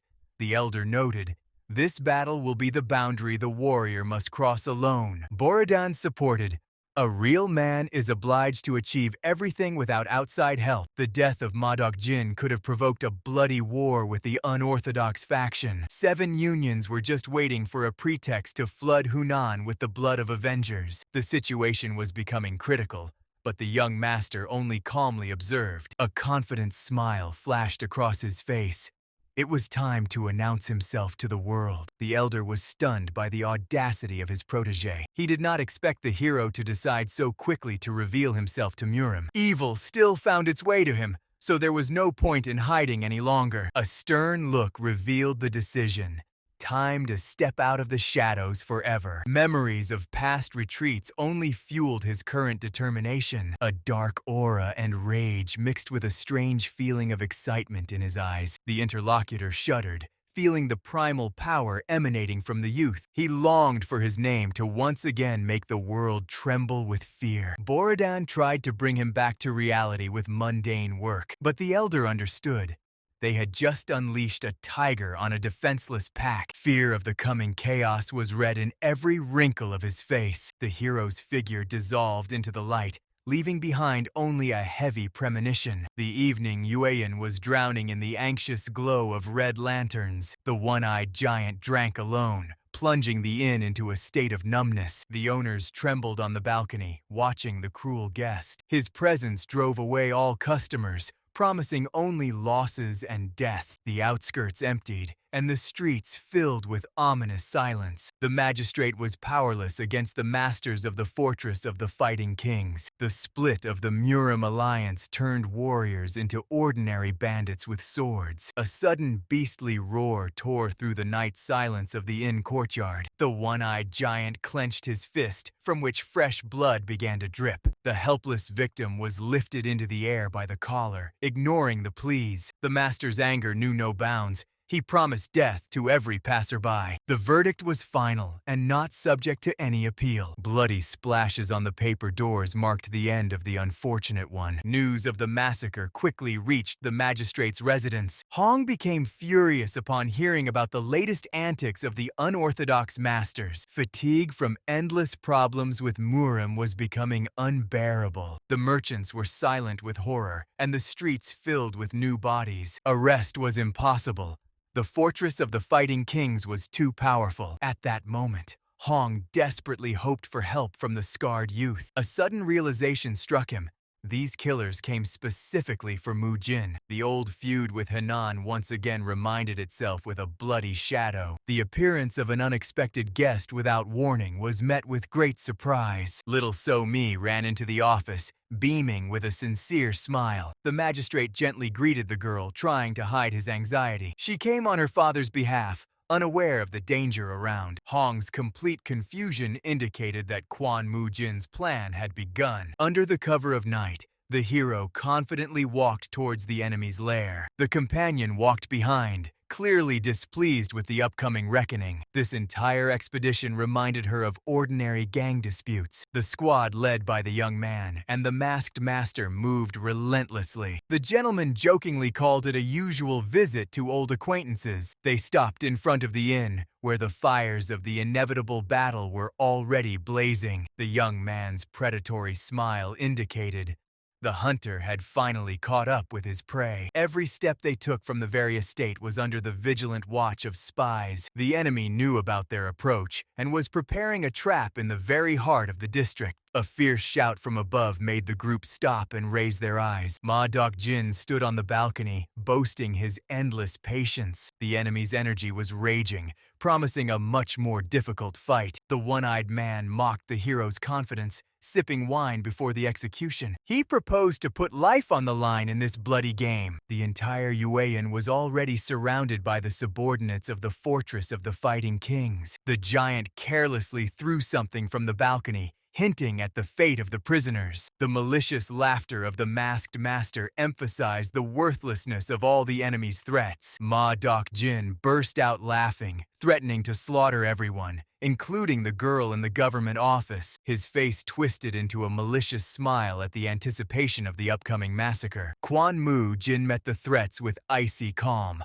offering the enemies to surrender or drown the city in blood. He mockingly ridiculed the silence of the opponents, which revealed their hidden fear. The master instantly assessed the positions. Snipers in ambush above and defenseless people below. The hand firmly gripped the bandaged sword hilt. A powerful wave of energy, lightning fast, tore through the night air, hitting the roof. The deafening explosion caught Ma Dokjin by surprise, blinding him with a flash. The blade, wrapped in golden lightning, completed the devastating swing. Chaos and destruction engulfed the building under a cloud of dust and debris. Among the ruins of the roof remained only the bearded man surrounded by the bodies of his fallen warriors. Blood and shattered wood became the only reminder of the former ambush. Panic gripped the leader of the fortress. He desperately sought a way out of the trap. While the subordinates begged for an attack, Ma Dokjin realized the full seriousness of the situation. Enveloped in a dark aura, he decided to abandon his people to save his own skin. Suddenly, a hand of Yukgyemsa, the true genius of the Fortress of Battle Kings, rested on his shoulder. Mujin looked around with interest, noticing the confident smile of the new opponent. Yukgyemsa was the one whose fame thundered among the strongest masters of the unorthodox faction. His power was so great that the battle with Mujin seemed to him merely a pastime. Joyful with anticipation of the fight, the genius decided to warm up on the audacious swordsman. Below, the masked masters calmly observed the appearance of the enemy's elite fighter. The elders only laughed, recalling how they once thoroughly beat this genius. Yukgyemsa felt no energy from them, disdainfully calling them ordinary parasites. He already anticipated their tragic end, ignoring the empty chatter of the elders. Borodanyu was ordered to flee while Yukgyemsa took the fight upon himself. Quan Mu Jin merely dryly threw to the enemy behind. Run! For Yukgyemsa, this young swordsman was no more than a temporary amusement. He stepped forward, preparing to unleash all his fury on the opponent. A signal flare hissed as it cut through the darkness, signaling the start. A bright firework illuminated the night Yueyang, marking the beginning of the great hunt. Ma Dokjin raced across the rooftops, planning to separate the enemies and kill them one by one. A treacherous smile never left his face. He craved slow and painful revenge. His silhouette dissolved into the darkness, leaving behind only a trace of dark energy. The man in the mask sighed irritably, not understanding why they let the fugitive go. Mu Jin calmly listened to the complaints of his ally. The young man swiftly took off, hurrying to complete his task. The swordsman confidently confirmed that the fugitive would not go far, accepting the compliment about his madness. The moment came for the next step in their joint game. The order was short and clear. The group needed to split up. Each of the masters prepared to head to their own sector. The elder and the master with red patterns instantly disappeared into the night darkness. Mu Jin was left alone with the girl, giving her the right to choose the target. She quickly calculated the enemy's positions, recalling So Mi's defense. Her path lay in the Red Lantern district, the lair of Yukgyemsa. Mu Jin noticed her hesitation, casting a scrutinizing glance. A direct question about fear of the enemy made the girl shudder. She desperately denied her weakness, reminding the master of a certain familiar woman. The comparison to a simpleton caused a real outburst of indignation in the girl. Mu Jin told about the legendary craftswoman who conquered the plains with her work. In memories appeared a blue-haired woman who had no innate talent. Each of her triumphs was paid for by years of exhausting training and sweat. The interlocutors silently parted, preparing for their own missions. A night scream tore through the silence of the city, calling the scoundrels to answer. General of the demonic skies stood to defend the people, declaring war on the invaders. He hoped for glory for his clan, while enemies surrounded him from all sides. Carelessly whistling, the hero met the first wave of killers on the rooftops. The atmosphere heated to the limit before the inevitable clash. The shadows of the enemies froze, waiting only for the right moment for a deadly throw. A flash of the sword and crackle of electricity instantly cut through the night space. The general rushed into attack, turning into a stream of destructive energy. His scope threw back the enemies, and the thrill of battle only confirmed his loyalty to his master. Over the battlefield, the quiet night sky reigned again, hiding the traces of the bloody massacre. The squad of killers in red surrounded the square, The leader dismissed questions about the fate of civilians with a brief and cold denial. The order sounded like a sentence: "Kill everyone who is met on the way." A man in a mask came out to meet them. He looked tired from the endless number of enemies. The lone warrior in light clothing tightly gripped the bloodied sword. A purple aura began to envelop his figure. The mercenaries froze, struck by this icy composure. The master in the white mask dryly asked the enemies about their intentions to break inside. His gaze promised death to anyone who dared to take a step. Purple energy flared around the warrior. He became an insurmountable barrier on the way to the estate. The leader of the killers drew his sword, ordering to immediately deal with the guard. A lightning-fast swing and a purple wave scattered the enemies in different directions. Meanwhile, the bloodied young man was preparing for the final battle against two mighty enemies. The one-eyed giant only mocked his attempts to resist alone. The boy spat out blood and boldly replied, "His master should not dirty his hands with such scoundrels." The bearded man with the necklace felt that this boy had completely gone mad. He was irritated that the wounded warrior was looking somewhere past him, ignoring the threat. A superior smile twisted the enemy's face. He could not tolerate such contempt. In a furious leap, the bearded man brought his sword down on the motionless youth. The blade cut through flesh, raising a fountain of dark blood. The boy fell to his knees, and the enemy was already preparing to cut off his head. The exhausted warrior spat out black blood and called the giant a weakling, incapable of independent action. The enraged enemy promised to gouge out his eyes before a painful death. Yamsu supported his partner, anticipating a bloody reprisal. Suddenly, a dazzling white flash knocked Yamsu to the ground at the very moment of the attack. A colossal aura rose above the battlefield, tearing through the night silence. A powerful shockwave threw the master in the necklace far backward. Everyone froze in mute stupor at the appearance of an unknown force. The stunned enemy spat blood, not understanding who had attacked him. A majestic man with long hair stood over the fallen warrior. Yamsu writhed helplessly at the feet of the master, whose advantage was absolute. Meanwhile,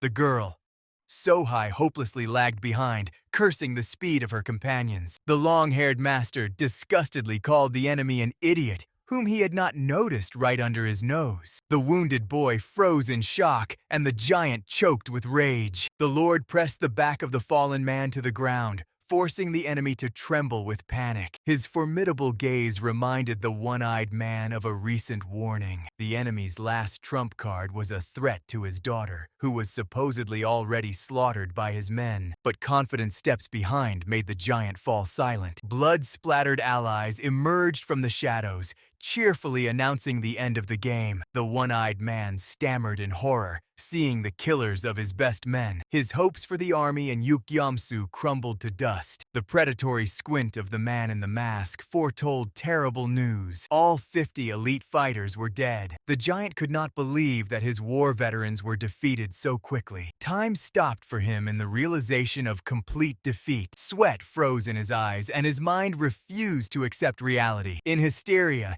he shouted about the invincibility of his army, clutching at the remnants of pride. 5 mighty warriors surrounded him, leaving no chance to escape. Rage mixed with despair in his mad frenzy. The calm gaze of the wounded boy became his final verdict. The long-haired master ordered the subordinate to finish this matter independently. The call to decide his fate gave the young man new strength. With a decisive movement, he wiped the blood and firmly grasped the swords. The one-eyed man rushed into the last suicidal attack, crying out in agony. The elder warriors easily dodged his clumsy swings. The giant cursed the elders who had all this time concealed their true power. The blue energy strike completely shattered his last hope for victory. He bitterly recalled the day he brought this boy into his home. In memories, the dirty child trembled before the cruel master. The boy replied, "He found the one truly worth following." The young man's eyes flared with the desire to kill.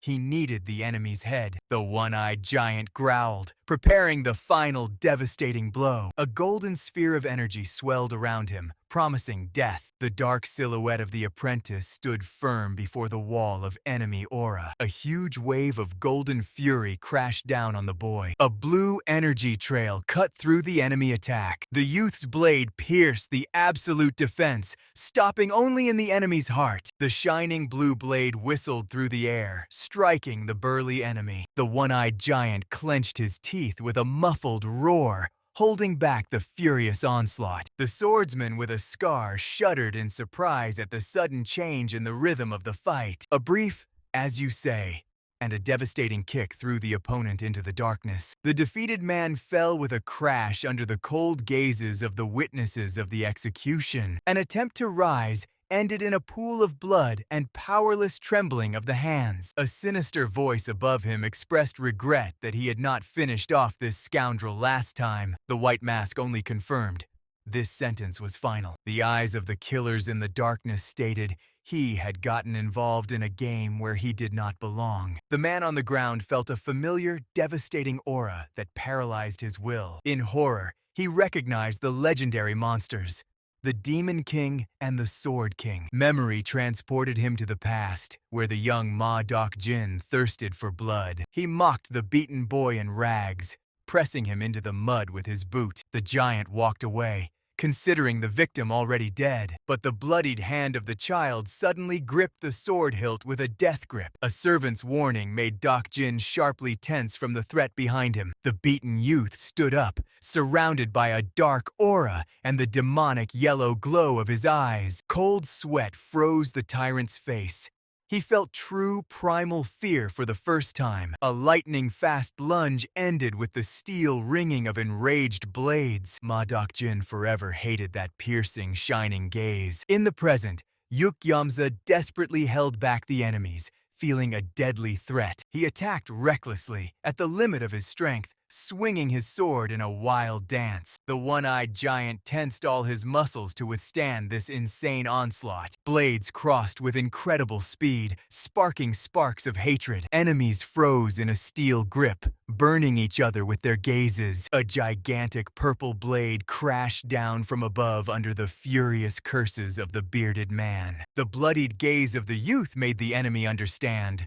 The jokes were over. Blocking another strike, the giant marveled at the boy's incredible growth in strength. A strike to the ground raised a wave of purple energy, forcing the enemy to recoil. Heavy breathing was interrupted by an irritated shout from the depths of the battlefield. On the other flank, a purple flash tossed another victim into the air. The helpless body fell right under the sword of the calm master in the mask. A terrible strike with the scabbard on the back made the fighter flinch in pain. He flew to the side like a broken toy, under the indifferent gazes of the kings. The purple silhouette instantly drove him into the ground, shattering the stone. The next blow threw the mutilated body even further. The blonde master methodically knocked the life out of the enemy with every swing of the hilt. The elders were simply having fun, tossing the victim between themselves in a bloody game. In agony, the unfortunate one begged only for a quick death. Ma Doc Jin suddenly burst out laughing, which provoked the rage of Yuk Yamsi. The giant declared that there was no chance against the kings, even for an entire fortress. The boy unleashed the last giant burst of energy. Ignoring the threats, he put all his anger and thirst for revenge into this desperate swing. In the energy arc, the blade reflected the enemy's face distorted by horror. Observers noted, the giant finally took up the weapon with both hands. The situation on the battlefield began to change rapidly to the young man's disadvantage. Ma Doc Jin was preparing to unleash the hidden 30% of his power. The enemy's mighty muscles inflated, preparing a devastating counterattack. Yuk Yamsa noticed a gap in the defense and rushed into a decisive attack. The sound of torn flesh and splashes of blood filled the space. The blade pierced the giant's collar, but he only wheezed and laughed hoarsely. The trap closed. The blade got stuck in the enemy's body, tightly clamped by muscles. The boy desperately tried to pull out the sword, calling the opponent a monster. The horror of realizing his own defeat paralyzed Yuk Gyomsi's mind. Ma Dokjin jumped forward, ignoring the steel in his own back. A terrible torn wound split the young man's chest, releasing a fountain of blood. Life began to rapidly leave the boy's body, but determination did not fade. He fell, listening to the enemy's insults, calling him a crazy freak. Despite the bloody cough, the warrior refused to surrender without a fight. The giant continued the assault, raging over the boy's fanatical devotion to his lord. A blow of incredible force raised waves of energy, destroying everything around. The fatal inscription, "Today," emphasized the end of this bloody drama. Yuk Gyamsa fell to one knee, repelling the last attack with the remnants of his spirit. The vow to finish off the enemy hung in the air as the scene changed to the peaceful calm of a government office where So-mi calmly enjoyed sweets. Bloodied and exhausted, he was climbing the snowy slope with his last strength towards the tall figure. The mysterious silhouette silently towered against the backdrop of the evening sky. The weakened swordsman heavily fell to his knees. A bloody smile broke from his lips, and his body helplessly collapsed face down. Lying in the dust, he exhaled that he had finally defeated Ma Dokjin. His eyes closed with the thought that the order was fulfilled and there was nothing more to regret. Suddenly, 3 men loomed over him, and the man with the cross-shaped scar on his face coldly addressed his people. He silently looked at the bodies, Ma Dokjin and Yuk Gyamsu. The man dryly ordered the masked assistants to take both corpses to the fortress of the Warring Kings. Meanwhile, in the northern part of Hunan province, 2 warriors approached a local estate. The leader of the fortress of the Warring Kings, Chok Musan, went outside and sighed irritably because of the noise. Seeing the mutilated bodies of his people, he immediately ordered to find out the details of the massacre.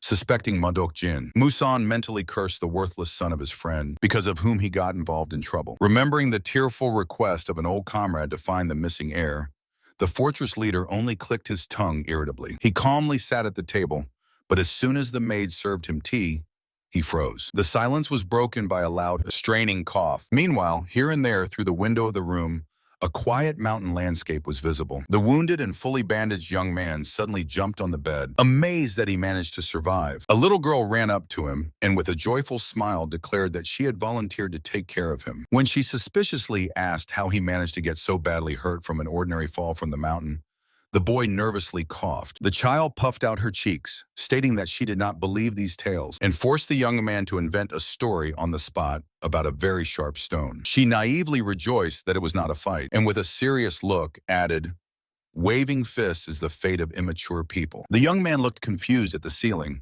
not understanding how the biggest troublemaker in the world could teach his daughter such things. At that moment, the door opened, and the same man with the scar appeared on the threshold. At the Musan fortress, he listened to the scout's report, disdainfully calling Ma Dokjin a fool, who made a fuss over a single fugitive, and casually asked where those 2 were now. The servant abruptly stopped speaking, and cold sweat appeared on his face. The bearded leader listened to the report about a brazen attack by some minor clan, and snarled fiercely.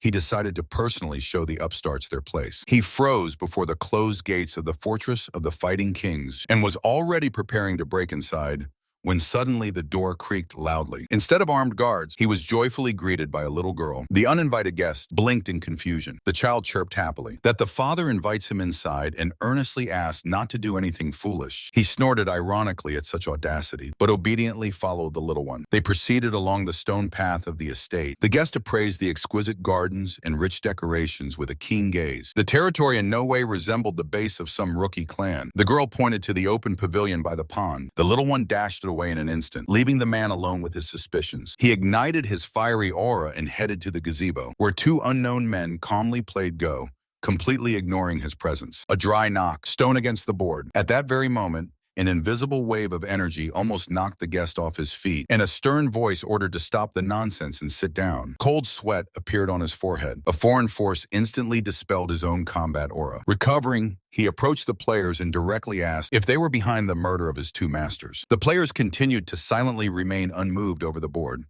and the enraged guest shouted if they had gone deaf, demanding an immediate answer. The dark-haired player irritably said that he had already ordered him to sit, and at that very second, with a deadly grip, squeezed the guest's head from behind. A powerful blow pressed his face into the stone floor, shattering the tiles into pieces. The man helplessly sprawled in the crater, spitting blood under the mocking comment of the attacker about the long-awaited silence. A familiar voice made the guests shiver. The dark-haired man grinned predatory and recalled that they had not seen each other for a whole 10 years. The guest mentally cursed himself for losing vigilance, finally realizing who exactly had organized the massacre of his people. From the side came a calm, elderly voice, reproaching the Demon King for excessive cruelty to the visitor. The beaten man raised his eyes to the gray-haired elder in a blue robe and froze. Before him stood the one who had long been considered dead. The elder smiled warmly, completely shattering the guest's grasp of reality. It did not fit in his mind how the leaders of the demonic cult and the orthodox factions could sit together peacefully. He burst out shouting, not understanding who could unite these absolute enemies for the sake of war against his clan. The dark-haired man mockingly advised to ask the real master of the estate about it, leaving the guest in complete stupor. The stern-bearded man glanced displeased at the servants, demanding to call the master of the estate, and he was just sitting on the veranda and leisurely playing Baduk. The bandaged hand slowly placed a white stone on the board. Hearing the affirmative answer, the guest stepped closer and defiantly reached for the sword. "Just try," the master calmly said. The bearded man sweated from tension. The foreign aura pressed so powerfully that the blade simply would not come out of the sheath. The young man thoughtfully rubbed his chin, thanking that recent events helped one of his people become stronger. The guest exploded with rage and roared, demanding to say who he was at all. The answer sounded as mundane as possible: was the master of this place and the father of a little girl. The bearded man flared with fiery rage, breaking the stone under his feet, and shouted that he would no longer hold back. With a wild roar, he jumped at an absolutely calm opponent. Meanwhile, two servants nearby blinked in surprise. This bearded man at crazy speed flew face first right into a pile of stones. He fed on blood on the ground while the young man stood over him and reminded him that he asked not to draw the weapon. The beaten attacker could not understand how by some miracle he was flipped over, and the master only grunted at such stubbornness. Leaning on the blade, the bearded man painfully rose to one knee. The next moment, he suddenly lunged forward and struck with the sword from top to bottom. The blade cut only the air, and with a crunch, drove into the ground. The master easily jumped back, acknowledging that the enemy's speed was not bad, but immediately added that now he understood why true masters did not care about unorthodox sex. The young man's gaze went dead. He called the guest's technique beggarly and his behavior bandit-like, rejecting his right to be called a fighter. He who laughs last, laughs best. The bearded man snarled and rushed into a new desperate attack. A powerful burst of energy tore the ground apart. Dust slowly settled. The bearded man froze, staring in shock at the silhouette in the smoke. From the darkness, a predatory eye flashed at him. All his life, this attacker considered himself an invincible authority, but now he felt like a miserable rat in front of the giant predatory serpent. Scared? Sounded very close, and the bearded man convulsively twitched, dripping cold sweat from pure horror. The green-haired man was laughing to tears and rolling on the ground, completely ignoring the orders of the irritated old man to stop this hysteria. Wiping away tears, he barely squeezed out confirmation. Their target was indeed called Chok Musan. The next moment, the Joker suddenly sprang up and ran away, leaving the gray-bearded man looking after him in confusion. The old man snorted disappointedly, doubting that this runaway was really the strongest warrior of the unorthodox unions. He admitted that the boy at least understood the difference in strength in time, but now he was worried about something completely different. The old man raised his eyes to the sky, worriedly recalling his two companions. Meanwhile, colossal gates of the demonic cult estate towered before these two, which surpassed the imperial palace tenfold. Contrary to the gruesome rumors about the bloody labyrinth, on the very outskirts of the sect, a simple, peaceful settlement spread out. It was there that, with a huge sack on his back, the exhausted Chon-Sam-te trudged. From fatigue, the boy collapsed weakly to the ground. His blonde companion with a gigantic sword only clicked his tongue irritably. The big guy sat down nearby and reproached him, saying that with such carelessness, Chon-Sam-te would have long since parted with life. Rubbing his numb back, the boy looked around and was surprised. Instead of a bloody sect, he saw an ordinary little town with peasants and merchants. However, the blonde tensed up. In all his travels, he had never seen a single cult overseer here before. At the suggestion of his comrade to go deeper, Chon-Sam-te was outraged, reminding that only sect members are allowed there. Eventually, he reluctantly gave in, but warned that in case of danger, he would immediately run away. Meanwhile, in the gloomy, damp dungeon, heavy chains clanked dully. A gray-haired prisoner hung on chains from the ceiling, whispering promises in madness to kill his enemy. A man with long red hair slowly approached the bars of the dark cell. Having examined the prisoner, he smiled with satisfaction. It was the perfect, though broken by grief over the loss of his son, instrument for his plan. The red-haired man roughly grabbed the prisoner by the hair and promised that he would definitely take revenge. He smiled sinisterly, for a person who has lost everything is capable of anything. The maniac began pouring a thick liquid from a flask onto the old man's head, mockingly muttering about the limits of his talent. The blade of the ritual dagger touched the prisoner's forehead. When a cold verdict sounded, only death would help him become stronger. Shrouded in a dark aura, the red-haired man promised him rebirth in exchange for eternal service. The blade cracked through the prisoner's skull. The next moment, a sharp knife stroke tore open the old man's chest, tearing a wild scream of agony from his throat. Choking on blood, the prisoner continued to hallucinate about murder. This pitiful sight reminded the red-haired man of another enemy, the former butcher, who had now betrayed his nature and become nauseatingly peaceful. A predatory smile spread across his face in a vow to return to the times when rivers of blood flowed through the world. Basking in the streams of bloody aura, he raised a knife to his face, acknowledging this terrible chaos as the only true fate of Marim. Two men stopped before the gates of the estate, where the famous wine of the Hone clan was once brewed. The servant anticipated insane profits, staring into the abandoned winery. His master thoughtfully examined the dilapidated courtyard, pondering what had ruined such a successful family. They opened the door and called into the emptiness, but no one responded. The guest introduced himself as a member of the Hunan family Tang. From the semi-darkness came out a disheveled girl with a jug. She rudely demanded to be named first, and the guest calmly replied, Tang Woo-hyun. The girl glanced at his tall figure, grumbled that her name was Ho-N-G, and openly expressed surprise at the guests. The hostess frowned and ordered an immediate explanation of the purpose of the visit, threatening detention. Return of the Heretic, Chapter 105. Inside, they all sat at the table. Woo-hyun noted that it was not bad here, and the servant conciliatorily urged not to quarrel. Woo-hyun smelled a strong scent of herbs, and Ji told how her clan of medics once accidentally became famous for winemaking. Her hand clenched tightly, table from the influx of old rage. In memory emerged the fiery silhouette of the killer. The girl coldly cut off that her parents died because of this cursed wine and pointed to the door. Yoo-hyun stood up, reminding that previously her clan had no equals on the Central Plains. He slowly approached the large cauldron, scooped liquid from there and took a sip. Tasting it, he acknowledged the flavor was not bad and added that now he understands why the Chumun clan's wine prevails. Turning around, he ordered her to continue brewing the wine, promising to fulfill her main dream. The girl only bitterly smiled, asking how would he know about her desire. Yoo-hyun's eyes gleamed predatory. He directly stated that she thirsts to wipe out the Chumun clan from the face of the earth. Later, they arrived at the estate of the Hunan family Tang. A little girl ran out joyfully to meet them. Yoo-hyun picked up little So-mi in his arms and introduced her to the new guest. Ji squinted suspiciously, not believing that an ordinary father could have such wealth. Seeing the estate, the size of an imperial palace, the girl felt anxiety, as if she had stepped to the edge of an abyss. Suddenly, the silence was shattered by a fierce scream. The enraged old man lunged at Woo-hyun, demanding to immediately wash the guest from the stench, to which she snarled indignantly. Embarrassed, she quickly asked for directions to the room, mentally dreaming of making wine as soon as possible and escaping from here. A little later, when she was rummaging in the basement, So-mi timidly peeked out from behind the door. Honji smiled warmly and explained to the girl that she was checking the ingredients. The little one's eyes lit up, and she happily offered her help. The little girl unexpectedly asked to help make wine, and the green-haired woman agreed touchedly, thinking about what it is like to have younger brothers or sisters. For a moment, doubting whether it was worth teaching the child such a craft,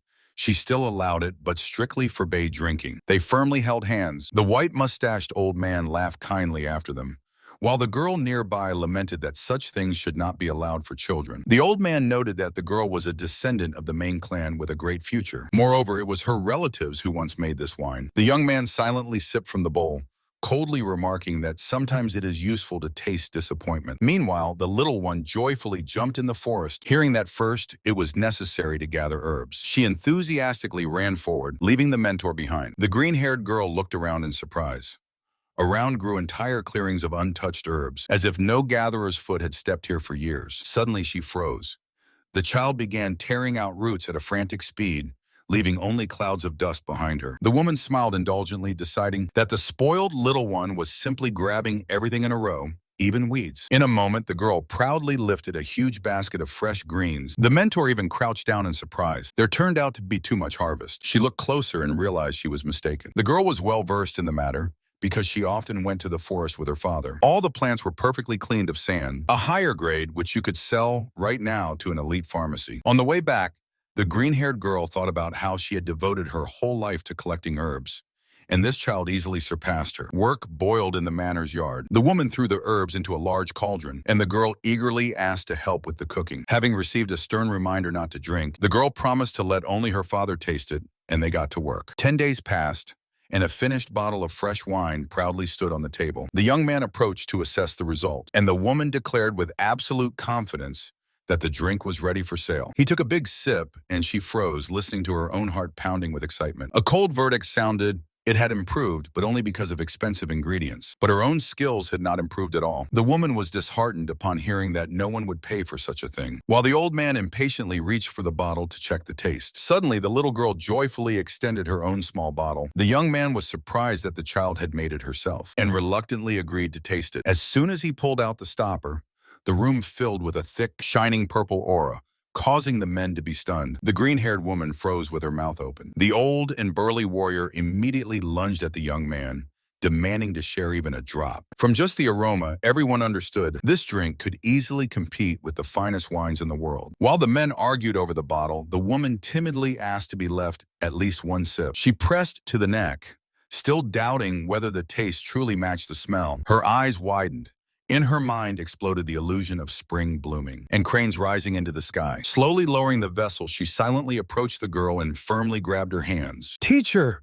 the woman exclaimed fanatically, looking at the shocked child with burning eyes. A month later, the leader of the enemy clan Chumun angrily clenched the report. He was informed that their competitors had started brewing elite wine again. The informant laid 2 bottles of wine on the table. The first sold for 10 silver coins, the second for 2. The old master squinted distrustfully at the jugs, for which the capital officials paid entire fortunes. Learning that this was a genuine product of the Hoyan clan, he greedily grasped at his throat. The image of a brazen, green-haired girl flashed like lightning in his mind. The master poured another glass, bitterly admitting, the more expensive variety even surpassed the original, and the cheap one was not even close to it. This taste was legendary. The emperor himself once desperately searched for him throughout the entire country. What parasite supplies them with the ingredients? The old man roared wildly. Hearing that a tiny guild called the Golden Ring was behind this, he coldly ordered to keep a close watch on them. Chapter 107. Meanwhile, the green-haired apprentice vainly tried to hold back tears of despair. She fell helplessly near the jug, not understanding the reasons for her failure. The girl shuddered. The purple-haired swordsman approached silently and immediately noticed her struggles with the recipe. She confessed that even exact adherence to the proportions did not help her reach Somi's level. The swordsman recalled Somi's carefree smile and her sincere, natural love for people. And then he finished off the student with a fact. Her rival was simply blessed by the heavens with luck. You won't be able to surpass Somi. By blindly copying her, he cut off. He suggested she create her own recipe, causing the girl to freeze stunned on the floor. "Something of my own?" she whispered confusedly, looking into the light-filled doorway. The swordsman simply vanished into thin air. Stepping into the yard under the moonlight, he waved off his burly partner, saying he had only given the girl basic advice. The big guy laughed out loud, then seriously reported that their matter had already started to be snooped on. The swordsman was not surprised. The rapid success of their wine inevitably drove the Chumun clan into a dead end. Business was going brilliantly. Despite the constant rise in prices, clients were sweeping up every batch. This success was based exclusively on the phenomenal business acumen of Gimen Haka. Recalling his combat skills, experience, and intense aura, the swordsman caught himself thinking, if this man called himself the god of war, he would believe it. It was time to raise the stakes. The swordsman ordered to summon Hanwan Chan to send Somi wine to the imperial family. Shock reigned in the Chumun estate. An informant reported with horror that competitors had brazenly intercepted their deal with the imperial chancery. The intermediary turned out to be Hanwan Chan himself, a legendary warrior who had the absolute trust of the capital authorities. The old master paled, realizing the scale of the agreements between their enemy and this influential figure. And at that very moment, Hongwon Chan sat before an open glowing jug, stunned, asking the swordsman again if he was really aiming at the imperial chancellery. Him and Hawk admitted that he had long searched for this wine, and the host calmly explained that the drink did not belong to the Hon clan, as it was created by Somi. Impressed, the magistrate mentally already christened the talented girl as his daughter-in-law and immediately entrusted In Hak to accompany the cargo. When the official added that they would also be guarded by the dangerous Mu Jin, The assistant fell to his knees in horror. In the morning near the cart, the magistrate greeted the convoy, surprised to realize the scale of the escort. Gimin Hak, seeing Quan Mujin himself from the paired blades, was finally convinced that he had been dragged into a deadly mess again. In the room, the host looked at So-mi in surprise, who crossed her arms over her chest and resolutely refused to be just a kept woman. "All right, go," he agreed calmly, and the girl immediately blossomed into a grateful smile. The magistrate was just giving the last instructions before the journey when the conversation was abruptly interrupted by a shout. So-mi gasped as she flew into the yard, which greatly puzzled the official. The girl bent over, struggling to catch her breath, and the man ironically inquired about the reason for such morning fuss. Catching her breath, So-mi hopefully asked if he was really going to take the wine all the way to the imperial chancellery, and received a calm yes. Having received consent, she handed him her vessel and tensed up, freezing while he took a big sip. The man put down the bottle and seriously stated that the taste differs from her usual wine. So Mi blinked panic-stricken, trying to read his emotions, until he casually asked, "Good, honeyed?" She nodded joyfully, and upon hearing that now this drink would become the pride of the Hone clan, she almost cried with happiness. A commotion quickly arose around the magistrate and servants eagerly asked to taste it. The crowd cheerfully surrounded the girl, and the man mentally noted the new wine had gained what it previously lacked: depth. This taste surprised even him, although in over 1,000 years of life, he was used to enjoying wine only in solitude. Now a warm smile flashed across his face. A loud order to assemble rang out, and the caravan finally set off on the road. Meanwhile, in the damp dungeon of the demonic cult, the dim light of a fire flickered. Two beaten captives lay on the stone floor, groaning in pain and cursing the guards. The purple-haired youth tried to justify his disguise plan, while his gray-haired partner was furious about the daily beatings. A quarrel broke out. The gray-haired man reproached his friend for boasting about being one of the 100 strongest masters, and then shamefully losing to a paralyzing poison. And the purple-haired one, indignantly defending himself, inappropriately blurted out right in front of the guards that he knew their leader, Sado Kak. The gray-haired man kicked his friend forcefully, shouting that he had betrayed them himself by carelessly mentioning the name Sado Kak. The purple-haired man waved it off and pondered. The guards didn't even check their identities, but simply beat them, which was not at all like true loyalty to the leader. The gray-haired man acknowledged his friend's logic, when suddenly the clatter of chains rang out, and from the dark corner, a ragged old man crawled out to them. Both prisoners realized in shock that someone else had been in the cell all this time, and asked confusedly why the stranger remained silent and how he knew someone, until a hoarse cough came from the darkness. The old man asked in a creaky voice if they knew the leader of the demonic cult, to which the young man nodded confusedly. Having learned that Sado Hak was alive and well, the prisoner laughed with relief. The gray-haired man did not feel any bloodlust from the old man and asked his name. The old man introduced himself as Don Fangu, a former advisor of the demonic cult. The chief advisor shuddered from coughing, spitting a puddle of black blood onto the stone floor. While the other prisoners watched the scene in shock, he continued to wheeze, helplessly calling for some black wind. The young man with purple hair kicked the iron bars with a swing, cursing fiercely that the door would not budge. The pale prisoner gloomily stated, "The absence of guards does not mean luck, but the absolute reliability of the cell made of special steel. Only the legendary spiral heavenly art could destroy such bars." The young man interrupted him, reminding that only one person in the world possesses this technique: the leader of their cult, Sado Hak. Both men had already resigned themselves to rotting here forever, when suddenly the boy calmly declared that he also possessed this art. In his palm instantly flared bright blue energy. The men stared at him in silent stupor. The old man almost choked from shock upon seeing the real technique, and the young man casually said that the leader himself had taught him this. He recalled those hellish trainings. He was beaten to unconsciousness again and again until his body memorized the movements permanently. The prisoners perceived this as unprecedented generosity of the leader, although for the boy himself it was just endless torment. And then it finally dawned on him. The men jumped up at the scream, not believing that he had mastered the sacred technique of the heavenly demon, not even suspecting its true nature. A bright inscription announced the beginning of the 109th chapter. Meanwhile, somewhere far away, under the golden leaves of the trees, a man was resting carefreely. The board master laid down next to the sleeping little So-mi, complaining that there was no time to kill.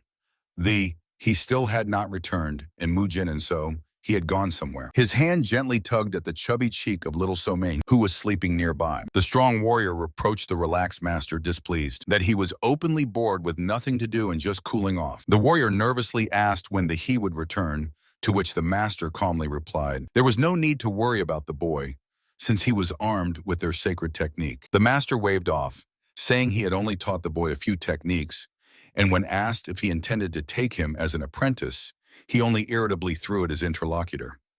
Are you completely crazy? The master's face instantly became serious. Hard times lay ahead, for they had crossed the path of both the Golden Merchants and the mighty Chuman clan at once. All attempts to negotiate failed. All the envoys they sent were brutally killed. The warrior bitterly noted that they were already too old to wage war. That was the fate of the young. Yet he still grinned. He would avenge the death of his people anyway. Blazing with a fierce, fiery aura, the warrior swore that at the first opportunity, he would wipe the enemies off the face of the earth, whoever they might be. The boy coldly rebuked him. Calm your thirst for blood. So me is sleeping, and the carefree domestic scene was abruptly broken. The sun set over the heavenly mountains was torn apart by a heavy cough and the sound of dragging, wounded feet. 3 fugitives hid in the shadow of the rocks, while a guard ran past them with torches. The boy pressed himself against the stone, tensely listening to the pursuer's orders to find them at any cost. Belosi grimly explained, the cult is in despair, as no one in history has ever managed to escape from their prison. The situation was becoming critical, and the old advisor suddenly started coughing up blood again. The exhausted old man fell to his knees and began begging his companions to leave him here for their own salvation. With his last strength, he clung to the boy's hand and croaked a terrible news. All the leader's loyal people are already dead. The demonic cult has completely seized the sacred demon of the Black Wind. 2 warriors were rushing through the forest at a furious speed, hardly gasping for air through their mouths. The youth could not believe that the demonic cult was taken over by just one person, but the bloodied old man nearby dispelled his doubts. Dripping with blood, the man sharply ordered them to flee and warned the leader of the cult about the military coup. Coughing up red, the old man recalled how the mind finally returned to the holy demon of the Black Wind and pointed the youths the way to salvation to the northeast. Realizing that with his wounds he would not get far, the wounded man weakly sank to the ground, intending to buy them time while the youth clenched his fists in despair. With a faint smile, the doomed warrior promised to definitely take revenge and fully entrusted the fate of the cult leader into their hands. The fugitives rushed on, cursing their pursuers, who were already flickering as shadows in the branches just behind them. Despite terrible fatigue and bleeding, the youth grinned defiantly. He was not going to die here a laughingstock before becoming an old grumbling man. The big guy shouted in response, and they rushed headlong towards the light. The lid of the massive chest flipped open, revealing to the world an exquisite jug. The head of the merchants of the Golden Ring, Gimin Hak, respectfully bowed before Prince Jujin Hak, offering to taste a special wine. The prince laughed. He promised 2 gold coins to whoever would get this drink. And now the supplier of the Hoyan clan himself appeared at his doorstep. The merchant boasted that luck smiled upon him. He managed to lure one of the members of the Hoyan clan to his guild, and the prince laughed approvingly. Jujin Hak was famous for his crystal honesty and closeness to the emperor. This was a perfect chance for the merchants to break through to the very top. From the very first sip, the prince's eyes widened with delight, and he joyfully invited the guests to share the meal with him. Meanwhile, in the estate of the Chumun clan, someone's hand angrily slammed down on the table. The head of the clan furiously roared at the subordinate in the bamboo hat upon learning that all the mercenaries they sent were dead. The spy reported in a trembling voice that among the guards they noticed the renowned martial arts masters Namgun, So-hee, and Quan Mujin. It turned out that the masters stayed at the estate of the mysterious Tang family, about whom recently terrifying rumors circulated because of old men in masks. The old man quickly put the puzzle together. These unknown upstarts dared to protect competitors from the Golden Ring and openly ruin his plans. Not having received exact information about the heiress Hone, he ordered to pressure the trading guild Hunani to financially crush the competitors. And to destroy the Tan family, the old man turned to the Pavilion of Assassins, the most dangerous mercenary group on the Central Plains. Choking with rage, the head of the Chumun clan gave a cruel order.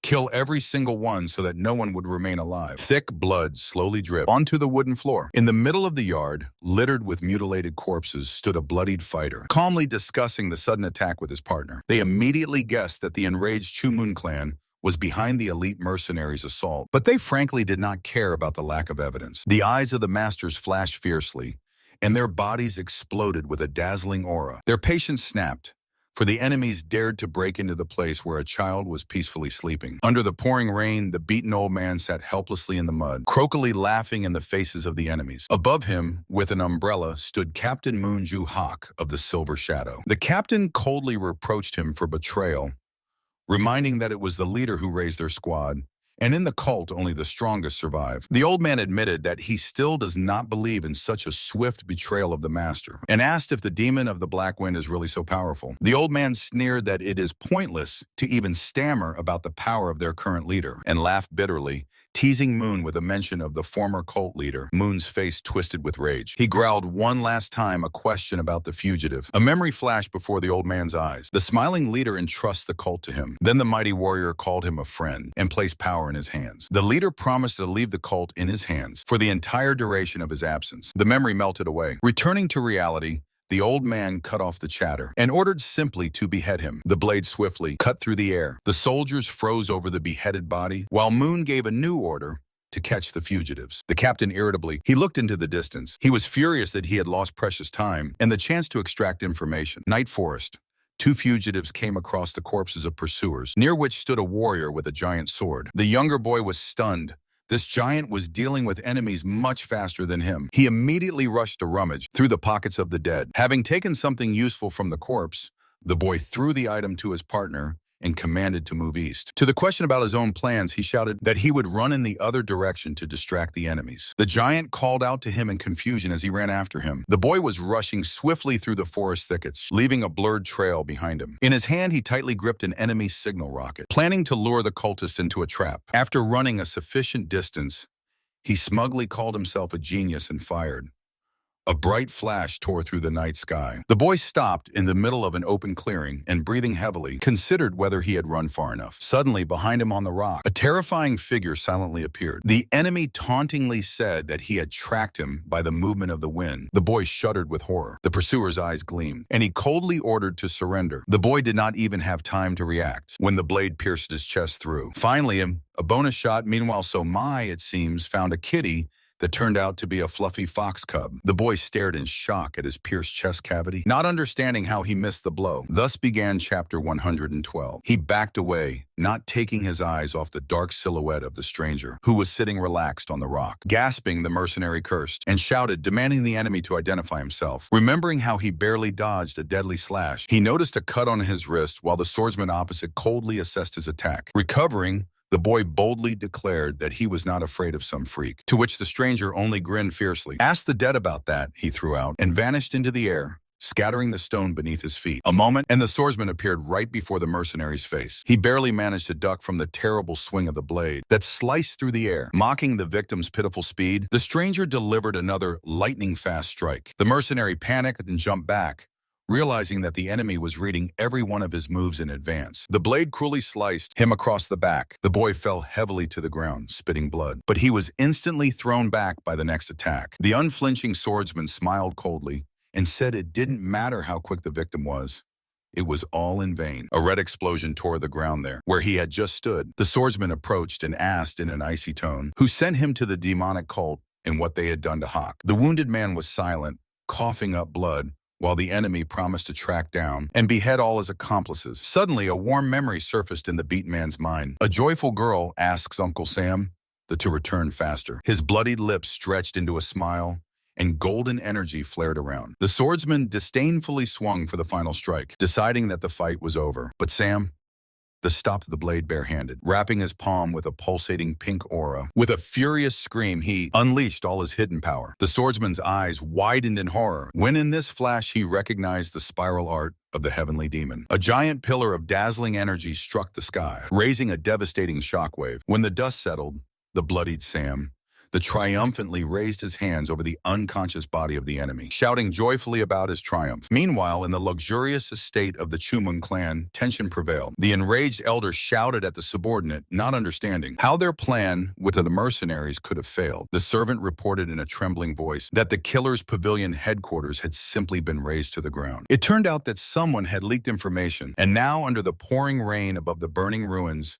an unknown avenger stood tall. The gray-haired elder pondered who could have leaked information about them, first suspecting the merchants. However, there remained the Hao sect, the Wanderers' Union, and the Orthodox, who would easily sell secrets for good money. The elder also remembered the Pavilion of Assassins. Once he himself trained the infamous Silver Shadow Squad there. A sinister smile touched his lips. He had long held a grudge against the king of assassins and would gladly finish him off at the first opportunity. The burly warrior volunteered to personally take on the pavilion of assassins to settle old scores while the vagabond union was decided to be left to someone else. At the same time, he sternly warned the armored warrior not to touch the vagabonds because their leader would destroy anyone who attacked his sect. The old man assured that he would speak kindly with the king of vagabonds himself, so dealing with the house sect would have to be left to others. Looking at the night sky, the young man smiled fiercely and suggested finishing everything before dawn, while So-Mi was still asleep. The title of the 113th chapter appeared on the screen. Life was bustling on the night streets, and in the alleys they were already quarreling over lost bets. In the noisy crowd, quiet but confident footsteps sounded. Passers-by looked around, and the girls blushed. The same young man in elegant attire was walking calmly down the street. He stopped in front of a luxurious building with red lanterns of the local house sect unit. The young man brusquely opened the door, causing everyone inside to fall silent in shock. His path was immediately blocked by a massive boot of a thug who rudely advised him to get lost. 3 armed guards surrounded the uninvited guest, but he only calmly asked the reason. Hearing the tale about the house of courtesans, the young man directly ordered to report to the local Hao leader about the arrival of a special client, and with a terrifying smile added, "If the boss does not want to lose a few bones, he should hurry up." The guard swore and swung his club. The young man instantly moved out of the way, and with one motion scattered the entire crowd of thugs on the first floor. On the second tier, 2 more fighters jumped at him, but within a second, one of them was already wheezing on the floor in a puddle of his own blood. The guards on the 3rd floor confidently promised to stop the invasion, but immediately received a devastating kick. The last surviving thugs were pathetically trembling on their knees and begged for mercy. The young man indifferently looked around the floor, strewn with beaten bodies, waiting for the leader to appear. His gaze sharply narrowed. He pushed off the ground and with a powerful leap broke through the ceiling, flying out onto the upper tier. As soon as he landed, from the darkness at him flew a hail of deadly throwing blades. A shuriken whistled past, but the young man in light clothing calmly stepped forward, deflecting the blades with his aura alone. His gaze grew icy while the frightened old man trembled on the floor among scattered weapons, listening to the condition for survival. The old man blurted out in a trembling voice that the house sect in Yuyan is led by ActionToon. Elsewhere, a light-haired man meditated in semi-darkness until he heard foreign footsteps. The young man loomed over ActionToon, but he did not even blink, calmly asking how he could be useful. A sudden kick with a turn struck the leader's face directly, forcefully throwing him away. The young man calmly moved forward, deciding to give him a rest from affairs. While the bloodied leader shockingly realized the power of the guest from the Hunan family Tang, unable to get up after a single blow, Akchonjin's eyes widened in horror at the new attack. The beaten information trader pitifully begged for mercy on the floor, justifying that he never called himself a martial arts master. The young man harshly squeezed his face with his fingers and forbade him from ever trading information about the Tang family. Then he ordered to lay out everything about the red-haired and Manhwa. But the sect leader stammered that this data cost too much. "Is it really more expensive than your own life?"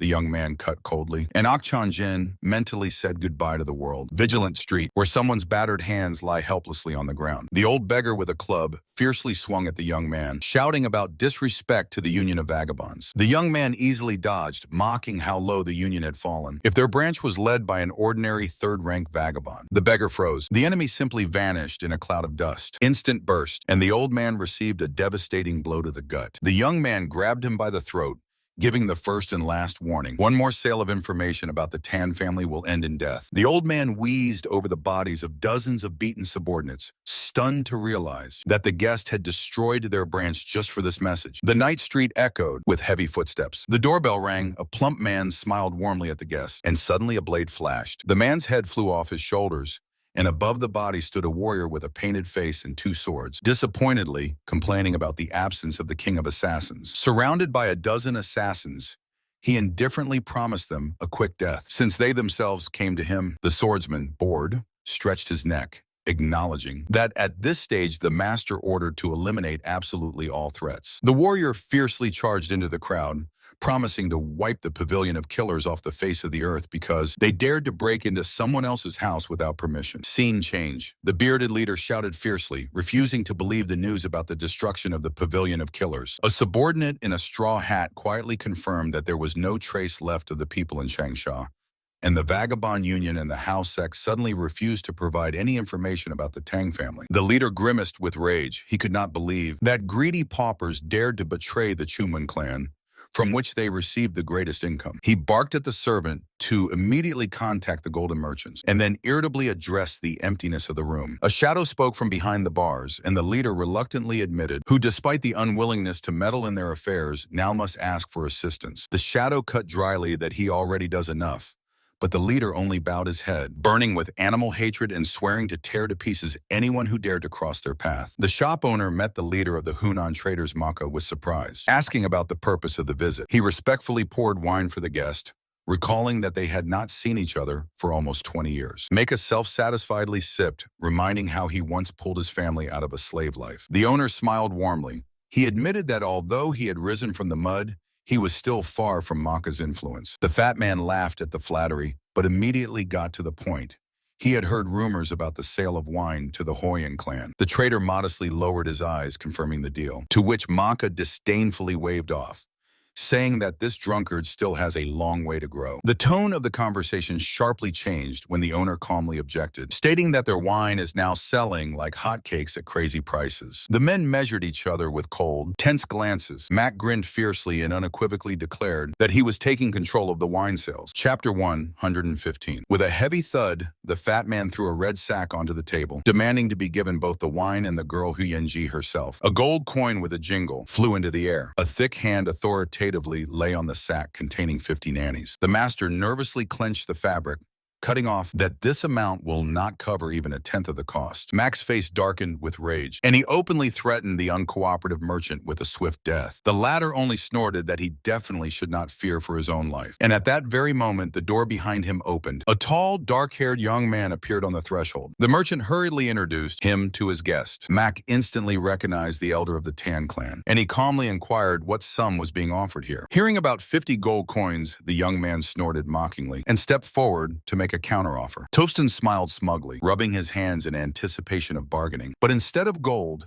the young man carelessly threw 1 silver coin on the table, his price for the entire guild of Hunan merchants, which drove Mac mad. In a cold tone, the elder added that he would also take Tovston's life as change. Mac shouted, asking if he had gone crazy. But the young man lazily advised to agree, while such a chance was given. Losing the last of his patience, the merchant screamed, calling the guards to teach the impudent one manners. A rapid stomping of boots rose. 5 killers in bamboo hats instantly surrounded the young man, pressing shining blades to him. A deafening explosion rang out. The floor shattered into pieces from the sudden release of destructive energy. Mac was stunned with horror, watching shards fly straight into the faces of his stunned mercenaries. The young man snarled fiercely through the dust, noting that this guard was not worth even a silver coin. The elder mockingly asked if they wished to continue, to which the frightened Mac could only shout about revenge for the humiliation. Meanwhile, far away, a squad of horsemen galloped through the forest, nervously discussing the danger of the master from the Tan clan. They argued. Some feared that the Chumun clan mercenaries planned to get rid of them as soon as they became unnecessary, while others reminded of years of profitable cooperation. The red-clad leader cut off doubts, reminding of the written order from Chumun to take revenge on the merchants of the Golden Ring and pressure them, even against their own will. Casting aside doubts, the mercenaries barked their agreement and rushed away against the backdrop of endless mountains. Far from there, among the mountains, a crystal waterfall plunged into a transparent lake, a quiet and picturesque place. By this waterfall, 2 men were carefreely fishing, enjoying the silence. A girl next to a joyful scream pulled out another fish. A young man mockingly ridiculed the old man's empty bucket against the background of her basket overflowing with the catch. Suddenly, their idol was shattered by the frantic cry of a servant. Gasping, he shouted that a thief had robbed the warehouse, stealing all the money, silk, and wine supplies. The man fell to his knees before a tall figure, begging for death for his guilt. A tall figure ordered the culprit to raise his head and asked what was left in the warehouses. In response came a muffled nothing. The big guy with a child in his arms only laughed peacefully and patted the culprit on the shoulder, as if to say, everyone makes mistakes. But the master was not going to turn a blind eye to this, and coldly ordered to bring Kwan Mujin and Namgun Sohee. Beginning of chapter 116. The wind caught the girl's hair. Sohee hurried after, irritably asking where they were going. He walked silently, completely ignoring her indignation. She had already started spinning thoughts about a secret meeting, when suddenly he cut in dryly. The merchants of the Golden Ring were robbed. They took from the warehouses absolutely all the wine and silk. Now they had to find both the thieves and the missing goods. Soki doubted whether it was really possible to track someone in these slums, but the master assured professionals were working. On the way, Soki asked where such confidence came from, And the master explained, no ordinary thief would drag so much loot in one night. The bandaged hand decisively pushed the door. They entered the dimly lit hall where they were already awaited. The girl wrinkled her nose at the sharp stench. The host invited them inside, and the master immediately got down to business. At the table opposite sat a white-haired informant from the house sect. He sighed and admitted that the thief had covered his tracks too thoroughly. Even their network could not dig up anything in such a short time. Meanwhile, unknown men in bamboo hats exchanged glances, feeling that something serious was approaching. The informant asked for more time, but the master calmly refused. He threw a pouch on the table and gave a new task, to find out the route of the Hunan traders. As soon as they were on the street, Soki anxiously asked if he had given too much money. Instead of answering, the man firmly grasped her wrist. "Time to run," he said, and rushed off, pulling the girl after him. Meanwhile, in the room, the informant was glad that the client turned out to be so unpretentious. He, with anticipation, poured out the contents of the heavy pouch onto his palm. Instead of silver, ordinary stones and cheap coppers spilled out. "What the hell?"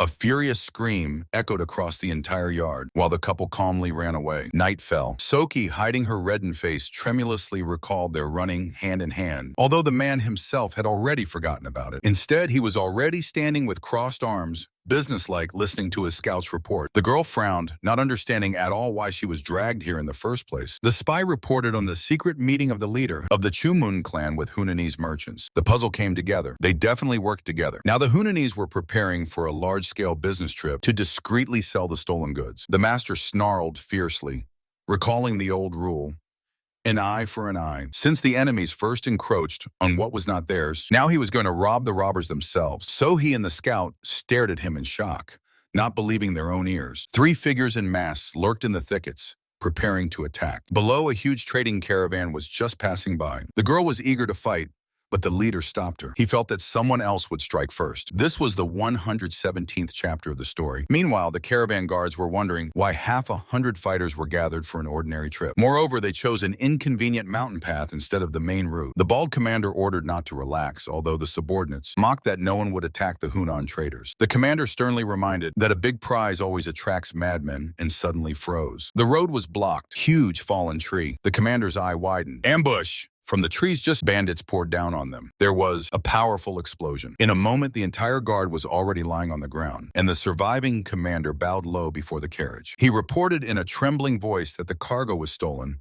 and promised to immediately send a pursuit. Instead of anger from the carriage, a quiet chuckle was heard. Steward Konjuk calmly stroked the cat. Everything went exactly according to his plan. Meanwhile, near Lake Duntinhu, victorious laughter was heard. The bandit leader rejoiced at the easy loot, which would be enough for his gang for 3 generations. Suddenly, a harsh order was given to arrest everyone. From the stolen crates, unexpectedly, armed fighters with spears jumped out. The invisible commander ordered to kill anyone who resisted. 3 of our heroes in masks silently watched this slaughter from the hill. The girl sighed with relief.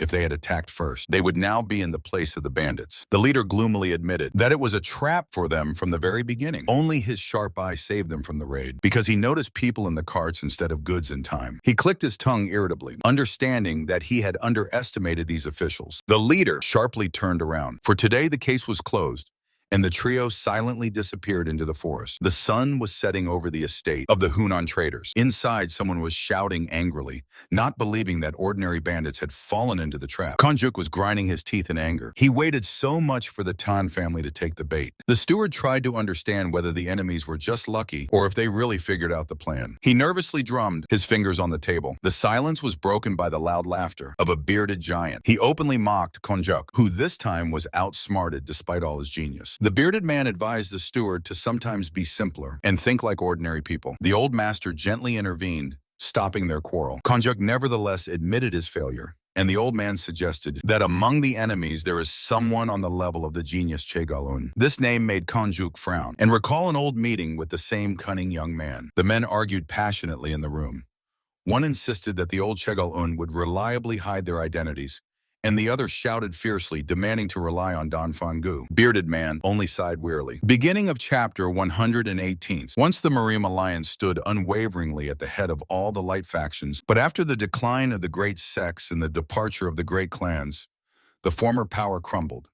forcing the remnants to rally under the banner of the Order of the Holy Sword. Since then, no one dared to call the Alliance a center of power. Countless martial arts masters were torn in doubts, choosing between the Order and Mirim. 6 out of 10 of the best warriors had already chosen the Order. If the Sword King had not disappeared and the Namgun clans, Moon and Chegal, had joined them, this force would have become absolutely invincible. However, now the Order was led by the elder of the Pen clan, Pen Doun. Behind his back, he was openly mocked because he could not unite all 8 great clans under one banner. To prove his right to leadership, he needed a decisive step. He gloomily looked at the portrait of Shigalun, desperately wishing to make the elder his advisor, but he seemed to have vanished into thin air. Months of unsuccessful searches passed, and Doan convinced himself that the old man simply would have no other choice but to join him. Meanwhile, in the society hall appeared the elder of the Sichuan clan, Tang Chun-ak, causing anxious whispering. Doan even gritted his teeth, looking at the opponent's self-satisfied smile. This old man enjoyed great respect in the Order and openly sowed discord. So Doan, clutching another report in his hands, swore to bring Chegal-un to his side at any cost, for he himself was powerless. "Where on earth are you wandering?"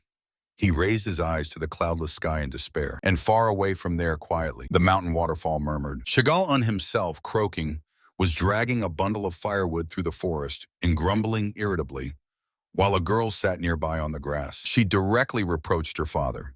He was considered wise, but now they were hiding in the forest like beggars, when suddenly a strange mocking voice sounded, announcing that the fugitive had been found. The girl jumped as if scalded. She did not feel the approach of this martial arts master at all. Recognizing the formidable Wu Tongjin, both froze, and he smugly remarked that even though Chegal-un hid from the squad sent by the Alliance, he was still tracked down. The sinister man with a predatory smile drew his blade, suggesting to do without unnecessary words, to which Chegal-un grimly tensed. A lightning-fast sword swing. The action sharply shifted to the training ground of the Hunan Tang family. The dark-haired instructor crossed his arms over his chest and coldly reprimanded the student for slowness. While she was gasping heavily after a series of strikes, she awkwardly swung the blade again, and the man calmly added that the boundless art is actually much more suitable for women. He advised her to unlock her inner potential when a gray-haired elder approached them, quite surprised by such a statement. The girl wiped the sweat from her forehead,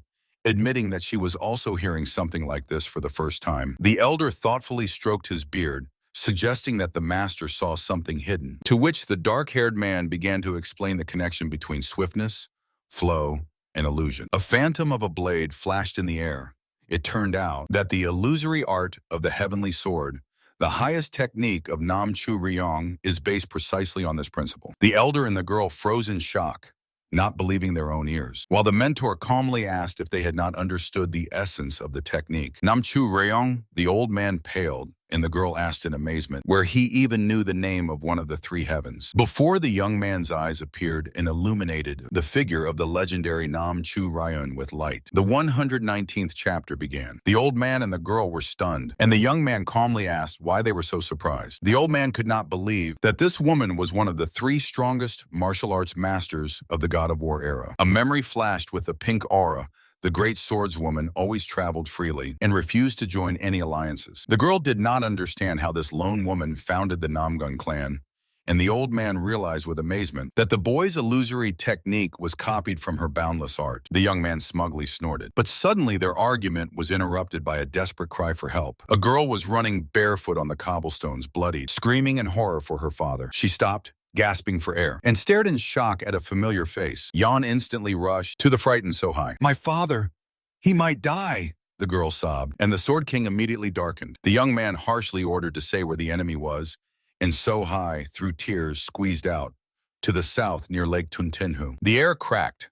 The old man sprang from his place and shot up into the sky like lightning. Sohai fell powerless to her knees. Yan tightly hugged her and assured that grandfather had already set off to rescue. The girl nodded, shedding tears, although Yan suddenly caught herself thinking, "What is Sohai even doing here?" Sohai herself was watching the rescuer go and did not understand how the long-dead Sword King was going to save her father. Meanwhile, a bloody massacre was unfolding in the forest. Amid the bodies of slain allies, the enemy with a predatory smile mocked the skill of the Chegal clan. He slowly approached, marveling that the wounded opponent was still alive. The killer swung a huge blade. The blow fell with merciless force. Black blood splattered like a fan. Chegal-un took the terrible slashing attack upon himself. He barely stood on his feet. feet, while the enemy burst into hysterical laughter. Leaning on his sword, bitterly admitted that his last attempt to strike at vital points had failed. Strength was rapidly leaving his body.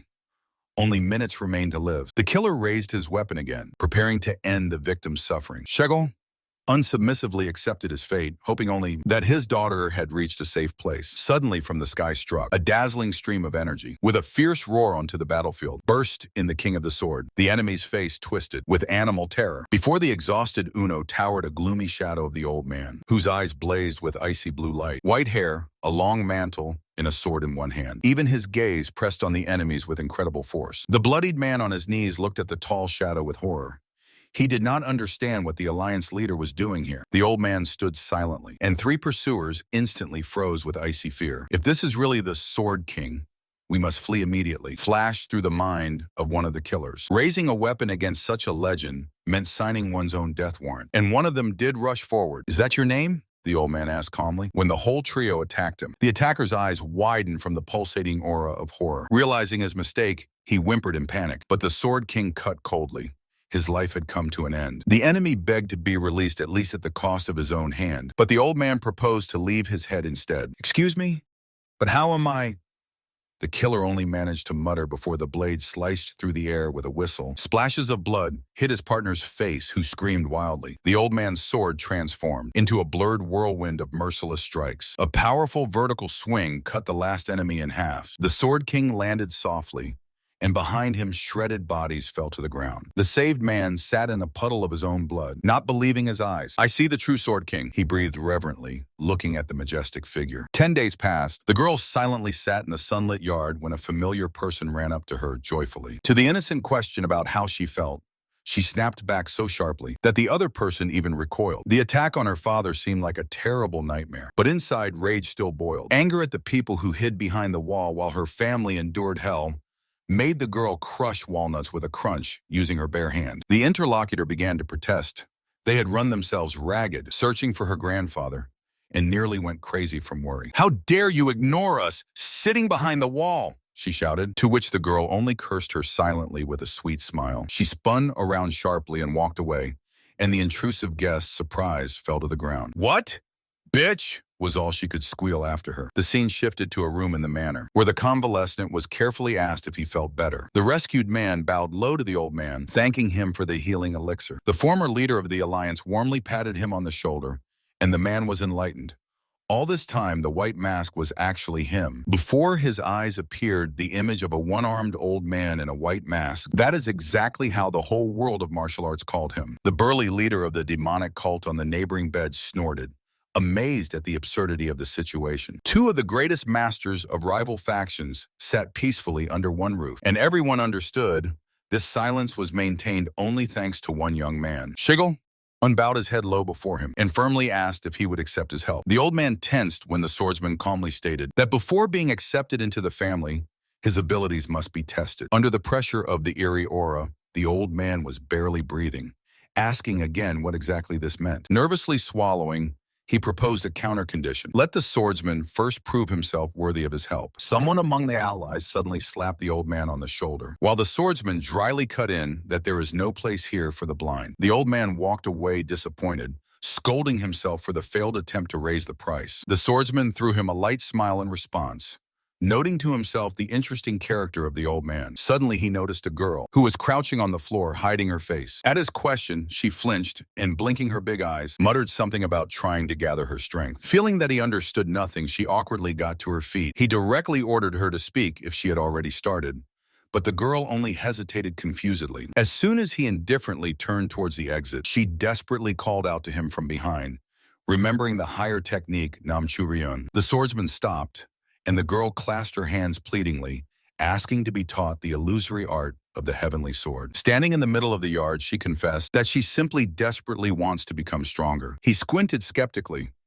How did she even assume that he possessed this technique? "Because you are the very god of war," she blurted out, looking at him with burning eyes. A heavy pause hung in the air. The swordsman froze in surprise. While the girl suspiciously squinted, he nervously looked away, not understanding how she uncovered his biggest secret. Trying to save face, he turned his back and dryly cut off, saying he had no idea what it was about. The girl instantly realized and put on a wide fake smile, turning everything into a joke. Walking away, he still threw in that he accidentally remembered a few tricks and ordered to come to the site tomorrow. Shining with happiness, she joyfully jumped up and ran off on her errands. Looking at her back, he gloomily pondered how exactly she guessed everything. He realized even if he told the truth, no one would believe that a person could live 1,000 years. The bloody path came to mind.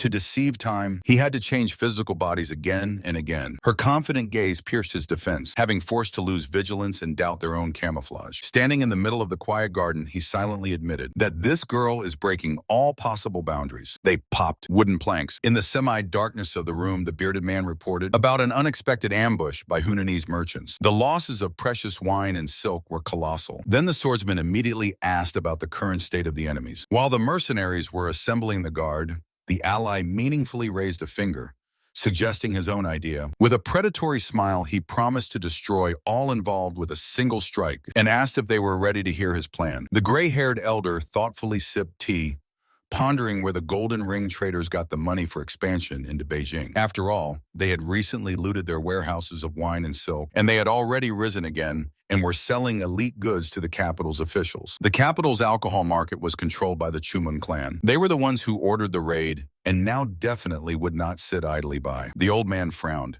No news yet from the executors, and the attempt to frame competitors with a fake expedition had spectacularly failed. Suddenly, the door opened, and a portly subordinate flew into the room. He shouted in panic that the upstarts from the Golden Ring had indeed reached Beijing and demanded to stop them immediately. The manager suspiciously squinted.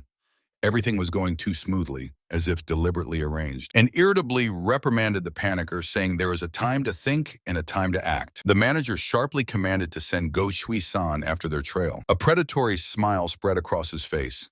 Trap or not, they would simply crush the enemy with brute force. Finally, he entrusted the fat man to send a message to the imperial official Gonso Chun, the perfect buyer for the stolen goods. Meanwhile, over the forested mountains, it was already getting dark. The caravan of carts slowly moved through the night forest, when suddenly a muffled laugh sounded. The path was blocked by a mercenary, greedily inquiring about his reward. All the goods and 100 silver nannies. The client cold-bloodedly cut off. Kill only the leader. Do not touch the rest.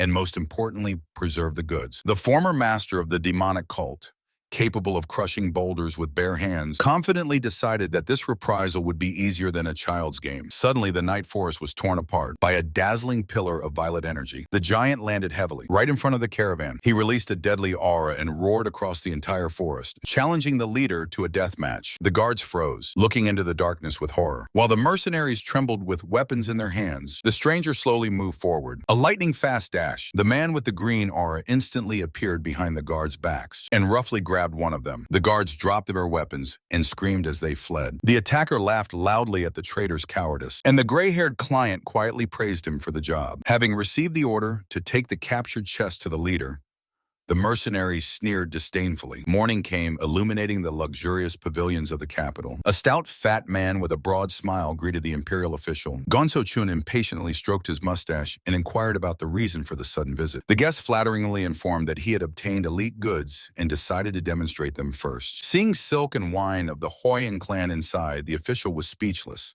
After all, the guest brought a whole cart of this treasure. He exclaimed in shock that these items are now impossible to get and immediately offered 800 nyons for them. The fat man happily agreed, and the satisfied official decided to uncork one bottle for tasting right away. Gonso Chun took a big sip, boasting about his prophetic dream, when suddenly his eyes widened in horror. He disgustedly spat the drink right in the guest's face, fiercely shouting that he decided to mock him. The stout man wiped his face and himself smelled the stench. The praised wine smelled like ordinary urine. Cold sweat pierced him. And the trading expedition was a luxurious trap from the very beginning. Leaving the estate after the failed deal, he trembled.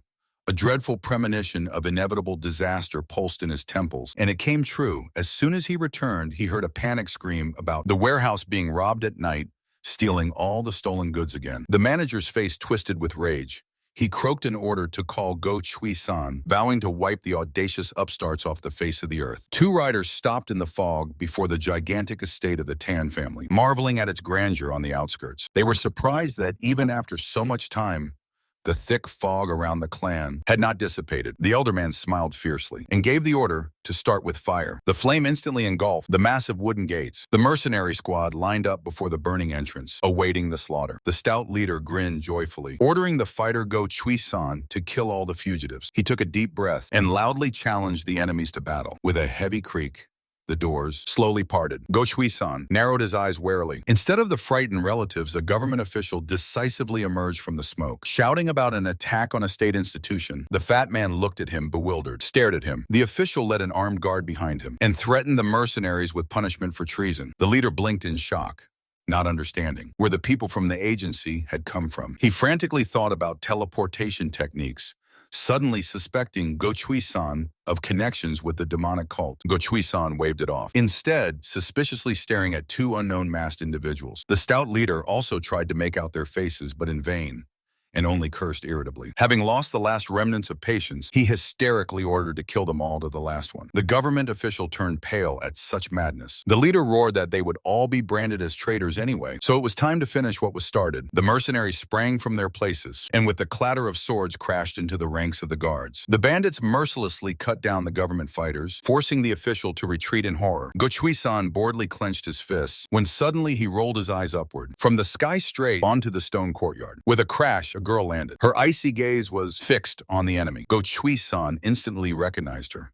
It was Namgun Sohee. He mockingly asked if she was trying to revive her clan by serving the Tang family. Instead of answering, the girl abruptly took off. A young man with a scar watched her from the crowd, noting her foolishness with disappointment. "You look completely uncertain," the scarred young man said disdainfully, and the girl twitched from surprise. "Not true," she exclaimed. Her sword with a shower of sparks struck the forearm of Go Chui-san. From the force of the blow, the giant was thrown back. Namgun Sohai unleashed a hail of rapid attacks on him. She swung to strike, but the opponent fiercely caught her in an open stance. Blinded by the thirst for victory, the girl did not have time to react to the punch. A heavy blow with a crunch stabbed her in the stomach. Namgun Sohai froze in shock. Her blade didn't even scratch the enemy's skin. The giant laughed loudly at how naively she tried to cut through his diamond body. He confidently straightened up, proudly puffing out his completely unharmed chest. The big guy looked down arrogantly at the woman with the sword, boasting about his impenetrable diamond invulnerability. With a loud crunch, he cracked his neck. He declared that now it was his turn. The woman made a strike,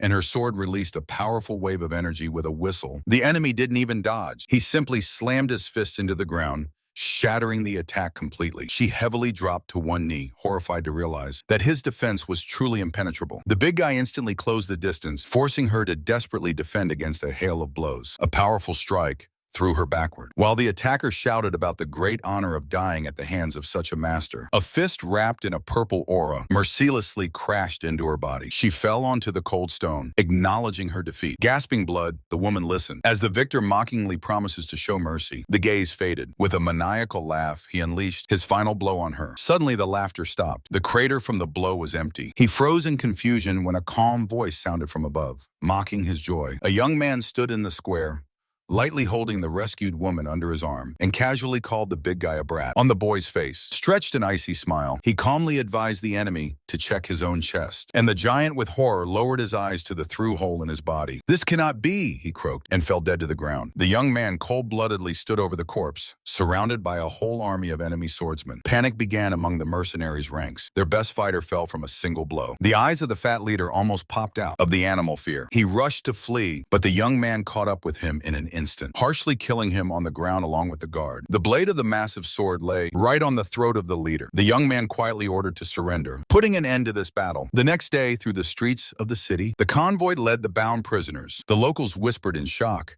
recognizing in the beaten fat man the leader of the Hunan traders, who dared to set fire to the government building. In the crowd, they wondered how human greed pushed such an influential person to outright betrayal. Rumors spread that this rebellion was single-handedly suppressed by the mysterious Hunan family Tang. People did not understand only one thing: how exactly this fighting clan managed to foresee the traitors' attack and prepare. Meanwhile, in the luxurious office of the Chumun clan, tension prevailed. A heavy fist struck the table with fury. The gray leader of the clan boiled with anger upon learning about the destruction of his trading partners. He shouted about lost investments when suddenly a frightened subordinate flew into the room. The messenger blurted out in horror that government troops had launched an assault on them. The old man's eyes widened in absolute shock. Running out onto the balcony, he saw in the yard an innumerable army that was already waiting for him. The young man looked at the leader of the Chumun clan and directly stated that he perfectly knows the purpose of their visit. The imperial official read out the accusations of murders and robberies and ordered to surrender without a fight. The leader demanded proof, but the official immediately brought forward the tied witness. The big guy swore. As soon as the prisoner was ordered to tell the whole truth, dripping with cold sweat,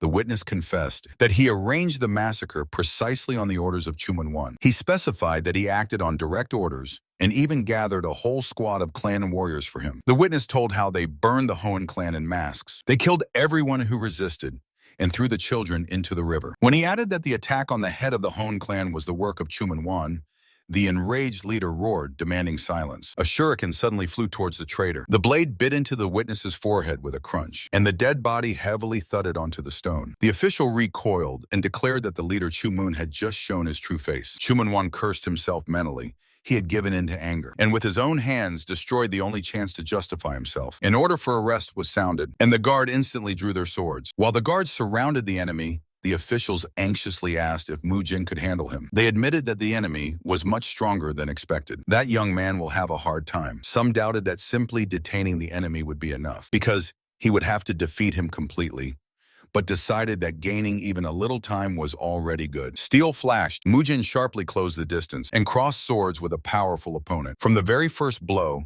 the young man was thrown backward. He gritted his teeth, feeling his hands go numb from the fierce strength. Chumun 1 rushed forward, proving that he was much more dangerous than he seemed. A quick fight broke out. Sparks flew from every clash of blades. Mujin barely managed to defend himself, retreating under the relentless hail of heavy attacks. The young man's hands trembled because the enemy surpassed him in sheer physical strength. Chumun 1 suddenly flared up with a powerful fiery aura. The status of one of the best masters in the world was not an empty sound. Despite the fierce pressure, Mujin assured the frightened allies that he would find a weak spot. But already the next moment the enemy jumped and unleashed a devastating blow from above on him. The young man could not withstand the blow and fell to the ground with a crash. Officials wanted to intervene immediately, but their companion ordered to wait because he felt a sharp change in the wind on the battlefield. Meanwhile, on the city streets, people anxiously discussed the sudden government raid on the Chumun clan. Nearby, 2 travelers stopped and politely asked if this was really the estate of the Chumun clan. And to the scene just approached a bald monk with his companion and joyfully sighed that they were finally at the place. The clang of metal tore through the air. A young swordsman desperately was parrying a flurry of blows from a huge opponent. One mistake and a powerful strike threw the boy high up. He fell hard on a stone, dropping his weapon, and the heavy boot of the enemy immediately pressed him to the ground. The old man arrogantly said that no army would help, because to him, the youth was just a miserable insect. Snatching a hidden dagger, the swordsman rushed into a desperate counterattack. The enemy easily stopped the blade with 2 fingers. The boy completely lost faith in his own strength, when suddenly a calm Amitabha sounded. From behind the youth, unhurriedly, came out a bald monk. The boy shockingly recognized the gray-haired Mahjong in another warrior present, and when he shifted his gaze to the monk, he completely lost the power of speech. Could it really be thee himself? The youth exhaled, but Mahjong briefly ordered not to ask unnecessary questions. The old man frowned, demanding an explanation of who the monk was that came with them. Without waiting for an answer, he sprang from his place. A warning shout sounded, and a gigantic fist with destructive force shattered the stone slabs. The dust dispersed. The monk stopped the devastating blow with one open palm, gently advising to abandon violence. The old man trembled. Some unknown monk had just blocked his best attack. The next moment, the monk sharply struck back, releasing a dense purple aura. A strong blow knocked the spirit out of the huge enemy and made him cough up blood. The young man looked stunned at this, recognizing the legendary technique, the great wisdom of the Patala Palace. The monk smoothly folded his hands into a ritual gesture, concentrating energy. A new purple flash struck directly into the old man's chest. He staggered heavily, barely standing on his feet. Without wasting time, Mahjong and the young man rushed to finish off the enemy, making him plaintively cry out about an unfair fight of 3 against 1. Behind the beating, Chumun 1 was watched from afar. Someone's voice coldly stated that the outcome of the fight was decided. On the pavilion balcony, a bearded man irritably scolded the defeated idiot Chumun 1. It was the dark general of the demons, together with his bald accomplice, They understood that it was time to flee and report the failure. Suddenly, a dazzling red flash and a fierce voice cut off their path. Someone's hand gripped the bald man's face with a death grip and threw him from a height straight into the forest thicket. The title of chapter 126 appeared on the screen: Return of the Heretic. An unknown attacker swiftly pressed the Dark General to the ground, knocking the last breath out of him. "Was it you who killed my men?" he growled, while the shocked demon tried to understand who was before him. A giant shadow loomed over them, and someone's deep laughter made the general turn pale with horror. It was the Sword King himself. He instantly recognized the Dark General, and his companion only smiled fiercely, preparing for interrogation. The dark-haired leader clasped his bandaged hands and began summing up at the long table. First was the dead Dark General of Demons, who died because he could not handle his own power. Second, the fugitive Chumanwan, who left behind only silence in the blissful smile of a bald subordinate. The leader coldly ordered everyone, except the elders, to bow their heads. The title inscription of chapter 127 flashed on the screen. The young man calmly asked how exactly they planned to catch the fugitive. The bearded man indignantly intervened and exclaimed, "What the hell happened to the gray-haired warrior in general?" He explained, "During the retreat from the Heavenly Mountains, they were chased by pursuers, but near the river, they were saved by monks from the Potala Palace. The rescuers accompanied them all the way to Gansu, sincerely impressed by Samthi's culinary talent." The gray-haired man sighed heavily. This fool gave in to persuasion and decided to become a monk himself. To make him a Buddhist, the mentor beat him day and night for a whole month, correcting his demonic behavior. But the idiot Sam that completely forgot that being a monk is not only about martial arts, so now he constantly radiated cloudless tranquility. The leader cut off coldly. "It will be necessary to beat Buddhism out of this spoiled brat and return to demonic techniques." But the bearded man was ahead of him. He fiercely cracked his knuckles and himself called the monk outside. "Sam!" The blinked fearfully and pitifully tried to blame fatigue. From the yard came a series of resonant, heavy blows. The beaten monk sank to the floor while the bearded man raged that he dared to boast about his peaceful appearance after returning. Samthi, through tears, asked why he was being beaten, but received only a deadly look. The leader indifferently flipped a page of the book and said that it was enough from him that the monk survived. But he demanded a real reason why Samthi, having the advantage, allowed that fat man to escape. The monk suddenly grew gloomy and admitted the look of the fugitive caused him a terrible feeling that if the fight continued, someone would definitely die. The leader accepted this answer and addressed the gray-haired man. The bearded man asked directly why they even climbed into the Heavenly Mountains. The gray-haired man grew gloomy and warned that the story would be extremely important. He endured a heavy pause and declared his demonic cult was destroyed. The action moved to a sunlit forest. The woman asked little Somai, will she stay to gather herbs? The leader ordered them to wait out the noise in the mountains, and she had good reason to suspect that he was plotting something again. The girl happily agreed and was digging in the soil when suddenly she heard a rustle. Somai excitedly parted the bushes, calling the kitten to play. But on the ground, curled up in a ball and bleeding,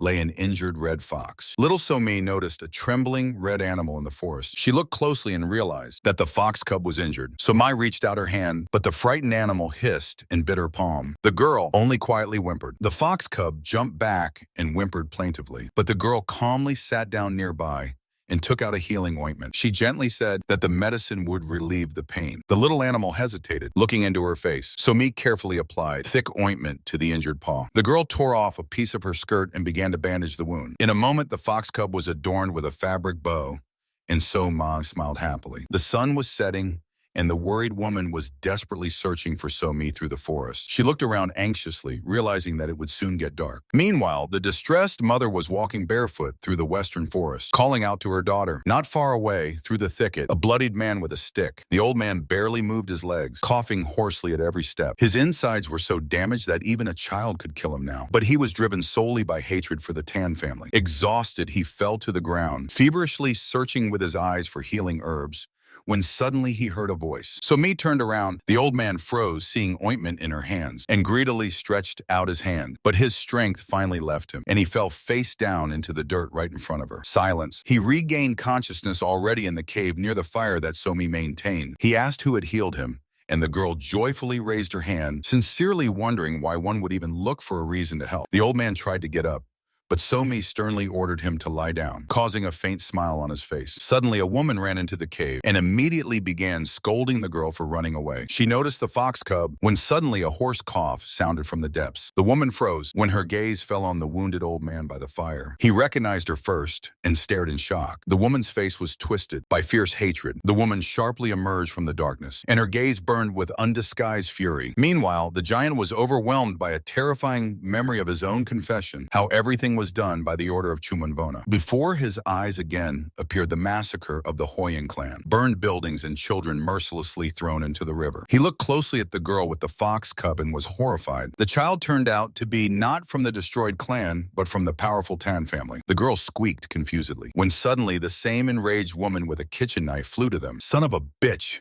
Take your hands off her," she shouted. She shielded the child with her body, firmly gripping the miserable blade. The woman understood with horror that this bastard would deal with Somi without even blinking. It is necessary, had to act. The girl fearfully closed her eyes, pressing the red little beast to her chest. And then the fox cub suddenly rushed into battle, ripping apart with its claws the villain's face. The big guy screamed in pain and swung at him with a fiery hand. A powerful blow with fire imprinted the little animal right into the stone wall. Somi ran in tears to the beaten friend. The attacker wiped blood from the torn eye and prepared to finish off both, but the girl fearlessly spread her arms, covering the little animal with his body. "Somi, run away! He is crazy!" the woman cried out in despair. She firmly said through tears, "That will not leave the baby to die." At that very moment, a swift shadow cut through the space. The face of the strong man suddenly cracked from invisible claws, and he choked on blood. She stepped heavily onto the ground. Giant white paw. From the darkness emerged a gigantic tiger with shining eyes. From a single one of his predatory roars, the attacker began to retreat in panic. So Mai blinked and naively asked the woman if this was her friend. The next second, the beast simply knocked down the villain with a blow of incredible force. He tried to fight back with fire, but the tiger mercilessly smashed him into the wall. The woman helplessly sank to the ground, trembling from the fear she had experienced. The body of the giant heavily fell into the dust. The giant predator triumphantly clenched its jaws on his neck. The woman gasped for air in shock, watching this swift execution. The adrenaline subsided, and she was overwhelmed by an old memory of a massacre, where she had also vainly begged to spare a child. A bloody sword strike cut through the memory again. She began to sob, hiding her face in bloodied hands. So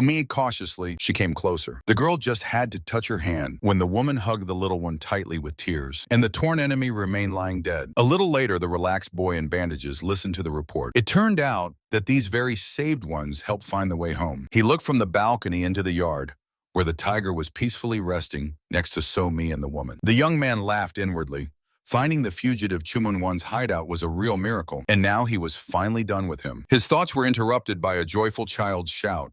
"Dad!" It was Somi riding the white tiger, begging to be allowed to keep the animals, and even swore to bathe them herself. The girl froze in shock when a warm hand rested on her head, and a voice said that people are not capable of raising a spiritual beast, but you can be friends with them, he gently added. The man with a scar smiled kindly, and the girl happily caught that word. In a moment, she was happily riding a giant white tiger, shouting that Daddy is the best, while his subordinates grabbed their heads at the consequences of such a decision. Night came.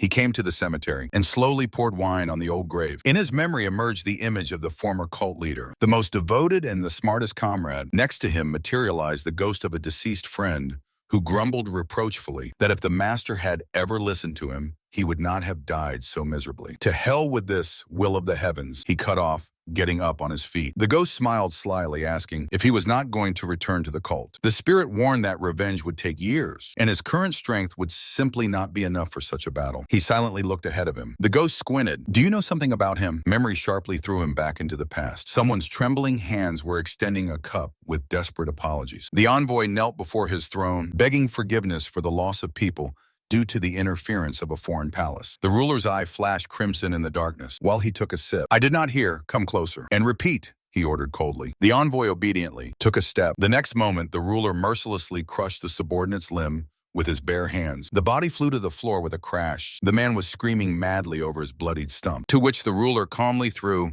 "That's better, now I can hear you perfectly." He leaned back relaxedly on the throne's backrest, smiling eerily from top to bottom. Returning to reality, he named the saint demon of the black wind, causing the ghost to stare in confusion. The spirit waved off, since that founder lived a millennium ago. But looking into the interlocutor's eyes, suddenly understood he was not joking at all. The next morning, the sun shone brightly, and the wind played with the leaves. One green leaf fell right on the face of a sleeping girl. She was peacefully snoring, nestled against the warm, fluffy side of a giant white tiger. Rubbing her eyes drowsily, she loudly called for her dad. The girl ran anxiously through the corridors until one of the students let slip that the master was preparing to leave. She found him and puffed out her cheeks, offended by the fact that he was again going to travel far away. The student blurted out that the campaign against the pagans could drag on for many months. Her eyes widened with horror. She rushed outside at full speed. The man was just standing by the cart, fully packed for the journey. With tears in her eyes, the girl rushed towards him. She clung to his clothes, begging him not to leave her again and to take her with him. The master smiled warmly, embracing her, and agreed to go together. Little Somi eagerly reached for the table full of luxurious dishes, while the boy with bandages on his face froze in confusion. Suddenly above him on a little cloud hung a mocking old man. Then an angry big guy popped out and breathed real flames on him. The boy screamed from wild pain when the fire engulfed his hand, but it turned out to be just a dream.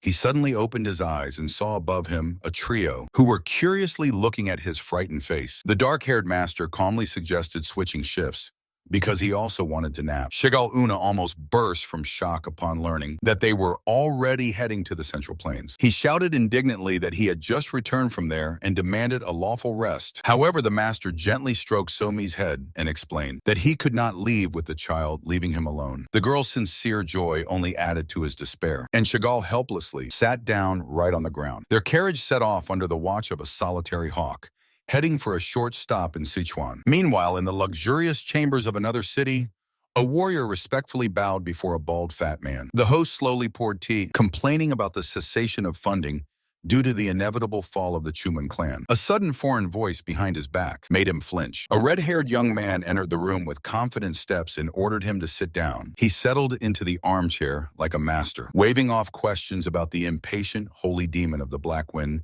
with a smile. Before his eyes appeared the image of the demon himself, lurking under the rain, and was supposed to awaken as soon as he restored his former power. The young man declared that their true enemy was used to looking down on weaklings, but this time he would be trampled to pieces. At these words, the fat man fearfully dropped the kettle from his hands. An icy fire flared in the red-haired man's eyes. He was eagerly awaiting the moment when the head of the god of war would fly off his shoulders. In the noisy city of Chagall, he was showing the way to the master, who was carrying the sleeping So-Mi in his arms. The boy doubted whether it was worth taking the child on. That the master calmly replied that the blade is dangerous only in battle. He added that until now, he himself had not been a target. He was satisfied with the role of an outside observer who seemed to notice nothing, and cold-bloodedly added, "That is going to break all enemy blades in advance." All without exception. The old man suddenly remembered Chagall's whining about unfinished business and directly asked if that was exactly why he was abandoned. The master curtly cut off, saying that he had his own tasks.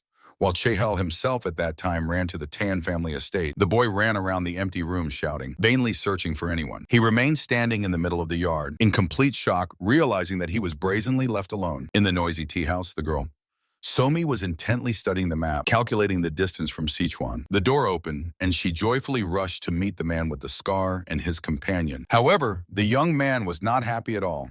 He poked her with his finger and exclaimed confusedly what she had forgotten here. The girl carefreely stated that she came for a picnic with her family, which greatly surprised the warrior. He gloomily glanced around the hall, realizing that something serious was brewing in the province. The young man nervously tried to hide his bundle and lied about searching for treasures while So-Mi unfolded her own map. The man sharply snatched the bundle from behind the boy's back. He backed away fearfully and swore that it was not his thing.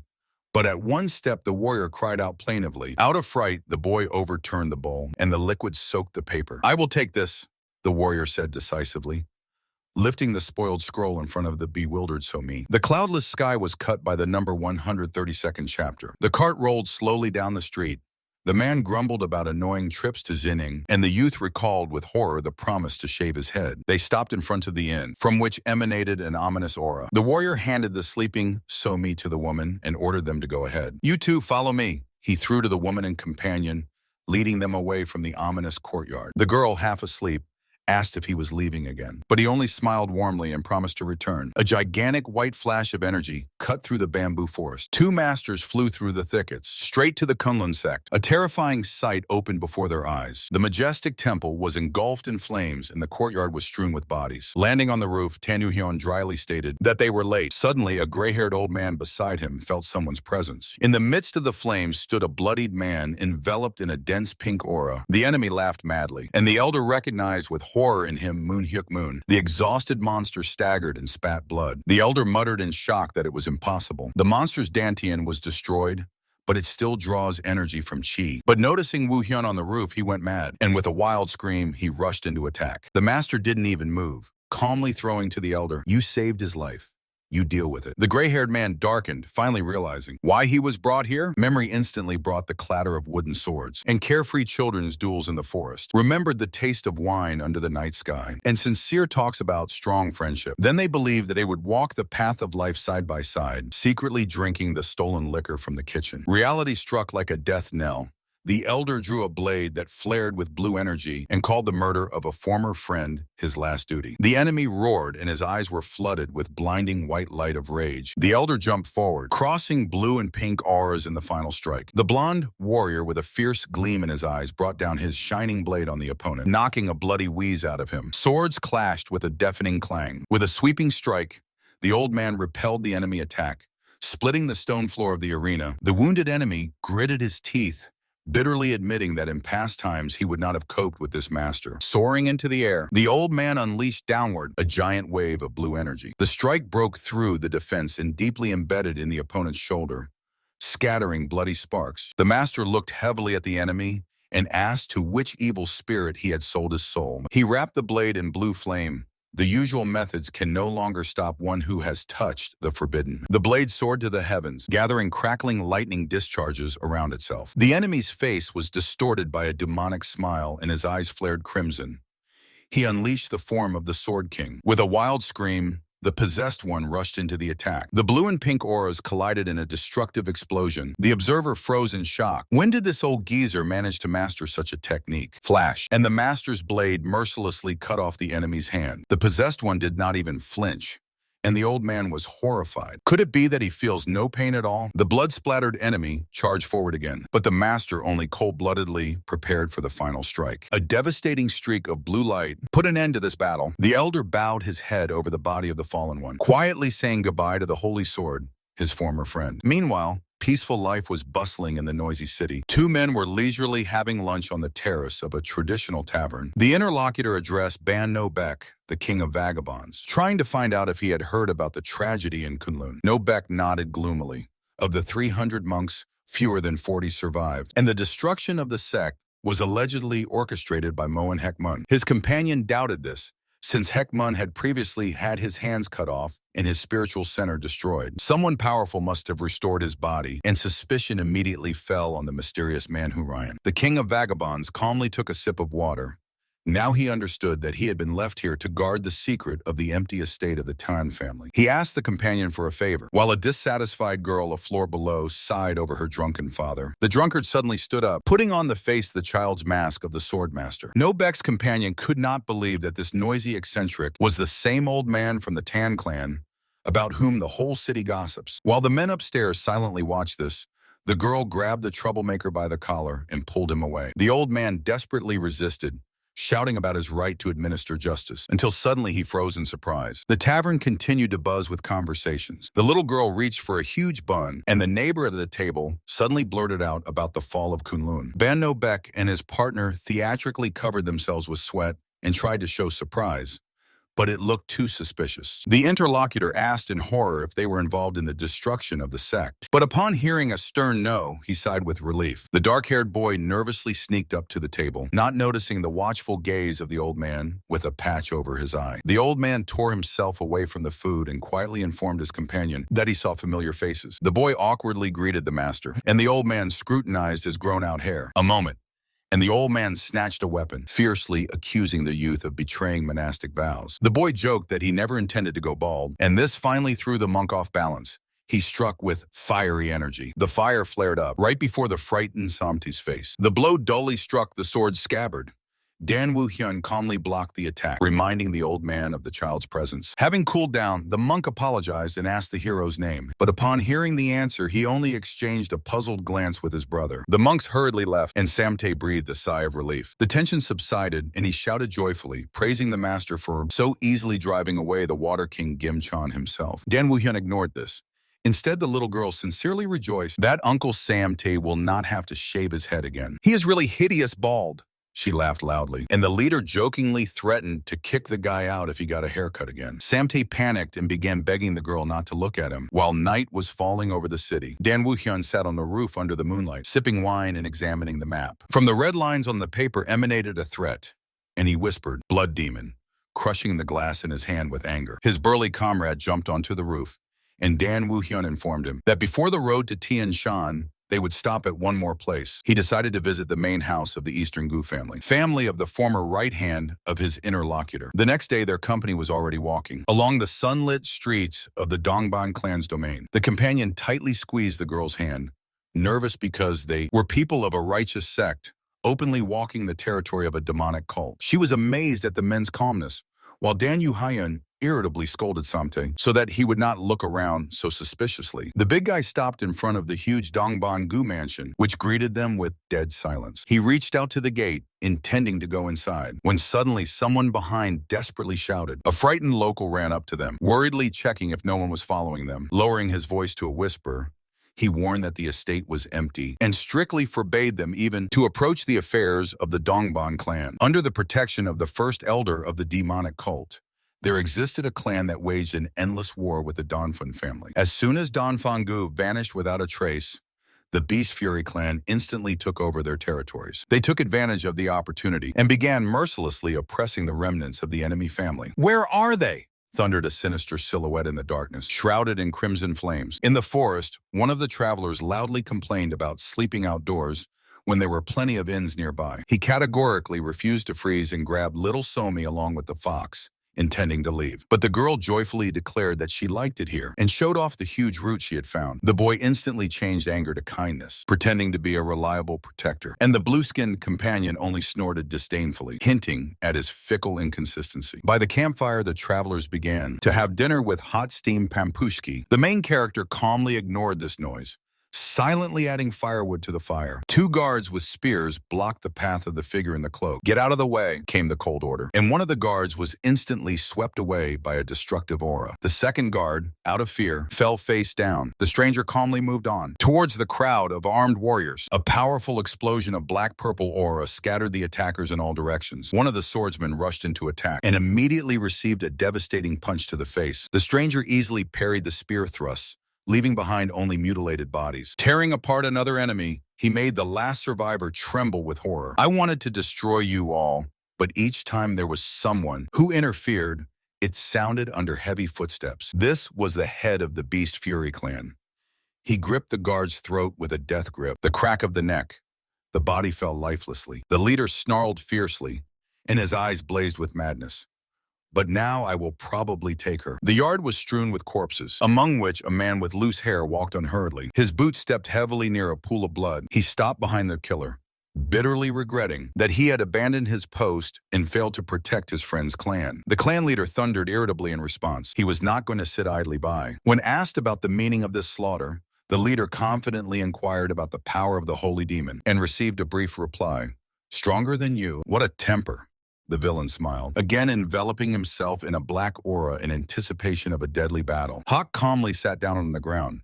He had learned the law of the survival of the strongest better than others, but now for the first time he found himself in the role of the weak. The leader of the clan of Beastly Fury moved away against the backdrop of the burning estate. His hardened heart did not even twitch. Far from here, in luxurious chambers, a portly man calmly sipped tea, checking if everyone was dead. Hearing that the envoys to the Tan estate were destroyed, he became angry. No one understood who could have killed them if the main enemies were far away. The servant suggested that it was the work of the great King Dharma, and the fat man nervously broke out in sweat, racking his brains on how to justify the loss of a pawn before his lord. "It seems the holy demon of the Black Wind will make his move very soon," he muttered, and suddenly froze. A creepy, slobbery smile stretched across someone's face. "Finally, sounded from the darkness, and from the bloody aura emerged a predatory figure, ready for slaughter. From the high cliff, they observed the majestic complex of the sect, sprawling below like the abode of the immortals. A big man with a fox on his shoulder smugly declared that their sect has stood for 1,000 years and assured the girl that now this is her home. He smiled warmly, recalling how he once ruled everything here and promised the girl the same future. Suddenly, behind his back grew a sinister shadow with red eyes. The woman quickly grabbed the child, sternly ordering to stop the foolish jokes. When suddenly the young man nearby lifted his head to the wind. He turned around and his body suddenly flared with a dazzling golden aura. The woman flinched from this striking pressure, while the young man calmly said that 3 would be enough. 2 elder warriors only tensely exchanged glances. Meanwhile, in the half-darkness of the room, the first elder of the demonic cult was drinking gloomily, remembering the recent fall of the enemy clan. With a loud scream, he flew into the door. Bloody guard, the body of the dead fell to the floor. And outside, the shadows of unknown killers were already rushing. In the passage motionlessly, an old man appeared in a cloak. He sneered that their subordinates are surprisingly brave. Somewhere in another luxurious hall, the second elder Chuban Hawk arranged a real feast for himself. The 5th elder laughed out loud, enjoying the chance to get drunk with impunity in broad daylight. The interlocutor burst into laughter, openly mocking the current ruler. A deafening explosion shattered the door to pieces. Through dust and fire, someone's body was thrown into the room. It crashed into the table with a bang, scattering food and expensive dishes. The 5th elder jumped up fiercely, demanding to be named. A figure in a hood slowly emerged from the smoke, flashing a single crimson eye. The stranger contemptuously extended that the cult had rotted to the core. Without waiting for a response, he swiftly threw one of the elders aside with a powerful blow. The attacker with a purple aura snarled fiercely, asking if they were ready to die. In a completely different part of the palace, a candle burned alone. A man with long hair sat on the throne, thinking aloud about the ancient mistake of the cult's founders. He quietly uttered the title that troubled him: Great Demon God. Rumors called this warrior stronger than the bloody demon, and hailed him as the god of war. The Lord of the Throne decisively stood up, demanding to find this bastard to prove his own supremacy. A memory transported him to the very day of the meeting. The wind swirled leaves around the figure of the enemy, who sat unmoved in the garden. Even surrounded by the cult's elite, this man did not show a single drop of anxiety. He slowly raised his crimson sword and forcefully drove it into the ground, releasing blinding energy. All the subordinates died in an instant, but their leader did not care. He had finally found a worthy opponent. That day, he still could not suppress the burning desire to fight within himself. Returning to reality, the man on the throne smiled crookedly. The heavy doors of the hall creaked open, letting in a solitary silhouette. The master called him the Great Demon God, to which the guest calmly replied that he was just coming to look for him. At that very moment, a black whirlwind of deadly force spun in the middle of the hall. They collided in the air, crossing their weapons with such strength that the space cracked. The Lord of the Throne screamed wildly, rejoicing that the enemy had come to certain death himself. The guest only calmly smiled through the smoke. I would argue who among us will die today, he said coldly, seizing the initiative. The body crashed into the ground with a roar, but the swordmaster calmly stood amid the dust,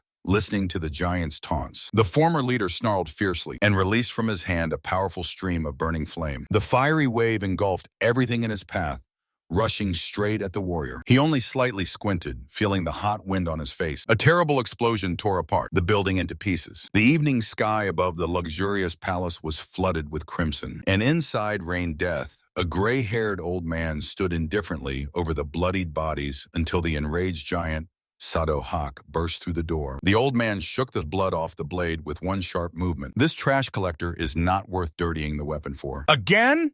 Sado Hawk roared and furiously flung open the balcony door. The rumble made both freeze and look down in shock. The big guy shouted so loudly that veins bulged on his forehead. He asked if these two had completely lost their minds. Fragments of the roof rained down on the yard, while he lamented about the pitch of the destroyed buildings. Sado Hawk jumped into the epicenter of the battle, shouting about his demonic cult, to which the warrior calmly asked what the matter was. The big guy pointed a finger at the demon, accusing him of destroying millennia-old history. The demon only sneered with red eyes. Since when does a cult belong to some former leader? Sadohak's face twisted with rage. I'll kill you, he growled and slammed his fist into the ground so hard that the wooden floor shattered into pieces. But the demon easily jumped back, laughing at that. How low the cult has fallen under the leadership of such a scoundrel. Sadohak exploded with a series of fiery strikes, and the enemy gracefully dodged each attack. Suddenly the swordmaster intervened, harshly blocking the strong man's attack with his scabbards. He fiercely glanced over his shoulder, not understanding this obstacle. Flash, and a deep wound opened on Sadohawk's chest. The swordmaster coldly ordered him to retreat, and the wounded strong man silently returned to the elder on the balcony. The elder was sweating profusely, begging Sadohawk to surrender, because the level of these two was unattainable for them. The swordmaster with a clatter drew his blade,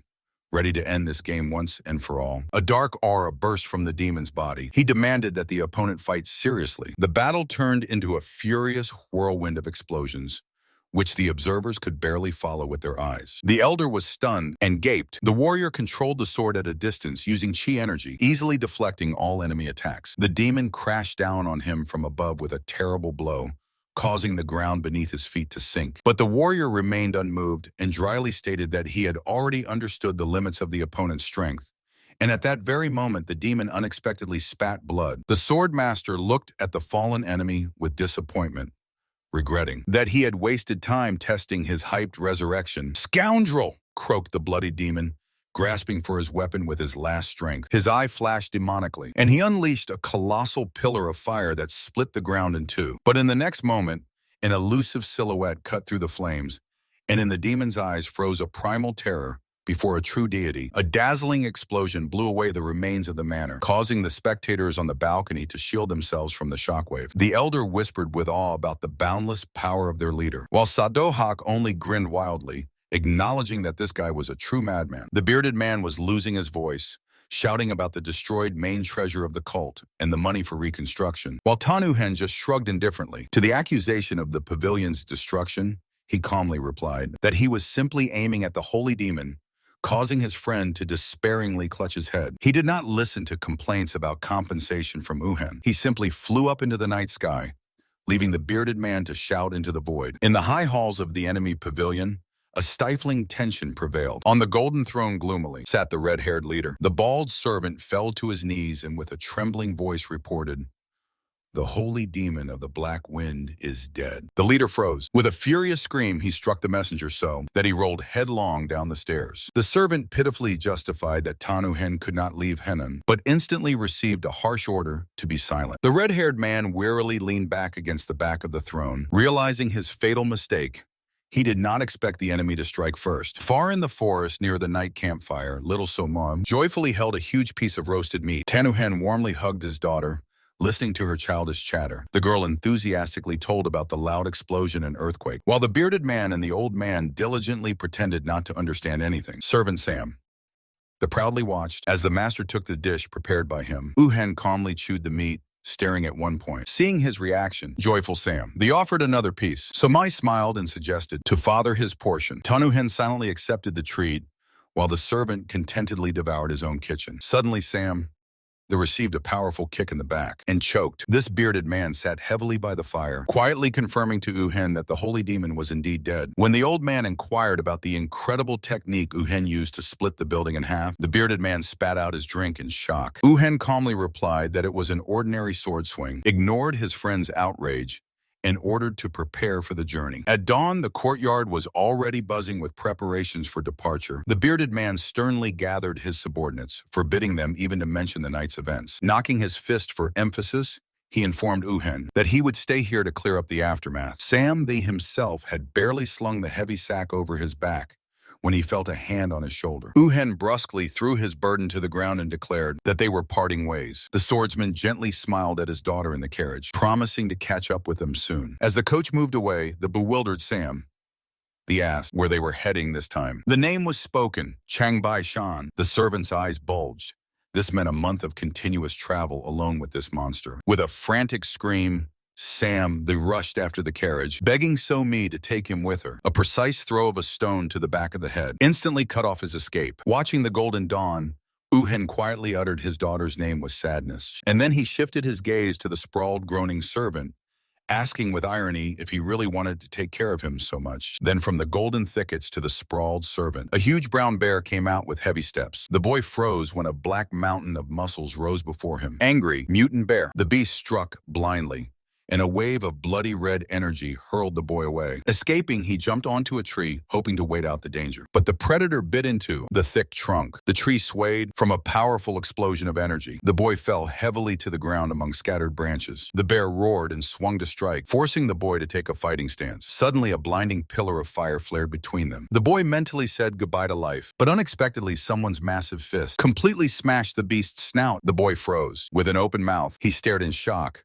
unable to believe that the giant beast was defeated with a single careless blow. The master slowly emerged from the forest, casually carrying the carcass of the giant monster on his shoulder. He asked disappointedly why the boy almost died from an ordinary beast, and calmly admitted that he had been watching the fight all along. The master coldly explained that he was testing his level, and saw only the ability to run away. Learning that the old saw taught the boy this light step technique, the master admitted that such a style suited him. However, he warned not to use the Patala Palace seal anymore, and then ordered to kiss the carcass and prepare for the further journey. Suddenly, the boy noticed on his back several arrows from a dead bear. At that very moment, a new blade whistled past them. A new blade flew past them with a whistle. The master caught the next arrow effortlessly with his bare hands right in front of his face. A whole squad of heavily armed bandits emerged from the thicket. The boy panicked, immediately recognizing the cruel gang of the Green Forest. Thanks to the technique of light steps, he swiftly dodged the hail of arrows. A huge bandit with an axe charged straight at them. Suddenly, his head exploded in a bloody mess,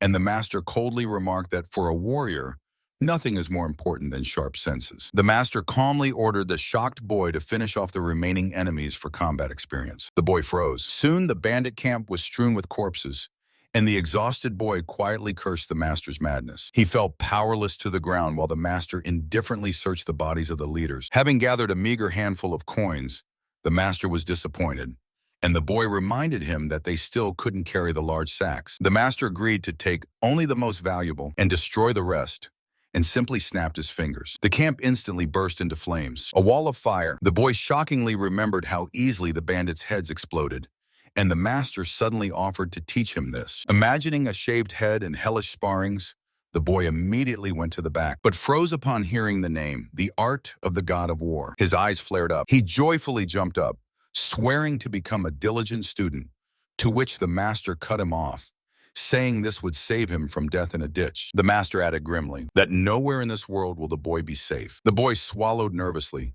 realizing that there was no way back, and they left the burning camp. Meanwhile, in the carriage, little Somi, resting her cheek, dreamily wondered where her father had gone. The woman was worried that the gentleman had gone alone, but the old man assured that he would definitely return for the sake of the child. Suddenly, Somi's eyes lit up, and she joyfully declared that she wanted to go somewhere. "Home!" the girl exclaimed loudly, surprising the adults. The old man smiled and agreed, causing a storm of delight in Somai. He gently stroked her on the head. The carriage set off to the city. Meanwhile, in the forest, the master calmly waited for his apprentice, reproaching him for being late. The boy indignantly showed his hands worn to the blood, to which the master coldly replied, he asked to break firewood, not to beat it. How to break without beating? The apprentice exploded, not understanding the order to use energy instead of force. Night came, and they set off deeper into the forest. The Lord pointed to the camp below, but the boy was only frightened by another robbery. In the camp, the sect leader demanded from the peasants to give the cult all their property. Poor parents begged for salvation, stretching out their last coins. The priest swung a dagger at the infant, but suddenly a lord appeared behind him. A short sweep of the sword, and the leader's head fell to the ground. The sectarian shouted, rushed at the foreigner. A few lightning-fast movements, and all the attackers fell dead. Stepping over the bodies, the master quietly remarked that blind faith had gone too far. The apprentice was horrified by the number of corpses, but the master explained that he had only cut off the tip of the swindlers who hid behind the name of the battle god. The boy was stunned. His mentor calmly picked through the dead. Later, the apprentice kicked down the door of the main temple, searching for a hiding place, and suddenly froze. Meanwhile, in the luxurious estate, the clan leader Dan was raging. All the squads sent on searches disappeared without a trace. His red-haired guest snapped his fingers, summoning terrifying ghosts from the shadows. He threw the core of bloody ghosts to clear the territory, demanding to get the child for him. The master of the estate broke out in a cold sweat, realizing that the secret elite had been deployed. Sending such forces meant only one thing. The red-haired one was desperate and truly losing. In the temple, the apprentice accidentally pushed the table and opened a secret passage underground. The passage turned out to be too narrow, so the gentleman simply punched the stone wall. The boy tucked his head into his shoulders, expecting a collapse. But the wall just crumbled, revealing a huge vault, dazzlingly filled with gold. While the boy admired the piles of gold in the treasury with excitement, he calmly picked up an ordinary-looking book. On the cover was a bold title, The Sacred Scripture of the War God. Meanwhile, another group reached the forest, where the carriage could no longer pass, so they had to go on foot further. Little Somi confidently showed the way, making the old man wonder how this fragile child managed to endure such an exhausting journey at all. The girl energetically pointed forward, without showing a trace of fatigue. But instead of a settlement, before them stretched a scorched wasteland of shattered houses. Somi carefully stepped over the ruins until she suddenly froze. Before her stood the miserable remains of her own home. The companion gently tried to distract the child with questions about games. Although everyone understood, behind this smile, the girl barely holds back tears. He carefully examined the old bloody marks on the walls and was horrified. The peasants were slaughtered without martial arts. But then where did all the bodies go? That same evening, resting in the room, he unfolded the found book and immediately understood why these heretics called themselves the cult. On the pages were drawn his own combat techniques, though clumsily, but the author clearly studied every one of his moves from an extremely close distance. Who in the world could have recorded all this? He tensed when the door suddenly opened and a satisfied servant came in with wine and meat. The boy was beside himself with happiness because of sleeping in a real bed, and joyfully pointed to the majestic fortress outside the window. He kindly offered the host a drink to finally relax after constant travels. And meanwhile, in the same fortress, a categorical refusal was heard. Old Ma Chokwon desperately raised his voice at the bishop, begging him to understand the pain of a father who lost his son. However, faction leader Chok Musin cut off that his personal investigation in Hunan yielded no clues. In fact, the bishop was simply afraid to admit his own shameful defeat, so the enraged father decided to act alone. Musin cold-bloodedly watched him leave.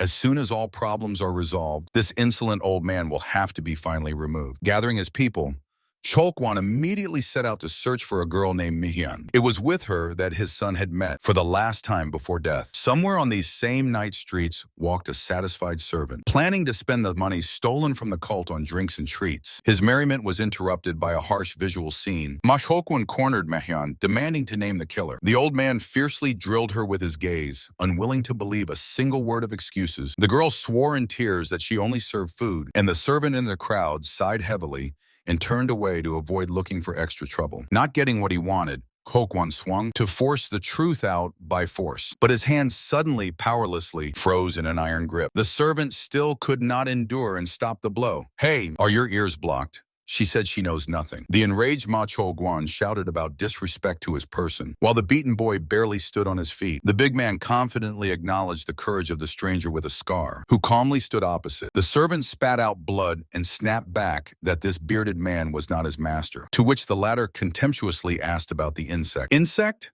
the swordsman repeated coldly, instantly appearing behind the enemy's back. Ma Shou-guan turned around for a devastating blow, but his fist cut only the air. Borden tensed up, realizing that he did not feel the enemy's movements at all. Meanwhile, the swordsman calmly held the beaten servant, ironically agreeing that the enemy really looked dull-witted. Ma Shou-guan gritted his teeth in rage and grabbed a massive wooden table. With a wild scream, he threw the furniture straight into the crowd. The giant jumped after, raising his fist for a finishing blow, but the swordsman did not even flinch. In the air, the swordsman's leg flashed, meeting the enemy with a lightning strike. The irresistible force threw the giant back, and he headlong flew downwards. The body broke through the stone pavement, raising a cloud of dust. The swordsman looked indifferently at the broken enemy in the crater, saying that father and son are two peas in a pod. He turned around and ordered his companions to go. The rescued girl silently watched him go. On the way, the servant began to justify his escape, but the master sharply cut him off. The boy was surprised by the group of children around, and the swordsman explained that these were the little ones of the local courtesans, and then calmly added that he himself was once one of them. Memories surfaced only in fragments when he returned to similar places. The servant noticed the girl who was still following them, and the swordsman dryly cut off,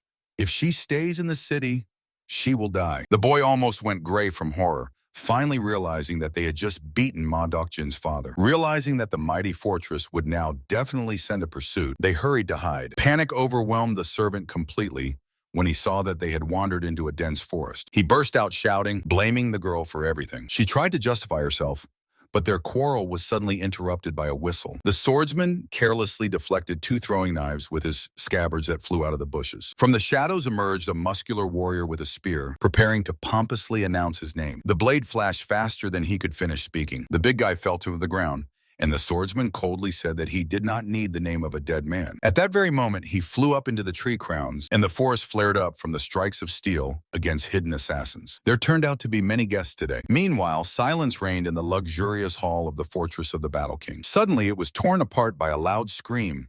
Someone was outraged that the fortress refused to allocate a squad for the chase. The lord only lazily yawned, waving off that he was not going to spend resources on personal disputes. From these words, Ma Chol-guan, swollen after the beatings, almost exploded with rage. He indignantly poked the lord right in the face with a crooked drawing of the portrait of his offender. The lord immediately became serious, recognizing the silhouette, and muttered hoarsely that that man, most likely not a human at all. While the swordsman himself was already calmly standing in the middle of the forest, covered with the corpses of the elite squad. From the sky, a spear struck with a crash, piercing through the man right before the eyes of the shocked elder. He was stunned, examining the bloody body. The weapon belonged to Ma Beck, a fighter who was recently sent on a mission. Assessing the terrible power of the throw, the Battle King realized only one monster in his fortress was capable of such madness. A panic-stricken guard burst into the hall, and he sharply grabbed his subordinate by the shoulder. Breaking out in a cold sweat, the elder ordered to cover up the incident at all costs and never provoke the killer again. Meanwhile, a calm, sunny day stood over the luxurious estate. The man in the mask froze, and old comrade stood before him, whom everyone had long considered dead. Little Somi ran up to them, and the gray-haired swordmaster directly asked how his friend survived and why he came with a child. To avoid frightening the girl, the king of assassins, Bicheon-un, removed the mask from his face. To the question of what he had forgotten here, the assassin calmly replied that he came by invitation. Yawning, Shigal-un came out from around the corner and confirmed, despite the bloody title, this guest is a man of his word. The master squinted skeptically. In the end, he simply patted Chagall on the shoulder and called aside for a conversation. Offended by the ignoring, Bicheon-un angrily scolded his old friend. The master coldly cut off, saying he had severed ties with the past, and moved on to business. The village Somi was destroyed, but no bodies were found there. Chagall suspected the creation of living dead, and the king of assassins saw in this the trace of secret Murim organizations. The sun slowly set behind the walls of Beijing. On a noisy street, a sharp-toothed youth irritably drove the girl away from himself. While she cried, recalling their promises, the boy noticed his mentor and rushed to him for rescue. The sound of a sharp slap cut through the air. The mentor waved off the servant and joyfully greeted a familiar official. He immediately offered them lodging, while the young man stared bewildered at the stranger. It turned out that this man was an unparalleled metropolitan magistrate, whom the mentor proudly praised before the pupil. Night covered the outskirts of Beijing. In the forest around the estate, shadows with burning eyes gathered. The leader ordered to slaughter everyone except the child. 3 assassins silently slid across the roof. One of them, instantly, was blown away by a powerful explosion. Hearing the fight outside,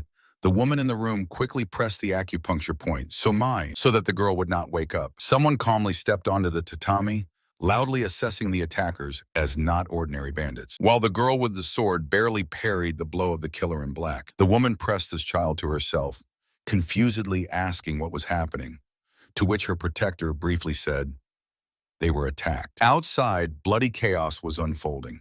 Black figures were climbing from everywhere, and even the mighty elders barely held back their onslaught. Kanai flew into the room. The girl rushed to fend them off.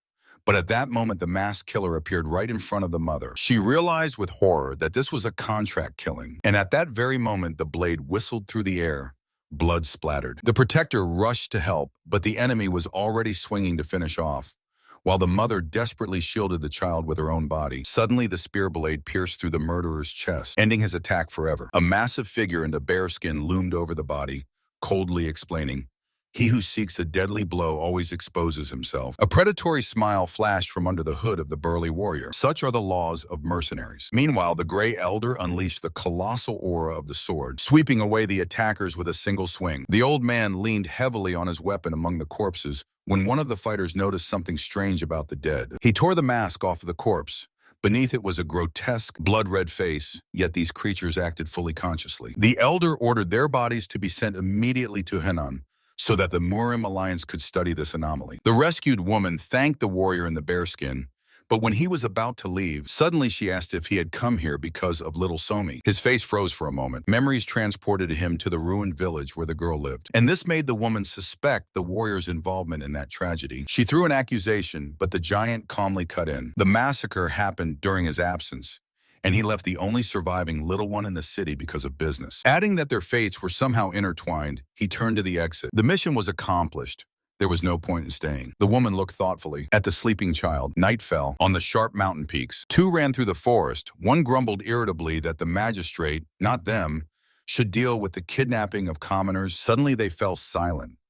Ahead in the darkness, someone was carrying unconscious people on their backs. Using stealth techniques, they crept closer, when suddenly the displeased boy loudly snapped a branch. He nervously tried to joke about the mistake on the road, but the kidnappers silently drew their blades. The attackers rushed forward, and the boy screamed in terror. An explosion of energy sounded. His long-haired partner instantly scattered the enemies, causing the rest to panic and flee. The kidnappers vanished among the trees, and the swordsman calmly ordered to follow. Tracking them, he smashed the stone rubble at the dungeon entrance with a single powerful blow. Before them opened a giant dark cave. They descended into the eerie darkness, where the swordsman immediately recognized a complex, illusory double-layer technique. In the depths sat an old man among dozens of bodies. He confidently declared that only the best masters in the world could break his defense. "Priest?" the swordsman said dryly, causing the old man to turn around in surprise at the unknown voice. Realizing that a stranger stood before him, the old man tensed fiercely, tearing his clothes with a crack, transforming into a giant burning monster. The priest growled that he would gladly take the insolent one's body for himself. The young man held the rider's stance with his last strength, bracing his legs. The weapons clanged incessantly. The masters crossed swords, while the apprentice grew irritated. That must stick out in this pose and watch their dances. The master confidently stated that observing the fight is also a great science, but at that very moment, he received a powerful blow to the jaw. "How many times do I have to repeat?" A voice rang out over the exhausted young man among the debris. An explosion thundered, and amid the chaos of the battle, the warrior reminded that to learn, one must watch. A huge gray-skinned old man tore a tree from the ground, and with a swing, struck the enemy with it. The giant jumped high. The warrior easily dodged the log and sharply struck the monster in the chest. The old man withdrew. Reluctantly acknowledging the boy's strength. Instead of an answer, the warrior delivered a devastating spinning kick right to his face. The elder coughed up blood. The warrior lunged at him from above, coldly saying that he was pathetic. The ground shook from the powerful blow. No sooner had the giant rasped that it was impossible than he received another merciless hook. Dripping blood on his knees, the monster whispered that this strength was impossible, and the opponent had not changed at all. His eyes widened with animal terror. In despair, the old man jumped high above the forest. With a wild scream, he released a devastating beam of green energy from his palms. A deadly stream struck the ground. The warrior did not even blink while the monster laughed, boasting about his poisonous palms, which he had honed for years. "I will say that this is worthless," a voice sounded behind the old man. And at that moment, his hand flew off. While the giant howled in pain over his stump, the warrior calmly stated, "If it hurts, it means he is still alive." The old man raised his eyes full of horror and finally recognized his enemy. Before him stood the almighty spirit himself. The warrior looked at him coldly from top to bottom. The monster did not understand how the spirit preserved the body without the ritual of ascension. At that, the young man ignited the fiery sword and pronounced the verdict. "For sacrificing children, the punishment will be worse than death." The old man bared his bloodied teeth and growled that he would not surrender. He launched into a final attack, hoping to tear off at least a limb of the enemy. But a swift sweep of the blade cut short his movement. Meanwhile, in the luxurious palace, a portly subordinate reported to the red-haired ruler, "The priest is dead." The servant trembled, not understanding how the second strongest fighter could have died, and confessed that there was still no news from the bloody squad. The ruler thoughtfully touched his face. "The almighty spirit is already in Beijing. Therefore, the children must be sent there immediately and find him at any cost." The fat man panicked and retreated from carrying out the order, while the redhead remained on the throne, confident that the enemy would come to him on his own. He looked at his trembling palms, but immediately dispelled the fear. After 1,000 years of the enemy's sleep, he had become much stronger. The bishop smiled confidently. This time he would not lose. Meanwhile, enthusiastic shouts echoed in the city square. A joyful crowd of townspeople greeted Magistrate Hong as a true hero. While the magistrate feigned modesty, the warrior and his apprentice silently observed this brazen spectacle. The apprentice was outraged that they would do nothing and not even take the reward, but the warrior indifferently said he would take it later in Yueyang. The warrior turned to leave, but the apprentice caught up with him, asking why they even needed Mount Changbai. Hearing that they were going to catch a ghost, the young man stunnedly touched his companion's forehead, wondering if he had a fever. The warrior silently slapped the apprentice on the head. He explained that he was looking for someone who was supposed to have died but continued to live, and for another joke about ghosts, the student received another loud kick. A group of travelers was leisurely walking down the noisy street of a border town on the way to Chosun. The young man stared in horror at the vast peak of Mount Baitushan, realizing that they would have to climb there. The tall, dark-haired master calmly ordered to find an inn for rest, a quiet room in the inn. With a dull thud, a heavy red pouch fell on the table, puzzling the boy. The master grimly ordered to take the money and return to Hunan if he did not appear within a few days. He told about other hiding places, commanded to divide the wealth, destroy the mansion and flee forever from the central plains together with so much. Trembling with fear, the young man asked if the mentor was afraid of betrayal, but he only warmly replied that he trusted him. The boy burst into tears, begging to stop these deathbed speeches, and suddenly received a devastating kick to the chest. He flew to the end of the room and fainted on the floor, while the master quietly pondered aloud whether these were his last words. Casting one last glance at the apprentice, he added that he trusted only him and walked away. Meanwhile, in the secret estate, the red-haired man suddenly opened his eyes wide, which were blazing with magic. He rushed to the window and watched in confusion as the protective barrier of their sect shattered into pieces from a single blow. The master hung in the rift of space, coldly stating that all the trash had finally gathered in one place. Below him stretched a gigantic estate covered by a dome of ominous red light. A powerful pillar of dark energy struck the night sky between mountain peaks. The master confidently stepped onto the cracked earth, enveloped in a heavy purple aura. Golden flashes of the blade cut through the darkness, instantly shredding the bodies of assassins in masks. He trudged heavily forward over the dead enemies. Dozens of shadows silently surrounded him from all sides. The master smiled fiercely, calling the true puppeteers to come out and put an end to the old enmity forever. A powerful, explosive wave of fire scattered the killers dozens of meters, shaking the night air over the city. In the roadside yard, the young man groaned as he regained consciousness, clutching his bruised chest. Realizing the situation, he shot out of the room like a bullet. The boy firmly grabbed the bewildered So-Mi by the shoulders, desperately ordering her to wait for him and not to go anywhere. He immediately sprang from his place, leaving the girl blushing from surprise. The young man raced down the mountain slopes, realizing that the mentor had walked straight into the trap of the demonic cult. His legs refused to keep up with the frantic pace, but he stubbornly climbed the rocks, mentally shouting that he would never forgive him for the death. Meanwhile, the master stood amidst a sea of bloodied corpses of elite fighters. The one-eyed elder drew his sword, acknowledging his title as the god of war. But the master cut in, saying he had long lost that title. His eyes flared crimson. Now he was simply a single father. The earth cracked from the elder's powerful strike, yet the master easily jumped back. He threw himself like a stone from above, preparing a counterattack. While the enemy in panic begged to stop, a devastating sword strike drove the one-eyed deep into the shattered earth. Someone from the cultists screamed desperately upon seeing the leaders fall. The master, with absolutely icy calm, cut in half a massive shadow attack. A lightning-fast swing of the blade, the exhausted youth leaned against a tree, hearing the echo of a powerful explosion ahead. He looked down and froze. A whole army of cultists was marching through the gorge, a direct clash with whom would mean certain death. Hiding behind the trunk, he let the squad of assassins pass by, understanding that the target was already near. A giant tornado scattered the remnants of the enemies, leaving the master alone with the last living elder. The master disdainfully said that the small fry did not interest him, and the fallen elder felt with horror that his life was fading. The fallen elder coughed up blood and cursed him for destroying the revived sect, to which he received only a cold advice not to climb out of the grave. Suddenly the forest shook with mad laughter. An invisible enemy mocked the elder and promised to kill the god of martial arts, causing the young man in the bushes to turn pale with fear. The master calmly accepted the challenge, and in the boy's mind, the puzzle finally came together. His mentor was none other than the legendary god of war. The frightened young man could not believe his own eyes. Before him, among the mangled bodies, stood the very same man. The warrior only calmly looked back and reminded that he was ordered to stay in the hotel. With a bloodied sword in his hands, he towered over the corpses, a true god of martial arts. The boy was stunned. It turns out, before him was an ancient old man from a millennial legend. In the square in front of the palace, a whole army gathered, ready to die to protect their lord. The guard did not help. The massive doors shattered into pieces from the explosion of golden energy. The red-haired villain on the throne instantly grabbed the sword hilt. At the threshold of the hall stood an uninvited guest, leaving behind a dead guard. Without unnecessary words, the swordsman rushed forward, covering the distance with a single wild leap. The master of the palace parried the attack, mocking the weakened strength of the attacker. He did not retreat and launched a new attack, confident that in 1,000 years he had only become stronger. The enemy confidently moved forward,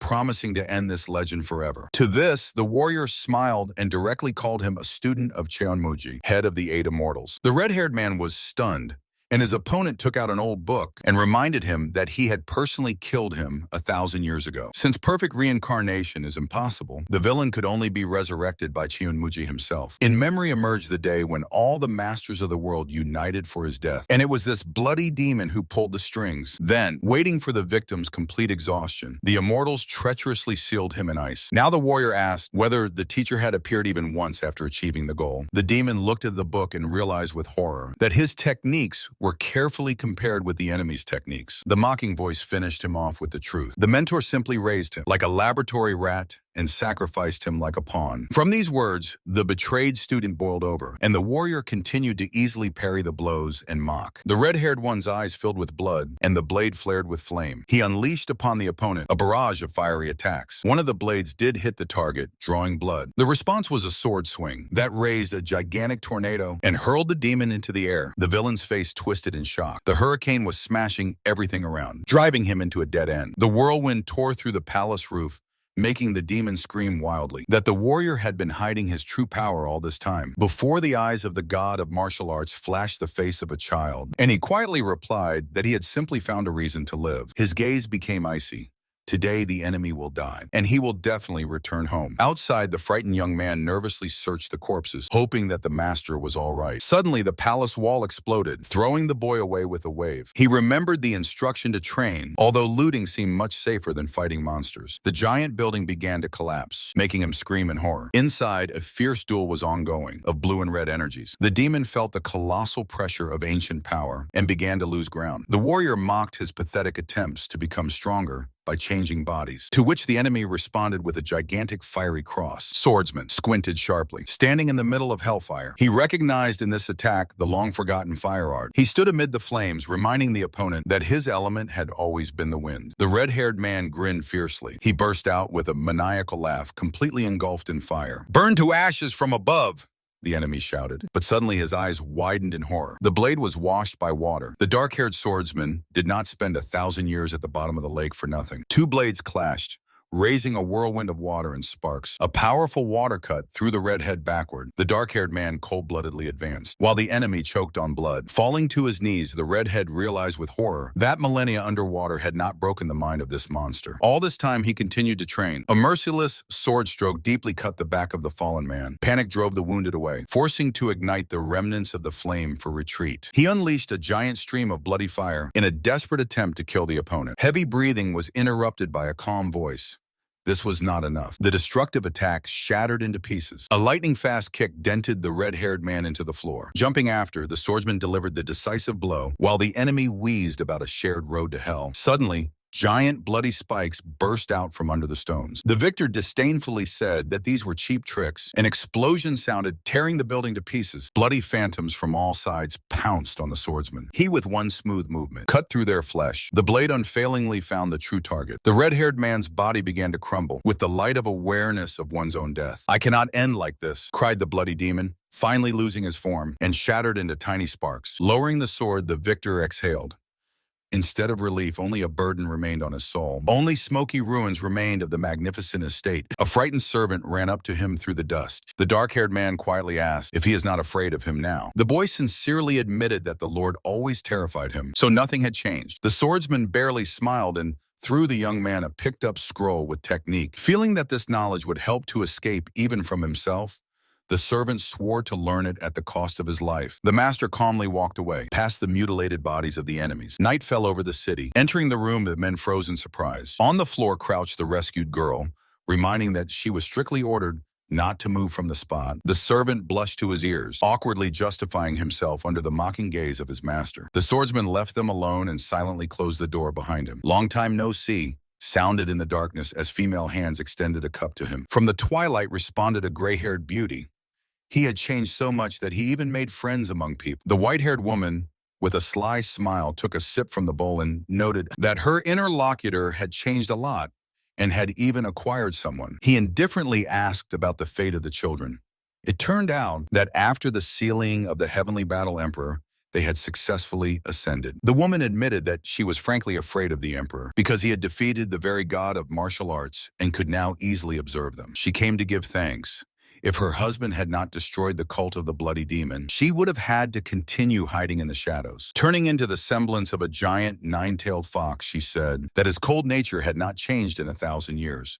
But she was sincerely glad to meet him. The silhouette of the beast dissolved into the air, and the man only quietly stated that she had grown up a lot. A few days ago, the servants hurriedly washed the yard of blood and loaded the bodies of the night killers onto a cart. The gray old man decided to take a dozen corpses to the Murim Alliance to get to the customers of the attack, when suddenly sleepy Somi came out onto the porch. The men immediately panicked and clumsily covered the bloody cart with their bodies, lying that it was ordinary trash. To distract the child, the maid suggested she dress nicely and go with friends to explore the abandoned houses. So Somi set out for a walk through the streets of Yuyan, but something went wrong. The children got separated from the adults and found themselves completely alone in front of the creepy old manor. The boy bravely shielded his friends with his body and led everyone inside, ordering them to stay close. Somi carefreely ran inside. A sudden rumble made the children flinch, but Somi extended her hand to her friend, as if to say, "Nothing terrible, it's just the wind." The girl calmed down, and the little companion proudly puffed out his chest and declared that he would go first. The trio moved deeper into the dark house, and from under the floor, a sinister aura was already crawling out. Meanwhile, in the mansion, the old man was already preparing to leave, when a desperate scream rang out. A breathless maid ran to ask if Somi had returned. The children did not come to the meeting place and disappeared without a trace. The broom fell from the hands, and the men turned pale, not understanding. How did this happen just after the master's departure? Then a gigantic white tiger came out of the forest, on whose back lay the unconscious Somi, and nearby frightened friends were begging for help. The maid immediately rushed to the child, shouting to call a doctor. The boy said that on the way, Somi suddenly rubbed her eyes because rainwater that was dripping from the roof got into them, and then the girl suddenly fainted, and her body was seized by a strong fever. The old man took the girl by the hand and felt how inside her wildly surged a stream of unstable energy. He ordered to immediately take her to the room and grimly concluded the child was covered by unusual rainwater. The face of the old man became stern. The gray-haired old man looked ahead with anxiety. He directed a stream of blue energy into the body of little Somi, causing her to sigh and open her eyes. While Sohei was asking the girl about her condition, the old man grimly stated he stabilized her only temporarily. Later, the child will have to control the energy on her own. Somi took a glass of water, and it instantly shattered into pieces right in her hands. The girl froze in confusion. Her uncontrolled inner power had already managed to turn half of the yard into a pile of broken boards. The old man tried to calm her down, but Somi sighed bitterly, remembering the broken boat and the friend whom she accidentally threw several meters away a few days ago. She barely smiled in anticipation of her father, when suddenly Sohei joyfully flew into the room with news about the healer. The long-haired man confidently introduced himself as the best specialist in energy practices and declared that he once treated the Emperor of Swords himself. The old man, the real Emperor of Swords, barely restrained a nervous laugh, listening to tales about his own amazing healing. The charlatan did not calm down and boastfully added that even the leader of the demonic cult Sadohak hunted him. Suddenly behind him, a heavy step echoed. On the threshold stood the formidable Sadohak in person. Somi cried out joyfully and threw herself into her grandfather's arms. The girl squeezed him with all her might. A powerful shock impulse threw the burly warrior back, breaking through the wooden wall with him. Somi cried out fearfully. Sadohak got out from under the debris, fiercely shouting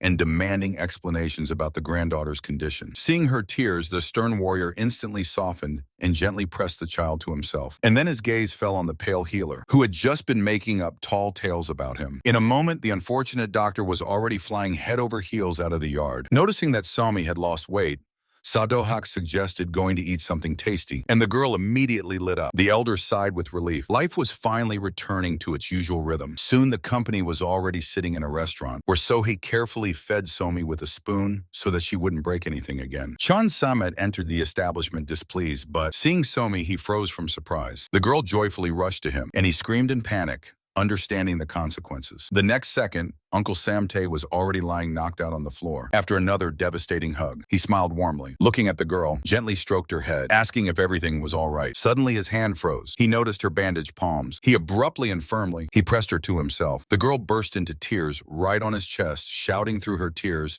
how much she hated her father for such a long absence. That very night, he healed her with his energy, while the others silently watched from the doorway. The golden light gently enveloped the child. Thus, he stabilized the essence absorbed by her. The girl, exhausted, fell asleep in his arms. He assured that he had settled all matters on the mountain, and then, incidentally, asked Samte about the woman who was hanging around. The big guy boiled with rage, and with a roar flew out into the yard to find the guilty one. He hung with a death grip over the frightened young man. Sam fiercely interrogated the boy, refusing to believe that the beauty could have rejected him for this brat. The young man snapped back desperately, hitting the big guy right in his pride. He kept shouting, demanding the truth, but the old master calmly confirmed the boy's words. The culprit herself appeared. She shyly admitted that she really just runs after this boy. The girl pulled her chosen one away, leaving the humiliated Samte to shout after them. Departing, the young man whispered to her who this mad old man really is. The next morning, Namgun Sohei was walking through the city, counting the cost of rebuilding the estate. The proud Wanbo Quan blocked her way with his retinue. He immediately began to mock, ridiculing the fall of her clan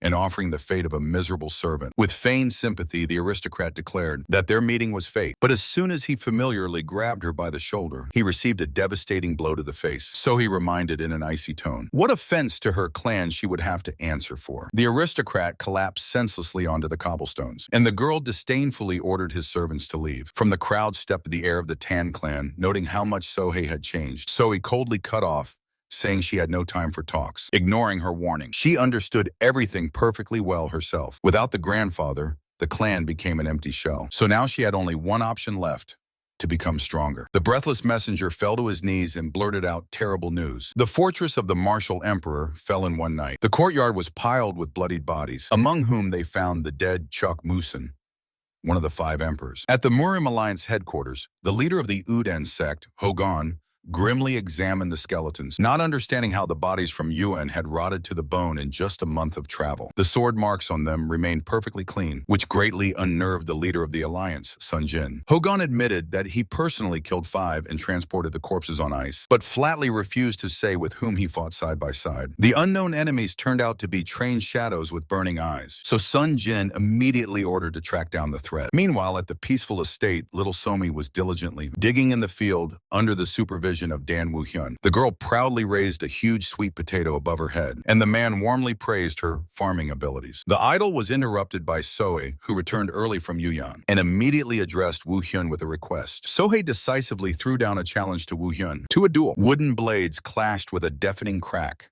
raising a dazzling flash of energy. While Namgun watched the fight with surprise, Woo-hyun playfully parried the girl's wide swings, reproaching her for lack of practice. Gritting her teeth, Sohei put all her strength into a new surge and unleashed a blade of blue energy. Woo-hyun smoothly dodged, and Namgun confusedly realized that this was not at all the sword technique she had studied before. The girl unleashed a devastating strike on the opponent of an absolutely new style created especially for her. However, Woo-hyun effortlessly parried the attack, throwing Sohei back, where she heavily sank to the ground. He noticed that this time he hardly had to restrain his own strength. Despite the loss, he sheathed his weapon and praised her progress, explaining that the technique only lacked internal energy to be complete. From the sincere praise, Sohei's cheeks flushed with a blush, and a happy smile blossomed on her face. Far in the forest, a disheveled man hid in the bushes, confusedly trying to remember how and why he came here. His mind was clouded by an obsessive vision of an old man with the spirit of a 9-tailed fox. When suddenly someone's voice tore him out of the trance, the man screamed in horror and recoiled. Right in front of him stood Somi astride a huge white tiger. In panic, he backed away and accidentally bumped into the guard. The young man's face elongated from shock. He had just recognized in this dirty vagabond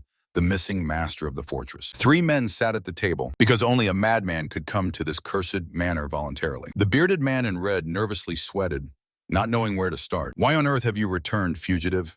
the master said coldly, and the bearded man shuddered, awaiting the deadly blow. "Answer, and don't even think about lying." His gaze pierced the fugitive through and through. The fugitive grabbed his head. He himself did not know the reason. Simply an unknown force was pulling him here, despite Lord's cries about sclerosis. The master's face darkened and sparks crackled in the air. "Don't want to talk. and a short flash of energy threw the bearded man back, tearing a hoarse cry of pain from his throat. The fugitive still could not comprehend the horror of past days. Then a squad in crimson robes attacked his fortress. Only about a dozen, but each could match him in strength. They mercilessly slaughtered the guards, and the surviving traitors pointed swords at their own commander. He raced without looking back, pursued by death masks, until he found himself here in Hunan. The gray-haired elder and the lord in green exchanged shocked glances. No one could believe the sudden appearance of such mighty masters. The boy with the scar, Sam Tay, suddenly turned pale. Crimson robes, could it be? He abruptly stood up, looking at the master. That time when you said you were going to Mount Changbaishan, the master cut him off, saying he had nothing to do with it here, and under the elder's mocking gaze went to catch a rabbit for the little one. As soon as the door closed behind him, Sam Tay tried to sneak away to clean up. It didn't work. The Lord's hand harshly landed on his shoulder, and two men pressed him against the wall with predatory smiles. Far from here, in a dimly lit hall, dozens of assassins in crimson knelt before the new leader. A stocky man on the throne slowly lowered his fist. "I will avenge my lord. I will help," a whisper sounded from the darkness, and the ghost's voice instantly echoed with hellish pain in the leader's head. He clenched his teeth. The pain did not matter. The main thing was revenge. In the forest, the Lord fiercely shook Sam T by the collar. "What did you say? Is it true?" The boy choked on tears, swearing that he was telling the truth, and the Lord could not believe it. The master of the estate was neither a student nor a follower. He himself is the goddess of war, the greatest villain who 1,000 years ago fought against the whole world and stood above all the masters. The three froze in the clearing, staring at the back of this monster. The almighty demon calmly stood in the bushes, questioning little Somi, while she happily hugged the huge hunted rabbit. The Lord nervously laughed and tried to pretend that they were just walking nearby. Somi joyfully boasted that her father caught her such a big bunny and hugged the long-eared one tighter to herself. The god of war looked at them coldly. Sam Tay did not lie. The old man skeptically asked again if it was true that he destroyed the bloody demon with all his accomplices on Changbaishan, and the god of war briefly confirmed. In reproach, why he was silent, the god of war indifferently said, "No one asked," adding that broken and discarded blades no longer concern him. Meanwhile, little So-Mi played carefree nearby, completely ignoring the serious conversation of the adults. The old man tensed, watching him go. "But if these broken blades target Hunan province, what will you do then?" A bearded warrior sat on the bed and slowly came to his senses. To reclaim his fortress, he first needed to restore his energy. The young man near the door looked back and offered the former luminary of the dark faction to raise the citadel from the ashes together. The Lord closed his eyes, remembering the warrior, whom he once admired the most, but he only bowed his head in reverence and quietly refused, for he had already chosen this abode as his grave. The young man cast one last glance over his shoulder and left. Outside, a man with a bandage on his face groaned, waving a shovel with disgust. The former son of the unorthodox faction now had to endure the shouts of some boy urging him to work. The little overseer sprawled on the hay while the former king complained to the young man about the humiliation. He also offered to pay for his accommodation. The guest, without a penny in his pocket, was outraged at his role as a servant and begged to be taken at least as a bodyguard. The young man cut him off, saying he had too many mouths to feed, ordered him to work well, and calmly walked away. The man clenched his fists, bursting with fiery rage, but the fire quickly died down. He sighed, reasoning that it was better to sweep the floor than to get beaten again. On the sunlit terrace, the young man played Go with the Old Master, while the tamed king grumpily cleaned the yard. The conversation was interrupted by an assistant. He reported anxiously that the dark faction had smashed the fortress and was now targeting their alliance. The old man calmly placed a stone on the board and said that there was no plan. He decided to let everything take its own course, leaving the assistant in panic about the fate of the Orthodox school. The young man propped his chin with his hand, finally despairing of understanding the logic of the old leader. The man with the broom interrupted the conversation and mockingly nudged the muscular warrior next to him with his elbow. He continued to shower insults, reminding the big guy about betrayal and expulsion from the clan. The old leader laughed and advised the impudent one to first look at his own position. The big guy flared up with anger, but the bully instantly grabbed him by the collar, releasing a fiery aura. He snarled fiercely, ready to fight, when suddenly he received a sharp blow to the back of the head. It was the young overseer yelling at him for laziness, threatening to send back to clean the toilets. The grim king of flame shrank back fearfully and frantically waved the broom. The assistant could only silently watch, realizing that everyone in this estate becomes strange. In the evening at dinner, the boy guard recalled rumors about the local seer. The little girl enthusiastically confirmed his gift, to which the young man ironically asked if that master had ascended to the immortals. The boy waved it off. He had heard that the seer had long ago been beheaded for a bad prophecy. The girl bit into a pie and calmly objected. After all, she had seen him quite recently. The whole company at the table froze and stared at her in shock. The boy almost choked with surprise upon hearing that the girl was foretold by the mysterious He Who Sees the Truth himself. She recalled the huge crowd in the city square, which closely surrounded the white-headed harbinger. As soon as their eyes met, the man signaled her to come closer. The girl approached hesitantly. In her memory suddenly flashed a creepy image of another man with cold eyes and his quiet, long time no see. But the child only laughed brightly. The sharp wind then seemed to blow away all further memories from her head. Hearing this, the man with the scar and bandaged hands silently took a sip of tea. He remembered this white-headed man perfectly. A lover of playing the fortune teller. "Scoundrel!" he hissed with disgust. Stepping outside, the girl asked innocently why he is staring like that at the roof. And there already bared poisonous fangs of a huge green snake. The reptile swiftly lunged down, and the girl screamed in fright. But at that very moment, the snake in midair was intercepted by a quick little fox. Having fed on the prey, the greedy little fox contentedly settled down, and the man just snorted at such an appetite. Gold coins clinked dully in a heavy sack thrown on the floor of the mansion. The white-headed seer was stunned by such a pile of money that the scarred man brought as payment for information. The first demand to find out absolutely everything about the Daoshi, who calls himself the one who sees the truth. The seer paled.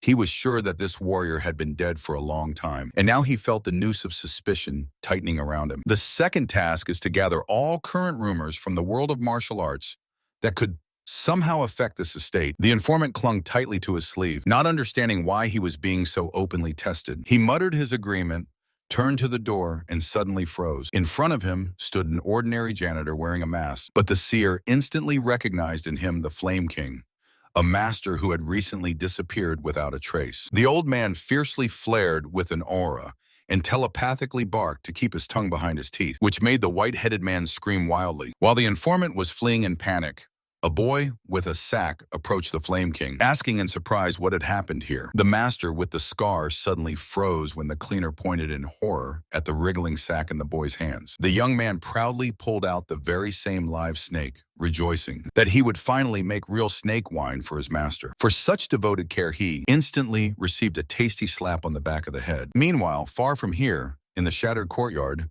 the surviving monks reported in shock that only 5 people had attacked them. The old monk grimly stated that only those same monster skeletons could have wiped out an entire squad in half an hour. A barely alive monk on a stretcher croaked their next target, the Shaolin Temple, and at the boy's estate, he was simply thrown out the door while he rolled on the ground and whimpered that he could not stand living in such filth. The dark-haired warrior thoughtfully twirled an empty jug in his hand. The alcohol was running out. Meanwhile, in the yard, they was diligently washing a stone, and the host praised his dexterity while playing Go. The old man cautiously asked if it was a pity to let the boy go, but the interlocutor cut in. Real lessons are learned only in freedom. Women with bundles of laundry sighed that without Sam, the chores had increased, and the little girl frankly missed her uncle. In the very estate, chaos reigned from scattered jugs. Sam sat right on the floor, hungover and completely broken. Hiding in a tree, he muttered vindictively that now they would definitely howl without him. Although the next moment, he was already obediently shaking out the laundry. He diligently swept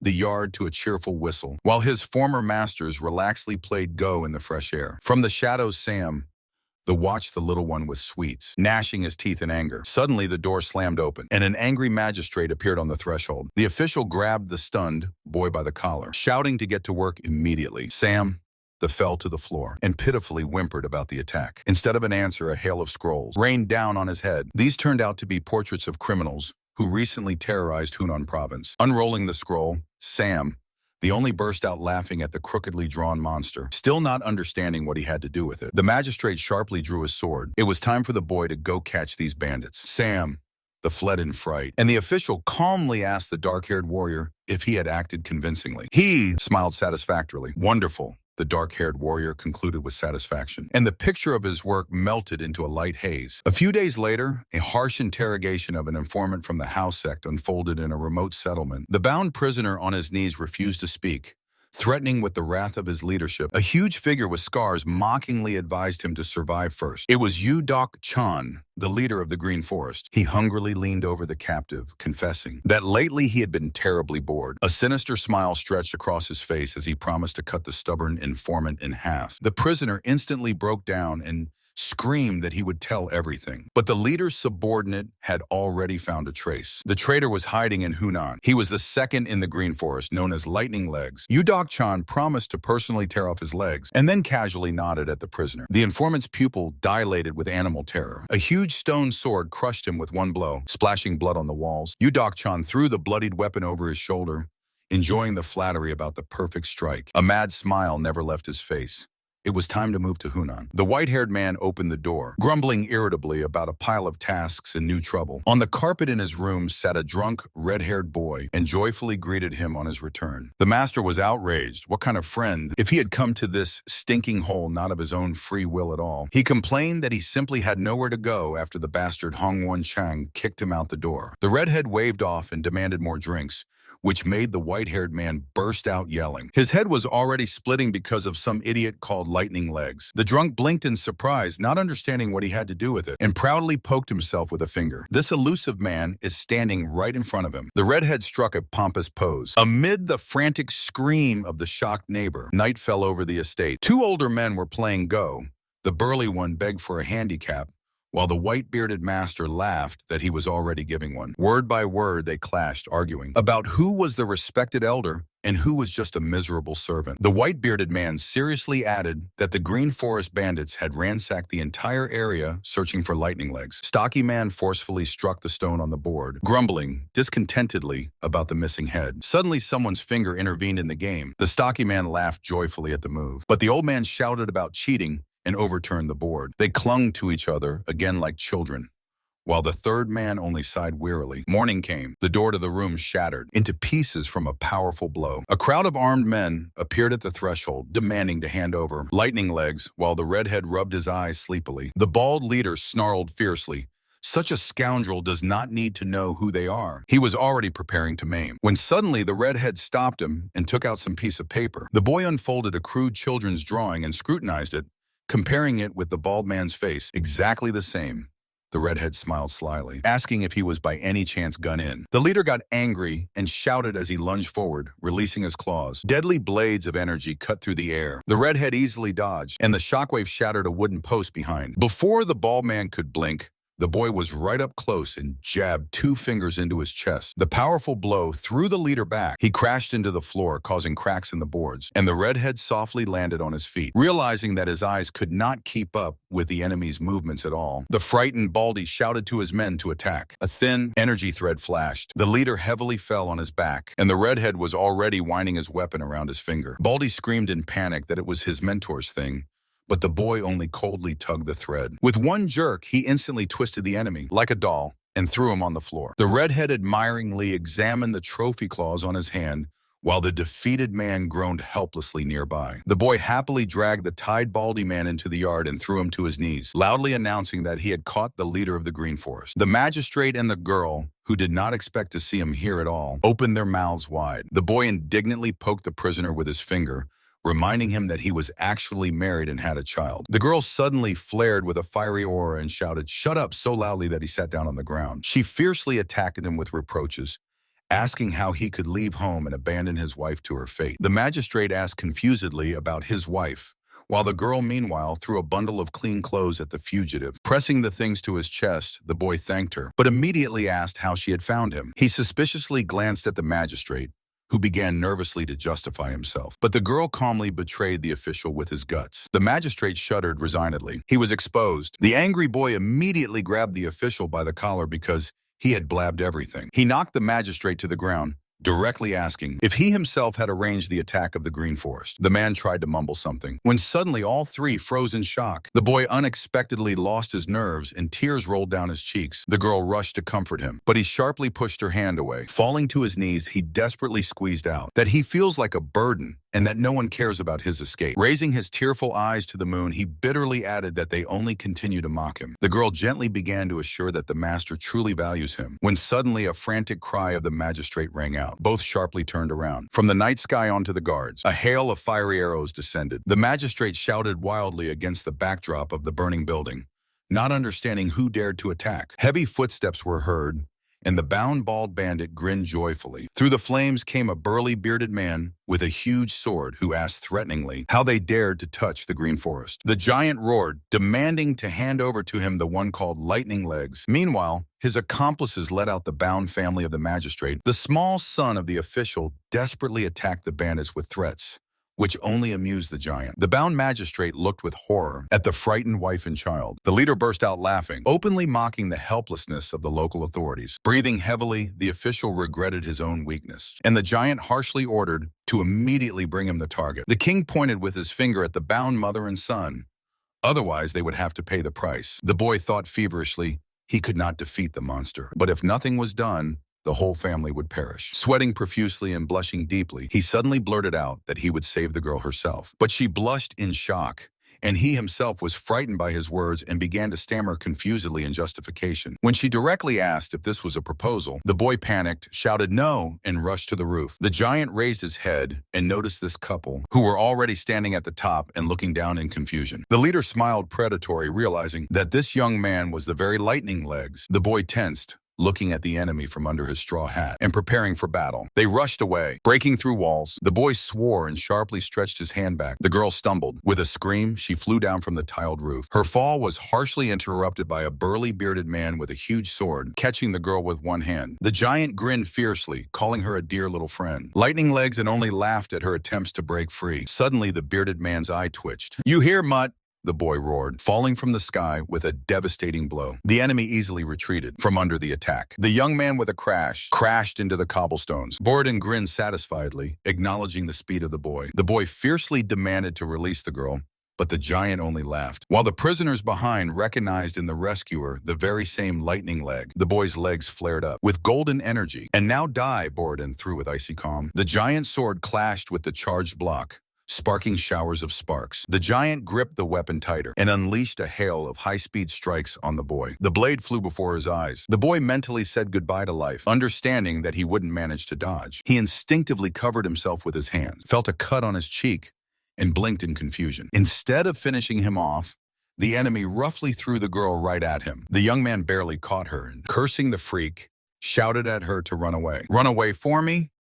A stunned thought flashed through his mind. The huge blade split the stone exactly where they had just stood, almost cutting both of them in half. The boy realized she was in much greater danger next to him. The bearded man growled angrily that he would not let the girl go, who had managed to bite off his ear. The young man hesitated. If they ran away, all these tied-up people would die, understanding that he could not defeat this monster himself. He sharply slapped his cheek, knocking out foolish thoughts. The girl desperately begged him to flee for help to the Tan clan, to preserve at least a chance for revenge. Seeing an affirmative nod from the bound woman, the boy made the only right decision and whispered to the girl to wait for him. He turned his back to the enemy, promising to definitely return. A powerful explosion of golden energy shattered the pavement, throwing him high up. The big guy smiled slyly, and in a moment the night yard shook from his thunderous laughter. The boy was already cutting through the sky like a living lightning, proving in practice that he had the fastest legs. A dull strike with the scabbards to the chest threw the boy to the ground. He jumped up, clutching the back of his head,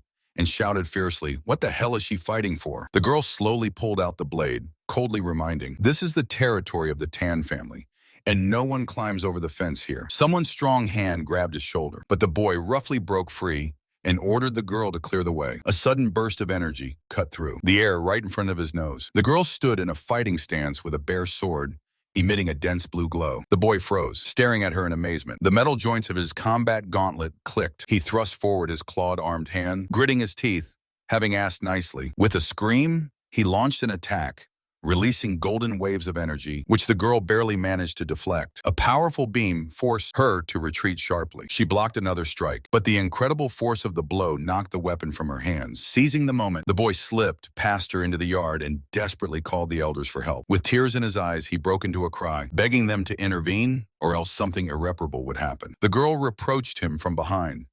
He left of his own free will, but when it got tough, He immediately ran to hide. She calmly hid the sword, coldly calling his behavior irresponsible. The boy sighed in despair that his comrades were captive and he was powerless, to which he received a dry question. So he just surrenders? The girl indifferently advised to fight to the death, and if it doesn't work out, at least tear off the enemy's hand. He fiercely clenched his glove, snapping back that he came here not with an empty head and understands everything perfectly. Her harsh words were only a hidden message from the clan leader. The boy retorted that he was ready to die himself and asked to tell the master that he is going to fight. He rushed off, throwing at the last moment, if he dies, let them at least save others, for they are not strangers to the clan. The girl silently watched him with her gaze. When a hoarse laugh sounded from the darkness, someone was glad that the fugitive had indeed been caught. She calmly placed her hand on the hilt of the sword. Elders emerged from the shadows. The massive warrior calmly remarked that it was too early to worry. The man with long hair added coldly, "If the boy doesn't manage, he will simply die." He walked away thinking that Samdi has no combat talent, so he will survive only thanks to cunning. Suddenly he stopped, feeling a strange pink gust of wind,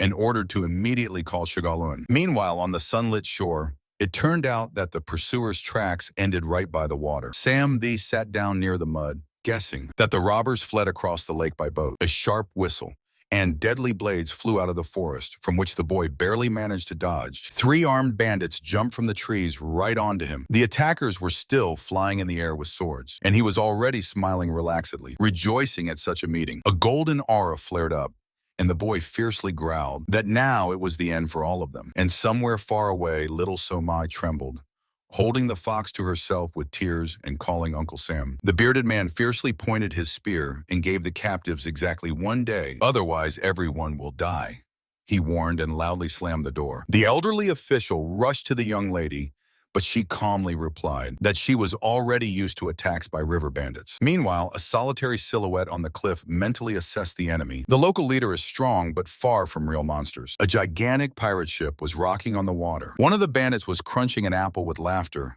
recalling how some impudent fellow destroyed their mountain fortress. Another gloomily reminded that this enemy had allied with the powerful Dan family. The scarred leader grinned menacingly, awaiting revenge. A beaten boy was thrown onto the deck. He had come to the lair himself for his woman. The leader roughly grabbed him by the hair, mocking the hero's naivety. Beaten Chanasam smiled bloodily and promised the enemies a terrible death for the attack on government officials. In response, he received a harsh kick to the face. The leader ordered to throw the talker into the cell, completely ignoring rumors about the invincible masters of the Dan family. He only laughed loudly. Wounded Chan groaned dully on the floor of the dark prison. A crying girl and an old official immediately rushed to him. The young man forced a smile and gently patted her on the head. Aishan not to cry. He assured that he was still alive and clumsily complimented her beauty, which greatly angered the old man. Chan's smile grew wider. He already had a plan. He dumped a pile of poisoned blades on the floor, which he had secretly taken from the executioners. While the official was outraged by his dirty tricks, a guard appeared on the stairs. Blade flash, and the bandit's head flew off his shoulders with a fountain of blood. Chan sank heavily to the floor, catching his breath. He confidently promised to get them out of here, and the girl with a blush on her cheeks fully trusted him. Her sudden fierce look at the dead enemy made the old man shudder. While Chan was planning the search for the armory, the young man grinned maniacally, guessing the main trump card of the pirates. A powerful explosion tore apart the ship's side into pieces. Chan proudly stood by the scorching cannon, laughing joyfully before the shocked leaders. One of the bandits stared in astonishment at the breach. A gigantic shadow of the enraged leader loomed over Chan. With a furious scream, the giant jumped down. Chan barely managed to dodge the devastating blow of the huge cleaver and ordered the official to take on another enemy. The old man panicked, fully understanding that they would not withstand these monsters. A chaotic battle began, where everyone barely held back the pirates' onslaught. The clanging of metal tore through the air. Suddenly, everyone froze. A new fighter emerged calmly from the smoke, and with a slight smile offered to join the fun. Dust rose up, and the warrior in the mask slowly drew his sword. The beaten young man clenched his fists fiercely. Why did he show up right now, when earlier simply ignored pleas for help? The warrior calmly cut off, saying he did not understand what was being talked about, and to the shout of the enemy leader only indifferently through, "And what will my name give you?" Armed bandits surrounded him on the deck, but he coldly advised them to worry about themselves. The man straightened up and asked if these fools really hoped to touch the Dan clan and survive. The leader laughed and commanded to attack. The warrior swiftly crashed into the crowd, scattering enemies with bare hands. The blade whistled through the air, A bloody trail instantly covered the deck with fallen bodies. With a powerful jerk, he rushed forward and threw the leader back with a powerful shockwave. Borodin was dripping with sweat.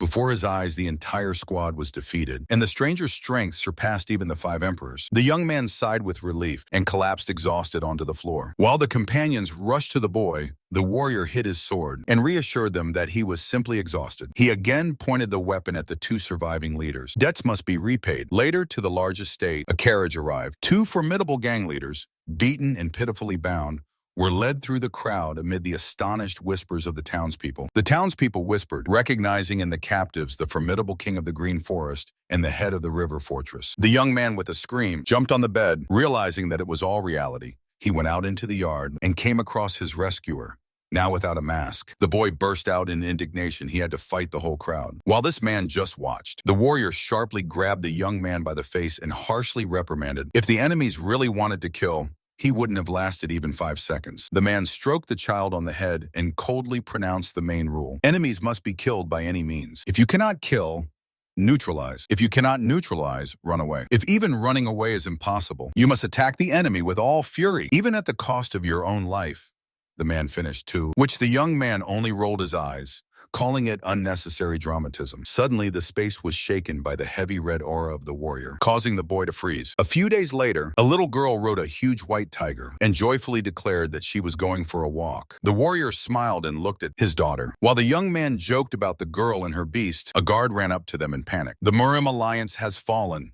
A desperate cry rang out, causing everyone to freeze. A few days ago, the courtyard of the main building of the Murim Alliance was engulfed in panic. The faction has fallen. Bodies lay everywhere. And in the midst of the bloody slaughter, an old warrior defended himself from the killers with an ordinary staff. He struck the weapon against the ground with a swing. Could the heart of the Orthodox faction simply perish like this? To which he gave his entire life. 2 mercenaries rushed into the attack, but the old man dully parried their blades. He pushed the enemies away, mentally counting the survivors. The red eyes of the killers blazed, while the warrior coughed up blood. His internal energy was exhausted to the last drop. The old man fell to one knee, under the aim of enemy weapons. Faces of relatives flashed before his eyes. He would give everything to be with them now. But he only wiped his blood and hoarsely ordered to attack. The body was enveloped in a yellow aura. The old man decided to take at least a few more bastards to the other world. Suddenly, the killers parted, letting a white-haired man pass ahead. The stranger approached calmly, noticing that fate cannot be changed by force alone. Every cell of the old man's body screamed danger. This man was too powerful. The white-haired man lifted the warrior's chin, lazily admitting that he did not take pleasure in killings, but he could not allow anyone else to possess this power. The old man shuddered when he was thrown back by an invisible blow. He fell heavily onto the stones, spitting out clots of blood. The stranger leaned over him and asked if he had ever heard of the technique of killing with a single intent. It was enough just to think about death, and the old man was torn apart by terrible pain. The white-haired man looked at his bloodied hand and politely apologized. Shaking off the blood, he cold-bloodedly added that he did not want to make the victim suffer. A bloody flash finally ended the old man's life. The killer smiled gently. Through the crimson rain, drops fell to the ground, and he quietly said goodbye. Later, in a quiet estate gathered a group of surviving masters. The woman by the go-board froze. According to rumors, everyone in the main building died. Even the mighty king of vagabonds. She could not believe that such a warrior fell so ingloriously. The gray-haired master with a powerful blue aura gloomily asked about the outcome of that slaughter. He was informed that the attackers captured Henan province, and everywhere raised the flags of the bloody sky. The master sharply opened his eyes. In rage, he clenched his teeth. His blue energy flared up, and the man silently moved away past the alarmed students. The granddaughter called after him, but he did not stop. The master knew that the alliance would fall next, and still let everything drift. Once he renounced his family, burying his former self deep in the past. He looked at the sky, realizing his own foolishness. He did not run away, but only averted his gaze. Meanwhile, far away from there, a burly warrior asked the young man, "Are these the same bastards who destroyed the alliance?" To which the boy only asked confusedly. The blonde mercenary was furious that his information about the head of the golden merchants was useless. But Sam They himself smiled and ordered him to tell about the events on Mount Changbaishan. Everyone looked at each other in surprise. And Sam They, waiting, rubbed his chin. While an eagle circled in the sky, the blonde muttered confusedly that some of the fugitives managed to escape. The man in the mask was horrified. The estate owner was indirectly responsible for the fall of the Battle King's fortress. The master coldly asked if they finally understood. The mercenary snarled fiercely, shouting that such invaluable information on the Central Plains is not obtained just like that. The master calmly approached closer, while the blonde brazenly demanded payment. His face was illuminated by a predatory smile, and a golden aura flared around him. He lightly touched the chest of the embarrassed mercenary and reminded him that the exchange must be equivalent. The master's eyes flashed. He declared in an icy tone that he already knew everything and sharply snatched the bundle from the blonde one's bosom. Hiding the loot, he laughed about the high expenses for children, while his subordinate tried to understand whether the fugitives had united again. The gray old man suggested that they were led by a powerful leader. The master agreed, linking it to the disappearance of the head of the golden merchants. The master's gaze darkened. Behind all this stood only one person. He cut coldly that he gave them food for thought, and now they must think with their own heads. The subordinate asked worriedly if the great Chegalon would have to solve these riddles himself, having made the master turn around in surprise. The man assumed that the influx of fighters to the new inn, myriads of gold, was also connected with this. The master noted that their competitors' income had noticeably fallen, and suddenly Sam shouted. Without turning around, he ordered him to go to Yueyang and bring 2 apprentices. Children were playing Fusan, and someone handed sweets to a little girl. An older girl in a hanbok ran closer, curiously examining the treat. She clapped her hands joyfully and exclaimed that she had grown quite a bit. A sullen boy skeptically blurted out that nothing had changed, and the little girl immediately stepped painfully on his foot. Grown up, and how she has grown. The friends shouted in unison, and the little girl beamed with happiness. The girl decisively stated that she must become taller in order to help her father faster, and the older friend enthusiastically pulled them to show the hotel. The boy broke free and pointed down. Before them stretched a gigantic, luxurious estate. Myriads of gold. The boy smiled as he remembered how he and his mother ate incredibly delicious dishes there, although the place looked too expensive. But the girl just waved off, saying that deliciousness is not the most important thing at all. The older girl, leaning over the railing, asked if it wouldn't be better for them to go to the neighboring Golden Ring. Hearing that the Golden Ring belonged to the Tan Yu Hyun clan, she confidently assured the little one, when asked if father would be offended, that she had already warned him. Then no problems, the boy rejoiced, and the children happily hurried to the hotel. Suddenly, the little girl slipped, and with a frightened scream, flew to the floor. She blinked confusedly when a thick shadow fell on her. 2 gloomy men towered over the child, with a heavy and predatory gaze looking down at her from above. The girl apologetically said, "Sorry for the collision." But in response, terrifying red eyes blinked at her. 2 gloomy giants loomed over the children, making the little ones shrink in fear. "Let's go," the giant said shortly, and the strangers walked away. The girl just blinked after them. The men were walking slowly through the yard when the big guy suddenly remembered the little one. The bearded man with a scar smiled crookedly and brushed off the questions. He glanced fiercely over his shoulder. He was hurt by the fact that the child did not even look away. Meanwhile, in the inner courtyard, 3 masters were calmly playing Go. They were visited by old acquaintances, the owner of the inn Hoenji and the head of the trade guild, Gim and Hawk. Seeing the woman, the young man with long hair immediately noticed her external changes. Hoenji laughed coquettishly. After leaving the Tang clan, her affairs really improved. The young man got down to business and asked if they understood the purpose of this challenge. The woman instantly became serious. The whole problem was with competitors from the myriad of gold. Once her roadside inn was undoubtedly considered the best in the entire Yoyang district. But recently, the neighboring building was bought, and a huge luxurious hotel was built there. Now everyone around praised only the new competitors. The employees of Myriada brazenly poached the last customers right in the middle of the street. Because of this, Hoenji's establishment became completely empty, and Gim and Hawk added that the enemies have unlimited financial support. Most small traders tore up their contracts and went to them, but the young man coldly remarked that it was not about money at all. He directly accused the guild leader of being unable to inspire trust, and the latter resignedly bowed his head. The young man pondered. These traders were clearly planning something, and their real leader, Manhwa, was deliberately hiding in the shadows. The muscular Sa Dalo enthusiastically slammed his fist, suggesting to go and smash their office to hell. The Grey Elder was outraged by such bandit-like antics. Then another fighter proposed a compromise.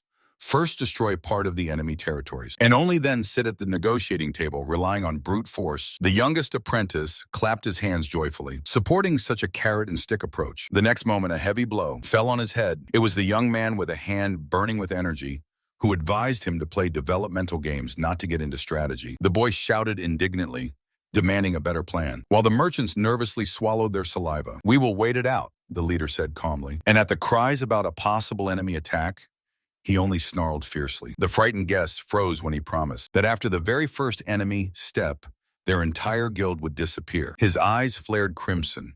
He would wipe the insolent off the face of the martial arts world. The Gray Elder silently watched this unwavering confidence. He understood the young man's reluctance to intervene, but asked what he would do if the enemies targeted Hunan province. The leader carelessly threw over his shoulder that he didn't care about their actions on the Central Plains, but if they dare to move into Hunan, his gaze became icy. He stretched out his hand forward, from which emanated a devastating force. "I will destroy them to the last." The verdict sounded, and the elder only mentally sympathized with their enemy. The young man calmly stepped into the sunlit courtyard. Manhurian clearly chose the wrong opponent. Someone's greedy hand with a nasty smirk grabbed a handful of gold ingots. The owner of the inn, myriads of gold, simply beamed with happiness, counting his wealth. His idol was abruptly interrupted by the appearance of two grim men in dark robes. The stranger with a scar on his face measured the fat man with a cold look. Could it be?